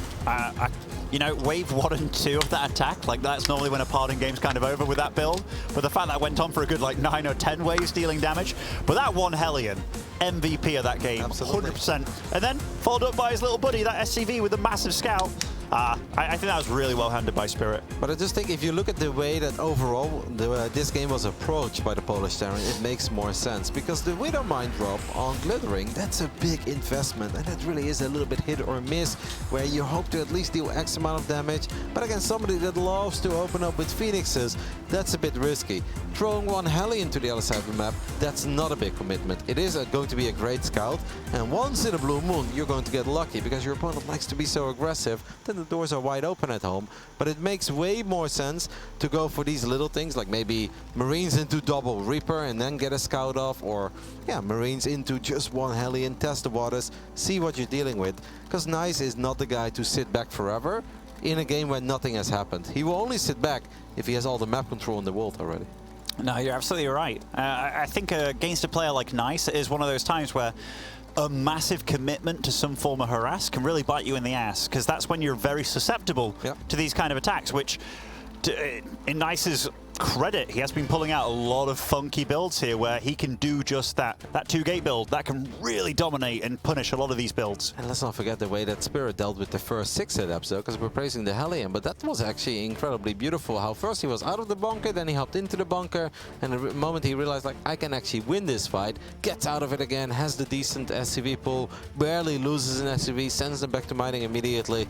That was as clean of a defense as any Terran could dream of. But then I don't know who's caught the momentum's in, because Nice can be like, well, not a lot of things went super right for me that game, and it was still like, oh, it could have been whatever. But for Spirit, he needed so many things to go right for him for it to actually be a win on his side. And now we're down to one map here. Which player is going to go into the round of 24? Anyhow, spawning here in the bottom right of Berlingrad, playing as the Red Protoss, it is Nice. And what a best of 5, and what a tournament has it been for him so far. Same can be said, of course, for our Polish Terran in the top left side, representing Kaisi Gaming. This is Spirit. Piotr. The great muscle of Poland, famous for pulling door handles off of doors. Once upon a time known as Soul, but then he apparently lost to too many Protoss players on the ladder. So he said his soul left his body, and all that's left is his spirit. And that spirit is carrying him pretty far in this tournament so far, Benjamin. Is that what he said? That's what he said. Also, he wanted his own Wikipedia page. But anyhow, Berlingrad. Okay, so this map, when it comes to TVP, this is one that I tend to feel is pretty okay on both sides. Like, I think this is a good battleground to end it off on. Yeah, Berlin Ground is a fun map. A lot of straight. You know what we haven't seen yet at all from Nice, and I feel like that's a build that's normally right up his alley too. There's some good old 2-base 4-gate Blink Stalker. Robo, a couple of Blinky boys. That's true. It feels like that's gone out of fashion for quite a few players, but then there's other players that live and die by it. Yeah. I mean, we see the macro-oriented version of it very often. We saw plenty of times today where it's 2 gateways, Robo and a Twilight. We get a couple of observers, we go up to 3 bases, but Nice is not the kind of Protoss to go up to 3 bases without a lot of crazy things happening in the first place. No, definitely. Spirit showing a lot of respect to his opponent here with a very early SCV scout just to make sure that there aren't any weird shenanigans going off. You know, you just played against a guy that was going 2 gateway, 1 being proxied on the map. It was a 3-gate opening though. It was a 3-gate opening, but it was 1 gate, then the second proxy gate, then the 3rd gate. Right. That's correct. Well, thank you, Kevin. No, I was like the 2-gate. I was like 2-gate. Ah, you know what I mean. It did follow up into the parting opening. Oh, did he mine out his own minerals, or was that the probe here? Most likely the probe, right? Just to make sure the adept can get here even quicker. And yes, it is. That probe's carrying minerals. Looks pretty guilty. I was thinking to myself, why would a Terran open that up? But this is a nice little catch, actually. Getting that probe initially. If the SV takes a little bit of damage, hey, it takes one of the shots, actually. Oh, great little play here by the Reaper. Yeah, great Reaper micro there by Spirit. Didn't lose anything. Gets the probe. Stargate is going up at home. Spirit is adding a reactor to his barracks. Factory is close to finishing up. And this Reaper is going to get a scout off. And this scout is important. Knowing it's a Stargate means you shouldn't do something as crazy as a Raven opener and send it to the other side of the map. Or go for a Widowmine drop. But you actually kind of rely on the Widowmine drop dealing damage in the first place. And Spirit is like, hey, that Hellion killed 11 probes last game. Let's try that one more time. Yeah, I like the fact that he hasn't been skimping on a bunker as well, you know. But this Reaper is going to be the second probe of the game falling here. This is big, man. This is actually a lot of damage already. Another probe goes down. Lost mining time. The Adepts do manage to sneak into the main base. There's never a chill game with Haas, is there? Oh, with Nice. No, there is not. And like, these two are beautifully matched for one another, man. They really are. Like, in the games, none of them have been normal. They've just been chaos right from the get-go. And I love it. I love it. Starport not finishing up. There is a Widowmine burrowing there. I don't know what's happening with the Reaper. Maybe this is bringing the Reaper home. But Adepts once more. Yep, there is the Reaper. Another Adept is going to show up, though. It's going to try to drag the Widowmine shot on top of the Hellion. It does. Did a bit of damage to an SCV and a Marine. He just never stops. And there's a couple of very low HP Marines. So the Adept gets the double kill immediately, but does get picked off there. Yeah, with that Widowmine already firing and a lot of the Marines going down, it could open the door for the Oracle to deal a lot of damage. Yeah, and there was no Viking in production. I don't think there... Well, there's a tech lab building on that factory as well. This Widowmine, wrong part of town, does try to repair it, does not get it, gets a fresh mule as well. Those are all the Marines, by the way. Those are literally all the Marines we have. That's a sad amount of Marines to have, and I'm a bit surprised that he was going for it there, just for 1 Marine kill, because you really want to keep that Oracle as healthy as possible. But all things said and done, probe count isn't as healthy, given that, you know, that Reaper came in early and did quite a bit of damage, but rocky start for both of them. Yep. At this point, it becomes a bit tricky again for Spirit. He's like, damn it, all I want is a boring, straightforward macro game. And here we are again. I think I'm good, but am I actually good? The Adepts did do quite a bit of damage. A lot of lost mining time. I've lost a handful of SCVs. I know you've got Oracles out and about on the map. I know there is a Stargate. Will probably be a follow-up to whatever you have been doing. It just makes for complicated games that no matter how much experience you have, and Spirit is a very experienced player at this point, just Nice drags him to deep and dangerous waters where he's like, I think it's good, but I'm not totally sure if it's good or not. That's the thing, second guessing yourself every step of the way. I do like these sneaky Widowmines that are going to try and get out. Means the bouncing from either base is a bit tricky. Nice is so aggressive with his expoing, right? Like, we've seen that throughout the whole series. As soon as he gets into this kind of position, he knows that the Terran can't really move out. Oh! That's pretty big. Told you I love that Widowmine. It was a great spot for it. Widowmine connects with that low HP Oracle that did manage to get a few kills earlier. Double EBIT there as well as the third CC is finishing up. And economically, this is a great game for Spirit. I don't like that lift too much. I guess we're just trying to break the lock on, but Nice doesn't have the same Phoenix numbers as he had in some of these other games. No, I mean, maybe it's only a matter of time though. Phoenix production isn't stopping, hasn't got any ground units on the map whatsoever. Really banking on the fact that he wants to keep his opponent at home, and very often moving out against this. All of a sudden there's a flood of zealots and stuff, so you can't move out across the map and you feel very unsafe. But Spirit's taken the approach of getting the 3rd CC, which I don't hate, actually. I like that by him. I think it's very smart. I just think it's obviously scary for him to pull the trigger and it says, all right, now I'll saturate all 3 bases. Because going triple CC on 2 bases is actually very safe as a Terran. There aren't too many things you have to worry about. It's the moment you flow that thing over, and suddenly you have to defend a much wider area against somebody who absolutely loves zealots and loves coming in from each and every single angle. That's where it becomes a little bit terrifying. Nice is playing the double forge version, by the way, and he's getting a quick Templar Archives too, so I guess it's going to be mostly Zealot Archon and a little less emphasis on the Phoenixes and the Oracles. I like that twist to it, because so far... Would he go Storm? How sick would that be? Suddenly, the man goes Storm. I think he is going to go Storm, Kev. I mean, he has to, right? Does he? Well, I think it would be a good move to go Storm. I'd be surprised if he just goes Storm. You think he's just going to go for the muscle, like, proper Zealot Archon? I mean, I wouldn't be surprised. After the way he's played the previous 4 games, you expect him to just fire up Storm here? I'd be shocked. Maybe I would be, maybe I would be. Like, if there was a Robo on the field, like, for a Warp Prism, that would make the Storm more viable, obviously, but yeah, I think you nailed it, Kev. Try down a scan. That's a good scan for Spirit, by the way, because he sees that those gases are not up and running. This poor orbital. Wait, did that Marine block it? No, it didn't, did it? I think it did. No. Close. Wasn't too fat, you know. Being on a diet that Marine has, we'll get to land it. 5th Nexus. I mean, he's mental. He's absolutely mad. How many gases does he have? I have no idea. Can we take a look at the natural of Nice? He's got 2 gases. Yeah. the double forge, 5 Nexus build, 2 gas. Oh, that is shameless. You know, find yourself someone in life who loves you as much as Nice loves Zealots. Yeah, or Nexus. Absolutely ridiculous play. Does lose that Oracle. That's quite a lot of vision going down the drain here, because still no Robo, right? I mean, no, the man is building Zealots, man. He's building Zealots. Okay, he's taking extra gases now, so I really do hope that he drops a robotics facility. Memes aside, this is a very big moment for these players. They've been fighting all year long to get here, and they've got their own unique way, and that's beautiful about StarCraft, that you don't have to play the same as everybody else, but there are certain things that are just mandatory eventually, and that is a Robo way down the line when the armies get too big.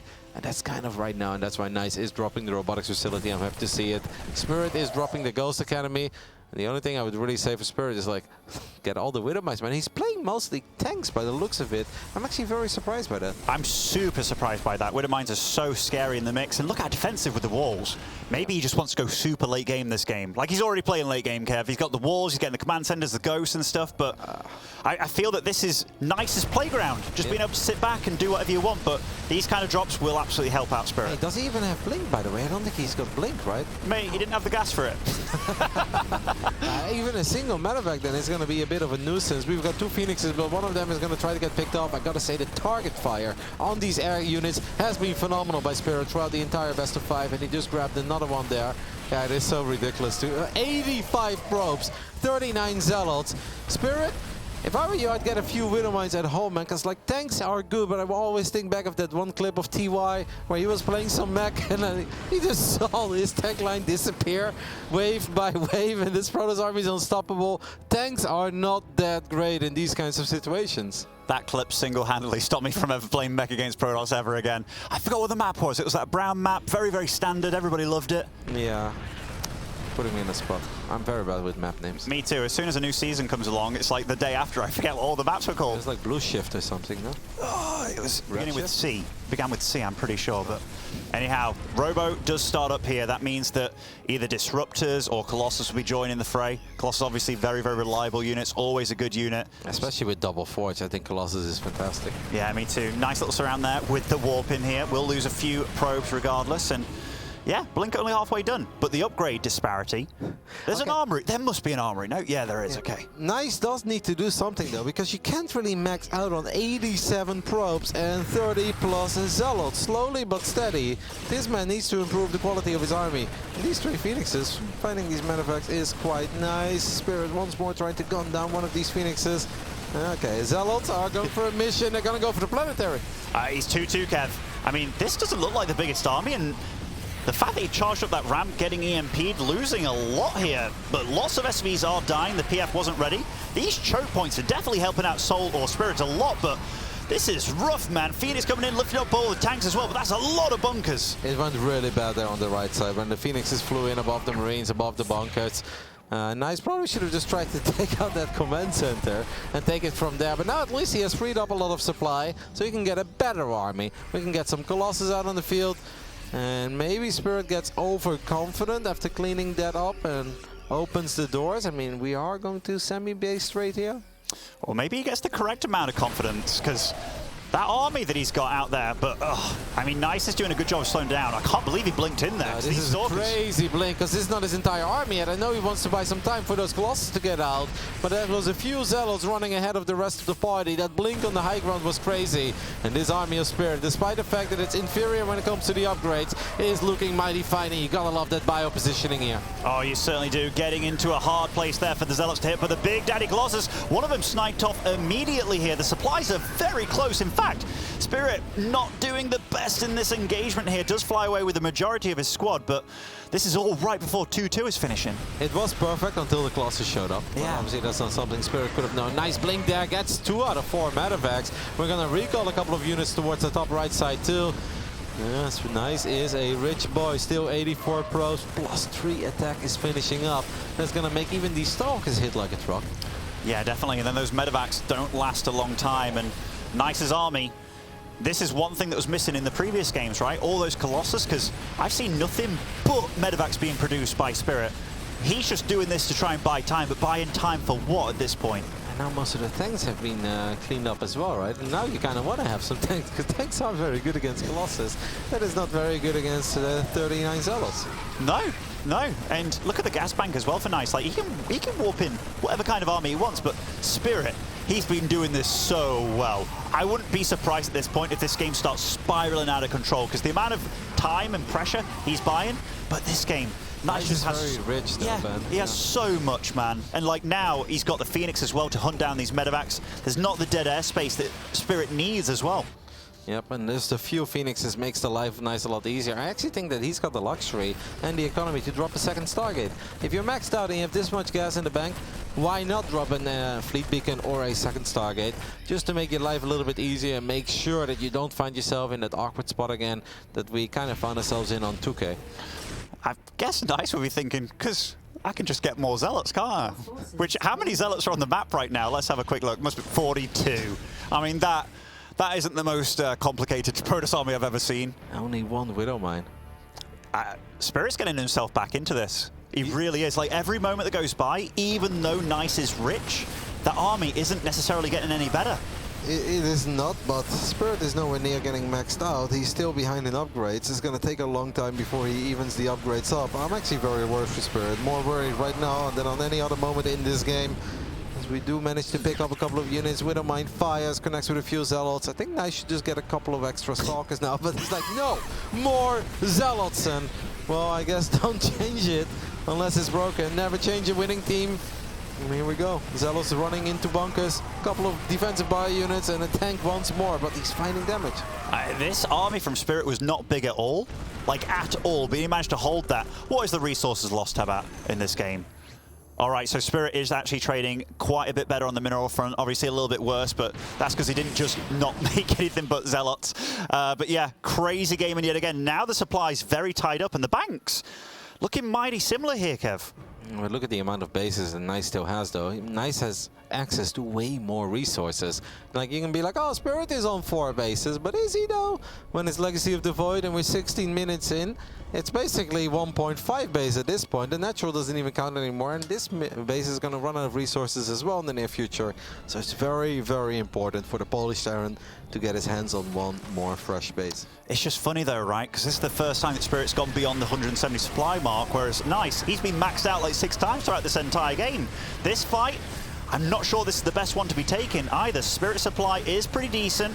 The Zealots getting a decent wraparound on things, but those Colossus, they've been busy with buildings for the last minute. Look how long the Zealots are surviving though, and they're actually finding some pretty decent damage. Seems like we are losing a lot of probes on the other side of the map, but Nice is picking off Vikings, and if you can just keep the Viking count low, can these Euros with their lasers potentially win the game? The Marauders do pick one off, and Nice's supply is indeed taking a serious hit at this point. Battery overcharge is magnificent near Archons, so those Archons will stay alive, and another medevac bites the dust.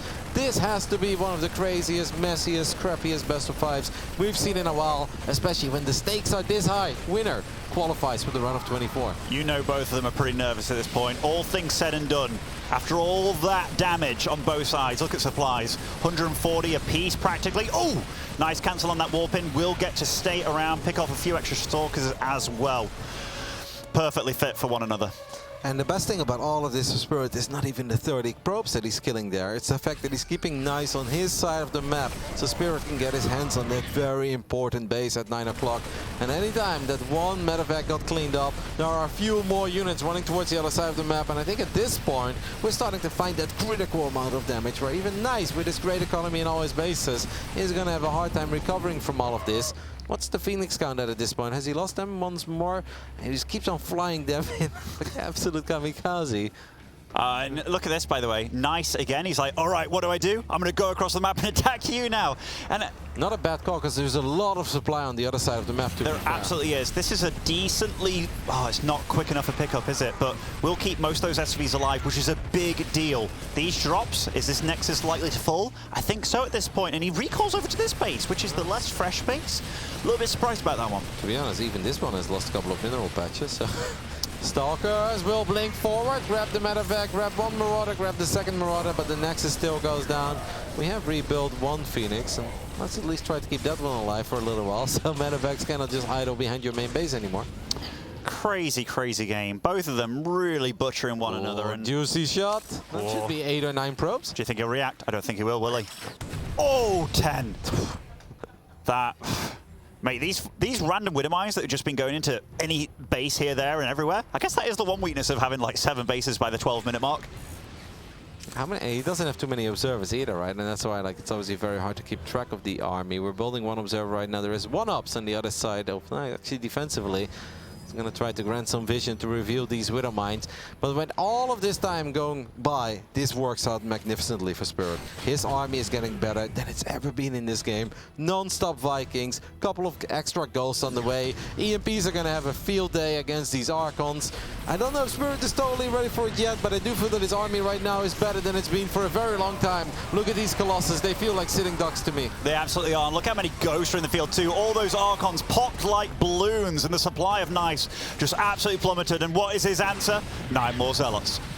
Yeah, but at this point, maybe against all these Vikings, that's not even a worse call. I do like the disruptors that we have on the way. Spirit needs to be careful that he doesn't get too overeager, that he doesn't stim too many times, because that's when the Zealots can make the difference once more. And we've seen in this series, like when Spirit's moved out a few times, it's been the wrong call. But it's like, Nice has him in a position where you can never know. And I mean, Spirit has been doing a good job of scouting here, there, and everywhere, constantly aggressive and stuff, but now we know that Nice... In fact, I'm looking at it now. It's not even the worst position in the world. Like he's still 2 Novas away from winning this game. Yeah, exactly. What a scenario here. I love the fact that the ghost count's getting really high, though, because that is one thing that works out very well against this army. Yep, Stalkers are going to try to kill again. It's so funny how Nice can have great moves and then kind of awkward moves at the same time. Like, that's a good move, using the Nova to zone away the bio. Stalkers blink forward, pick off a couple of Vikings. Just a few times where maybe he too was really feeling the pressure and just got a bit too reckless with a couple of his attacks. Spirit kind of forgot about his Vikings there. There's one Colossus left. Look at the amount of Zealots, and they're finding some success, but great pickup of one of those Disruptors. Yeah, the Disruptor thought he was one of the Zealot boys there, ran front line, and a Fusion Core starts up as well for Spirit. He's not slowing down. He's going to the late game, and yet again, but at this point, both these guys, look at how they've expanded. They're actually getting to a point where their expansions are next to one another. Yep, they're going to take each other's bases soon without being aware of it. There is one Widow mine denying a Nexus from going down at 6 o'clock, but there aren't too many resources left. I gotta say, I love that Nice kills all the Vikings, and he's like, back to Colossus. Because then by the time that you finally rebuild all those Vikings again, are you ready for those remaining Disruptors that are on the ground? It's just been it's been very scrappy but incredibly fun between these two. Yeah, it's funny, right? The swings in this game where it's like, oh, I feel good for this player. No, I feel good for this player. Like, I've flip-flopped around back and forth 5 times. I think ranged Liberators is a great call for him this game, though. The only thing that I'm sad about is they didn't start like +1 air weapons and stuff a while ago. If you got +2 against this army, you'd be looking fresh. But Spirit, he managed to get all the way across the map without Nice knowing. To be honest, Spirit has been throwing the kitchen sink at Nice from times to time, so he just didn't have that much money in the bank, right? He never had that economy to really get all these starports going and focus on these upgrades that were for much later. A couple of big EMPs on those Archons, so those disappear very quickly. Stims the Bio army once more. Vikings kind of just left there. Vikings are expensive though. I know that Spirit was getting great trades when the army was mostly Zealots. But ever since he started building more expensive units, I gotta say, Nice has been getting a couple of decent trades as well. Combined with this, though, killing the 9 probes, I think it was all pretty good. And honestly, I thought this army at the bottom there was a bit trapped for Spirit, but he managed to get away. And we got to remember, this all wasn't for nothing. Like, that time that he's been building up the Liberator count, what are we at right now? Because he now, I mean, Liberator range is just finishing. And if you start getting up to the, like, 7, 8, that's when it gets really scary. Yeah, but I've seen the Protoss players outmaneuver those Liberators a couple of times today as well. And the Stalker count is still high. And don't forget that these are well upgraded Stalkers, so just one or two good blinks. Do we have Medivacs left? Yes, we have plenty of Medivacs left, but there isn't too much energy to remain those bio units or to heal those bio units. They just keep on stimming. Spirit's gonna stim forward, lands an EMP. Liberator's gonna see job on top of the Protoss army. Good job there avoiding the Nova, but the Terran army is a little bit split up. It certainly is, and these Medivacs all out of energy, so every stim matters a lot, but there's enough liberation zones right now that they're here, there, and everywhere. And Nice didn't know about that 12 o'clock base, Kev. Totally vulnerable there. That could have been a really good pickoff. Yep, instead he's looking for the juicy Novas, not really finding them. Does get one, goes there, doesn't get that final shot off, and Spirit may actually go for it now, decides to chase. Not quite. One Colossus is low on HP. He will find that eventually. He's doing a good job in outmaneuvering these Liberators, but I don't know if the Disruptors are ready to fire. I don't think they are, and they're very exposed. Oh, mate, that was a lot of lost units there. I think even one died in the south there. Can kind of tell from the death animation, but Spirit, he's holding on, Kev. What is happening, man? I have no idea, but Nice, he's kind of got him in a position where he thinks he's got him on the ropes, right? Because if these Liberators start queuing up, if they start getting to a high enough number, Nice is going to be in trouble. Yep, but obviously Spirit is going to be in trouble too if he keeps stimming and then keeps chasing Colossus, because he's one shot away from actually losing everything to a single volley of these Colossus. That Liberator is finding some good damage in the top right side, and he's still indeed avoiding that base at 12 o'clock. I can't believe he's getting away. He knows about it. He's just not gone there. What is happening? Like, even pylons over here on that base. A few Zealots. You love Zealots. Send them up there. The man does love Zealots. He's like, no, we're going to go for the natural one more time. See if we can find these Liberators out of position. Okay, there you go. Just 2 Zealots can be enough. Forward, blink.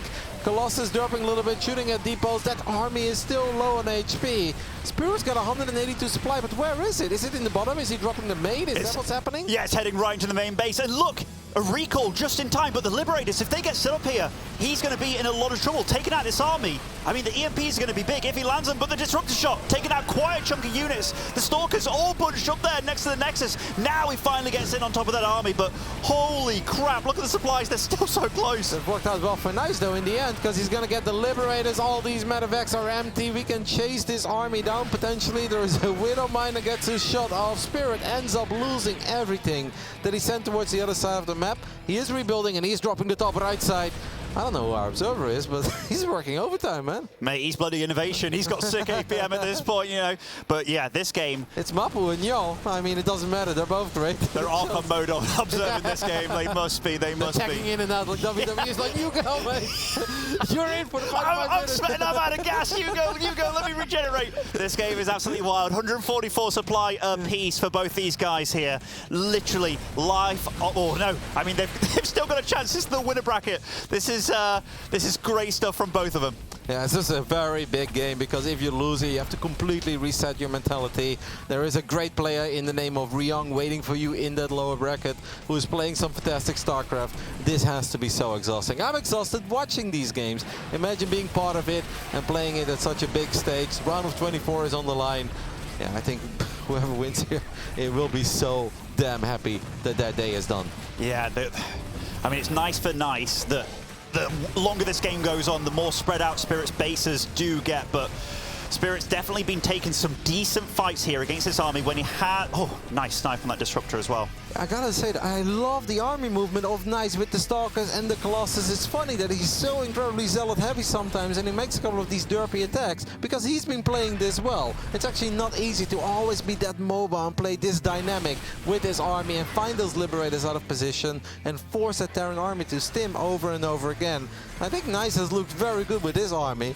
Well, when he's with the Zealots, he gets himself in great spots, but he makes some funny attacks. He makes some real funny attacks. More drops coming out. Okay, how many workers have died this game? 12 more dying somewhere. I think that was just like these Colossus, right? They must have just zapped them. Oh. That's a lot of Liberators left alone to deal with these very upgraded Stalkers. Lots of units dying on both sides. Probes dying in the top right as well. This army, though, one of the Colossus gets sniped. That's a lot of ghosts still in the mix, and this army is not equipped to deal with the Terran army. Oh, the Zealots are killing the last few SCVs in the bottom left. This drop is killing the last few probes in the top right. One Colossus did survive. Stalkers are very expensive, so you gotta be a little bit careful with that. What's that one Colossus doing there? That's a misrallied Colossus. Every unit counts. No, it gets picked off immediately. 98 supply against 90. We're gonna recall. Disrupted to where? I mean, just getting him out of dodge, right? You just lost Big Daddy Colossus over there, stood on his own, and right now, look at the economy on both these players. Like, they've gutted one another, and we're still only 5 supply apart. The Liberators, yeah. The Liberators still being rallied in. This army from the Terran player, by the way, it's actually really hard to deal with. You need something a little bit extra than just a bunch of Colossus and the Stalkers, but Disruptor from downtown does not get the hit. Poor Colossus left alone, and here, I think Nice is kind of falling apart. He wants to take the fight, though. These units are so low in health. He's got a lot of Stalkers, and I think that Soul's actually the one who's running out of steam here a little bit. The final Marauder gets picked off, does get out of there with a couple of those very expensive ghosts, and he wants to get that Nexus in the top right side. He will get that Nexus in the top right side. I don't know what happened there. Nice is like, all right, you get my Nexus, I'll get your Orbital. There are a couple of Liberators showing up there, but that's not enough to save this Orbital, is it? No, it definitely isn't. These are highly upgraded Stalkers shooting out of the sky. Again, 5 supply apart. These low health bad boys in the top right will pick off a few extra probes here, but mate, I have no idea what's happening. 26 probes to 18 SCVs. They've been within 5 supply from each other for like the last 12 minutes. Yeah, exactly, with so different approaches to the game as well, but... He's gonna feedback. Or morph them into Archons, what are we gonna do? Storm! Oh my goodness! I told you he'd get Storm, Kevin! You know what, Ben? I stand corrected. Oh, these Stalkers, they can't be doing that. Amazing. They take a lot of damage. Still no upgrades for these Liberators, but I'm not surprised. Every resource is being utilized in the way that Spirit thinks he knows best, and honestly, he's here right now, and he's doing damn good in this game. Oh my goodness. That was painful. That was very painful. We can't really be losing Stalkers anymore. Tried to pick off one of these ghosts. Did not quite manage to get it. Now all these bio units are healed up again. Good job there, dodging the EMP. Storm is almost done, but those tanks are going to be incredibly problematic to deal with, because Nice just has no income anymore, does he? Absolutely. Like, I think he's up to 1 base on the right side. I mean, both of them are kind of screwed when it comes to income. I would love, actually, if Spirit just grabbed 2 Liberators, plonked them on the bottom left bases, just to help him out a little bit against potential run buys. But Storm, boy, that's a lot of high Templars. Yep, yeah, I don't know if all of them have Storm though. I know he has 1 or 2 Storms remaining, but the other ones have been wiped in not too long ago. The first Storm was good, the other ones were slight overkill, and he didn't really get all that much done with it. Now he tries to morph them into Archon. Spirit is aware of it. Can go back into Widow Mines. I kind of think that Nice should have tried to take out the Planetary. Nice feedbacks here on the Ghost.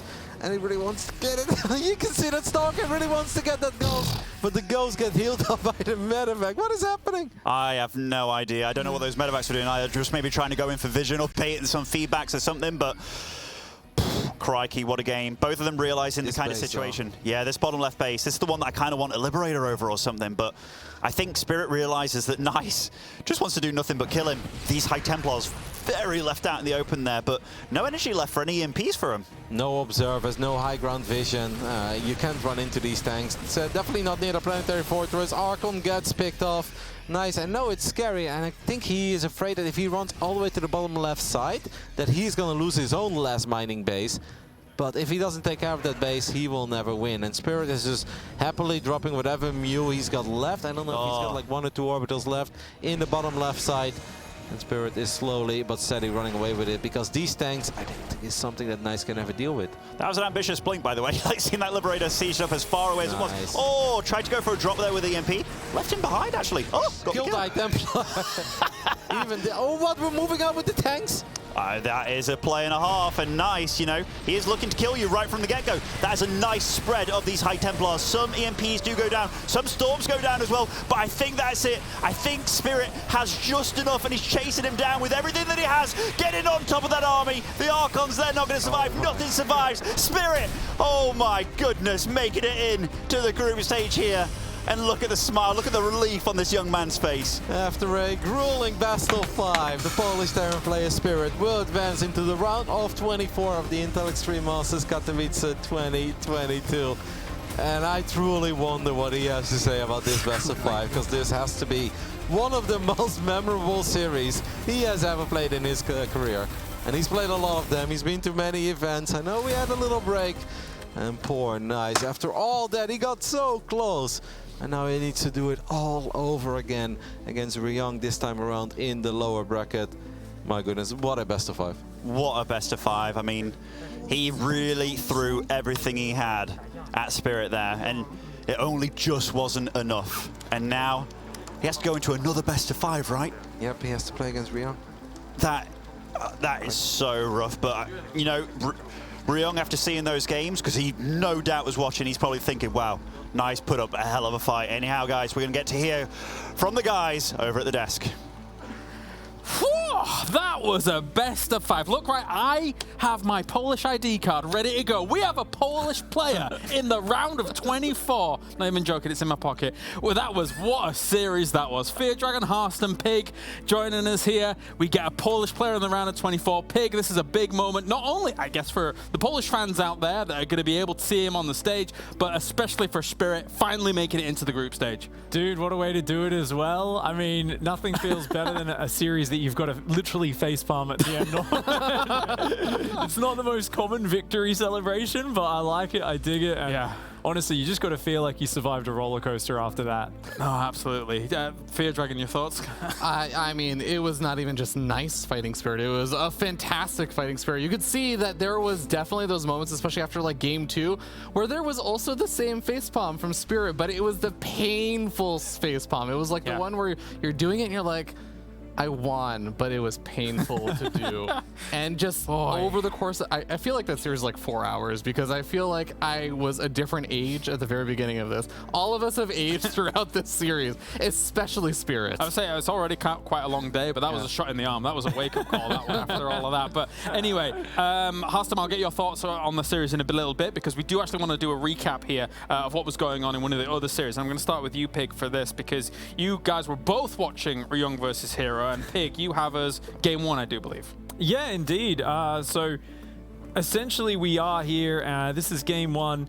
You could see that the army's got pretty big, and I think the story of this series, as we watch it on a little bit slower than regular speed, was great micro, great macro, and good ability to bounce back from Hero's kind of, you know, obviously very aggressive openings. But notice just the spreads against the disruptors, a few missed disruptor shots as well as we watch these battles. And there was a lot of Ryung just multi-pronging, dropping, running, and any time when you saw Hero overextend, he got punished. And these are perfect examples where you can see none of those disruptor shots really finding the center and just honestly hounding him, hunting him down, catching a lot of the disruptors. And this was happening time and again. And I mean, there were moments where he was splitting so well against these, and that really just, I think, sums up game 1, because it was a spiraling effect from there. You lost all your disruptors and your Colossus.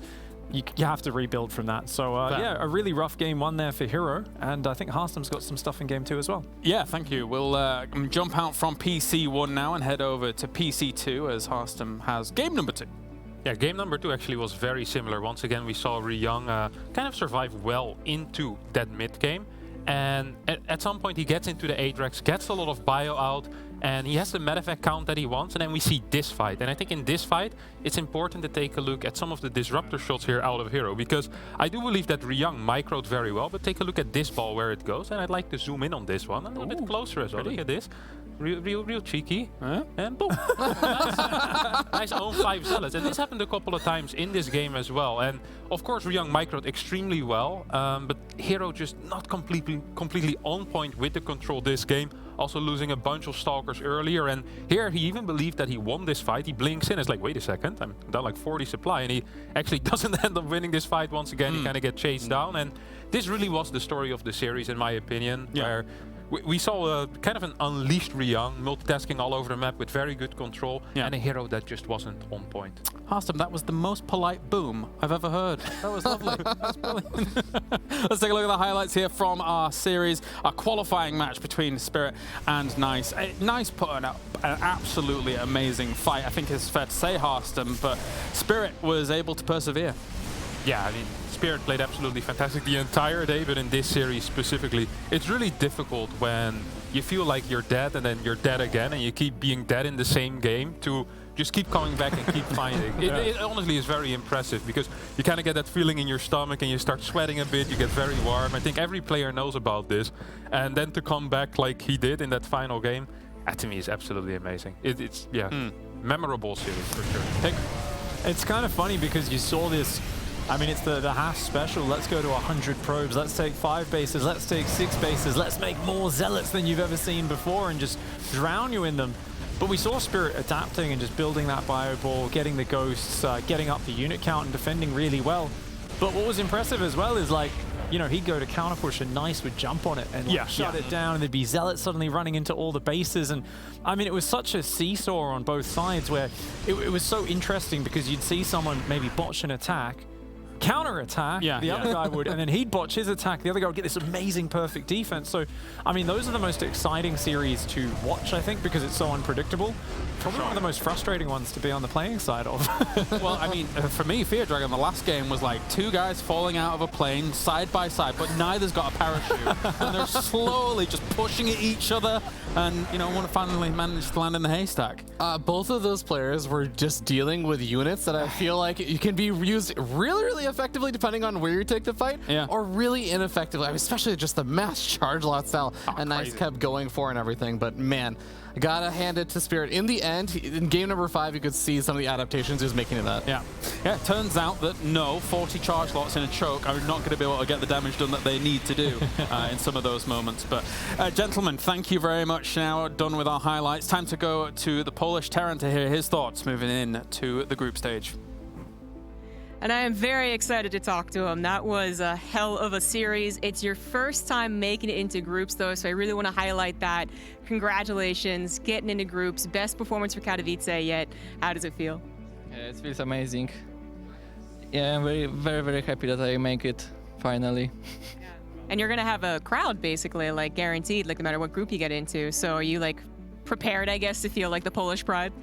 Yeah, but I mean, if I play like against Nice, I don't think I will do well. Yeah, so let's talk a little bit about that best of 5 series, which I needed 2 cards to actually get into.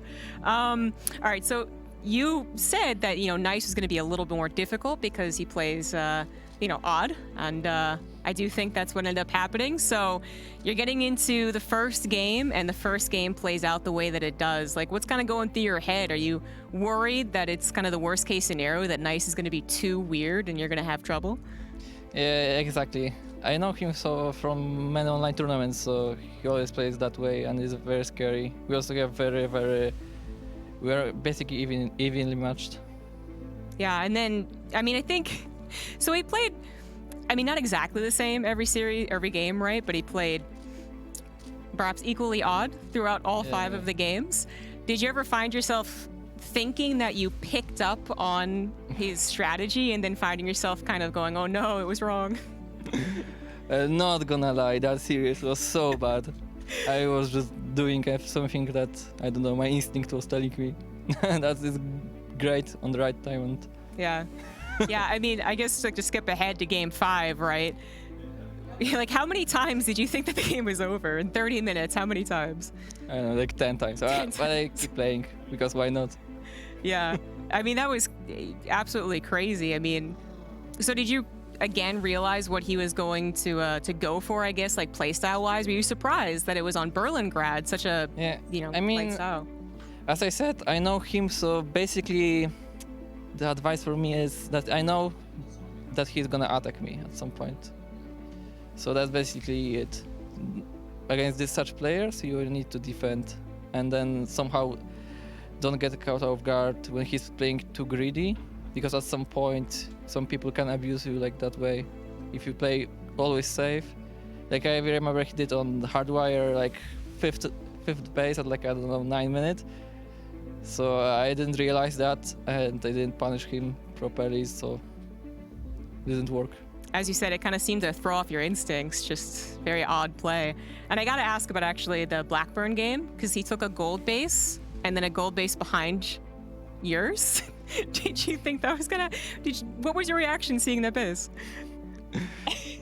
I don't know, my brain just turned off that way. I was like, oh my god. Yeah, it was a hard one to call. But I guess, you know, you take the victory, right? You can kind of calm down, you know, be okay, I suppose. So now that you get to look forward a little bit, I know we're still kind of calming down, but you get to look forward a little bit. Have you taken a look at the groups? Is there any group specifically you'd like to get in or avoid? I think I want to avoid Cyril and probably Maru, so that's it, I guess. Like, all the groups are really hard, so it doesn't really matter which one I go.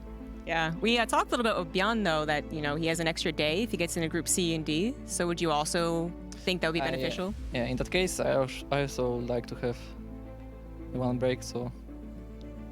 Yeah. I think it seems like it might be actually a lot of people's plans, or hopes, I suppose. Can't plan it, right? Gosh, there was just so much to go over in that game, but we can only do so much, you know? So I guess it's like, is there any specific shout outs you would like to do? You know, like, again, finally making it into groups after a couple of Katowice's, best performance yet. It was a bit of a slobber knocker, like best of 5 to get here, but still. So any shout outs for anyone in particular? Yeah, I want to say thank you for Lambo and Raynor for advices, finally. Did they help your mental game or just actually like your matchups? Actually, Lambo helped me a lot against Protoss. Really? And in general, I got decent advice in TVZ. So thanks to them, I was kind of confident here. Nice. Yeah, awesome. Well, again, congratulations. I think everyone's looking forward to seeing you with the Polish crowd, so I hope that really hypes you up and, you know, make sure to, I guess, unwind after that best of 5. So thanks for coming on for the interview. Guys, that's, yeah, that was hard to sum up, but we do have our second group stage edition in Spirits alongside Bjorn, which means we have 2 more qualifying matches to get to. So let's go ahead and get to a break and come back for more StarCraft. What's your style?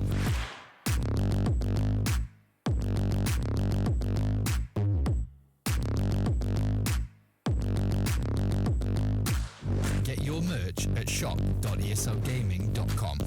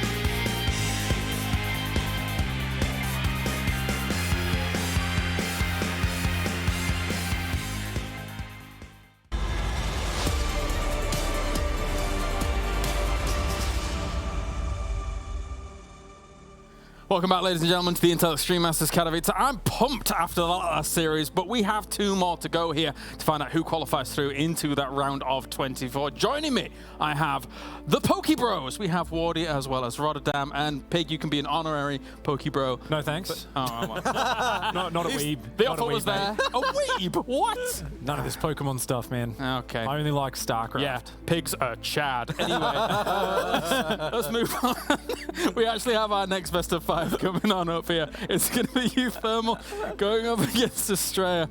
Oh dear. Pig, the Chad's in the corner. Please talk to me about this upcoming series. Well, unfortunately, there won't be any roaches in this one, so I'm a little disappointed. But, you know, Terran versus Protoss day 1. We've got plenty of Zergs in the group stages tomorrow. It should be a really exciting match, actually, when we get down to it. I mean, Thermal had a rough last match versus Bjorn, right? Bjorn looked great, but this is a very different match. You've got Thermal's going to be able to probably get in his aggressive element against Estrella, who we talked about him earlier today being a bit of an eco-cheeser in TVP, and he's great at hanging on and dragging his way back into games because he got massacred by Widowmine drops earlier against Spirit, fought his way back in and dragged those games out. One of them was like half an hour, and it was like he was pretty much dead at the 5-minute mark. So hats off to Estrella. Yeah, Roddy? I'm still mentally recovering from that best of 5 I just saw. We had a chat with Spirit, That was one of the bigger clown fiestas that I've seen in a while. Spirit is talking to us. He's like, yeah, I think game 1 was going good for me. And we all look at him. It's like, mate, game 1 is like a lifetime ago. Okay? Yeah, I remember. We were all in our first marriage during game 1. We've been divorced by now. Like, no, I do think it's going to be a very fun best of 5. I did give some love to Estrella in the beginning of the day, not just because of his great signature series that you guys should absolutely check out, but he has just been playing mighty fine. not too long ago. He got a 3-0 over Hero Marine. It was in the American Weekly, so it was late at night. But even Gabe said he played well. And we all know that for Gabe to say those words, you gotta be playing some mighty fine StarCraft. I actually do think the American is the favorite here. But Uthermal, traditionally, very fun TVP player. I saw his final game against Cyan today. Thor rush on 2 bases. Big Daddy Thor was brought, medevac, couple SCVs repairing the big boy, straight up won the game. And Uthermal's always had some fun builds where he makes it look standard. Yeah. And you're like, is he a noob? Why is he not building SCVs? But that's part of the plan. And then he just hits a little bit harder and a little bit faster than any other Terran build. Obviously, it becomes an all-in, but he's really good with that. So could be a Clown Fiesta 2.0 over here. We'll see. We'll see. It's getting late here. Who knows? Who knows? Waddy, your thoughts? Yeah, I think this is a series that can go 2 ways. The games either end early in Uthermal's favor, or they go late and they go in Astrea's favor. Uthermal is really good in that early game. He's really good at making it weird. And we saw earlier how Astrea kind of struggled against that aggression, and he might have to mix it up a little bit in those later stages, in these early stages to get by. But if he does get by, I really do think in the later game, Uthermal still kind of plays a bit weird later game and does some different things, and that might help him out once. But overall, definitely like Astrea the later the game goes. Who are you favoring, Pig? I do think Astrea comes in as the favorite, especially if he opens up with a Stargate Phoenix opening, you know, Oracle into Phoenix, something like that. It's just the trauma of those Widow Mines. It's got to be in his head. 2 games in a row, taking massive Widow Mine hits. Like, just control that first 5 minutes, and you get so much information if you open Stargate. So I think that's a really good way for him to kick off the series. But even if you open like Twilight Robot, then at least you have Blink. And I feel as a Protoss, this matchup is pretty simple. Either you get Phoenix to kill Medevacs, or you get Blink Stalkers. If you get neither, yeah, you can survive the first Widow Mine drop, but the second one or the third one or the fourth one is going to find damage. It's just inevitable because your army is slow and immobile. All right, another best of 5 on the way here, and we will determine our 3rd player today moving into that round of 24. So without further ado, let's head over to the commentators. Thrilled to start this series off, James. I'm, of course, a Fear Dragon, joined here by Harston, and we're going to be moving into this Protoss versus Terran. I actually loved their analysis. I'm actually very interested in hearing your thoughts, especially as, you know, former teammate with Uthermal and everything, because I actually really like the way that Wardy was putting it, where I think Uthermal is so good at messing with people in the earlier stages. I do feel like that has traditionally been an area where Astrea does sometimes struggle. Yes, I do agree, but I think the thing with Uthermal is that he uses more standard weird builds. So when Uthermal plays something odd, it often is with a second gas or it is with a trick in the early game. And I believe that against those type of openers that Astrea will open Stargate. While Spirit was actually opening up with Marine first, fast command center. And versus that, Astrea seems to prefer Blink opener. So I'd actually be surprised to see Astrea open with a Stargate if we see just a regular opener. And if I were Uthermal's coach here, I would say play something weird, but do it over 1 barrack CC, 100%. That actually gets me so excited, because this is one of the beauties of having one of these tournaments where you get to see how the players are adapting throughout the day to different kind of variations, since we've seen a bunch of different openings from both these players in this matchup. But here we go, guys. We're going to be starting down here in the bottom right-hand side of the map. Atop the red Terran player from Team Liquid, he is Uthermal.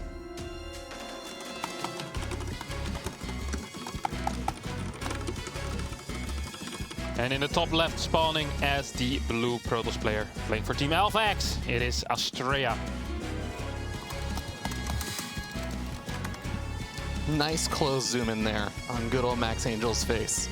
Yeah, beautiful man, beautiful man. We do have a, well, so far so good, no proxy barracks yet on the map. I do like that. Like I said, Uthermal I think is good in the early game. He's quick with the multitasking, and that is definitely where he can get an edge against Astrea. It wouldn't surprise me if he just opens pretty standard and tries to send 1 or 2 drops around. That's also a move that Uthermal likes to, but we'll just have to wait and see. On Curious Minds though, that actually does make me curious. What did Astrea veto if we're playing Curious Minds here? We've seen him veto Pride of Altaris before already today. And Curious Minds to me feels like the worst PvT map. Perhaps Berlingrad? It's also pretty bad. It's small. The 3rd base can be a bit tricky. The 5th base can feel close to impossible. But I mean, look at the 3rd base here. Like, how are you gonna take that? There's like an infinite concave. Turns out that you were the curious mind all along, Harston. No, I'm definitely with you. It is going to be interesting to see how things play out. I mean, reminder that this is a best of 5, a qualifying match. So both these players only have 1 of those vetoes coming into this, and the rest of the maps are basically going to be played. We start going the distance here. Now, you were talking a lot about the Stargate opening and stuff, and we are going to be keeping an eye on that as that Cybernetics core finishes up. First Adept is going to be starting on up, and Estrella did go for that Gateway Scout, so he got a little bit of extra early game information. We're going to see how he really wants to react after he sees first units made out from Uthermal. Yeah, actually a cool thing that Uthermal did here is if you can take a look at the vision of what Estrella saw near the barracks, he did not actually spot the reactor. Uthermal waited a couple of extra seconds building that reactor. That way you can perhaps fake it being a factory before the reactor rather than the straight reactor. And that would change some of the timings that Estrella would have to think about. Factory could be 15 to 20 seconds faster. And that would kind of mean that any kind of medevac drop would also be 20 seconds faster. So it is really important that you hide this type of information. Even though it's pretty standard, it's still important to point out that Uthermal is doing all of these things correctly right now. Bunker as well over here is perhaps a little bit extra safe, especially if you see that Estrella so far has just been opening up with an Adept into a stock and being pretty passive with these first two units after Spirits played the Marine Reaper against him earlier today. Oh, Adept is going to try and poke on forward. Is actually going to let that Shade finish, and there's 3 Marines over here. They're going to start being able to pick away at his hit points. That Shade does not look like it's going to be able to finish in time. Gets an SCV at least, but a nice pick off there for Uthermal. Yeah, very good indeed. Here comes once again that fast sentry that we've seen earlier today out of Estrella. Most likely will be followed by a robotics facility after as well. First the next, I think, then a robotics facility. And he really does like to go into Colossi, but with this type of late robo-opener, I also wouldn't just mind a quick charge, getting a faster force, and maybe even skipping a third gas here initially. All right. I'm interested to see if he's actually going to end up doing any of that, as we'll have a little bit of time before that happens. But first, we are going to have that first medevac going to be popping on out over here for Uthermal. It's going to be able to join in with a couple of these Widow Mines that have already been positioned around, ready to intercept anything that could be coming his way, including maybe a Hallucinate Phoenix or anything. But for the moment, it doesn't look like there's going to be a lot of scouting with Hallucinate Phoenix since that sentry just now getting warped in. Yeah. See Uthermal also taking a third gas here, kind of indicating that he wants to follow this up with a tank and a Raven most likely. He's been talking about this a lot, where he says it feels a little bit like TVT, but I mean, we play it in TVT. If you need a lot of gas, we might as well just take it. As before, it was really standard to just get barracks 2 and 3. This does delay the third barracks by a little bit, but it gets that tank and Raven out real nice and fast. Gives it a bit of extra safety. Yeah, that Raven's going to be especially useful if we end up seeing what you were talking about from Asteria. He's going to go into those Colossus. Oh, the blink forward! Almost snags that medevac, and now the medevac is going to be so low on hit points, it really doesn't have an opportunity to move in if there are any stalkers around. It's going to have a hard time unloading any of those Widow Mines. The first Widow Mine just going to burrow behind that third base, and not sure if Estrella actually spotted that out. Yeah, I'm not sure if he did. It is a pretty tricky location. Estrella did see it, of course. He's going to blink away. And this is kind of what I was afraid of. If Uthermal would start doing things like this, is really quite standard. I mean, it's a triple mine drop into Raven tank. This has been cookie cutter for the past 4 years. And I think this is where Estrella really does shine. He's getting that forge and the fast charge. Seems to be skipping on that robo-bay that I kind of was hoping for and that I've seen him play a lot before. Then again, it is Curious Minds and it is difficult to fight near a battery, so I don't even mind it too much. Fast forge, charge, add a couple of gateways and maybe even chrono boost out 1 or 2 immortals before this 3-Rex push will hit. Yeah, and he's going to have some time for that to still all kick in as all of those gateways are starting to flood on forward. Widow Mine's going to try and sneak on forward. We already see a warp in for a couple of Zealots over here. Looks like Estrella finds it at the last minute. He's going to be able to soften up that medevac even further. One more Widow Mine going to try and burrow in. Not going to be able to find a whole lot right now, but Uthermal definitely trying to find the most value you can, because frankly, Estrella's just not been messed with very much, like you were saying. Yeah, this is good. Did he just get the sentry? No. Okay. Yeah, but I mean, getting 4 workers, denying a lot of mining here as well, and I think he managed to keep the medevac alive, right? Or did it just end up dying? No, it's still alive. It's flying off in the corner, yeah. 2 more workers will fall against this auto turret, and Uthermal might send this Raven back with the main push as well. He could, of course, come back in with a turret later on. It's nice to have that turret because it forces a couple of Stalker warp-ins at home, which tends to lay either Immortals or extra infrastructure out of the Protoss player. So what is the big sign for when that big push-out is going to come from Uthermal with all the flood of barracks and everything he had earlier? Well, probably the stim and the combat shield. And I think you have to wait for combat shield there. You can't fight pre-combat shield. It isn't, well, it's actually kind of properly timed up together with +1 as well. Third, of course, on the way. And Estrella actually needs to start warping in kind of quickly. He went for a Prism before Immortal. He's supply block right now. He has 3 pylons on the way. Yeah, there's a fair amount of money as well. Cess is getting pretty jealous seeing that bank. This is going to get a little bit tense because he really doesn't have a whole lot of time to spend that bank to try and get up the defenses over here. Uthermal's already at his front door. Stalkers blink on forward to try and pick off a couple of these units. Charge Lot's going to start moving on forward. Force Seal's trying to keep out some of this army. Siege checks are pretty far back, and that is going to buy Astrea a little bit of time to warp in somewhere else. But look at that bank, like you were saying, there's still 800 minerals left unspent. He's actually trying to start up some more pylons right now, but frankly, I think he's just a little bit further behind on that production. Yeah, it's okay though. If he doesn't die in the next, well, 45 seconds, he will be able to spend that money. It's not like he wanted to probe up too much. He's actually going for a counter attack here. That might be a little bit too risky, given that there is 4 Widow Mines here. There's still a Raven with a decent amount of energy as well. I would not recommend this play. I think this is the correct play. Getting extra gases. The Templar Archives also is a bit risky because it is late in the game, and the Ghost Academy will go down naturally pretty soon. That's a cool pickup here. I think this is already kind of anticipating this potential drop. Yeah, we see on the minimap the Euthermal did pick up some of those units, already unloaded, and the main base has the missile turrets being built as a ring around. So I think it is a great identification because that War Prism is getting ready to move on in.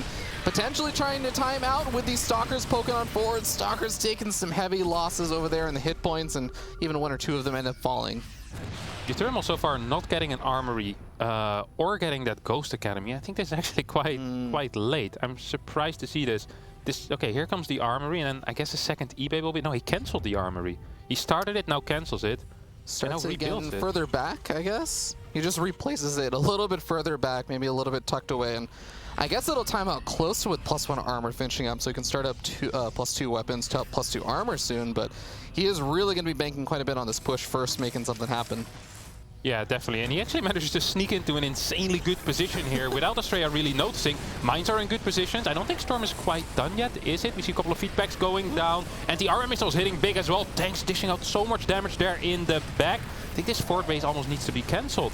A couple of these Widow Mines going to be able to hit a good chunk of the Zealots as they get softened up. The Stalker count is also pretty heavily reduced. Really, it is just the fact that Storm is about to finish up that is going to be able to keep Euthermal at bay. He doesn't know exactly when it's going to finish, but he's got to have a sense that those High Templar are around for a reason.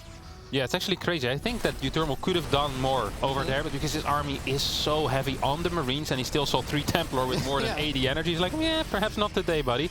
And I don't usually mind the armory and the fast second eBay, but he picked incorrectly here because his opponent is banking heavily on Templar Archives, and it was an odd decision, like I mentioned before. I would have much preferred seeing the Colossi there perhaps because it was so late, and Euthermal kind of anticipated Colossi going for that second eBay and the armory.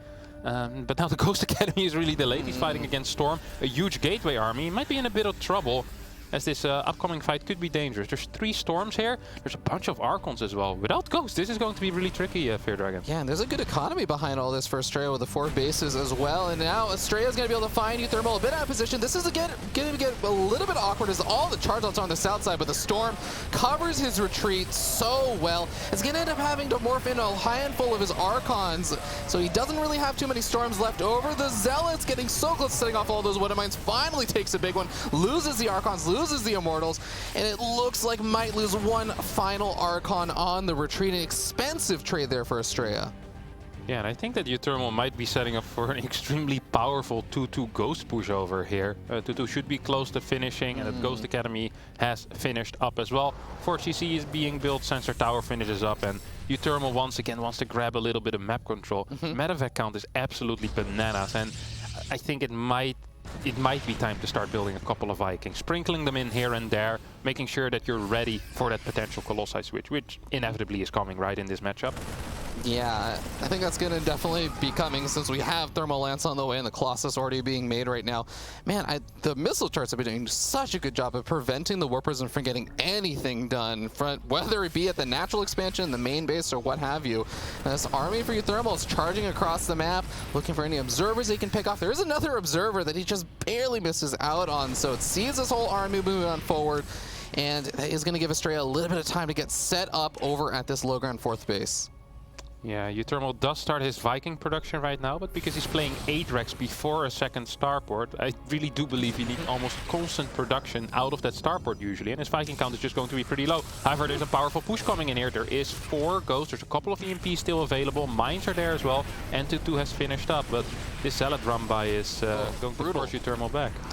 Yeah, he pulls all the way back home and has to leave the Widow Mines left around as well. There is an observer somewhat nearby, but it doesn't look like Estrella quite notices the Widow Mines, so gonna take a little bit longer to actually clean that up and at least softens up some of those Zealots. Another Zealot run by on the south side as well, going to be actually encountering the main army very shortly. Estrella ends up pulling those Zealots back, but identifying the angle that army is coming in from really important right now. Yeah, 4 Colossi against 2 Viking though, that's not a pretty sight if you're a Terran player, no matter how many EMPs you have available or how good your upgrades are. And honestly, Estrella getting better upgrades at this point as well. +3 attack about to finish, +3 armor just now starting. Disruptors already being pumped out. And very often what you want as a Terran, you want to kind of preempt the Colossi transition by getting Vikings early, and then once the Disruptor starts getting pumped out, get that second port, get a couple of Liberators in, make sure those ship weapons are already on the way. Uthermal is just a bit behind tech-wise here. Yeah, is it just the extra starports and stuff we want to see Uthermal be able to add on? No, I think if you go Atrax, it's fine to delay that second starport for very long because you're producing so much bio and you're playing with a high medevac count. But I think for too long he just wasn't producing anything out of that one starport, and that really isn't allowed. Oh, Disruptor shot is going to get target fired down, knocks it out. The second Disruptor also getting down to half its hit points very, very quickly, so Estrella's going to have to back off over there, but he's keeping that base safe. He is going to be able to deal with the multi-pronged aggression that Uthermal is setting up. He's attacking up on this north side, but he's also setting up a second attack on the south. He ends up pulling that back, though, right now, as I think he's just got his hands full dealing with Disruptors. Yeah, also if you're playing Atrax, I do believe it's really important to continue upgrades very fast, and 3-3 hasn't started yet. I think 2-2 finished almost 2 minutes ago at this point. So Uthermal is going to be fighting with a pure bio army against a very well-rounded TOS army. That's also going to be up to upgrade. I think the only thing he can do at this point is base trade. I don't actually hate that idea because he's certainly not going to be winning this fight over here. He does find all the Colossus pretty unprepared right now. Charge Lot's not really on the front lines, and that may be a saving grace over here, but at the same time, he is going to have to try and defend on the top right-hand side where he's going to be losing a base. Shield Battery Overcharge going to try and make this engagement a little bit closer. A lot of this Bioforce is very stemmed up, but it just has done a little bit too much damage. It starts to overpower. Estrella over here knocking out a lot of probes. Disruptor is not going to be able to get a shot off. Neither one of them do, and Estrella has to pull the remainder of his army back. Yeah, I do believe this army will be big enough to push back Uthermal's army. Uthermal still hasn't started 3-3. It's also a pretty bruised up army at this point. Disruptor shots will get to connect, and some of these medevacs will get taken out most likely. All of the Vikings now disappearing as well. There is potential for a very powerful counterattack here out of Estrella, and if that medevac falls, had some supply in it, this is going to be quite painful. Luckily, no Prism here, so Uthermal does have that going for himself. But there's no Vikings in this army. There's a couple of EMPs, but being down upgrades, Disruptors being out without any real counter, yeah, life's going to be rough. Yeah, a couple of those EMPs still have softened up some of that army, like you were saying, but there's nothing to really deal with the Colossus, let alone the Disruptors just continuing to force this army to stem on back. Just because, like you said, there's no Liberators. A handful more Vikings are being made right now, but Estrella is actually expanding during all of this. Uthermal still just sticking around, trying to get up those 4 bases to actually mine properly. Yeah, finally starts +3 as well. He must have just forgotten it, honestly, because this is just thought it started a while ago or something. Yeah, that's what I think, that he thought he already clicked it. Probably just didn't have the money. That's extremely frustrating here for the Dutch Terran. Disruptor count has grown an insane amount. And if you don't have any Liberators in this case, I do think you need to get some type of map control. What's the Disruptor count currently? I think we're 5, 6? Yeah, 5 Disruptors. You have almost constant Disruptor balls. I mean, with the Bioforce, it's just not fightable. I love that he's splitting his army. This is 100% the correct decision. Going for that map vision, going for that map control, being capable of taking out bases, forcing out a recall. Now the left side army should start marching towards those bottom side bases. I don't think these armies should join up, unless you can sandwich this. Well, he's going to be able to sandwich this, but Estrella's also going to get his own sandwich going, but the Stalkers are not really the units you want to be sandwiching with alone. Disruptors coming in a little bit late for the charge. Disruptors going to be able to get some okay connections off, but the Colossus really putting in work, and Estrella is absolutely annihilating that segment of the force for Uthermal. Yeah, I don't think that army actually should have gone for that sandwich. They should have kept those split at least until the 3-3 finishes up. Otherwise, it just becomes really difficult. 11 more Zealots on the way here for Estrella. 2 Disruptors as well being pushed out as the Dark Shrine is about to finish. And there's a crap ton of gas in the bank here, Ravi. Oh, man. 2 more Disruptors being added on alongside all the existing Disruptors that are around. This is going to make it so tough for Uthermal. who is actually retreating back that top right-hand base because he realized it's not really something he can defend right now. He is already very strapped of army supply to just put it in the right position right now. Yeah, there's no ghost in his army. 4 more are on the way. You know, I wouldn't even mind if Australia would just attack at this point with a prism. He has like 7 disruptors. I do understand why he isn't doing it, because his eco position is good. He has fantastic upgrades, and once you get that DT ball going, life just becomes so much easier as a Pearls, as long as your opponent doesn't have these liberators, doesn't have these fortified positions near the planetaries. And Uthermal tends to be a player that likes to be out on the map. And if you're out on the map, you're not defending your planetary against 10 Blinky boys. Yeah. If you want to see Australia try and do some of those move outs, I know that you were saying the counterattack potential there for Uthermal is one of those things that could really cause a lot of problems, especially as Australia starts taking further and further spread out bases. What are some of the tools he has available to actually deal with some of that stuff? Yeah, I don't know. Fair enough. You just get good map vision, I guess. Get better, like, yeah. Get good sun. No, as long as you have good map vision, I think it shouldn't be too much of an issue. That's really just the thing. And you see they're constantly battling over these towers. Yeah. They're absolutely essential on this map specifically. Uthermal is the kind of player, though, that could very sneakily take out the middle rocks at some point and just get a position there. That is something that is possible, but in general, the watchtowers are just going to be absolutely key here. Disruptor is going to be able to zone back a lot of this army, and during all this, the rest of the Disruptors go after the SCVs. Planetary Fortress gets focused right down for a little bit, but we end up seeing a recall in a very interesting timing. The Planetary Fortress survives, and while a couple of SCVs go down, I'm pretty sure Australia is not going to be happier with that trade. I think I don't really think Uthermal can counterattack at this point. That's really the issue. So any damage you do to the eco, it's honestly fine. As long as your opponent isn't maxed and he isn't mining more than you, I think Australia is going to be happy with most trades, to be honest. Yeah, that's a fair point. I was thinking more along the lines of 61 workers mining off of 2 bases. Not exactly going to be finding the most use, so... But that's still going to be a tough spot right here. Observer going to catch wind of this army moving along the north side, sneaks his DTs right past that army while he hits the south yet again. This time, Planetary Fortress, no chance of survival, and Uthermal just has to evacuate what he can.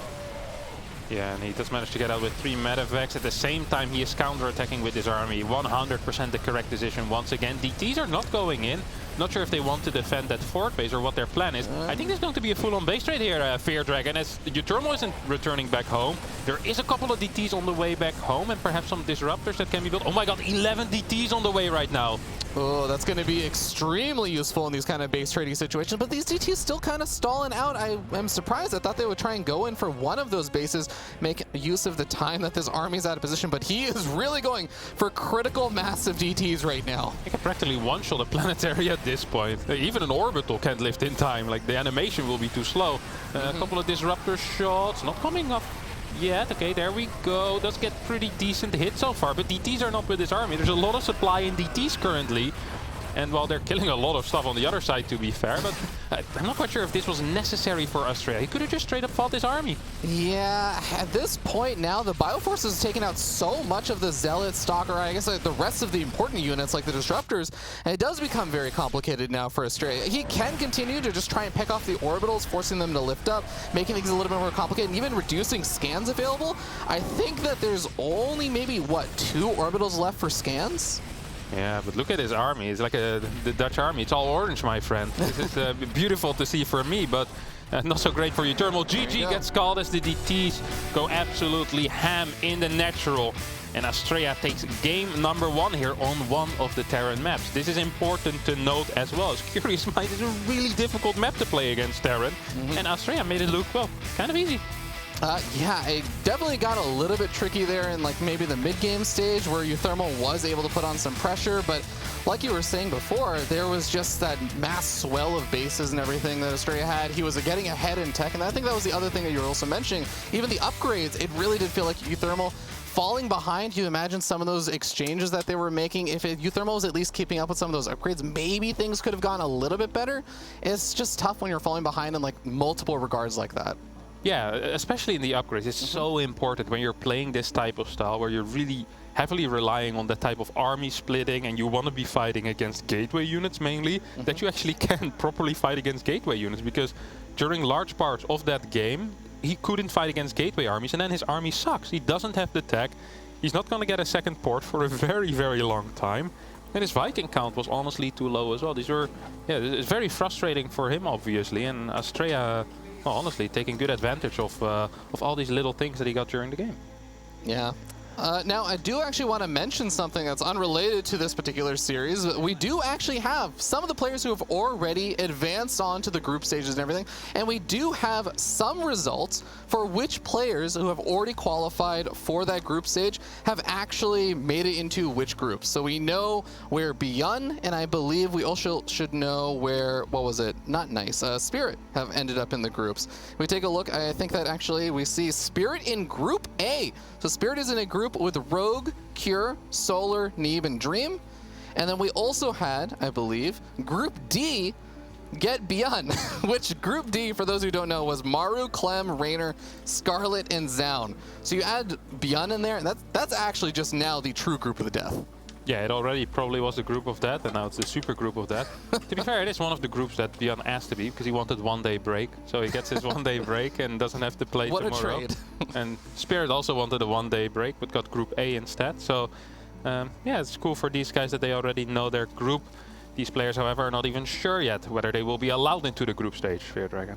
Yeah, that is going to be a tough place to be, as there are now just, at least they know they're in either Group B or Group C. So the winner of this is going to end up in one of those two groups, and the loser is just, you know, going to get knocked out of IEM Katowice. Their run is going to be over, so everything on the line. At this point, you'll take whatever group you can get. Yeah, definitely, as Uthermal put on his hood here. Astrea still looking honestly pretty fresh for how long this day has been for him as well, obviously. Same can be said for Uthermal. Yeah, it really is one of those things that I think is underrated, especially when it's been such a long time since we've been at these offline events for a lot of these European and North American players, where as the day goes on, the weariness starts setting in. This is only day one, but I mean, these players have been basically coming in since before the event started, trying to warm up, playing from the very beginning, playing so many different rounds, waiting for your matches. It is grueling, and it is also a separate battle against just yourself and your own exhaustion. Yeah, Spirit mentioned it as well. After the interview, he said, well, before I had to play against Nice, my brain was fried already. So I can't even imagine what happened with his brain during that series. Double fried. At this point, it's really going to be a testament to both of these players if they can hold it in and just reduce as many of those mistakes as possible. I mean, it is probably part of the reason why we see these things, like maybe missing those upgrades that you thought you were going for. We're going to see if he can try to make something happen, turn the series around. He is Uthermal from Team Liquid.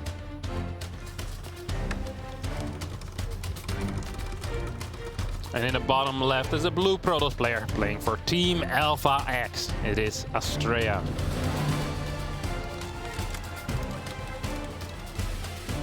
2K atmospheres here, and this is a map where Astrea is going to feel a little more comfortable on. At least I assume he feels a little more comfortable on it.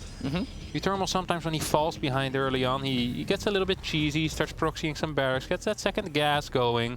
But so far he seems to be disciplined to the plan. Well, unless the plan was to get two gas, then he hasn't been very disciplined at all.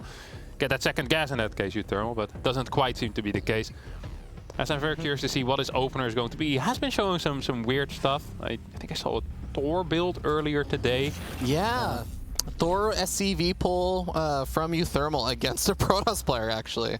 Did he sneak that SCV out, or is that going to scout? I'm never quite sure, but sometimes when Terrans move their SCVs out of their base and the pro barely misses it, it already feels kind of sneaky. I don't like it. I've lost too many factories in my life that were proxied right next to my base.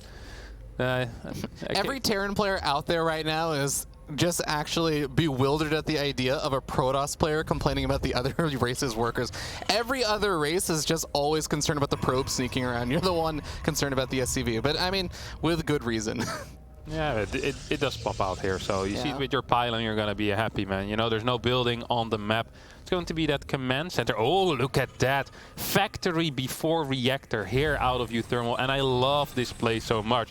This is, for the people who do not know, and that's not a bad thing necessarily, I'll explain to you what this actually means. This is similar to what a gas first does for a Terran. It allows you to get the factory faster, like how gas first used to work with the Reaper. Nowadays, we can just play Marine into the factory before reactor. It means you have 2 less Marines when that first adept hits, so you only have a single Marine, and that's a very scary scary thought for a lot of people. However, it does allow you to get the factory units out about 18 seconds earlier for any potential... Oh, I think it's going to be a proxy starport, actually.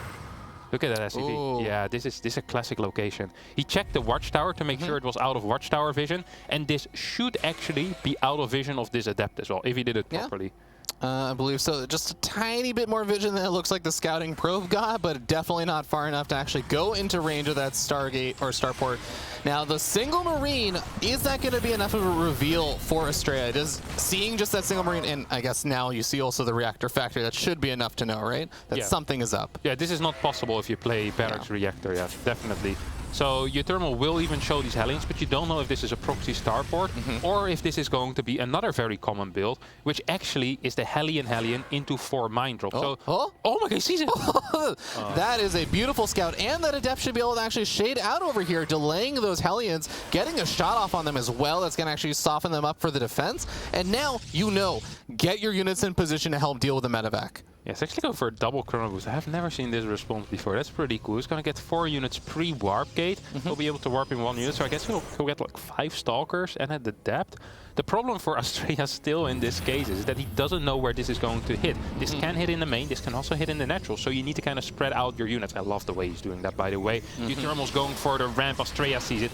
Perfect defense here out of the American, and this looked very easy, but this could have been very different had he not seen that starport. Yeah, we've seen so many times that those Hellions just get to wreak havoc on a Protoss player. Now, how important is it to just hit that timing? Because otherwise, you know, the more time the Protoss has, the more units they have to spread out around their bases. Yeah, it's huge. Actually, this medevac's still going to get in, though, and oh my god, Estrella barely missing it. These Hellions are going to kill 5-6 workers. That's kind of good for a drop that got spotted. Oh, he tries to body block it a little bit with those Stalkers, doesn't quite manage it. Focus fires down the medevac first with a handful of those Stalkers, which means these Hellions have a little bit more free reign. 5 workers killed. Is that actually going to be enough to justify this? So I mean, this is a fine attack. This is fine damage. Very often it's more about what the counter attack does, more so than what, you know. Obviously, if you get 15 workers, that's great, and then the counter attack needs to do a whole lot more. You probably need to kill 2 command centers, but in this case, if you take out 1 or 2 workers, or maybe you take a Marine out, force a bunker on the high ground, probably is going to be enough. This is not a huge influence on the game. Double forces being thrown down as well here for Estrella, and it gets scanned immediately.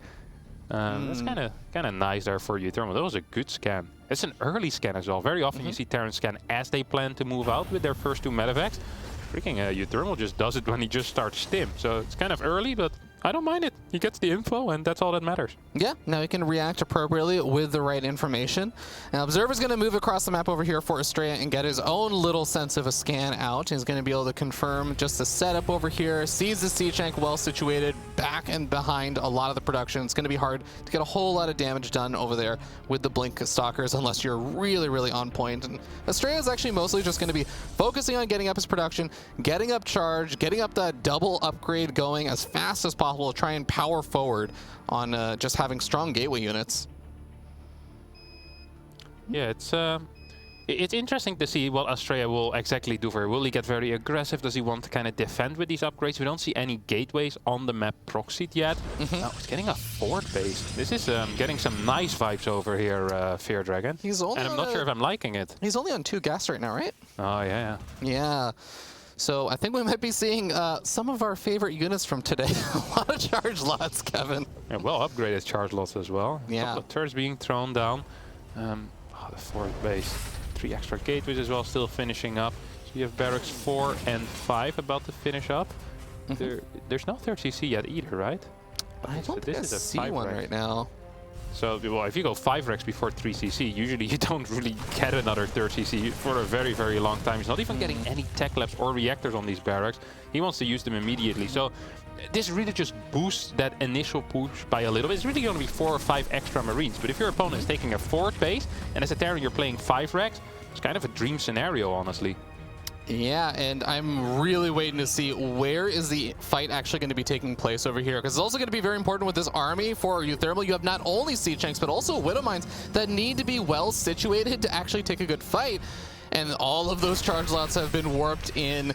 The third Nexus is also finished on up. I don't know if, the fourth Nexus is also finished on up. So he actually also has a opportunity to potentially transfer additional workers if it starts getting really unsafe at that third base. But right now with Guardian Shield plus that 1/1 upgrade, I think it's going to be really tough for this army to make a whole lot happen without the Widowmines. Oh my god, he does one of the sickest charge tricks ever. Focus fires the charge on the back Marines so he can actually get further back and splash on the Marines.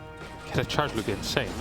There's a trick about it, actually. Yeah. There's a special trick. After the charge activates, you can retarget the charge on further back units, and the charge will just last for a lot longer. Yeah, they should nerf that. It's unbelievable. All these tryhard Protoss players with their tricks, just A-move them like the rest of us, man. Unbelievable. This is kind of annoying for Uthermal right now because he doesn't have a third base. He's gonna pull the boys here. Doesn't manage to snipe the Observer before the Observer sees it. Astrea has absolutely no clue what's going on. He threw down a Robo Bay and a second robotics facility, started a Prism as well. Like Astrea is living his best life over here. Yeah, he sees it now. He's like, oh, let me quickly cancel that. But he had absolutely no idea. At this point, he actually should do what you mentioned before. I think you go for a run by with 6 to 7 Zealots and you pretend to defend the third base. But in reality, you're mining from the fourth already. So why do you give a crap? I'm not sure if I like a base trade here, actually, because it feels like he should be winning the fight anyway, or he at least can stall for a long time until 2-2. Yeah, he is going to be able to at least get in the warp in the main base as well, which should slow down any reinforcements and shut down all mining. There's zero mining going to be happening here for Uthermal, but now 2-2 is going to get stalled on out and likely killed. This is just going to get really messy. Now, I do like that Astrea has already started taking, say, the fifth base. That's actually in the center left side. So he's going to have more bases spread around. There's just more units or more buildings that Uthermal actually has to take care of. But I love the way that Uthermal's spreading things out. Yeah, I actually think this was a slight error here out of Astrea. Like, taking the fifth base is nice, but if you have no production, it's going to be completely useless. Uthermal will be able to take a defensive position here. He has more SCVs there with his army. He has a command center flying back home, and he still has production. He can actually take a defensive position and force Astrea to attack into it. This is way better than it ever would have been. Astrea could have just defended any position he would have wanted to, with most likely 2-2. Oh my god, all of these mines. Oh no, Kevin, not like this. He does finally take care of all these Widow Mines, and they are revealed since there is no armory or anything over here. But look at all these Zealots that had to go down in exchange for that. That was very painful, and I mean, there's not really a whole lot of reproducing units. The supply counts have actually evened up. Yeah, at this point, I actually believe if Uthermal just sits back, he's super far ahead. He has like 20 more workers than his opponent. He still has production on the map. I think Uthermal should just build a wall with these buildings and not let anyone through. It's an interesting place to try and land this orbital command. It's going to create a wall for sure, but is that his last orbital command? Yeah. I think it is, yeah. The other one did get picked off by the Stalkers. Sieging up these siege tanks, going around this choke is not what Astrea wants to do. Oh no, is it what he wants to do? Oh, okay, Astrea giving a little bit of a hard tuck there, but it looks like Uthermal's going to find the last remaining mining base at the moment here for Astrea.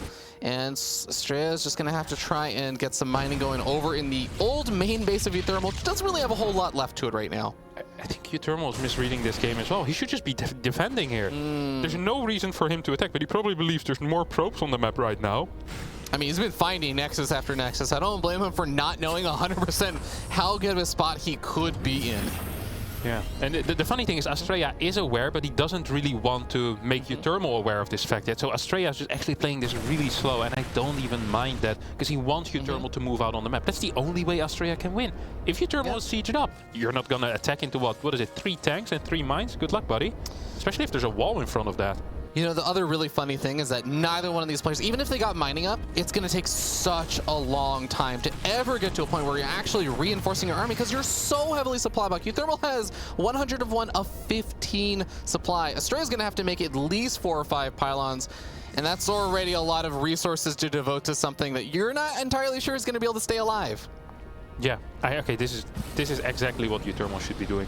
I would even love for the starport on the factory to form a bit of a wall as well. Get a bunker up maybe even. I think he realized what type of position he's currently in. And now we really see the consequences of Astrea's action of going for that base trade. I mean, not having the 2-2 here, not having any mining, no production left. I don't think any of this would have happened. There's a couple of scans available as well, and that left side flank is covered by the mines. Uthermal needs to be so darn careful, though. Now he sees this army move in. Oh, that is not the way that you want to engage into those Widow mines. He's going to get the wraparound on some of those siege tanks, picks those off, but the Bioforce stems forward because he knows how good of a spot he's in after all of that. All of the charge lots disappear, the Stalkers disappear, and very soon Astrea is going to be disappearing from this game. Yeah, absolutely fabulous play out of Uthermal, honestly. It's crazy how difficult it is to understand what type of position you're in without any info whatsoever. All you're seeing is Nexi after Nexi. GG gets called. This honestly is an insanely well-played game here by Uthermal. Uthermal never should have won this. He gets the win, and I'm honestly really impressed here by the Dutchie. I mean, just some of that experience, right? Being able to take a step back in those very, very tense moments of a base trade at the end of an extremely long day and say, okay, what do I know? What don't I know? Let's make a calculated decision based on the information I have and just go with wherever it can take me. And Astrea not able to make the most of that base trade that he himself started, like you said. Yeah, and Astrea probably feeling quite gutted here. I mean, he was in such a solid position. He got that information. The fact that he was starting a second robo and a robo away still making me giggle. I was like, oh my god, Astrea, you were very, very blind this game. I mean, he didn't know about the lack of a third base, didn't know about the 4th and the 5th barracks. Once he saw those SCV, he was like, oh, I guess I'll cancel these two bad boys. Yeah, it's absolutely wild. Uthermal's going to be really happy with that win. It's kind of funny that they traded maps there as well. Curious Mind went to Astrea, and then 2K Atmosphere going to Uthermal. And we got an even series again. Frankly, playing a best of 3 at this point, and they played a couple of those already today, so we should have some experience with that. Yeah, got their little vetoes in, but just traded the maps on the maps they were not supposed to win. But now we get to move into the maps that you'd normally see for a best of 3 between these two types of players. It is going to be a fun game number 3, though, because I think after a game like that, where there is that crazy base rate and everything, I'm sure you know more than most people that there is a little bit of that feeling of momentum of you just lost the game that you had won. It was spiraling a little bit out of control in a very hectic way and everything. It's not a good feeling coming in, even though maybe you've actually been ahead in both of these games now. Yeah, it does not feel great, let me tell you. It does not feel great. However, of course, Astrea is a very experienced competitor, and he should be able to think about it kind of logically, like, hey, that was one mistake, and everything kind of flowed out of that one mistake, right? The base trade call was incorrect, but from there on out, honestly, he played fine. It just was one big decision where he actually made the mistake. You should look at it and be like, okay, I can analyze that. I just won't make that mistake again. And he could make like a mental note saying, okay, he's willing to play things like 5 Rex right now. That's the sign of a desperate man, honestly. Like 5 Rex is a really uncommon build, and SCV pools are just not that common anymore in PvT. Seeing this type of play, I think Astrea just makes a mental note. Okay, I need to be a little bit more careful. If we get into a standard game, I think I'll be fine. Curious Mind showed that. And I think even the last game kind of showed that as well. Like, it was going to play out very much in Astrea's favor until he made the mistake. All right, well, we're heading into map number 3 with the tie-up series 1-1 on top of the top right-hand player, the red Terran from Team Liquid. He is Uthermal.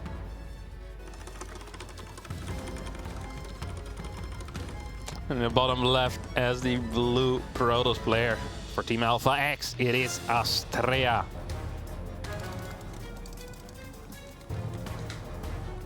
I love those killer blue eyes from Mark Schlappy.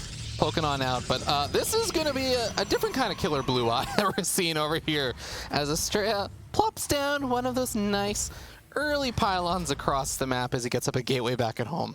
This is really good for Uthermal, by the way.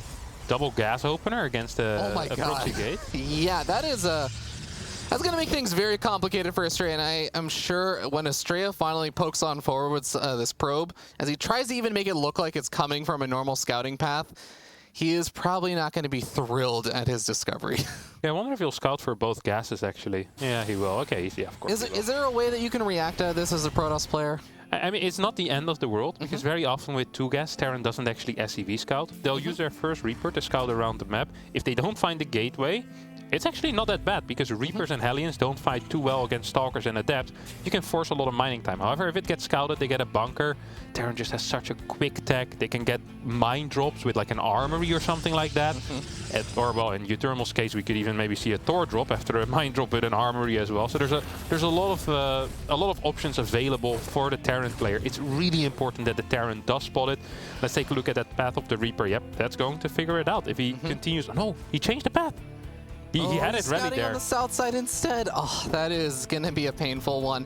And the Stalkers are going to be popping out on both sides as well. So there's going to be a Stalker to greet that Reaper back at home for Estrella. You can help deal with that. Oh, the Reaper darts back around. Is he? Man, is there something that he saw from that probe, or like the timing of the probe, that really just set him off to scout everywhere for that? I think you always do this when you play double gas. Your first Reaper can't really go across the map majority of the time anyway. If you're not scouting, you kind of have to play this. Sucks that Uthermal already threw down that CC on the low ground. If this was a high ground CC, this would be the best scenario imaginable here. No bunker though. I don't mind it too much. I guess he'll get a Cyclone first. Could also opt for a tank. No, it's gonna go for a Cyclone. I think that's the correct call. Without a bunker, one of the depots might fall though. 2 Reapers will make their way across the map. Estrella immediately recognized that. You see that? Sends his Stalkers back. Like, wait a second. I think there should be 2 Reapers here at the top of the ramp. And if they aren't there, well, probably going to my main base, to my natural. Yeah, he did have the Stalker popping up back at home, but 2 Reapers is a little bit more DPS than usual, so a second Stalker popping out should signal the ability for Estrella to finally deal with this, and he's actually going hunting for those Reapers, which, funny enough, have split up, but Estrella just barely going to miss out on actually both of them as they both escape to safety. Yeah, well played out of Uthermal, honestly. He did everything correct here, I do believe so. Got a bit unlucky that he scouted that later on rather than with the initial Reaper path that he had set out. We'll be able to take out the pylon here, and with the Cyclone on the map, might even be able to take out a Stalker if it does decide to move out. But I don't think there's any Stalkers currently on the map, so absolutely fantastic opener here. 3 Reapers still alive, and without a Reaper wall on the high ground, these Reapers could actually deal a lot of damage. Is there a battery in the main base for Estrella? There's not. No. I wouldn't mind that. Pylon's going to be starting on up, as losing that Pylon did set him a bit further back behind. Goes after the Reaper first, is going to be taking quite a bit of damage on that first Stalker. Loses it to the Cyclone. Focus fires down the Cyclone, doesn't quite kill it, but kills a second one of the Reapers. Softens up that Cyclone, 1 hit point remaining. Good save there by Uthermal. Yeah, still a brilliant trade though for Estrella, kind of taking away that threat of the potential Reapers, seeing the Cyclone as well, being like, okay, you have a Cyclone, means there's not going to be a quick mine drop. This is a lot of info that Estrella just got there, and he also just got the security that the Reapers aren't alive anymore, and then, well, you don't actually have to build the battery anymore. Is he playing 4-gate, Blink, or is this... He's adding on 3 more gateways, so I think it was just Twilight Robo before that, so I think that takes us up to 4 gates. Well, technically 5, because there's still one on the map. You could repower that. Yeah, that's true, if he repowers it. It might be a little bit tough to get out there right now, but, well, Blink about halfway done. War Prism starting on up. It does seem like Estrella wants to start getting a little bit further across the map and more in Uthermal's face. Yeah, it's an interesting decision as well, because very often after 2 gas openers, the tank count will rise quickly. Raven is not moving on the map yet, so Uthermal wants to either use it with his push or realizes that something is up. I love the spread of the gateways also. As the Reaper came in to scout the main, it sees like 1 or 2 of the gateways. It actually doesn't look that crazy. You just saw the Robo and I think 2 or 3 gateways. Yeah, but also saw the lack of the third, I think, at least initially. So there's a bit of a tell there. It's he's not completely blind. Observer actually gets taken out, which is a big... There's no bunker though. Wait, is actually no bunker? Not in the natural, and nothing over in the main base besides that tank. The tank is well positioned over there to try and hit any units that start popping up to the high ground, but it is also still going to be a bit vulnerable and take a while for the bio units to get up there. Without a bunker, this is really difficult to hold. It just is. Estrella's also going to get the clear blink up. He snipes off that siege tank in a matter of seconds and does some beautiful micro with that War Prism as well, picking off some of these Marines. He's going to force some SCVs being pulled off the line, and Blink should be off a cooldown now, so he can actually start to blink these Stalkers out to safety. Yeah, Estrella should be rotating between the main and the natural right now. He probably believes there's more in that natural, perhaps a bunker. There isn't, however, and I think Uthermal actually kind of got away with murder here. if Australia just blinks into the natural initially, I think he said, oh my god, this is still a great blink. That was a very ballsy call as well. I love that. Well, he's going to start using that Warp Prism to get some additional blinks off on these Stalkers, as the Marauders and the Marines are still posing a bit of a threat, but he is still finding so much damage. The Raven comes back in with a second auto turret during all the blink micro, when Australia just does not have the extra APM to spare. Going after some of the depots, he is going to be able to start to get closer and closer to potentially supply blocking Euthermal. But Euthermal, he has another siege tank out. Can he actually keep this one protected? I think he can, but this eBay looks to be in a bit of danger. Without +1 pushing out across the map, it will get kind of scary. It also puts less pressure here on Australia to actually get a forge. He's like, okay, you don't have an eBay, I don't need a forge either, buddy. I'll see you, well, once I get Storm or something like that, and have a nice day. Because it's not going to be great for Terran without upgrades, let me tell you that much. Stalkers blinking to the main as well. Here, Stim and Combat finished. Yeah, was a little bit risky, but Australia gets out without any major damage. Observer does get sniped with a scan, and the Raven's still alive as well, but Euthermal's in a lot of trouble right now. Another auto turret going to be able to deny some mining over the third base. Euthermal's going to take whatever he can find or whatever he can get. And well, you called it, Kev. We do have Templar Archives on the way. Additional gateways being added on. Charge going to be coming on out. And we see it there. Just the cost efficiency of these Blink Stalkers so far. Euthermal's response is going to be going for this triple medevac drop. The Stalkers are already pulling back over to that third base, which is exactly the angle that Euthermal's looking to hit from. Yeah, and this is a very Euthermal move as well. He either goes into the main base all the way along the edge, or he drops near your third base and tries to snipe either a base or a bunch of workers. However, there's so much here. This scan reveals the army, but it also kind of reveals the intention and perhaps alerts Astrea to the fact that there is something on the map waiting for him. Yeah, I like that the auto turret does come out before the army moves in, so it gets a little bit of that scouting information on Astrea's army positioning. Another War Prism is about to pop out over here for Astrea, and with Storm also on the way, getting Chrono boosted out, I'm curious if he has too many High Templars already warped in, or if he's just starting that right now. He is starting to build up a little bit of energy, and scan comes out on those High Templars as well, so Euthermal knows what he's going to be moving into very shortly, and he's actually going to pull the boys over here as well. Yeah, I mean, it worked last time. Why not try it again? This time, however, with Storm about to finish, this could be kind of dangerous. This army still looks scary, though. I actually believe Australia needs to give up this base at least temporarily. We'll just take the alternate base here. I don't mind if he takes it immediately. Storm finishing up in 10 seconds. And, I mean, if Storm finishes and it hits one Storm on these Marines, that will completely change this fight. Euthermal pulls back right as Storm finishes. Some kind of 6-star sense. The engineering bay blocks identifying how many charge lots there are as well. Charge lots come in from the natural. Stalkers blink on forward. The Storms are available, and they cover all of these Marines. The GG gets called, and a fist pump comes out from Astrea as he leads the series once again 2-1. Yeah, absolutely fantastic play out of Astrea this game. Once more, honestly, not the greatest start build order-wise, but he does manage to pull that one out. I think that little fight in the middle with the 3 Reapers and the Cyclones, it just really inhibited the ability of Euthermal to get the scouting information and potentially do some type of damage with those Reapers. I mean, he invested a lot into that. It was 3 Reapers, it was a Cyclone. If you're playing against Blink, well, at least the Reapers need to do something. The Cyclone honestly never will do something. The unit is kind of slow and bad, but yeah, these Reapers, that's pain. Also, just not getting that complete scout. I mean, there were no bunkers, not in the main base, not in the natural. Euthermal's right now talking to Kalazur.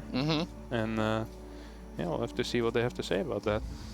Yeah, I feel like some of these games have been kind of tough because it's not exactly like Euthermal's doing these builds that you just do multiple games or a ton of different games in the series. These are a lot more of these, I'm going to do this, and if I do it again, it's me being extra tricky because you wouldn't expect it twice.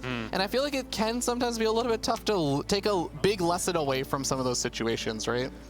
Yeah, I think this is the type of loss as well for Euthermal where the takeaways probably aren't going to be too useful because it's super build order theory focused. So yeah, it's not going to be great, and yeah, it just kind of sucks. He'll have to probably think of something new. I know that Euthermal isn't a huge fan of repeating build orders either in a best of 5, unless he only plays that build order. That tends to kind of be his style.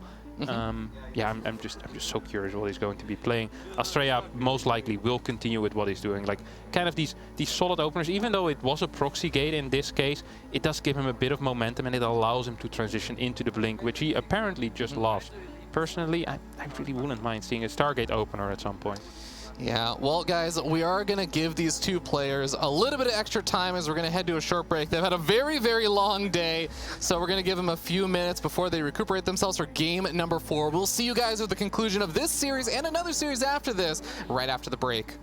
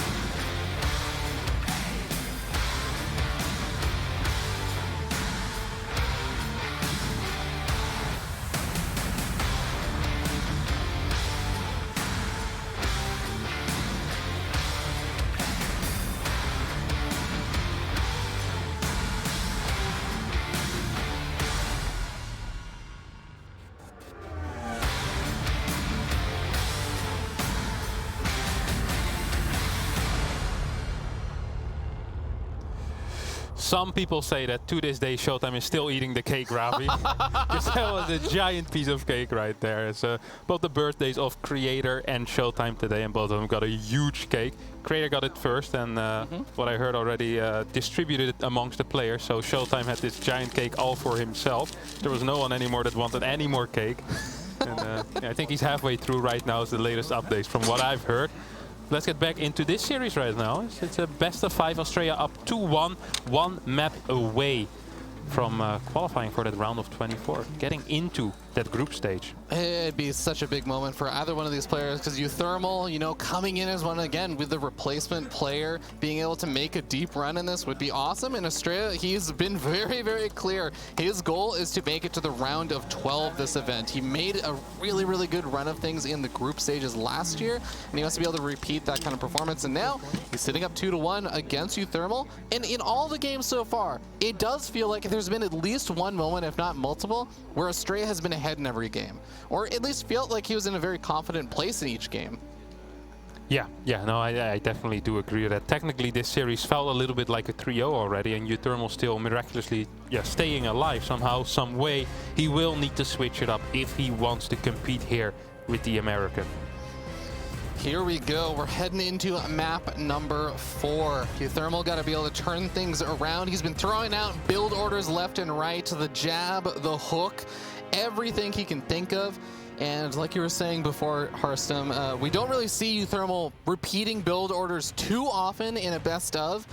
We'll have to see what he's planning to throw out over here versus Estrella, because maybe some of the stuff he has been trying has not fully worked out, and maybe he'll stumble onto something that works out a little bit better for him this time. All right, it's heading into Blackburn. Down here on the bottom left-hand side of the map, we have our red Terran player from Team Liquid. He is Uthermal.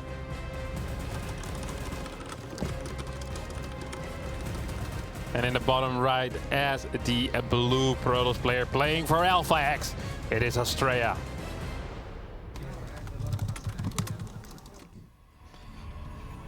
Oh man, I cannot imagine what it's like as these players. We've already been talking about what a long and exhausting day this is, but even as this series starts going a little bit further and closer to the distance, if this goes to a game 5, I mean, I'm just starting to feel a little bit bad for the players who have just been at it, grinding all day long.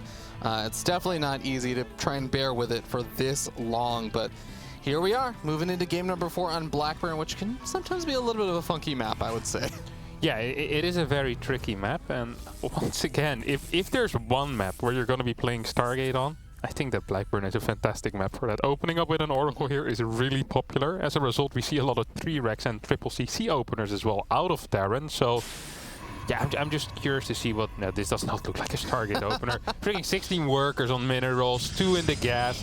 You know, earlier today I almost believed that Estrella wanted to throw down a quick Nexus and maybe go into a Stargate. But I think he got eBay blocked, so it didn't quite end up working out. But I have not been able to see any real Stargate play out of him this tournament whatsoever. It's going to be a Marine Reactor here, by the way.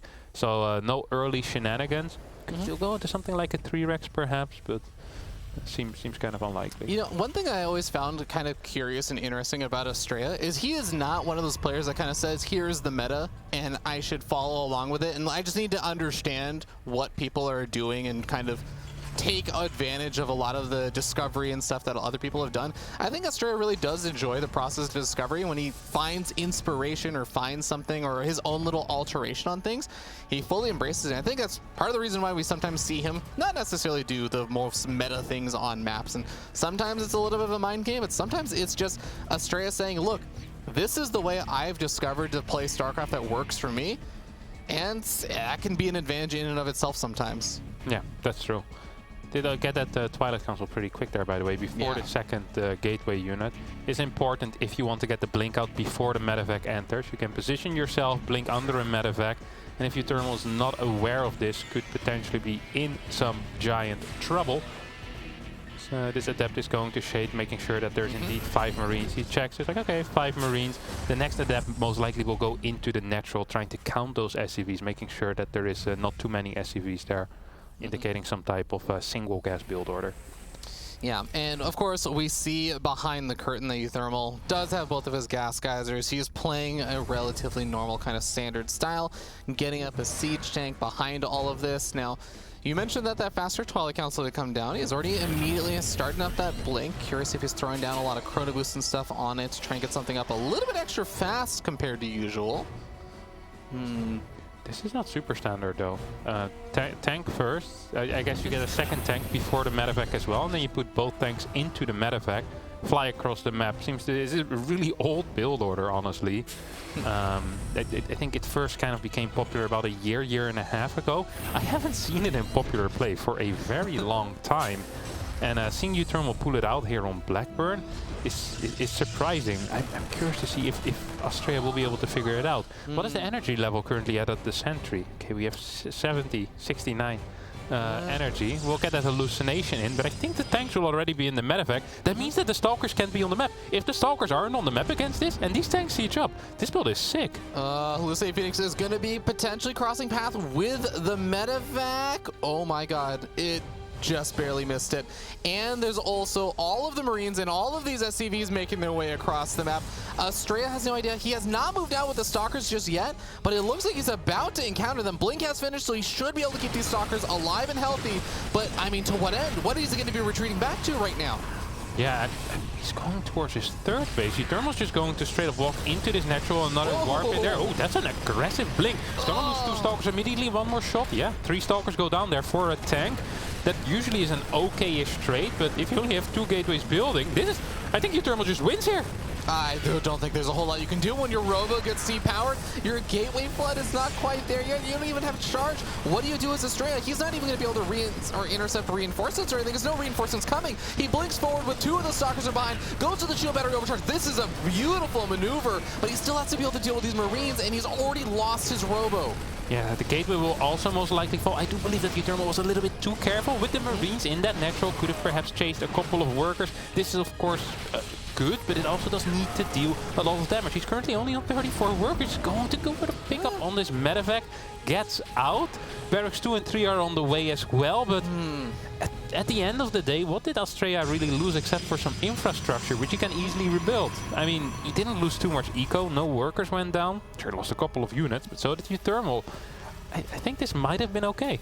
Yeah, tech-wise, you can start to recover, especially when you effectively knocked out a lot of the power units there for Uthermal. Uthermal does have a handful more tanks that came out, so he is going to be starting to move out. He's got a Raven added on in behind all of this. So I want to say there's a transition setup, but this is just a transition to yet another follow-up attack. But this time, you look at the timing of this. This attack is moving across the map right now. It's in the center. 5 gateways on the way for Estrella. Charge finished up during that last little skirmish, so he's going to have the advantage of being able to really dive in on top of this army very quickly. Yeah, there's no stim here, no combat. Super battery gets activated immediately. Auto turret goes down as well. These charcoals are fighting outside of battery range though, and honestly not a bad fight here at the start for Uthermal. Once that battery runs out, these 3 tanks will still be alive. I'm not quite sure if there's enough tanking power as the Marine count has dwindled a fair amount already. Yeah, ironically, the tanks need a tank themselves, and these Stalkers blink on forward with the Marines mostly gone. The charge lots diving in on top, the Marines going away, and Estrella gets a full cleanup, and again, he just has the superior economy, a large margin behind this. Uthermal, what is he really going to be able to fall back to? Yeah, not too much, honestly. I think Uthermal was hoping that Charge wasn't done yet. If Charge isn't done yet in that fight, it's a very different fight, obviously. But Charge was done, and I think Uthermal looked a little bit upset about that as well. Was talking a bit to himself there. Doesn't want to drop out yet. Throws down the 4th and the 5th barracks. So once again, going for that 5-rex play. This time, the +1 is going to be delayed. It won't be there for the first push, Fear Dragon. And, oh my god, this is actually so sick. 4th base on the way, Robo Bay, double fort. I really believe that Australia just needs to see the lack of a 3rd command center, and he would immediately understand, okay, we need to actually start preparing for this. Like, double fort and Robo Bay, that is not what we want right now. Look at the vision right now of Estrella. The moment anything even tries to start moving around the map, he's going to actually spot it out immediately. Sees that army has got that Raven still around, so he can actually start to pick off some of those observers. And I like that Uthermal's trying to clean up some of the vision here for Estrella, but here we go yet again. The boys are back in town, and they are looking for a good old time on Estrella's side of the map. Now, Estrella gonna try and go for some pickoffs with these Blink Stalkers. Has to be really careful. Stim makes it hard to run away effectively, especially after concussive shells finishes, but it's just barely not finished in time. A couple of mines are here. Oh, big anti-armor missile, actually only hitting 5 units there in the end. Super battery immediately gets activated. SCVs will try to tank. We'll need to see some hold position micro as well here. And the Zealots getting some good friendly fire damage. Actually softened up a lot of the medevacs as well. And now we start to see the SCV count is starting to dwindle. The Zealot count is also almost gone, but Australia should have another round of reinforcements coming in a matter of seconds. Oh, the Colossi popping out actually is huge here. All of these Marines completely useless in the face of one Colossi with these big lasers. There's still a lot of Marauders as well. Mines will be ready to shoot once again. There's 5 mines remaining in this army, 4 at this point. Another one goes down. This third base will fall, but a lot of the SCVs also go down. 1-1 is about to finish up for Australia, and Australia still has a 4th base that is mining on the gold. Snags off a handful of those Widow Mines. It's going to be trading a couple of these Stalkers for it, but as we end up seeing 1-1 finished up, like you said before, Australia, if he can actually find a way to, I was going to say defend the gold base, but he's going to end up losing most of the workers over here as well. Is this actually going to be enough damage? Can Uthermal actually back off after this, or does he need more? He'll need to back off, but with this base still alive, I mean, it's a gold. He's up, what, Australia's up 14 workers? With a gold? Yeah, that's not good for Australia, honestly. This is, sorry, it's not good for Uthermal. This is absolutely fantastic for Australia. He has better tech, he has better upgrades, he has better eco. And the only thing that Uthermal has going for himself is, well, nothing. Well, Uthermal at least is finding Australia pretty far out of position right now, so there might be another opportunity. Only half the army is over here. The rest of the army is still retreating on back, but I think Uthermal not going to necessarily have all the available units to take on the full force of the Protoss army. Goes for a nice little concave split. The Force Seals lock out a lot of these units, and Uthermal taps out Australia, fist pumping his way to victory as he advances on to the group stage. Yeah, absolutely fantastic player out of the American today, showing that he is quite dominant in this matchup. I do believe this to be his best matchup, at least when I watch him. Not quite sure how he perceives it himself, but I'm sure we can hear all about it later in the interview. Yeah, honestly, great games. Really, really great games. There was one big mistake in this series, but if you only make one big mistake in a best of 5 in 4 games, it's a pretty darn good series, Fair Dragon. And really interesting, he had to deal with such variety there from Uthermal, the different build orders and the different types of attacks and styles that Uthermal was throwing at him. And interestingly enough, like you were saying before, even on the maps that it may have made more sense to go for some of those target openings, not really opting to do that. I am extremely interested to see in both what group he ends up in and also how he's going to be facing off against Terran players in those groups, because his PvT looks damn scary when he can pull it off. Not even necessarily going for the full true meta style of PvT these days. Yeah, it's honestly absolutely great play out of him today, and he showed that America perhaps is a force to be reckoned with. Fair Dragon. 3 Americans coming to Katowice, 3 Americans, and now in the round of 24. Kevin, I'm not saying we have 100% of our players still in the tournament, but we have 100% of the players still in the tournament. I know you do, I know you do. And I'm sure we will not be hearing the end of that anytime soon. Indeed. Well, guys, we're going to hear more from the desk about how they felt that series went over. Back to you, James. Thank you very much. That's right. Our 3rd player moving into that round of 24 now. Australia, representing North America, will be moving on through. Welcome back to the desk. I've got Wardy, I've got Ruddy, I've got Pig, the Giga Chad, to talk to you about this one. And you know what? I'll start with you, Pig, at the very end, because Australia, he played a damn good series. Yeah, pretty clean throughout. I mean, we saw the SCV pulls, and it's scary. It's hard to deal with, mate. You've got Uthermal just kind of bringing those hard timing attacks. I kind of like the decision to base trade and avoid the frontal fight on 2,000 atmospheres. Obviously backfired for him, but overall, I mean, the tank push looked really scary. Just brilliant handling of that towards the end and just barely hanging on. That's Australia. That's what he does. It always looks like he doesn't have enough units, and then he just barely gets by. Yep. He's up a base, he's up 20 workers, and he runs away with the game. Ruddy? Just another very fun series, man. The PvTs are really delivering so far in this tournament. And I think it kind of lived up to what we discussed in the pre-show, right? Where we do expect if the games go on for a long time that eventually Australia will pull it through. I think he made it a little bit hard on himself and Curious Minds when he decided to split up the army, lost a bunch of Colossus, but DTs to save the day. And even that final game, that first push looked pretty terrifying, but super smart to run towards that battery immediately, drop the overcharge, and then you can just get a couple of shots off on that first tank, and that made his life a lot easier. And from there on out, there is always a second overcharge, there is always a third overcharge. But overall, a very fun series between these two. That's right. Let's take a look at the highlights here. Commendable effort, I think, overall as well by Uthermal Wardy, considering, stepping kind of very, very late into the game as well as it was, and making all the way to a qualifying match against Australia. Yeah, he had some great moments and some amazing micro, I think. Some splits were crazy. We particularly loved the moment where he'd had the insane fight against Disruptors only for 20 DTs to walk into his base. This moment was pretty fun. He played a great tournament, right? I mean, he goes out at the very end, just before he makes it to the groups. I mean, Australia just played well, and I think he really just did a lot to hold on. This game was obviously absolutely wild as well. This is the sort of Uthermal we expected. Those are the games he needed, and he just couldn't quite get enough of them.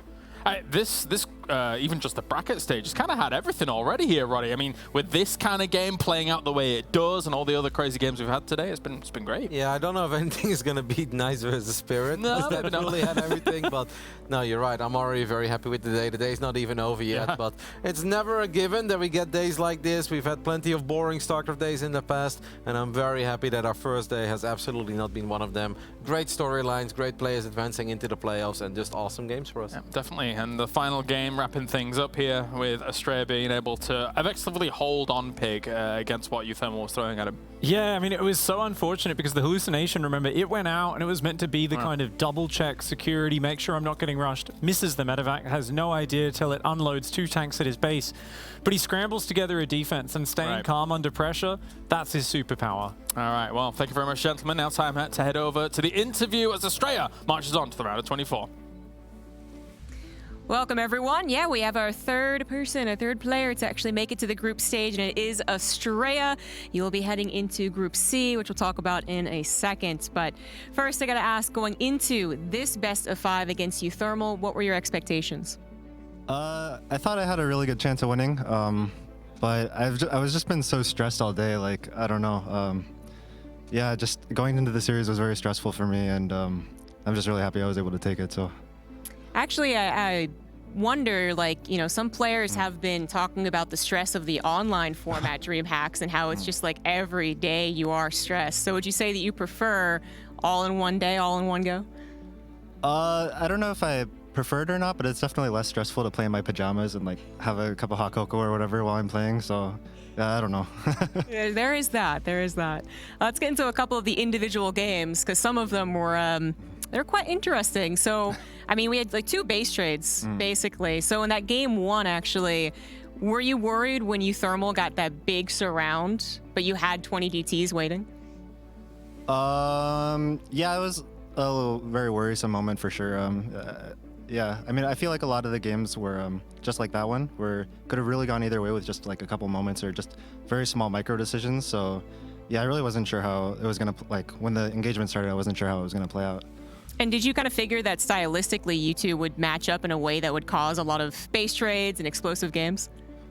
I thought he would be very aggressive for sure, but I wasn't necessarily expecting for the games to turn into base trades. Yeah, and I wasn't expecting to get SCV pulled 3 games in a row either, so. That was a bit of a surprise. But then you did you feel like you were figuring out a way to counter Uthermal by the 4th game, which gave you that 3-1? No, I don't think so. I would say I wasn't really using my brain that much actually, but just mass charge lot is pretty bad versus SCV pull, so I would say I probably didn't adapt very well actually. But yeah, I needed. It would have been made my life easier if I had fast splash damage in all the games I got SCV pulled. Yeah, probably. But you still managed to pull it out, right? So you get into Group C, which is, I guess, the big hot topic, right? So one of the first interviewees where we've been able to say, hey, Group C, what exactly do you think about your chances there? I actually don't know what I need to... Oh, sure. Yeah. So it's Zest, Hero Marine, Trap, Bunny, and Lambo. Yeah, I mean, I remember Group D is a group of death, so, I mean, all things considered, Group C is not so bad. I mean, I don't really like PvP right now, or I'm not so great at it, I think, but other than that, yeah, I think it's really not a bad group to be in. I mean, there's a lot of Protoss, so, I mean, PvP, are you kind of hoping that it's maybe still a bit. I mean, luck base seems to be inaccurate, but it has some potential volatility. Yeah, it's volatile for sure, so I can definitely beat players better than myself. But just, I don't know, the way I'm playing right now in the meta, I just don't feel like it's coming together quite correctly for me right now. But I don't know, I'll do my best to come up with some good builds for when I play. Am I playing tomorrow or? No, actually, you're playing Friday. Friday, okay. Yeah, so you're appreciative of the extra day? Yeah, I think I was really tired, especially going to this last series. I've been, hopefully I can catch up on sleep and stuff like that and relax tomorrow a little bit. So. Yeah, absolutely. It's been an exhausting day for everyone, but especially the players. You guys have been stressed like all day. So just, before I let you go, any shout outs you want to do? Yeah, shout out to my team and shout out to all of my fans for watching and thank you. Thank you, everyone. Awesome. Well, thanks again, Estrella, for coming in and talking with us. Congrats on your victory. Good luck in Group C. And that is going to be our third player going into the group stage, which means we have one more to figure out, and that is going to be coming up right after the break.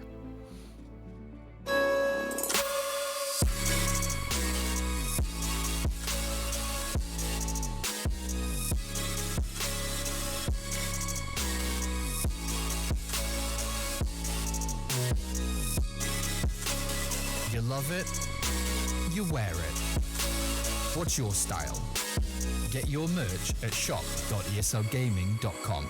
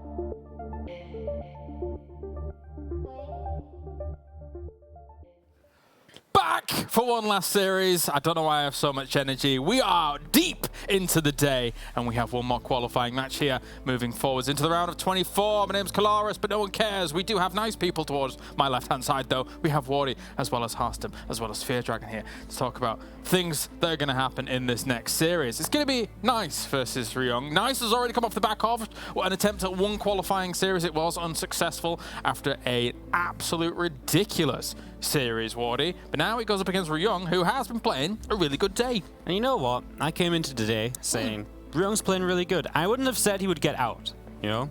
I'm not going to go that far, but I did believe he'd have a good run, where a lot of people have been down him. But he's been playing great lately, and now I think he's got a really good matchup to potentially go into the group stage, and that's really exciting. That is exciting, Fear Dragon. Yeah, I think that there's going to be a really interesting situation where both Nice is one of those players that a lot of people weren't expecting to make it this far, but has really been killing it. And I don't think anyone can argue with the list of players that Nice has had to go through in order to make it this far. He has absolutely earned this spot in the qualification match. And it's just going to be the question, can he take out one more of these actually really solid Koreans who's playing really well right now? Can he, Harstem, or is the answer no? I'm not entirely sure, James. I'm not a betting man in general. Okay. I'm always very careful with everything I say. I weigh my words, and here I will weigh my words as well. I've seen Ryung play some very good StarCraft, but most of that has not been against Phoenix openers, and Phoenix openers really are a bit of a different beast in TVP, and Nice has been very, very good at those. And it seems like he has infinite follow-ups as well, although most of those follow-ups eventually lead to zealots. That's, yeah. But how many zealots? A bit too many, I think, is fair to say. I mean, it's a good thing to point out, of course. We kind of reference back to what we saw from Nice going into his first qualification match, and just especially the last game, just so many choke points. If you're a patient Terran, you can sit back, you can hunker down, and you can exploit that lack of damage happening because everything is just bouncing about a little bit. Yeah, it really gets a little bit wild in those sort of scenarios, right? Where Nice just wants to throw zealots at you, the Terran can kind of sit back, take a win, and they're like, oh, now I've got to go push, right? And then that's where it all falls apart, because he's still just making masses of zealots, and they're really good when you move out on the map. It's, I mean, those games before were just one way then the other, and it wasn't just like a slight lead change. It was like swinging like 60 supply one way, 60 supply the other. It was honestly unbelievable StarCraft. If this series is anything like that, I feel bad for Roddy having to cast 2 in a row. Wait, did you did the last one? Okay, well, yeah. Let's get on with it then. It is time for the final series of the day. One more spot in the round of 24. Let's head to the commentators. I love that you guys feel bad for me, but not for the Muslim. Like, he was part of that best of 5 as well, guys. They're like, man has been building too many elephants lately. Let him have a couple of crazy games. But like, you know, that guy's got a bad back. He fell over in the airport and stuff. But no, only sorry for Kevin over here. But no, it's good to be here. And I'm excited. I just hope that Nice still has gas in the tank, you know, because we gave him some breathing room to sit down, kind of settle his thoughts and stuff. But yeah, coming out of a series like that, it's always a little bit of a wounder. Yeah, no, that's what you told me as well when we were in the break before, just kind of discussing the day overall. And we really had an amazing day of StarCraft 2. Not something we say all the time, guys. We try to keep it pretty real. Some days are pretty mediocre. Some tournaments are some days even pretty mediocre. I think this has been a pretty fantastic opening day of the Intel Extreme Masters Katowice. And of course, tomorrow the group start. It's going to be super awesome. And this is a really surprising final qualifying match for me. Nice, I'm super happy for him that he played so well. But how do you mentally recover from being that close, man? That close to being done hours ago and achieving your goal of making it into the group stage? I have no idea, man. It came down to one map, quite literally. And yeah, I mean, Spirit, he absolutely gave it his all as well. But now getting on into it, we're starting right here. Final match of the day. Spawning here in the bottom left of Hardwire. It is Taiwan's Nice. A man that loves his zealots. In the top right side, we're looking at the main base of the Korean Terran player. Definitely a bit of a surprise to me to make it this far and playing as well as he's done so far today. But he gets love from Maru, and that's gotta mean something. This is Ryung. Very interesting with Maru, not just once, not just twice, but quite a few times calling out Ryung, just saying, hey, thank you so much for giving me the builds and the mindset and what have you. We saw it multiple times in the season finals, which Maru ended up actually taking. It became the Korean equivalent of shout out to Seoul. Yeah, pretty much. But he probably meant it. No, that's the thing. And hey, they mean it when they talk about Seoul as well. Of course they do. It started somewhere. But yeah, it's really cool for me seeing Ryung back again. Because for me, I'll always remember the Slayer's Ryung days, you know? When he was like the TVT sniper, so damn good at it. He came along to M1G roasting all those drones. But it's got to be said, the last few years have been a little bit quiet around this man. So hearing good words from Maru about this, and then seeing how well he's been playing today, he was one map away from being in Bjorn. Yep, I did watch him play earlier today. Probe versus Ryung was not on the mainstream, but it's a series that I was able to cover pretty well over at the desk. And Ryung lost his second map, which was on Hardwire actually. Not because he was playing bad, he was just kind of caught off guard by a couple of DTs. It turned into a base trading game, it was an exciting game, and it didn't look all that bad until a bunch of DTs collapsed on his tanks, and then suddenly he had no answer for the Colossus and Disruptors anymore. The 2 games he won against Probe though, and I gotta say kudos to Probe as well. I know it seems like we're having one soccer party here, but Probe showed up today. He really played some good and competitive games, and that made me happy. But the games that went in Ryung's way, or Ryung's favor, was mostly just off the back of a simple Widowmine drop opening, and then a strong follow-up push with a lot of bio units, a lot of Widowmines, spaced them out really well, and the micro was honestly as good as it could be. I mean, he has played really well today, like some of those 3-Rex plays as well. And Ryung's path, like both of these players actually have taken on a lot of very good players. I think Ryung, so he dropped narrowly to Bjorn, took out Creator in that lower bracket as well. And Creator was looking very fierce, then taking out Hero as well. So we talk about his TVP, taking out those kind of names, nice. Shouldn't be any other different level, right? I know he's crazy and all plays a different race, though. Yeah, all paths lead to Zealots for him, but yeah, and here, starting off with a Robo. Like, that's one thing you can't say about Nice, that he's been super predictable, right? Nope, he's not. You know it's going to be a little bit different than the very standard, 2 gateways, a Twilight, a Robo, let's go up to 3 bases, or 1 safety Oracle into a bunch of Blink stocks to control the map.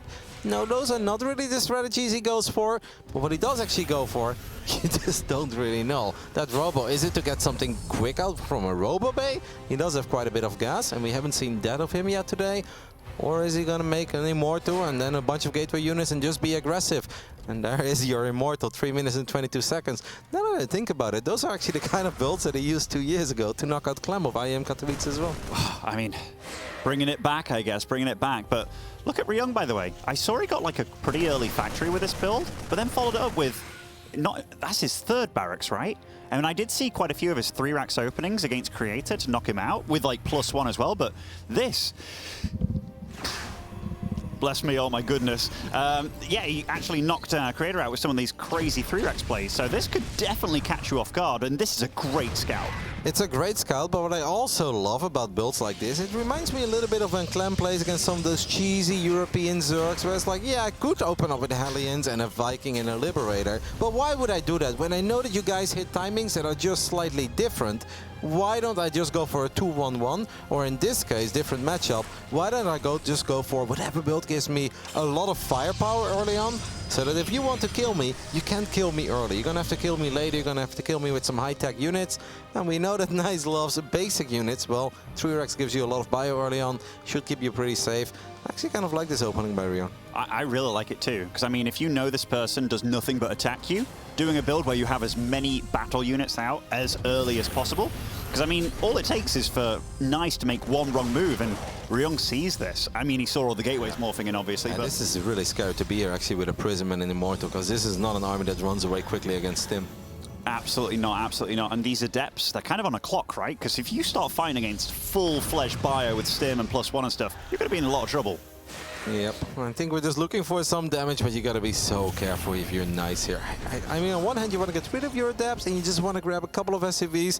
On the other hand, you can't really throw them into the meat grinder either and get absolutely nothing done, because then you just open the doors for Ryung to move to your side of the map and straight up end the game. Yeah, and in that respect, it's kind of nice to be here, to see everything. By being aggressive, you get to scout your opponent constantly. Oh no, oh no!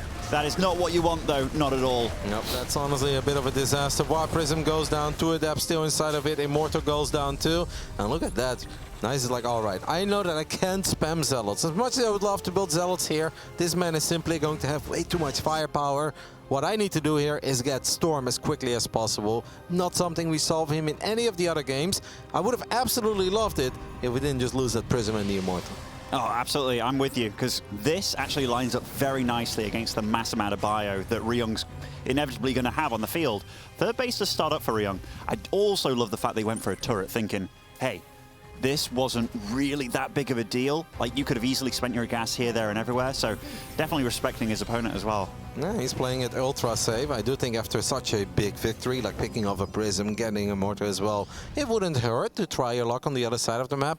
But it just seems that Ryung is very wary of how aggressive Nice likes to play. And he's like, nope, I'm just gonna keep increasing my bio ball and I'll be fine. Storm, I think, is going to come as a little bit of a surprise, but if we have a bunch of tanks well spaced out, a couple of defensive Widow Mines, I also don't think as a Terran player we need to be in too much trouble against this. No, and I mean, he does have +1 finish. I know that Nice has gone for Storm, but he's also gone for the +1 attack upgrade as opposed to the armor, so not entirely relying on the Storm to deal damage. Oh no, that's an Artosis pylon and a half. Not charge isn't finished either. That's actually going to be a bit annoying to clean up. -4 gateways, but we do have a few High Templars, so maybe we could feed back. Oh, slow Zealots is so painful. Yeah, and I mean, that is going to be really hard. Oh my goodness, walked in right there, and Ryung, nice target fire. Battery overcharge is a lifesaver, so that will fend this off for now to some degree, but that medevac, this just isn't the damage that Nice needs. No, but he's out of range of the battery there too, so he ends up losing one of the 2 Stalkers, and look at the mini-map. This is not the only thing that Ryung is doing. He's like, hey, if I'm finding this much success with 8 Marines, how much can I find with the rest of my army? There are no medevacs there though, and I do believe we have a couple of High Templars out. I think they're in a Prism somewhere, right? Am I crazy? Yes. They must be in a Prism. They have to be. And yeah, there they are, lurking around, kind of in the middle of the map. He's actually hunting for Ryung, knowing that that army's probably on the map. But Ryung, he's at the main base of Nice. But this is a good catch for the Protoss player, I do think. Yeah, because this is not that invincible bio ball. Now you're going to shave off 6 or 7 Marines. I almost think that maybe Ryung indeed should just go for it on the other side of the map, because he will clean this up. But then also the surprise element of, hey, I've got quick Storm is gone. So you may as well just kind of try to send it. And that's at least what he's doing with this initial set of Zealots. The only problem with Zealot Storm is that it's very bad in killing bunkers. You know, against most players, you'd be like, taking out Cybercore is quite nice, right? I don't think Nice gives a damn about it. He's like, won't even notice. Yeah, exactly. It's like, oh, I can't make Sorkers? Well, I won't notice that until 20 minutes into the game kind of thing. But Blink is on the way, speaking of, and he is going to start remaking it immediately. Going up to more Immortals as well, higher upgrades, but wait, where's the rest of it? I was about to say that was going to be very ambitious. He's going for it anyhow. No, he's got the main army as well coming in from the right side. War Prism is obviously going to come in from the left. Storms from the high ground. And a couple of bio units do get picked off. The 2 tanks fall. And if I'm Ryung, it'd be like, well, actually, you have a little bit more than what I was anticipating. Love those Widow Mines. Nice has to absolutely hate Widow Mines, man, because they're very good against all the Zealots, and the War Prism goes down again, this time with more precious cargo. 3 additional High Templars still inside of it. That's the 2nd Prism going down, and I think Ryung is just walking away with this game. A few too many mistakes on the side of our Taiwanese Protoss. That was definitely mistakes. Maybe a bit of nerves. Maybe we talk about that gas in the tank not being there. But Ryung, safe, solid, and calculated. That's the kind of Terran that you expect to see, actually, going up against a guy like Nice. And if that first game says anything about this series, I'm worried for Nice, man. Yeah, I mean, build order-wise, this obviously was not ideal. When you open up with a Prism and a couple of Adepts, you do not want to run into a Terran that doesn't move out at all. Because if they do open up with, let's say, a little Widowmine drop, sure, they might kill probes on your side of the map, but it also opens the door for you to find some SCV damage against the build that he was currently facing. He was never going to get anything done because everything was at home and there was a lot of firepower. That's not too bad. Until we lost the first War Prism, that's where that just kind of becomes, all right, now it's, I don't want to say impossible to play, but it just becomes incredibly uncomfortable. And that match history does not lie. 16-3 in matches, favoring Ryung against Nice. That's rough. Nice probably looked at his bracket and it was like, okay, this is a really hard bracket. Who did he take out in the first match? It was Hero, already an upset. Then he went up against Skillus. Maybe a bit of an upset too, given how good Skillus has been. 1 map away against Spirit. but now going up against a guy that you have a very, very, very unfavorable record against. Yep, obviously Nice has played a lot of games on the Korean server, and I'm sure that Ryung has done the same. I think Ryung is very familiar with the way that Nice likes to play. That doesn't make it easy, but over time you are able to eliminate a couple of the things you'd normally worry about as a Terran.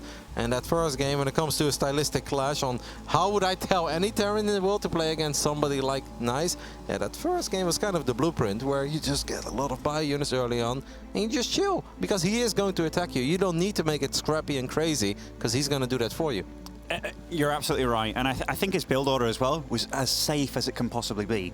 Like, kind of showing the factory, just to make a few little units here and there, but then going for the 3 racks. Obviously, it will have downsides, but... It gives you a little bit of map presence. Like, one Hellion, we saw that on Blackburn as well in the best of 5 with Spirit. One Hellion doesn't cost you a lot. It's 100 minerals, but it can give you that information as a Terran player that you're looking for, and then it makes your life a lot easier on your side of the map. And once in a blue moon, that one Hellion can actually kill 11 probes and can save the game for you. Yeah, for me it's never happened before in my life, but with Spirit against Nice, when all he wants to do is attack you. But yeah, I'm looking forward to see what else Ryung brings to the table, because Nice is tricky, man. Like, we saw him whip out the Colossus drop build, which 3 racks is not what you want to do against that. We've seen him do a lot of the Phoenix builds, which 3 racks you'd like to do it against that. So I am curious what Nice is going to whip out next. He hasn't done any of this Blink Stalker stuff, and we saw Australia do that against Euthermal to much success. I mean, most Protoss players love the Blink Stalkers, whether it's the 4-gate on 2 bases or just the 2 gateways going up to 3 bases early on. We'll see what 2000 Atmospheres has in store for us. In the top right side, we're looking at the main base over Taiwanese Protoss. He's down 0-1. Can he bring it back? This is Nice. A long, long day for this gentleman. He doesn't want to go out now. Spawning over in the bottom left is our blue Terran. It is Ryung. Great run, and I believe the winner of this series will end up in Group B, and that is the group that has a Serral, Dark, Showtime, Time, and Special. Yeah, definitely not the hardest group out there by any means. Like, if anything, I'd say that's, I don't want to say one of the easiest groups. It goes to show the level that we have at Untitled Katowice when I tell you Serral, Dark, and you're like, yeah, pretty doable. Pretty doable. I mean, that Group D, I can't believe, like, that was already looking like the group of death. Then it's like, who moves into it? Bjorn. I don't think any one of the players in that group was like, oh yeah, I got it so good. I think they're all like, oh, goodness, could this get any worse for me? And Group C just became even more fun, because Australia is such a fun Protoss. Said in the beginning of the day, I just love his games. They're often scrappy, they're action-packed. A little bit of like a Protoss equivalent of Bunny, where Bunny may be a bit crazier than Australia, but they just create fun, entertaining games. And Group C, I think, is already so fun on paper. Can't wait. No, I mean, this tournament's really lining up to be a good one. We've already had some cracking series, some cracking maps today. Here, though, Ryung did scout out a little bit, so he gets to scout his opponent. I think Nice was playing in the dark entire, right? No pro scout at all. If Gabe was watching this, he'd be like, ah, so greedy by this Protoss player, I'm going to punish him. Only when they actually go for an Oracle, Twilight, a Robo, and a Forge entry bases, though. That's the greedy Protoss, yeah, those are the real greedy Protosses. But Gabe punishes them every night, so... You're ridiculous. All right. So I'm a big fan. What can I say? I mean, we're all big fans. Let's be real. Let's be real. Like, I know exactly what you're about. I've heard it time and time again. Okay, so a Marine opening for Ryung. This is absolutely something that's came into the limelight quite a bit in this matchup. Oh, look at that. So he plays blind without a scout, and he's like, you know what? I'm going to go for a shield battery in my main just to be safe against that possible Reaper. But we see here, that's not going to come into play whatsoever. I always feel like the Pro Scout's something you should be doing, just because it doesn't really cost you anything, whereas that shield battery, I mean, it can come in... Yeah, but it's kind of like a 50-50, right? Like, if you do Probe Scout, it does cost you something, and he's like, all right, I'm going to save those minerals, just get the battery regardless. Even if they don't go for a Reapers, it can come in handy later on against a random Hellion, for instance, that drives into your main. No, that's true, that's true. Look at this, by the way, by Ryung. Is this going to be pretty much the same kind of thing? It almost looks like a 2-1-1, except it's not. Like, it all lines up a bit funky, honestly, for him. I think Ryung's a really tricky Terran to go up against as well if you're a Protoss player, because he obviously showcased in the first game he's gone into this prepared. Like, he knows what kind of guy he's up against, and he's playing smart with it too. Yep, I mean, this time around we're going to open up with the Cyclones. Cyclones, of course, great against Oracles with their lock-on ability. Doors are wide open in the natural, though. I like the trap there, potential trap with the Marines, but very good by Nice that he already went for the defensive shade in advance without knowing where the Marines were, because that allowed him to get away. Because Stalkers, they're fast. Adepts are a bit slower. I got a small question for our obs. Did Ryung scout that Twilight earlier? Because he cancelled it, right? So I want to know. So Ryung scouted the Twilight that got cancelled. Now we have an Oracle on the way. And Ryung, I don't know what or how, but he's actually got a Cyclone out here. Which, honestly, these kind of plays, those are the things that you might skip if you see a Twilight. You might be like, okay, I need out those tanks quickly because it's probably going to be a Blinkstalker play. But Nice has probably seen this and he's like, how did you know I even cancelled that right in front of you? And it's going to work out for him, I think. Yeah, but we still need to know that Oracles are out on the map, right? Like, having the Cyclone is great if it's actually in the right place. Taking a look where the Cyclone is chilling, the SCV is going to scout instead. First Oracle going straight into the main base. Surprising that Nice goes for extra gateways without a Twilight or a Robo, because slow gateway units are just terrible the moment Stim is done. Absolutely. I mean, and also that pylon on the bottom. I think this is inevitably going to be one of those crazy games. Although this Nexus will drop, Ryung, like this, the way that he's been scouting and just kind of having units in places, even this Cyclone denied that Oracle damage in the main base. Very nice. Gets to see exactly when the Nexus is dropped. I'm liking Ryung's play a lot. And look at that, Kevin. Look at all those upgrades he's got lined up. That's going to be really scary a few minutes down the line. Yep, he's going to hit a pretty hard timing the moment Combat Shield is done, +1 is done, and he's going to have a lot of Marines because of all those barracks he produced early on. And I feel that's the moment where Nice may have charge, and he may be able to have like +1 attack, but those Zealots could very well melt. For Nice, it's always about, I think, making games scrappy and just getting trades. If you make all these units, Oracles and Adepts, you want to find economic damage, but you also want to reduce those Marine numbers a little bit, because if you don't, the first move out just becomes too much to deal with, unless you've got Colossus or Storm or anything. These Adepts are just going to get sacrificed, and this is not working out at all so far for Nice. Gotta feel like maybe this day has been a bit too long for him, and mentally it's gotta be so freaking tough, man. After you got so close, it's not that he was one map away from qualifying. It felt he was one fight away multiple times, one Nova, one good swipe of a few Colossus, and then yeah, completely reset yourself. Do it all over again. It is very tough, especially against a Terran that perhaps knows you very well, because Ryung is playing about as good as you could be playing against Nice at the moment. It's real clean, right? Like, you watch this and it's like, it's exactly how I think somebody should go up against Nice. You said it earlier, but it's not the end of the day just yet. I like that Ryung's kind of got a little squad together. It's a very fierce squad as well, and we saw how greedy Nice was. How many units does he actually have out on the map? Because before, against this kind of stuff, I mean, that is not the army you want. Like 5 sentries, they're going to tickle this army, and they're not going to do it to death either. Well, at least we're going to warp in a couple of Stalkers, which I guess is better than Zealots here, because 5 or 6 Zealots, even if they had charge, that just wouldn't make the difference. We're even going for a Desperation Void Ray at this point, because Nice knows that he just needs some firepower. And dropping a Revelation on the army at least keeps the Terran forces at bay for now. Any second that goes by is a good one for a Taiwanese Protoss, because he is up 18 workers, and those gateways are finishing up, Blink is finishing up, +1 is finishing up. If you take a good fight near battery overcharge, man, everything is fine. Yeah, if you pull a Nurture and you stick around for it, but whenever you're forced to make Void Rays in this kind of situation, I know there's certain situations where it's like a Void Ray on the side of the map kind of thing to stop a medevac or two can be pleasant for sure, but this, like, Ryung's actually quite ahead in that army supply, and if he takes a fight, so Nice's job right now, what does he want to do? He wants to make Ryung feel like he can't take a fight. You know what a lot of Protoss players have been doing in the main base, where it's like battery kind of near the edge, or excuse me, a cannon near the edge, basically where the Stalkers are standing right now, and then the battery a little bit above it. I think it's actually quite lovely defense, because as a Terran, then you have to choose, do you go for the battery, do you go for the cannon? Whatever option you go for, it's going to take a little while, and allows Protoss gateway units to get in position. With that Robo Bay finishing up, I think we're going to fire up Colossus immediately. It feels like a Disruptor would be a little bit too unreliable at this point. This is kind of that scary moment, right? Where if Nice can just hang in there with the sentries a little bit longer, eventually his superior economy should come into play.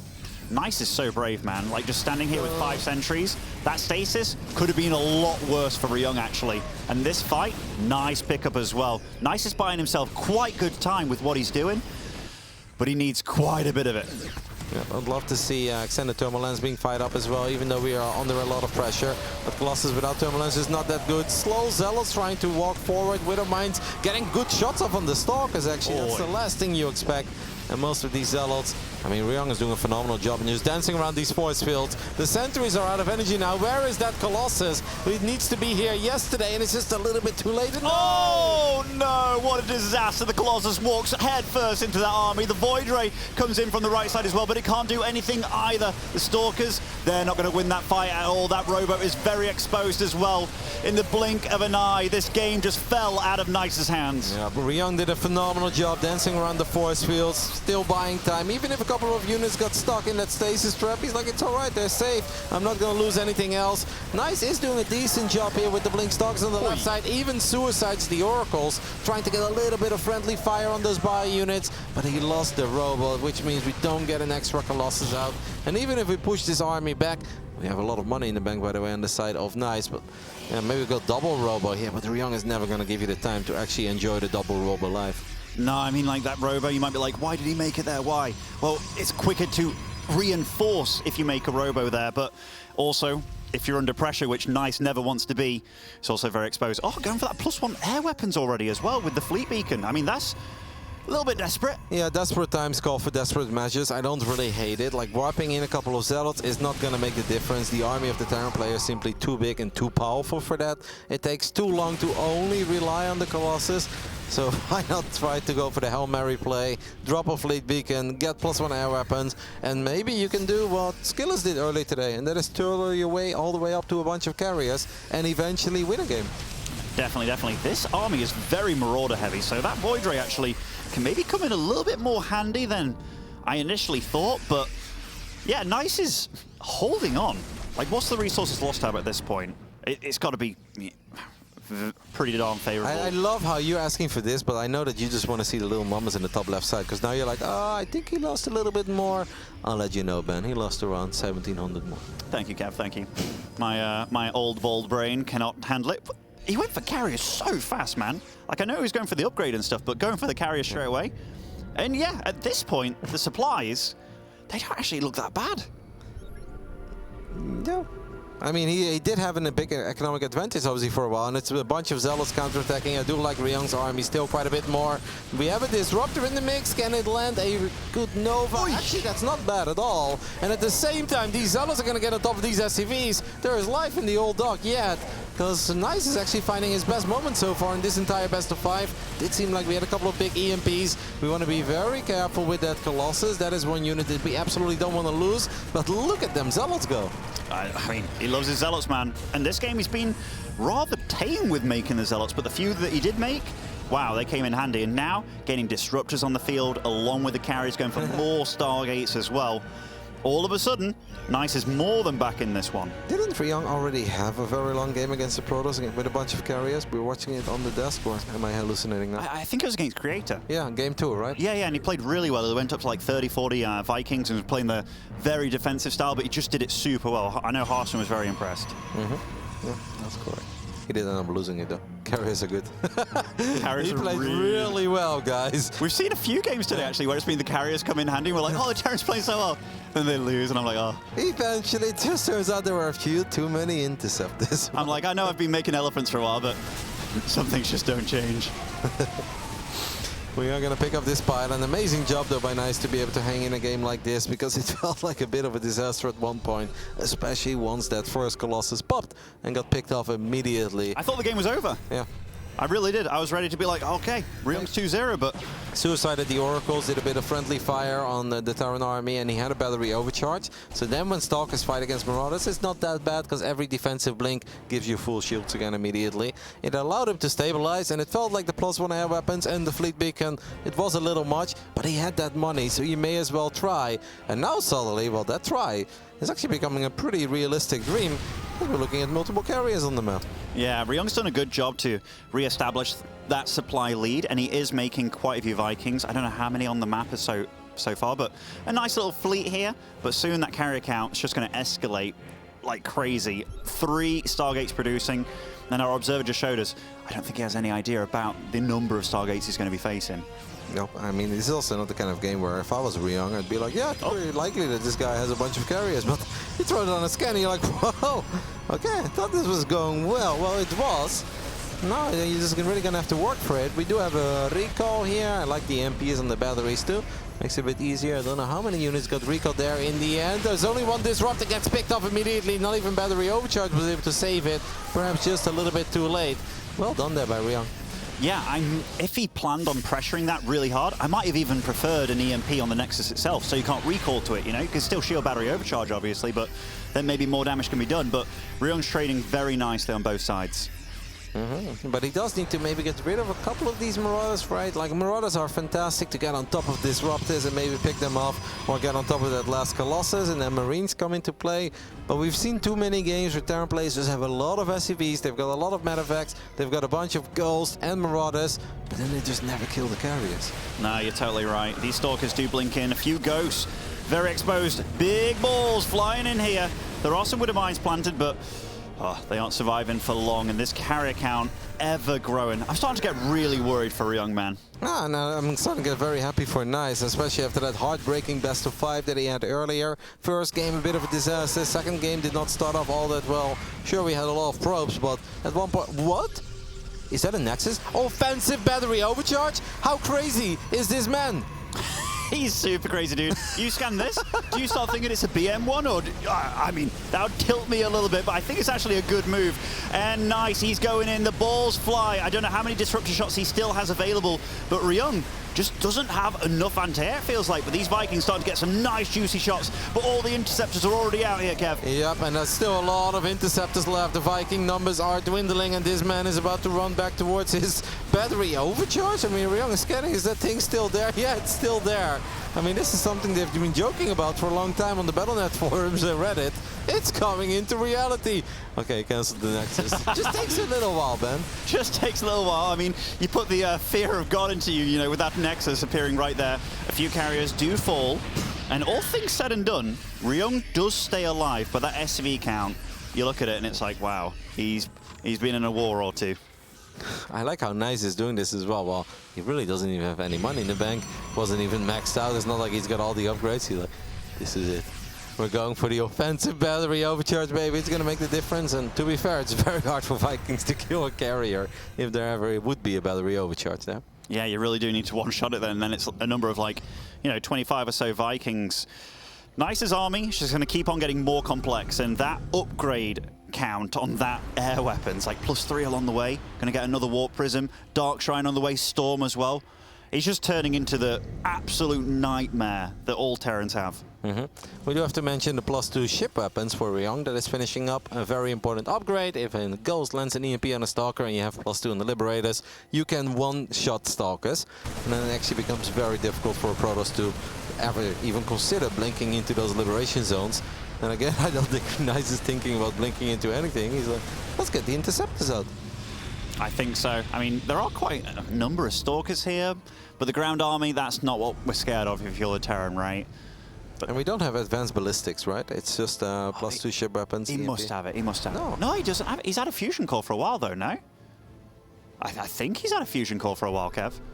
Yep, he has a fusion core, but he does not. There we go. Okay. Oh, Ryong, you know, we're on the same level, Kev. Same level as Ryong.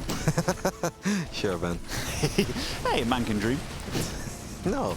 No, he can't dream. You're denying me of my dreams now? You're too old to dream. It's time to accept reality, mate. You're ridiculous. Alrighty, alrighty.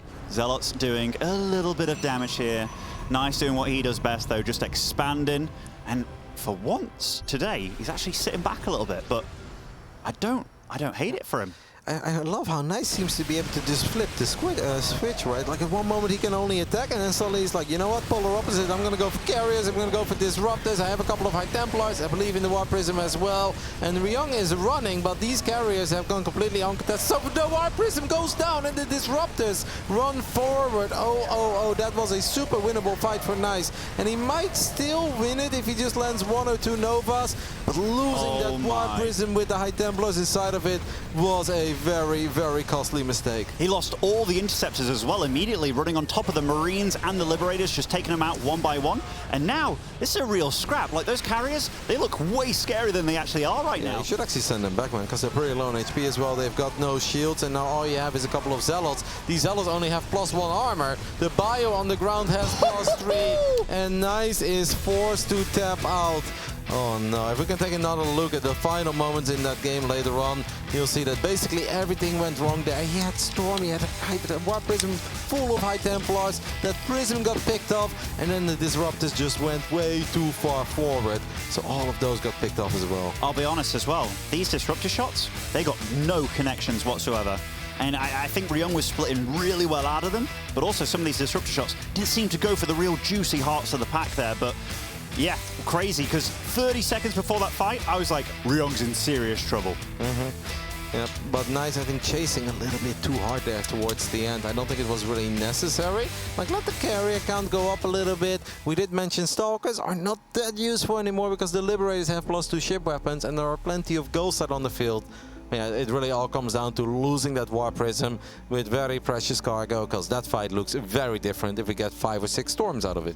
No, definitely, definitely. I mean, that army, what does it do against, when you've got that many carriers with interceptors, the amount of ground units, and then you got the High Templars just forcing you to split even further and killing everything.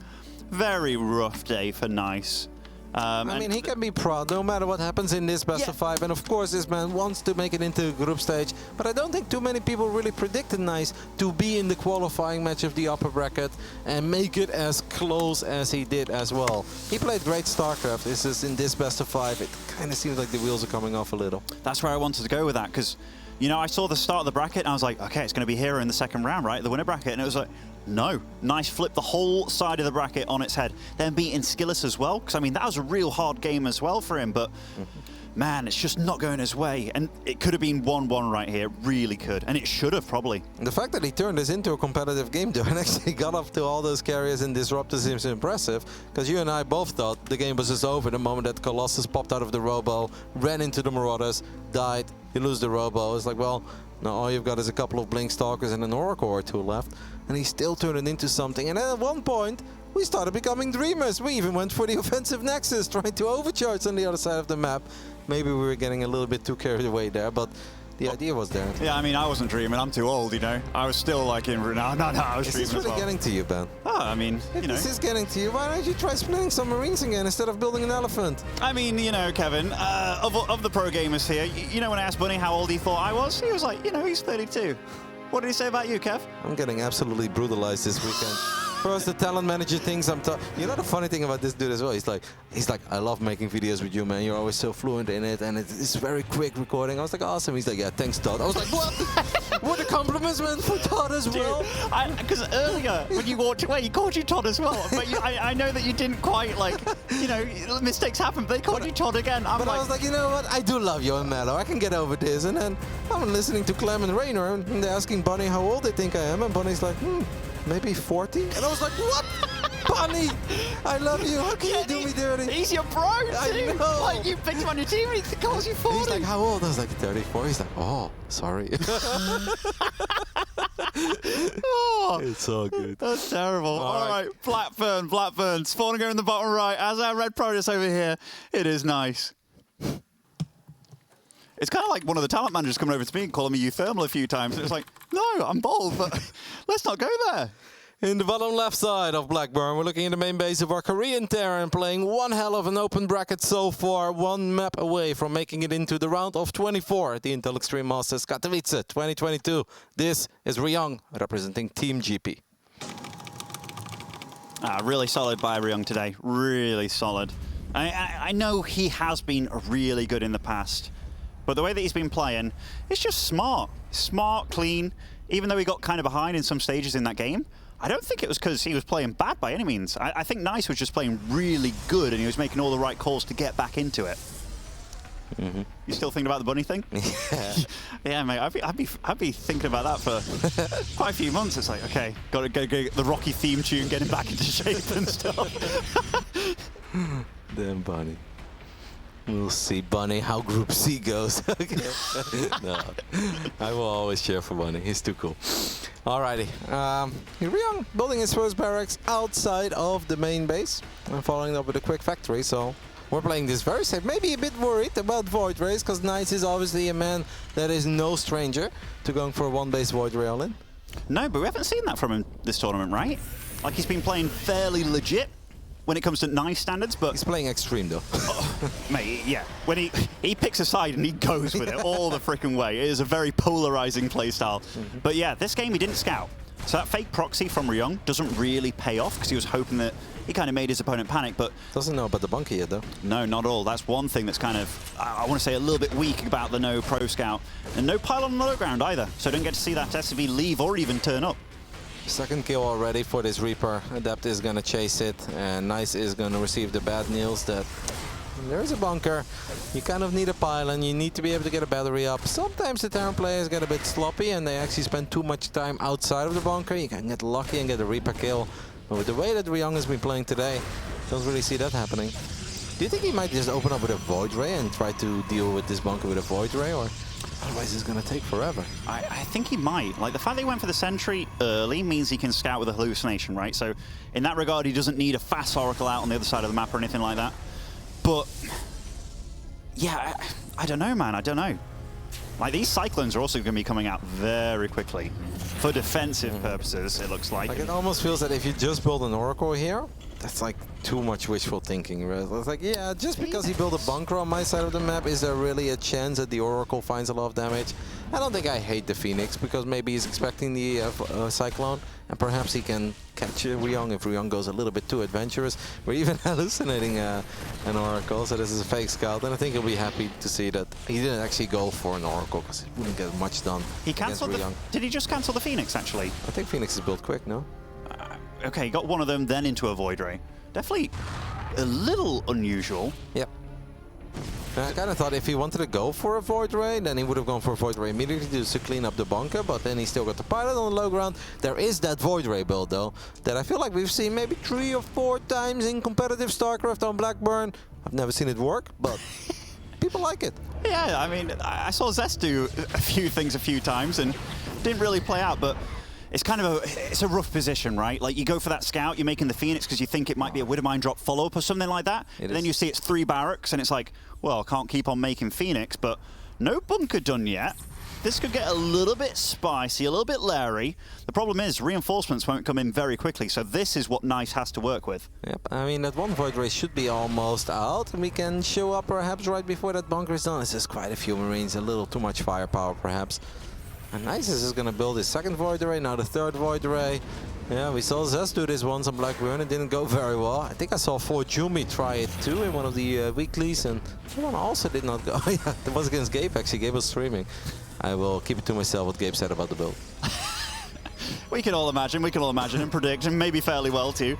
Oh, super aggro. Yeah, it's just Void Ray, Gateway, all in. But this is not with a Twilight Council, not with a Forge. These Zealots won't have charge, so this is a very unusual timing, and honestly to me this always feels like a real Heart of the Swarm, Wings of Liberty kind of build, whereas like we open up with like 1 or 2 tech units and then we gateway all in and we hope it works. Yeah, but this is the one thing you really don't want to go up against, right? Like super upgraded bio with +1.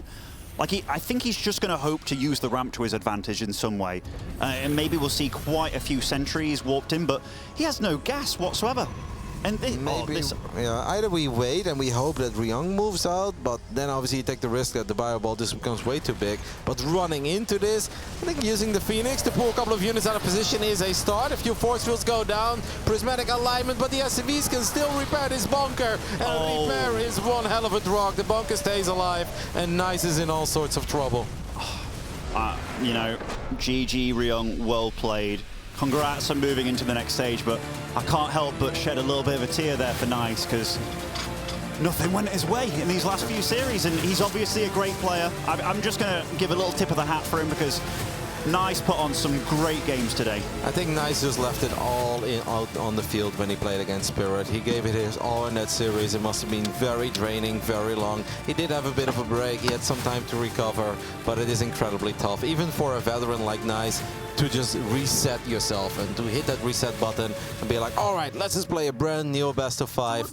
And I think on top of that, it really doesn't help that Ryung seems to know him very well. Ryung just had anti-nice build orders. Because if Ryung brings these exact openings against the likes of, let's say, an Australia or let's say a Showtime, and I think he plays in the same group as Showtime actually. I think Showtime will have a field day against this because he's going to have Colossus ready, 3 bases, great economies. But against the way that Nice plays, this just worked out absolutely perfectly for a Korean Terran. Yeah, and you know, some of these guys, they are old school. Like Ryung, he's a series player, man. Like, I remember him going into good TVTs with different builds planned up for different players and stuff. And here, he just came in knowing what kind of style Nice was going to bring. And honestly, very smart play. Like, you've always got to love the series gamers. Yep. He played the player, not necessarily the matchup. And these builds just worked out absolutely perfectly. And definitely agree with you. Can only echo the sentiment that it is a bit heartbreaking for Nice. But that man gave us one of the most entertaining best of 5s that we've all seen in a little while earlier today. And overall played a great round of 36. Unfortunately for him, the journey ends here. Let's go back to the boys at the desk one last time today to hear their thoughts of this best of 5 and of course have a little interview with Ryung later on. That's right, thank you gentlemen. We have our final member going into the round of 24. It will be Ryung here after a strong showing in the final series of the day. I've got Wardy, I've got Harsman, I've got Fear Dragon. Let's start with Wardy. What do you think of the series? Woo! It was just convincing, wasn't it? Yeah, I think Ryung was setting us up for this in a way. When we saw how he played against Hero earlier today, he was really good, he was really solid. He came in and looked great. You know, he had good build orders like Roger was just saying. Yeah. Nice just struggled to kind of get off the ground and get rolling. Like, there was a closer game, but for the most part, this was all about Ryung. Yeah, I think at the second game in particular, Harstam, you know, there was moments there where Nice, I thought, maybe had a little bit more of control, but Ryung then eventually comes back and, you know, pushes on. You're thinking of perhaps the moment where he built the Nexus on the other side of the map? That was an interesting one. I think he was feeling it as well, right? I don't think you were the only one that thought he had a moment. I was looking at it, I was like, okay, he probably has this at this point. I'm still not quite sure what that was for. Never really started that battery that Ben and Rotti were talking about, but maybe we can ask him sometime in the future when this defeat isn't quite as recent anymore. But yeah, Ryung has been playing very, very well this tournament so far. He has become a little bit predictable in this matchup, so he needs to switch it up for the group stage. Going with that factory into 3 racks is good in this type of bracket play, and it worked out fantastically. He got in good positions basically every single game, and his follow-up seemed very solid, but at some point he's going to need to change it up because there are hard counters to this. There's a reason why no one else plays like this. Yeah, and difficult opponents, I think, is fair to say, coming up in the group stage. Fear Dragon, your thoughts? Yeah, I just think it was really a testament to showcase how strong Ryung has been playing. And I think if you just looked at the scores in the vacuum or what happened here, you would say, oh, Ryung beating Nice. Yeah, like that makes sense. 3-0, cool. But Nice is playing really well. Nice really took Spirit to the edge earlier on. You could see how well things can work out, especially with the Stargate openings when he's able to get into his groove. But Ryung just did such a great job shutting everything down. Just phenomenal job. Yeah, and that rounds out the 4 players that will be advancing on here from the bracket stage today. And looking at the 4 names here, Wardy, is there anything that jumps out to you as, hey, that is a surprise? Is it Ryung? Is that the surprise for you here in this bracket? I think Ryung is the surprise. I think I was pretty confident for Ryung if he could beat Bjorn early, but I didn't think he'd go through the lower bracket, for example, right? So if he'd got over Bjorn, I was like, actually, I feel good for him in that winners match. Yeah. But I thought the lower bracket was always going to be tough, and the names he took down there were tough as well, especially the amount of people that fell down there, with Hero fell down there early and everything, right? So yeah, I think Ryung probably the biggest surprise. Australia, I expected, I think, to some extent. The rest of the names I think you can kind of get by. I guess Spirit too, right? Well, yeah. I forgot about Spirit. Oh yeah, Spirit. Wait a minute. That was kind of crazy as well, guys. That was a little bit crazy, but especially here as we see Ryung rounding things out for the bracket stage as well, going up against Nice. I think a fair assessment, Fear Dragon, from the guys at the desk, which was that Nice probably put a lot into that first qualifying match and really left a lot on the table there. It was an exhausting day, James. This is such a long day. Actually, fun fact, by the way, Ryung only won versus Protoss players in his whole run through. He played through a lot of Protoss. He played through Probe. He ended up losing to Bjorn, but then Ryung had to play Creator, Hero, and Nice all together. So he won all of his TVPs, But that is also an exhausting day because he got knocked down to the lower bracket pretty early on.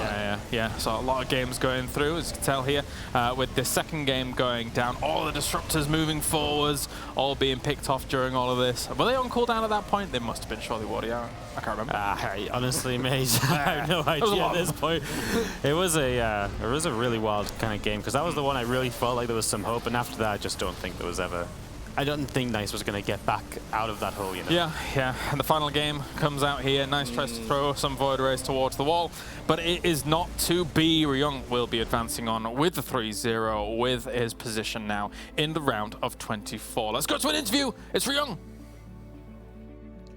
All right, we have our last player to make it into groups. It is Ryung. Quite an old name, but he's, I guess, returning with vengeance. So congratulations, Ryung.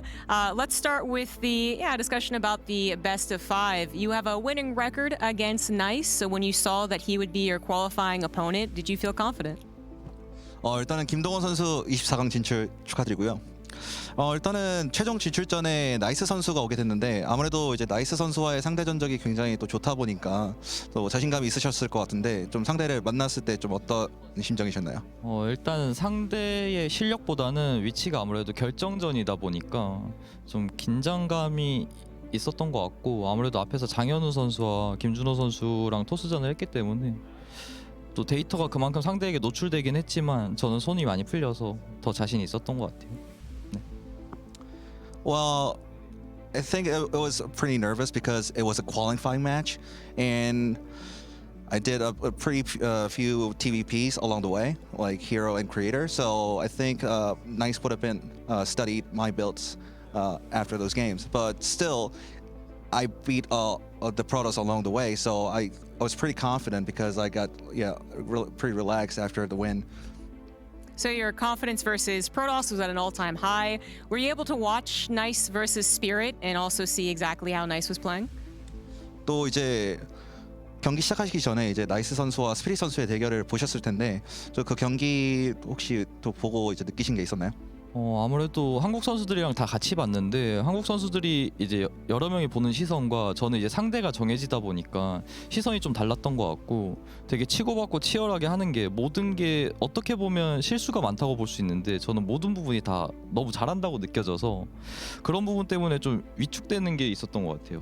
그리고 너무 치고받고 해서 제 스스로 좀 기다리면서 많이 지쳤던 것 같고 근데 상대는 더 지쳤기 때문에 그런 부분도 저한테는 좀 좋게 작용한 것 같아요. I mean, I watched the game with alongside other players, other Korean players. I mean, well, they had their perspective, and I think I had other perspective than them. It was so back and forth. So, it was so back and forth because they had made many mistakes. But I thought that it was actually because they were so good at the game. So that was go back and forth. And I was also tired waiting for that games, but he should have been much more tired for all that going back and forth. So yeah, I think I had the advantage on that. Everyone is pretty tired, but that Nice Spirit match was pretty long. But actually, let's zoom out a little bit. You know, you're mentioning, long day. It is tiring for everyone, but you're an old school name, and old school as in like way back in like MLG days, so you've done long days before. Do you find that, you coming back, first I'll ask the question, does he think that he could have reached such results so quickly on his return from military? 전역하시고 나서 일단은 먼저 이렇게 물어볼게요. 그러니까 전역하시고 나서 이렇게 빨리 이렇게 성적을 내실 수 있을지 좀 예상하셨나요? 저는 뭐 빠르다고 지금은 생각은 못했고 아무래도 김준호 선수나 김도우 선수나 뭐 박수호 선수나 변현우 선수 군대 갔다 와서 저보다 훨씬 더 빨리 잘해진 선수들이 많기 때문에 저는 지금도 뭐 성적을 냈다고 생각하진 않고요. 근데 아무래도 그냥 저는 요만큼도 만족할 수 있는 게 좀 많이 달라진 것 같아요. 군대 갔다 와서는.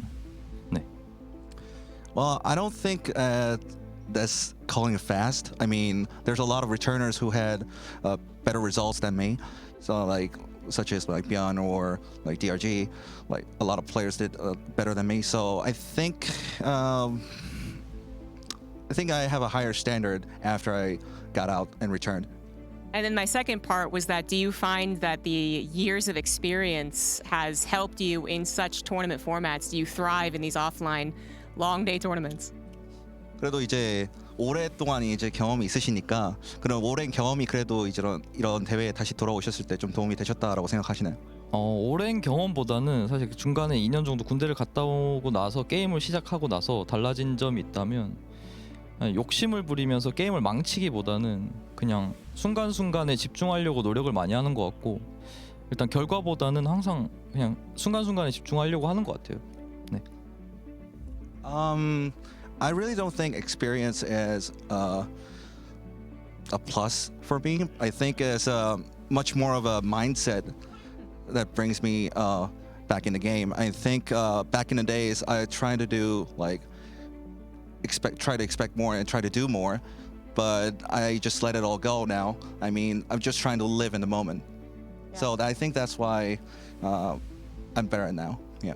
Yeah, good approach. And now looking forward, you're going to be put into Group B, which if he needs the player list, he'll be happy to provide. But does he have any thoughts on his chances in that group?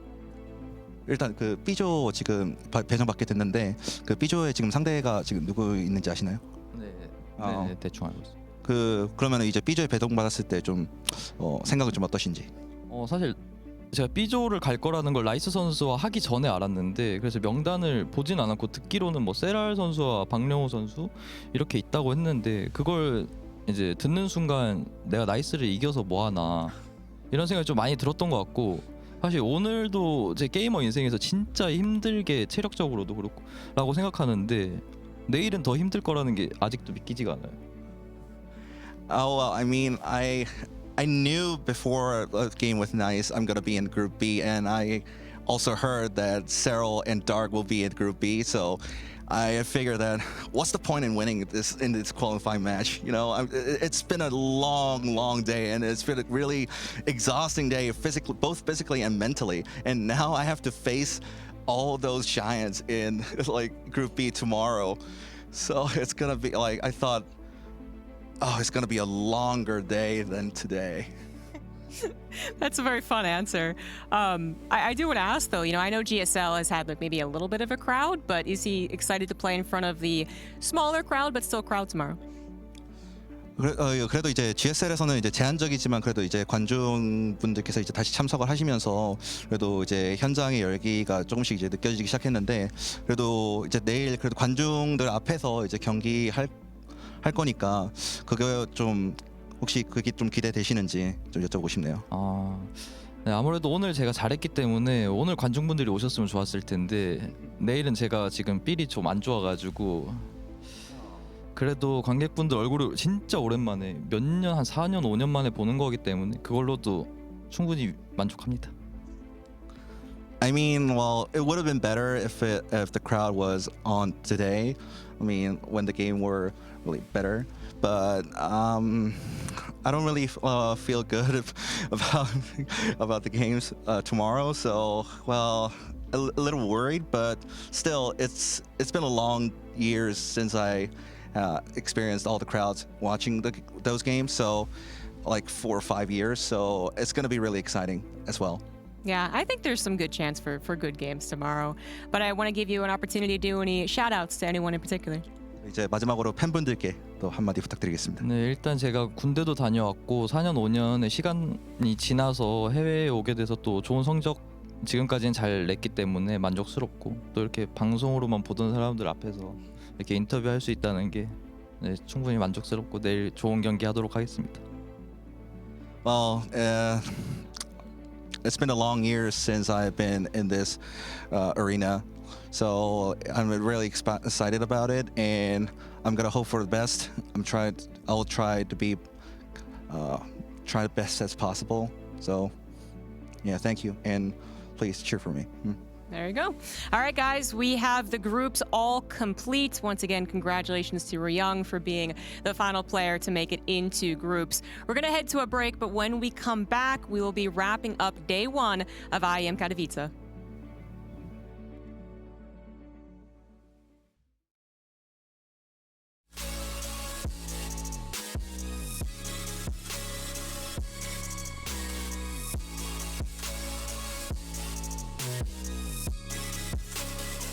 love it? You wear it. What's your style? Get your merch at shop.eslgaming.com.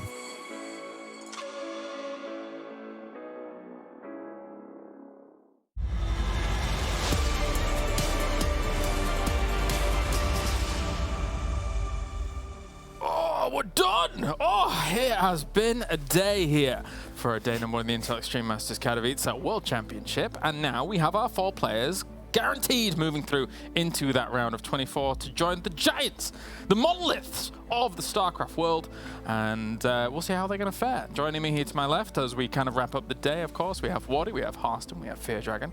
Harston, actually, how have you enjoyed your first day? Yeah, it was alright. Yeah, it was alright. Wardy. Have I enjoyed my first day? Yeah, go on. It's pretty okay. He didn't bully me that much. So. No, he didn't. Yeah. But it was really funny when you both appeared on the camera. You know, I was saying this downstairs. I've actually never felt small before. You know, honestly, like, I know there's all these box jokes and everything, but that's never been me. I've never thought of myself like that. I stood next to him. I was like, gonna bring my own box tomorrow. There you go. Yeah, yeah. It's how I used to feel for so many years alongside Todd for just a little bit. Let's take a look at the brackets then, as to how they have played out here throughout the day. We have our upper bracket as well as lower bracket to go through, so you can see how our qualifiers have made their path. Let's start, of course, up at the top with Bjorn, the first player to qualify technically throughout all of that. And Fear Dragon, he had a brilliant run. Yeah, had a great run. Our first player that made his way through. And if you look at the score lines as well, I mean, it was a solid run through the bracket. Really only dropping 1 map to Ryung there. Really, really clean. And I think he was one of the big favorites to make it through the bracket. Yeah, I think a lot of people looked at that as to be the case. And I think for all the groups he has to join as well. He has to join Group D as if it wasn't strong enough already. But we'll look at the groups a little later on here. Spirit down towards the bottom of this bracket position at the moment, gets himself that win, and that was a grueling match, Harston, and it's awesome that we're going to have a Polish player in front of the Polish crowd. Yeah, honestly, I don't think I would have guessed Spirit. This morning, if you would have asked me in the morning, hey, who's going to make it out, I would have said Bjorn, sure. Skillers, Hero, Elaser, Creator, Australia, DRG. Honestly, there are a lot of people before Spirit, I think, honestly. He has surprised me with his fantastic play, huge diversity in build orders and in play styles, and I'm really looking forward to what he can bring in his group. Absolutely. It'll be cool to see tomorrow. Let's take a look at the lower bracket as well. Some of these players, a lot of Protoss, got knocked down towards that lower bracket because there was just a lot of them in general. And we have our first player advancing up towards the top. We actually had Australia first advancing, Wardy, and it's good to have another North American representative for the round of 24. You really should have gone to Fear Dragon for this one. I think he did it out of spite. I did it intentionally. Did he really intentionally? I ignored him intentionally. Well, you know what? Australia really lucked out, didn't he? You know, did. That's right. Region got lucky today. Correct. Once again. Correct. I know your room numbers. You actually don't know mine. I actually don't, but... Yeah. No, Australia played great, man. Like, that run through the lower bracket obviously is not easy. He went down there early. Yeah. He just had good games as well, and he was close against Skilless. You know, he had some good games against you, Thermal. I think it's really cool to see Australia make it out, really showing. Because, to me, Australia hasn't been as good as he was in the last 6 months. Like, he feels like the last 6 months he's been good, but he was even better before that. And this is, like, really cool to see him coming through at the biggest event and really making a showing. Fear Dragon nodded and agreed off screen just then. Finally, Ryung, of course, advancing on here. Fear. Yes, and Ryung, of course. And I think it's interesting to note that Ryung, he did primarily have all of his victories off of that TVP. And if you actually look at the group that he's in, not a lot of Protoss players. So he's really going to actually have to prove himself in the group stages in things besides the TVP, which I think he's fully capable of doing, but it is going to be a big challenge for him. Well, let's take a look at the groups and a little breakdown here before tomorrow. Group A, we have Spirit joining that one. I mean, the thing is everyone's looking, oh yeah, Group D is Group of Death, D for Death. But quite honestly, every group is ridiculous, Harston, not least Group A. Yeah, I think Rogue, Cure, Solar, Neep Dream, they're all fantastic players, obviously, and I don't think Spirit is necessarily favored against any one of them. However, he does have good chances against, I think, the majority. I can see him do well against every single player here. Probably will struggle the most with Solar, as Solar is the most familiar with Spirit, and because Spirit kind of plays this offbeat style of Terran, a little bit different than most other players, I actually think that he'll struggle more with Solar than with the others. it doesn't mean he won't struggle with the others, of course, James. That is fair, that is fair. And Solar, of course, we saw some great ZVT from him in the Last Chance tournament. But anyway, let's move on to Group B as well and see what we got going there. We will have Ryung joining this one, and we already heard in his interview, Wardy, he's not particularly happy with the group. Yeah, to say pessimistic a bit about it. You would have thought he was in Group D. Yeah, right? And he's like, Cyril, I actually like, yes, Cyril and Dark first and second, but to me, the way Ryung played today, if he can bring the same sort of level in TVT, it's possible he can take on time in Special. And it's obviously going to be tough because he'd have to win against all of those guys if he's going to not beat the Zergs. Yeah.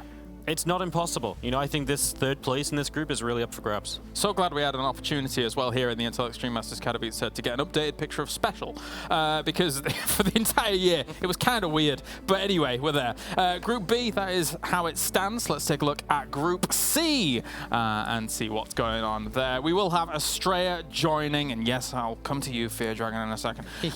Joining this one, we got Trap, Zest, Hero Marine, Bunny, and Lambo in this. So it's your opportunity, Fear Dragon. Come on, talk to me about it. No, I actually just want to talk about the group overall, because to me, D is, of course, a group of death. This is like C for contested, because I actually think every one of those players you can go down the line, except for maybe Big Gabe, is actually a little bit more volatile. Like, they can do really well, or they can just sort of do okay. And I think Australia is somewhat also one of those players. But Trap, Zest, Bunny especially, even Lambo a little bit, I think that this could actually be a group where I look at any of these players and I say, I could see any one of them at the top or bottom of the group. Yeah, Lambo, the spiritual champion of 2021, behind Reina, and the strategies that came along Hearthstone. So it's going to be fun to see Lambo here. Yeah, and also apparently the strategies in TVP for Spirit. Let's not forget about that. True. That was a wild one, by the way. Yeah. I'm not quite sure if we paid any attention to that, but a shout out in a different matchup is quite impressive. Yeah. But yeah, of course, Lambo has a good chance in this group. And this is, like Fear Dragon mentioned, this is a group where anything can happen. I think Estrella is slightly weaker than the others, and I give him the lowest chances. That's just your opinion, man. Okay. Okay. Well, he had to jump in on there. He had to go. All my eyes are on Zest. I want to see him do well here at Katowice this time around as well. But anyway, finally, Group D. A lot of eyes are on this group, and we will have, of all people, Bjorn joining this one. The group was already silly, Wardy, and now it got sillier. Yeah, I thought at the start of the day you said Bjorn came into this as like the first seed or something, into like the playing bracket, and I'm like, so how does he end up in D? Yeah, right? I mean, that group is just nutty. When you say the weakest player is Scarlet or Zan, maybe Bjorn, you know what? Like, I don't even want to pick one, really, right? Maru, Clem, and Reno, like Maru and Reno, we talk as, reigning world champion. Maru could have been last year if Reno didn't stop him. Clem is looking good again. Scarlet has been a wild card all year. Zan is amazing. And Bjorn's looking better than ever. I mean, I think my issue for this is Maru's in God mode. Yes. I feel like Maru is in God mode right now, Fear Dragon. When we go from tournament to tournament and when we look at what Maru's able to do and able to perform at the level of, can someone topple, well, can people topple him here in Group D? I think it's so funny because that is such a unanimous opinion right now. If you talk to most people in StarCraft now, they're like, Maru is playing like an absolute god. He might be the favorite by like a small margin of all of the players in this event to basically win. But it's so funny because he hasn't been the one that was winning the most recent tournaments and everything, but his play is looking that impressive right now that it's hard to contest. Like, I think unanimously everyone's like, Maru is so good right now. All right, well, thank you very much, gentlemen, for joining me here throughout the day, and thank you to everybody tuning in around the world. That's day number 1 of the Intel Extreme Masters Katowice World Championship in the books. Tomorrow, we start the round of 24. It is the main event. You don't want to miss this. It's been a pleasure to bring you day 1. That is just 1 of 5.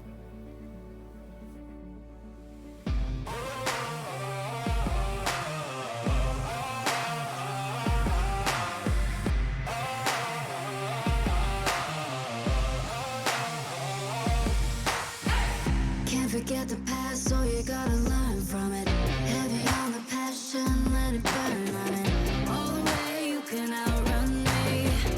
Ain't no way you can win this race. Ooh, when they turn the page to the white face down, paint them all in black. Ooh, just remember that when everything's falling, we built this to last. You can see it in my eyes, only want the best. And you ain't got it every night. Got me looking to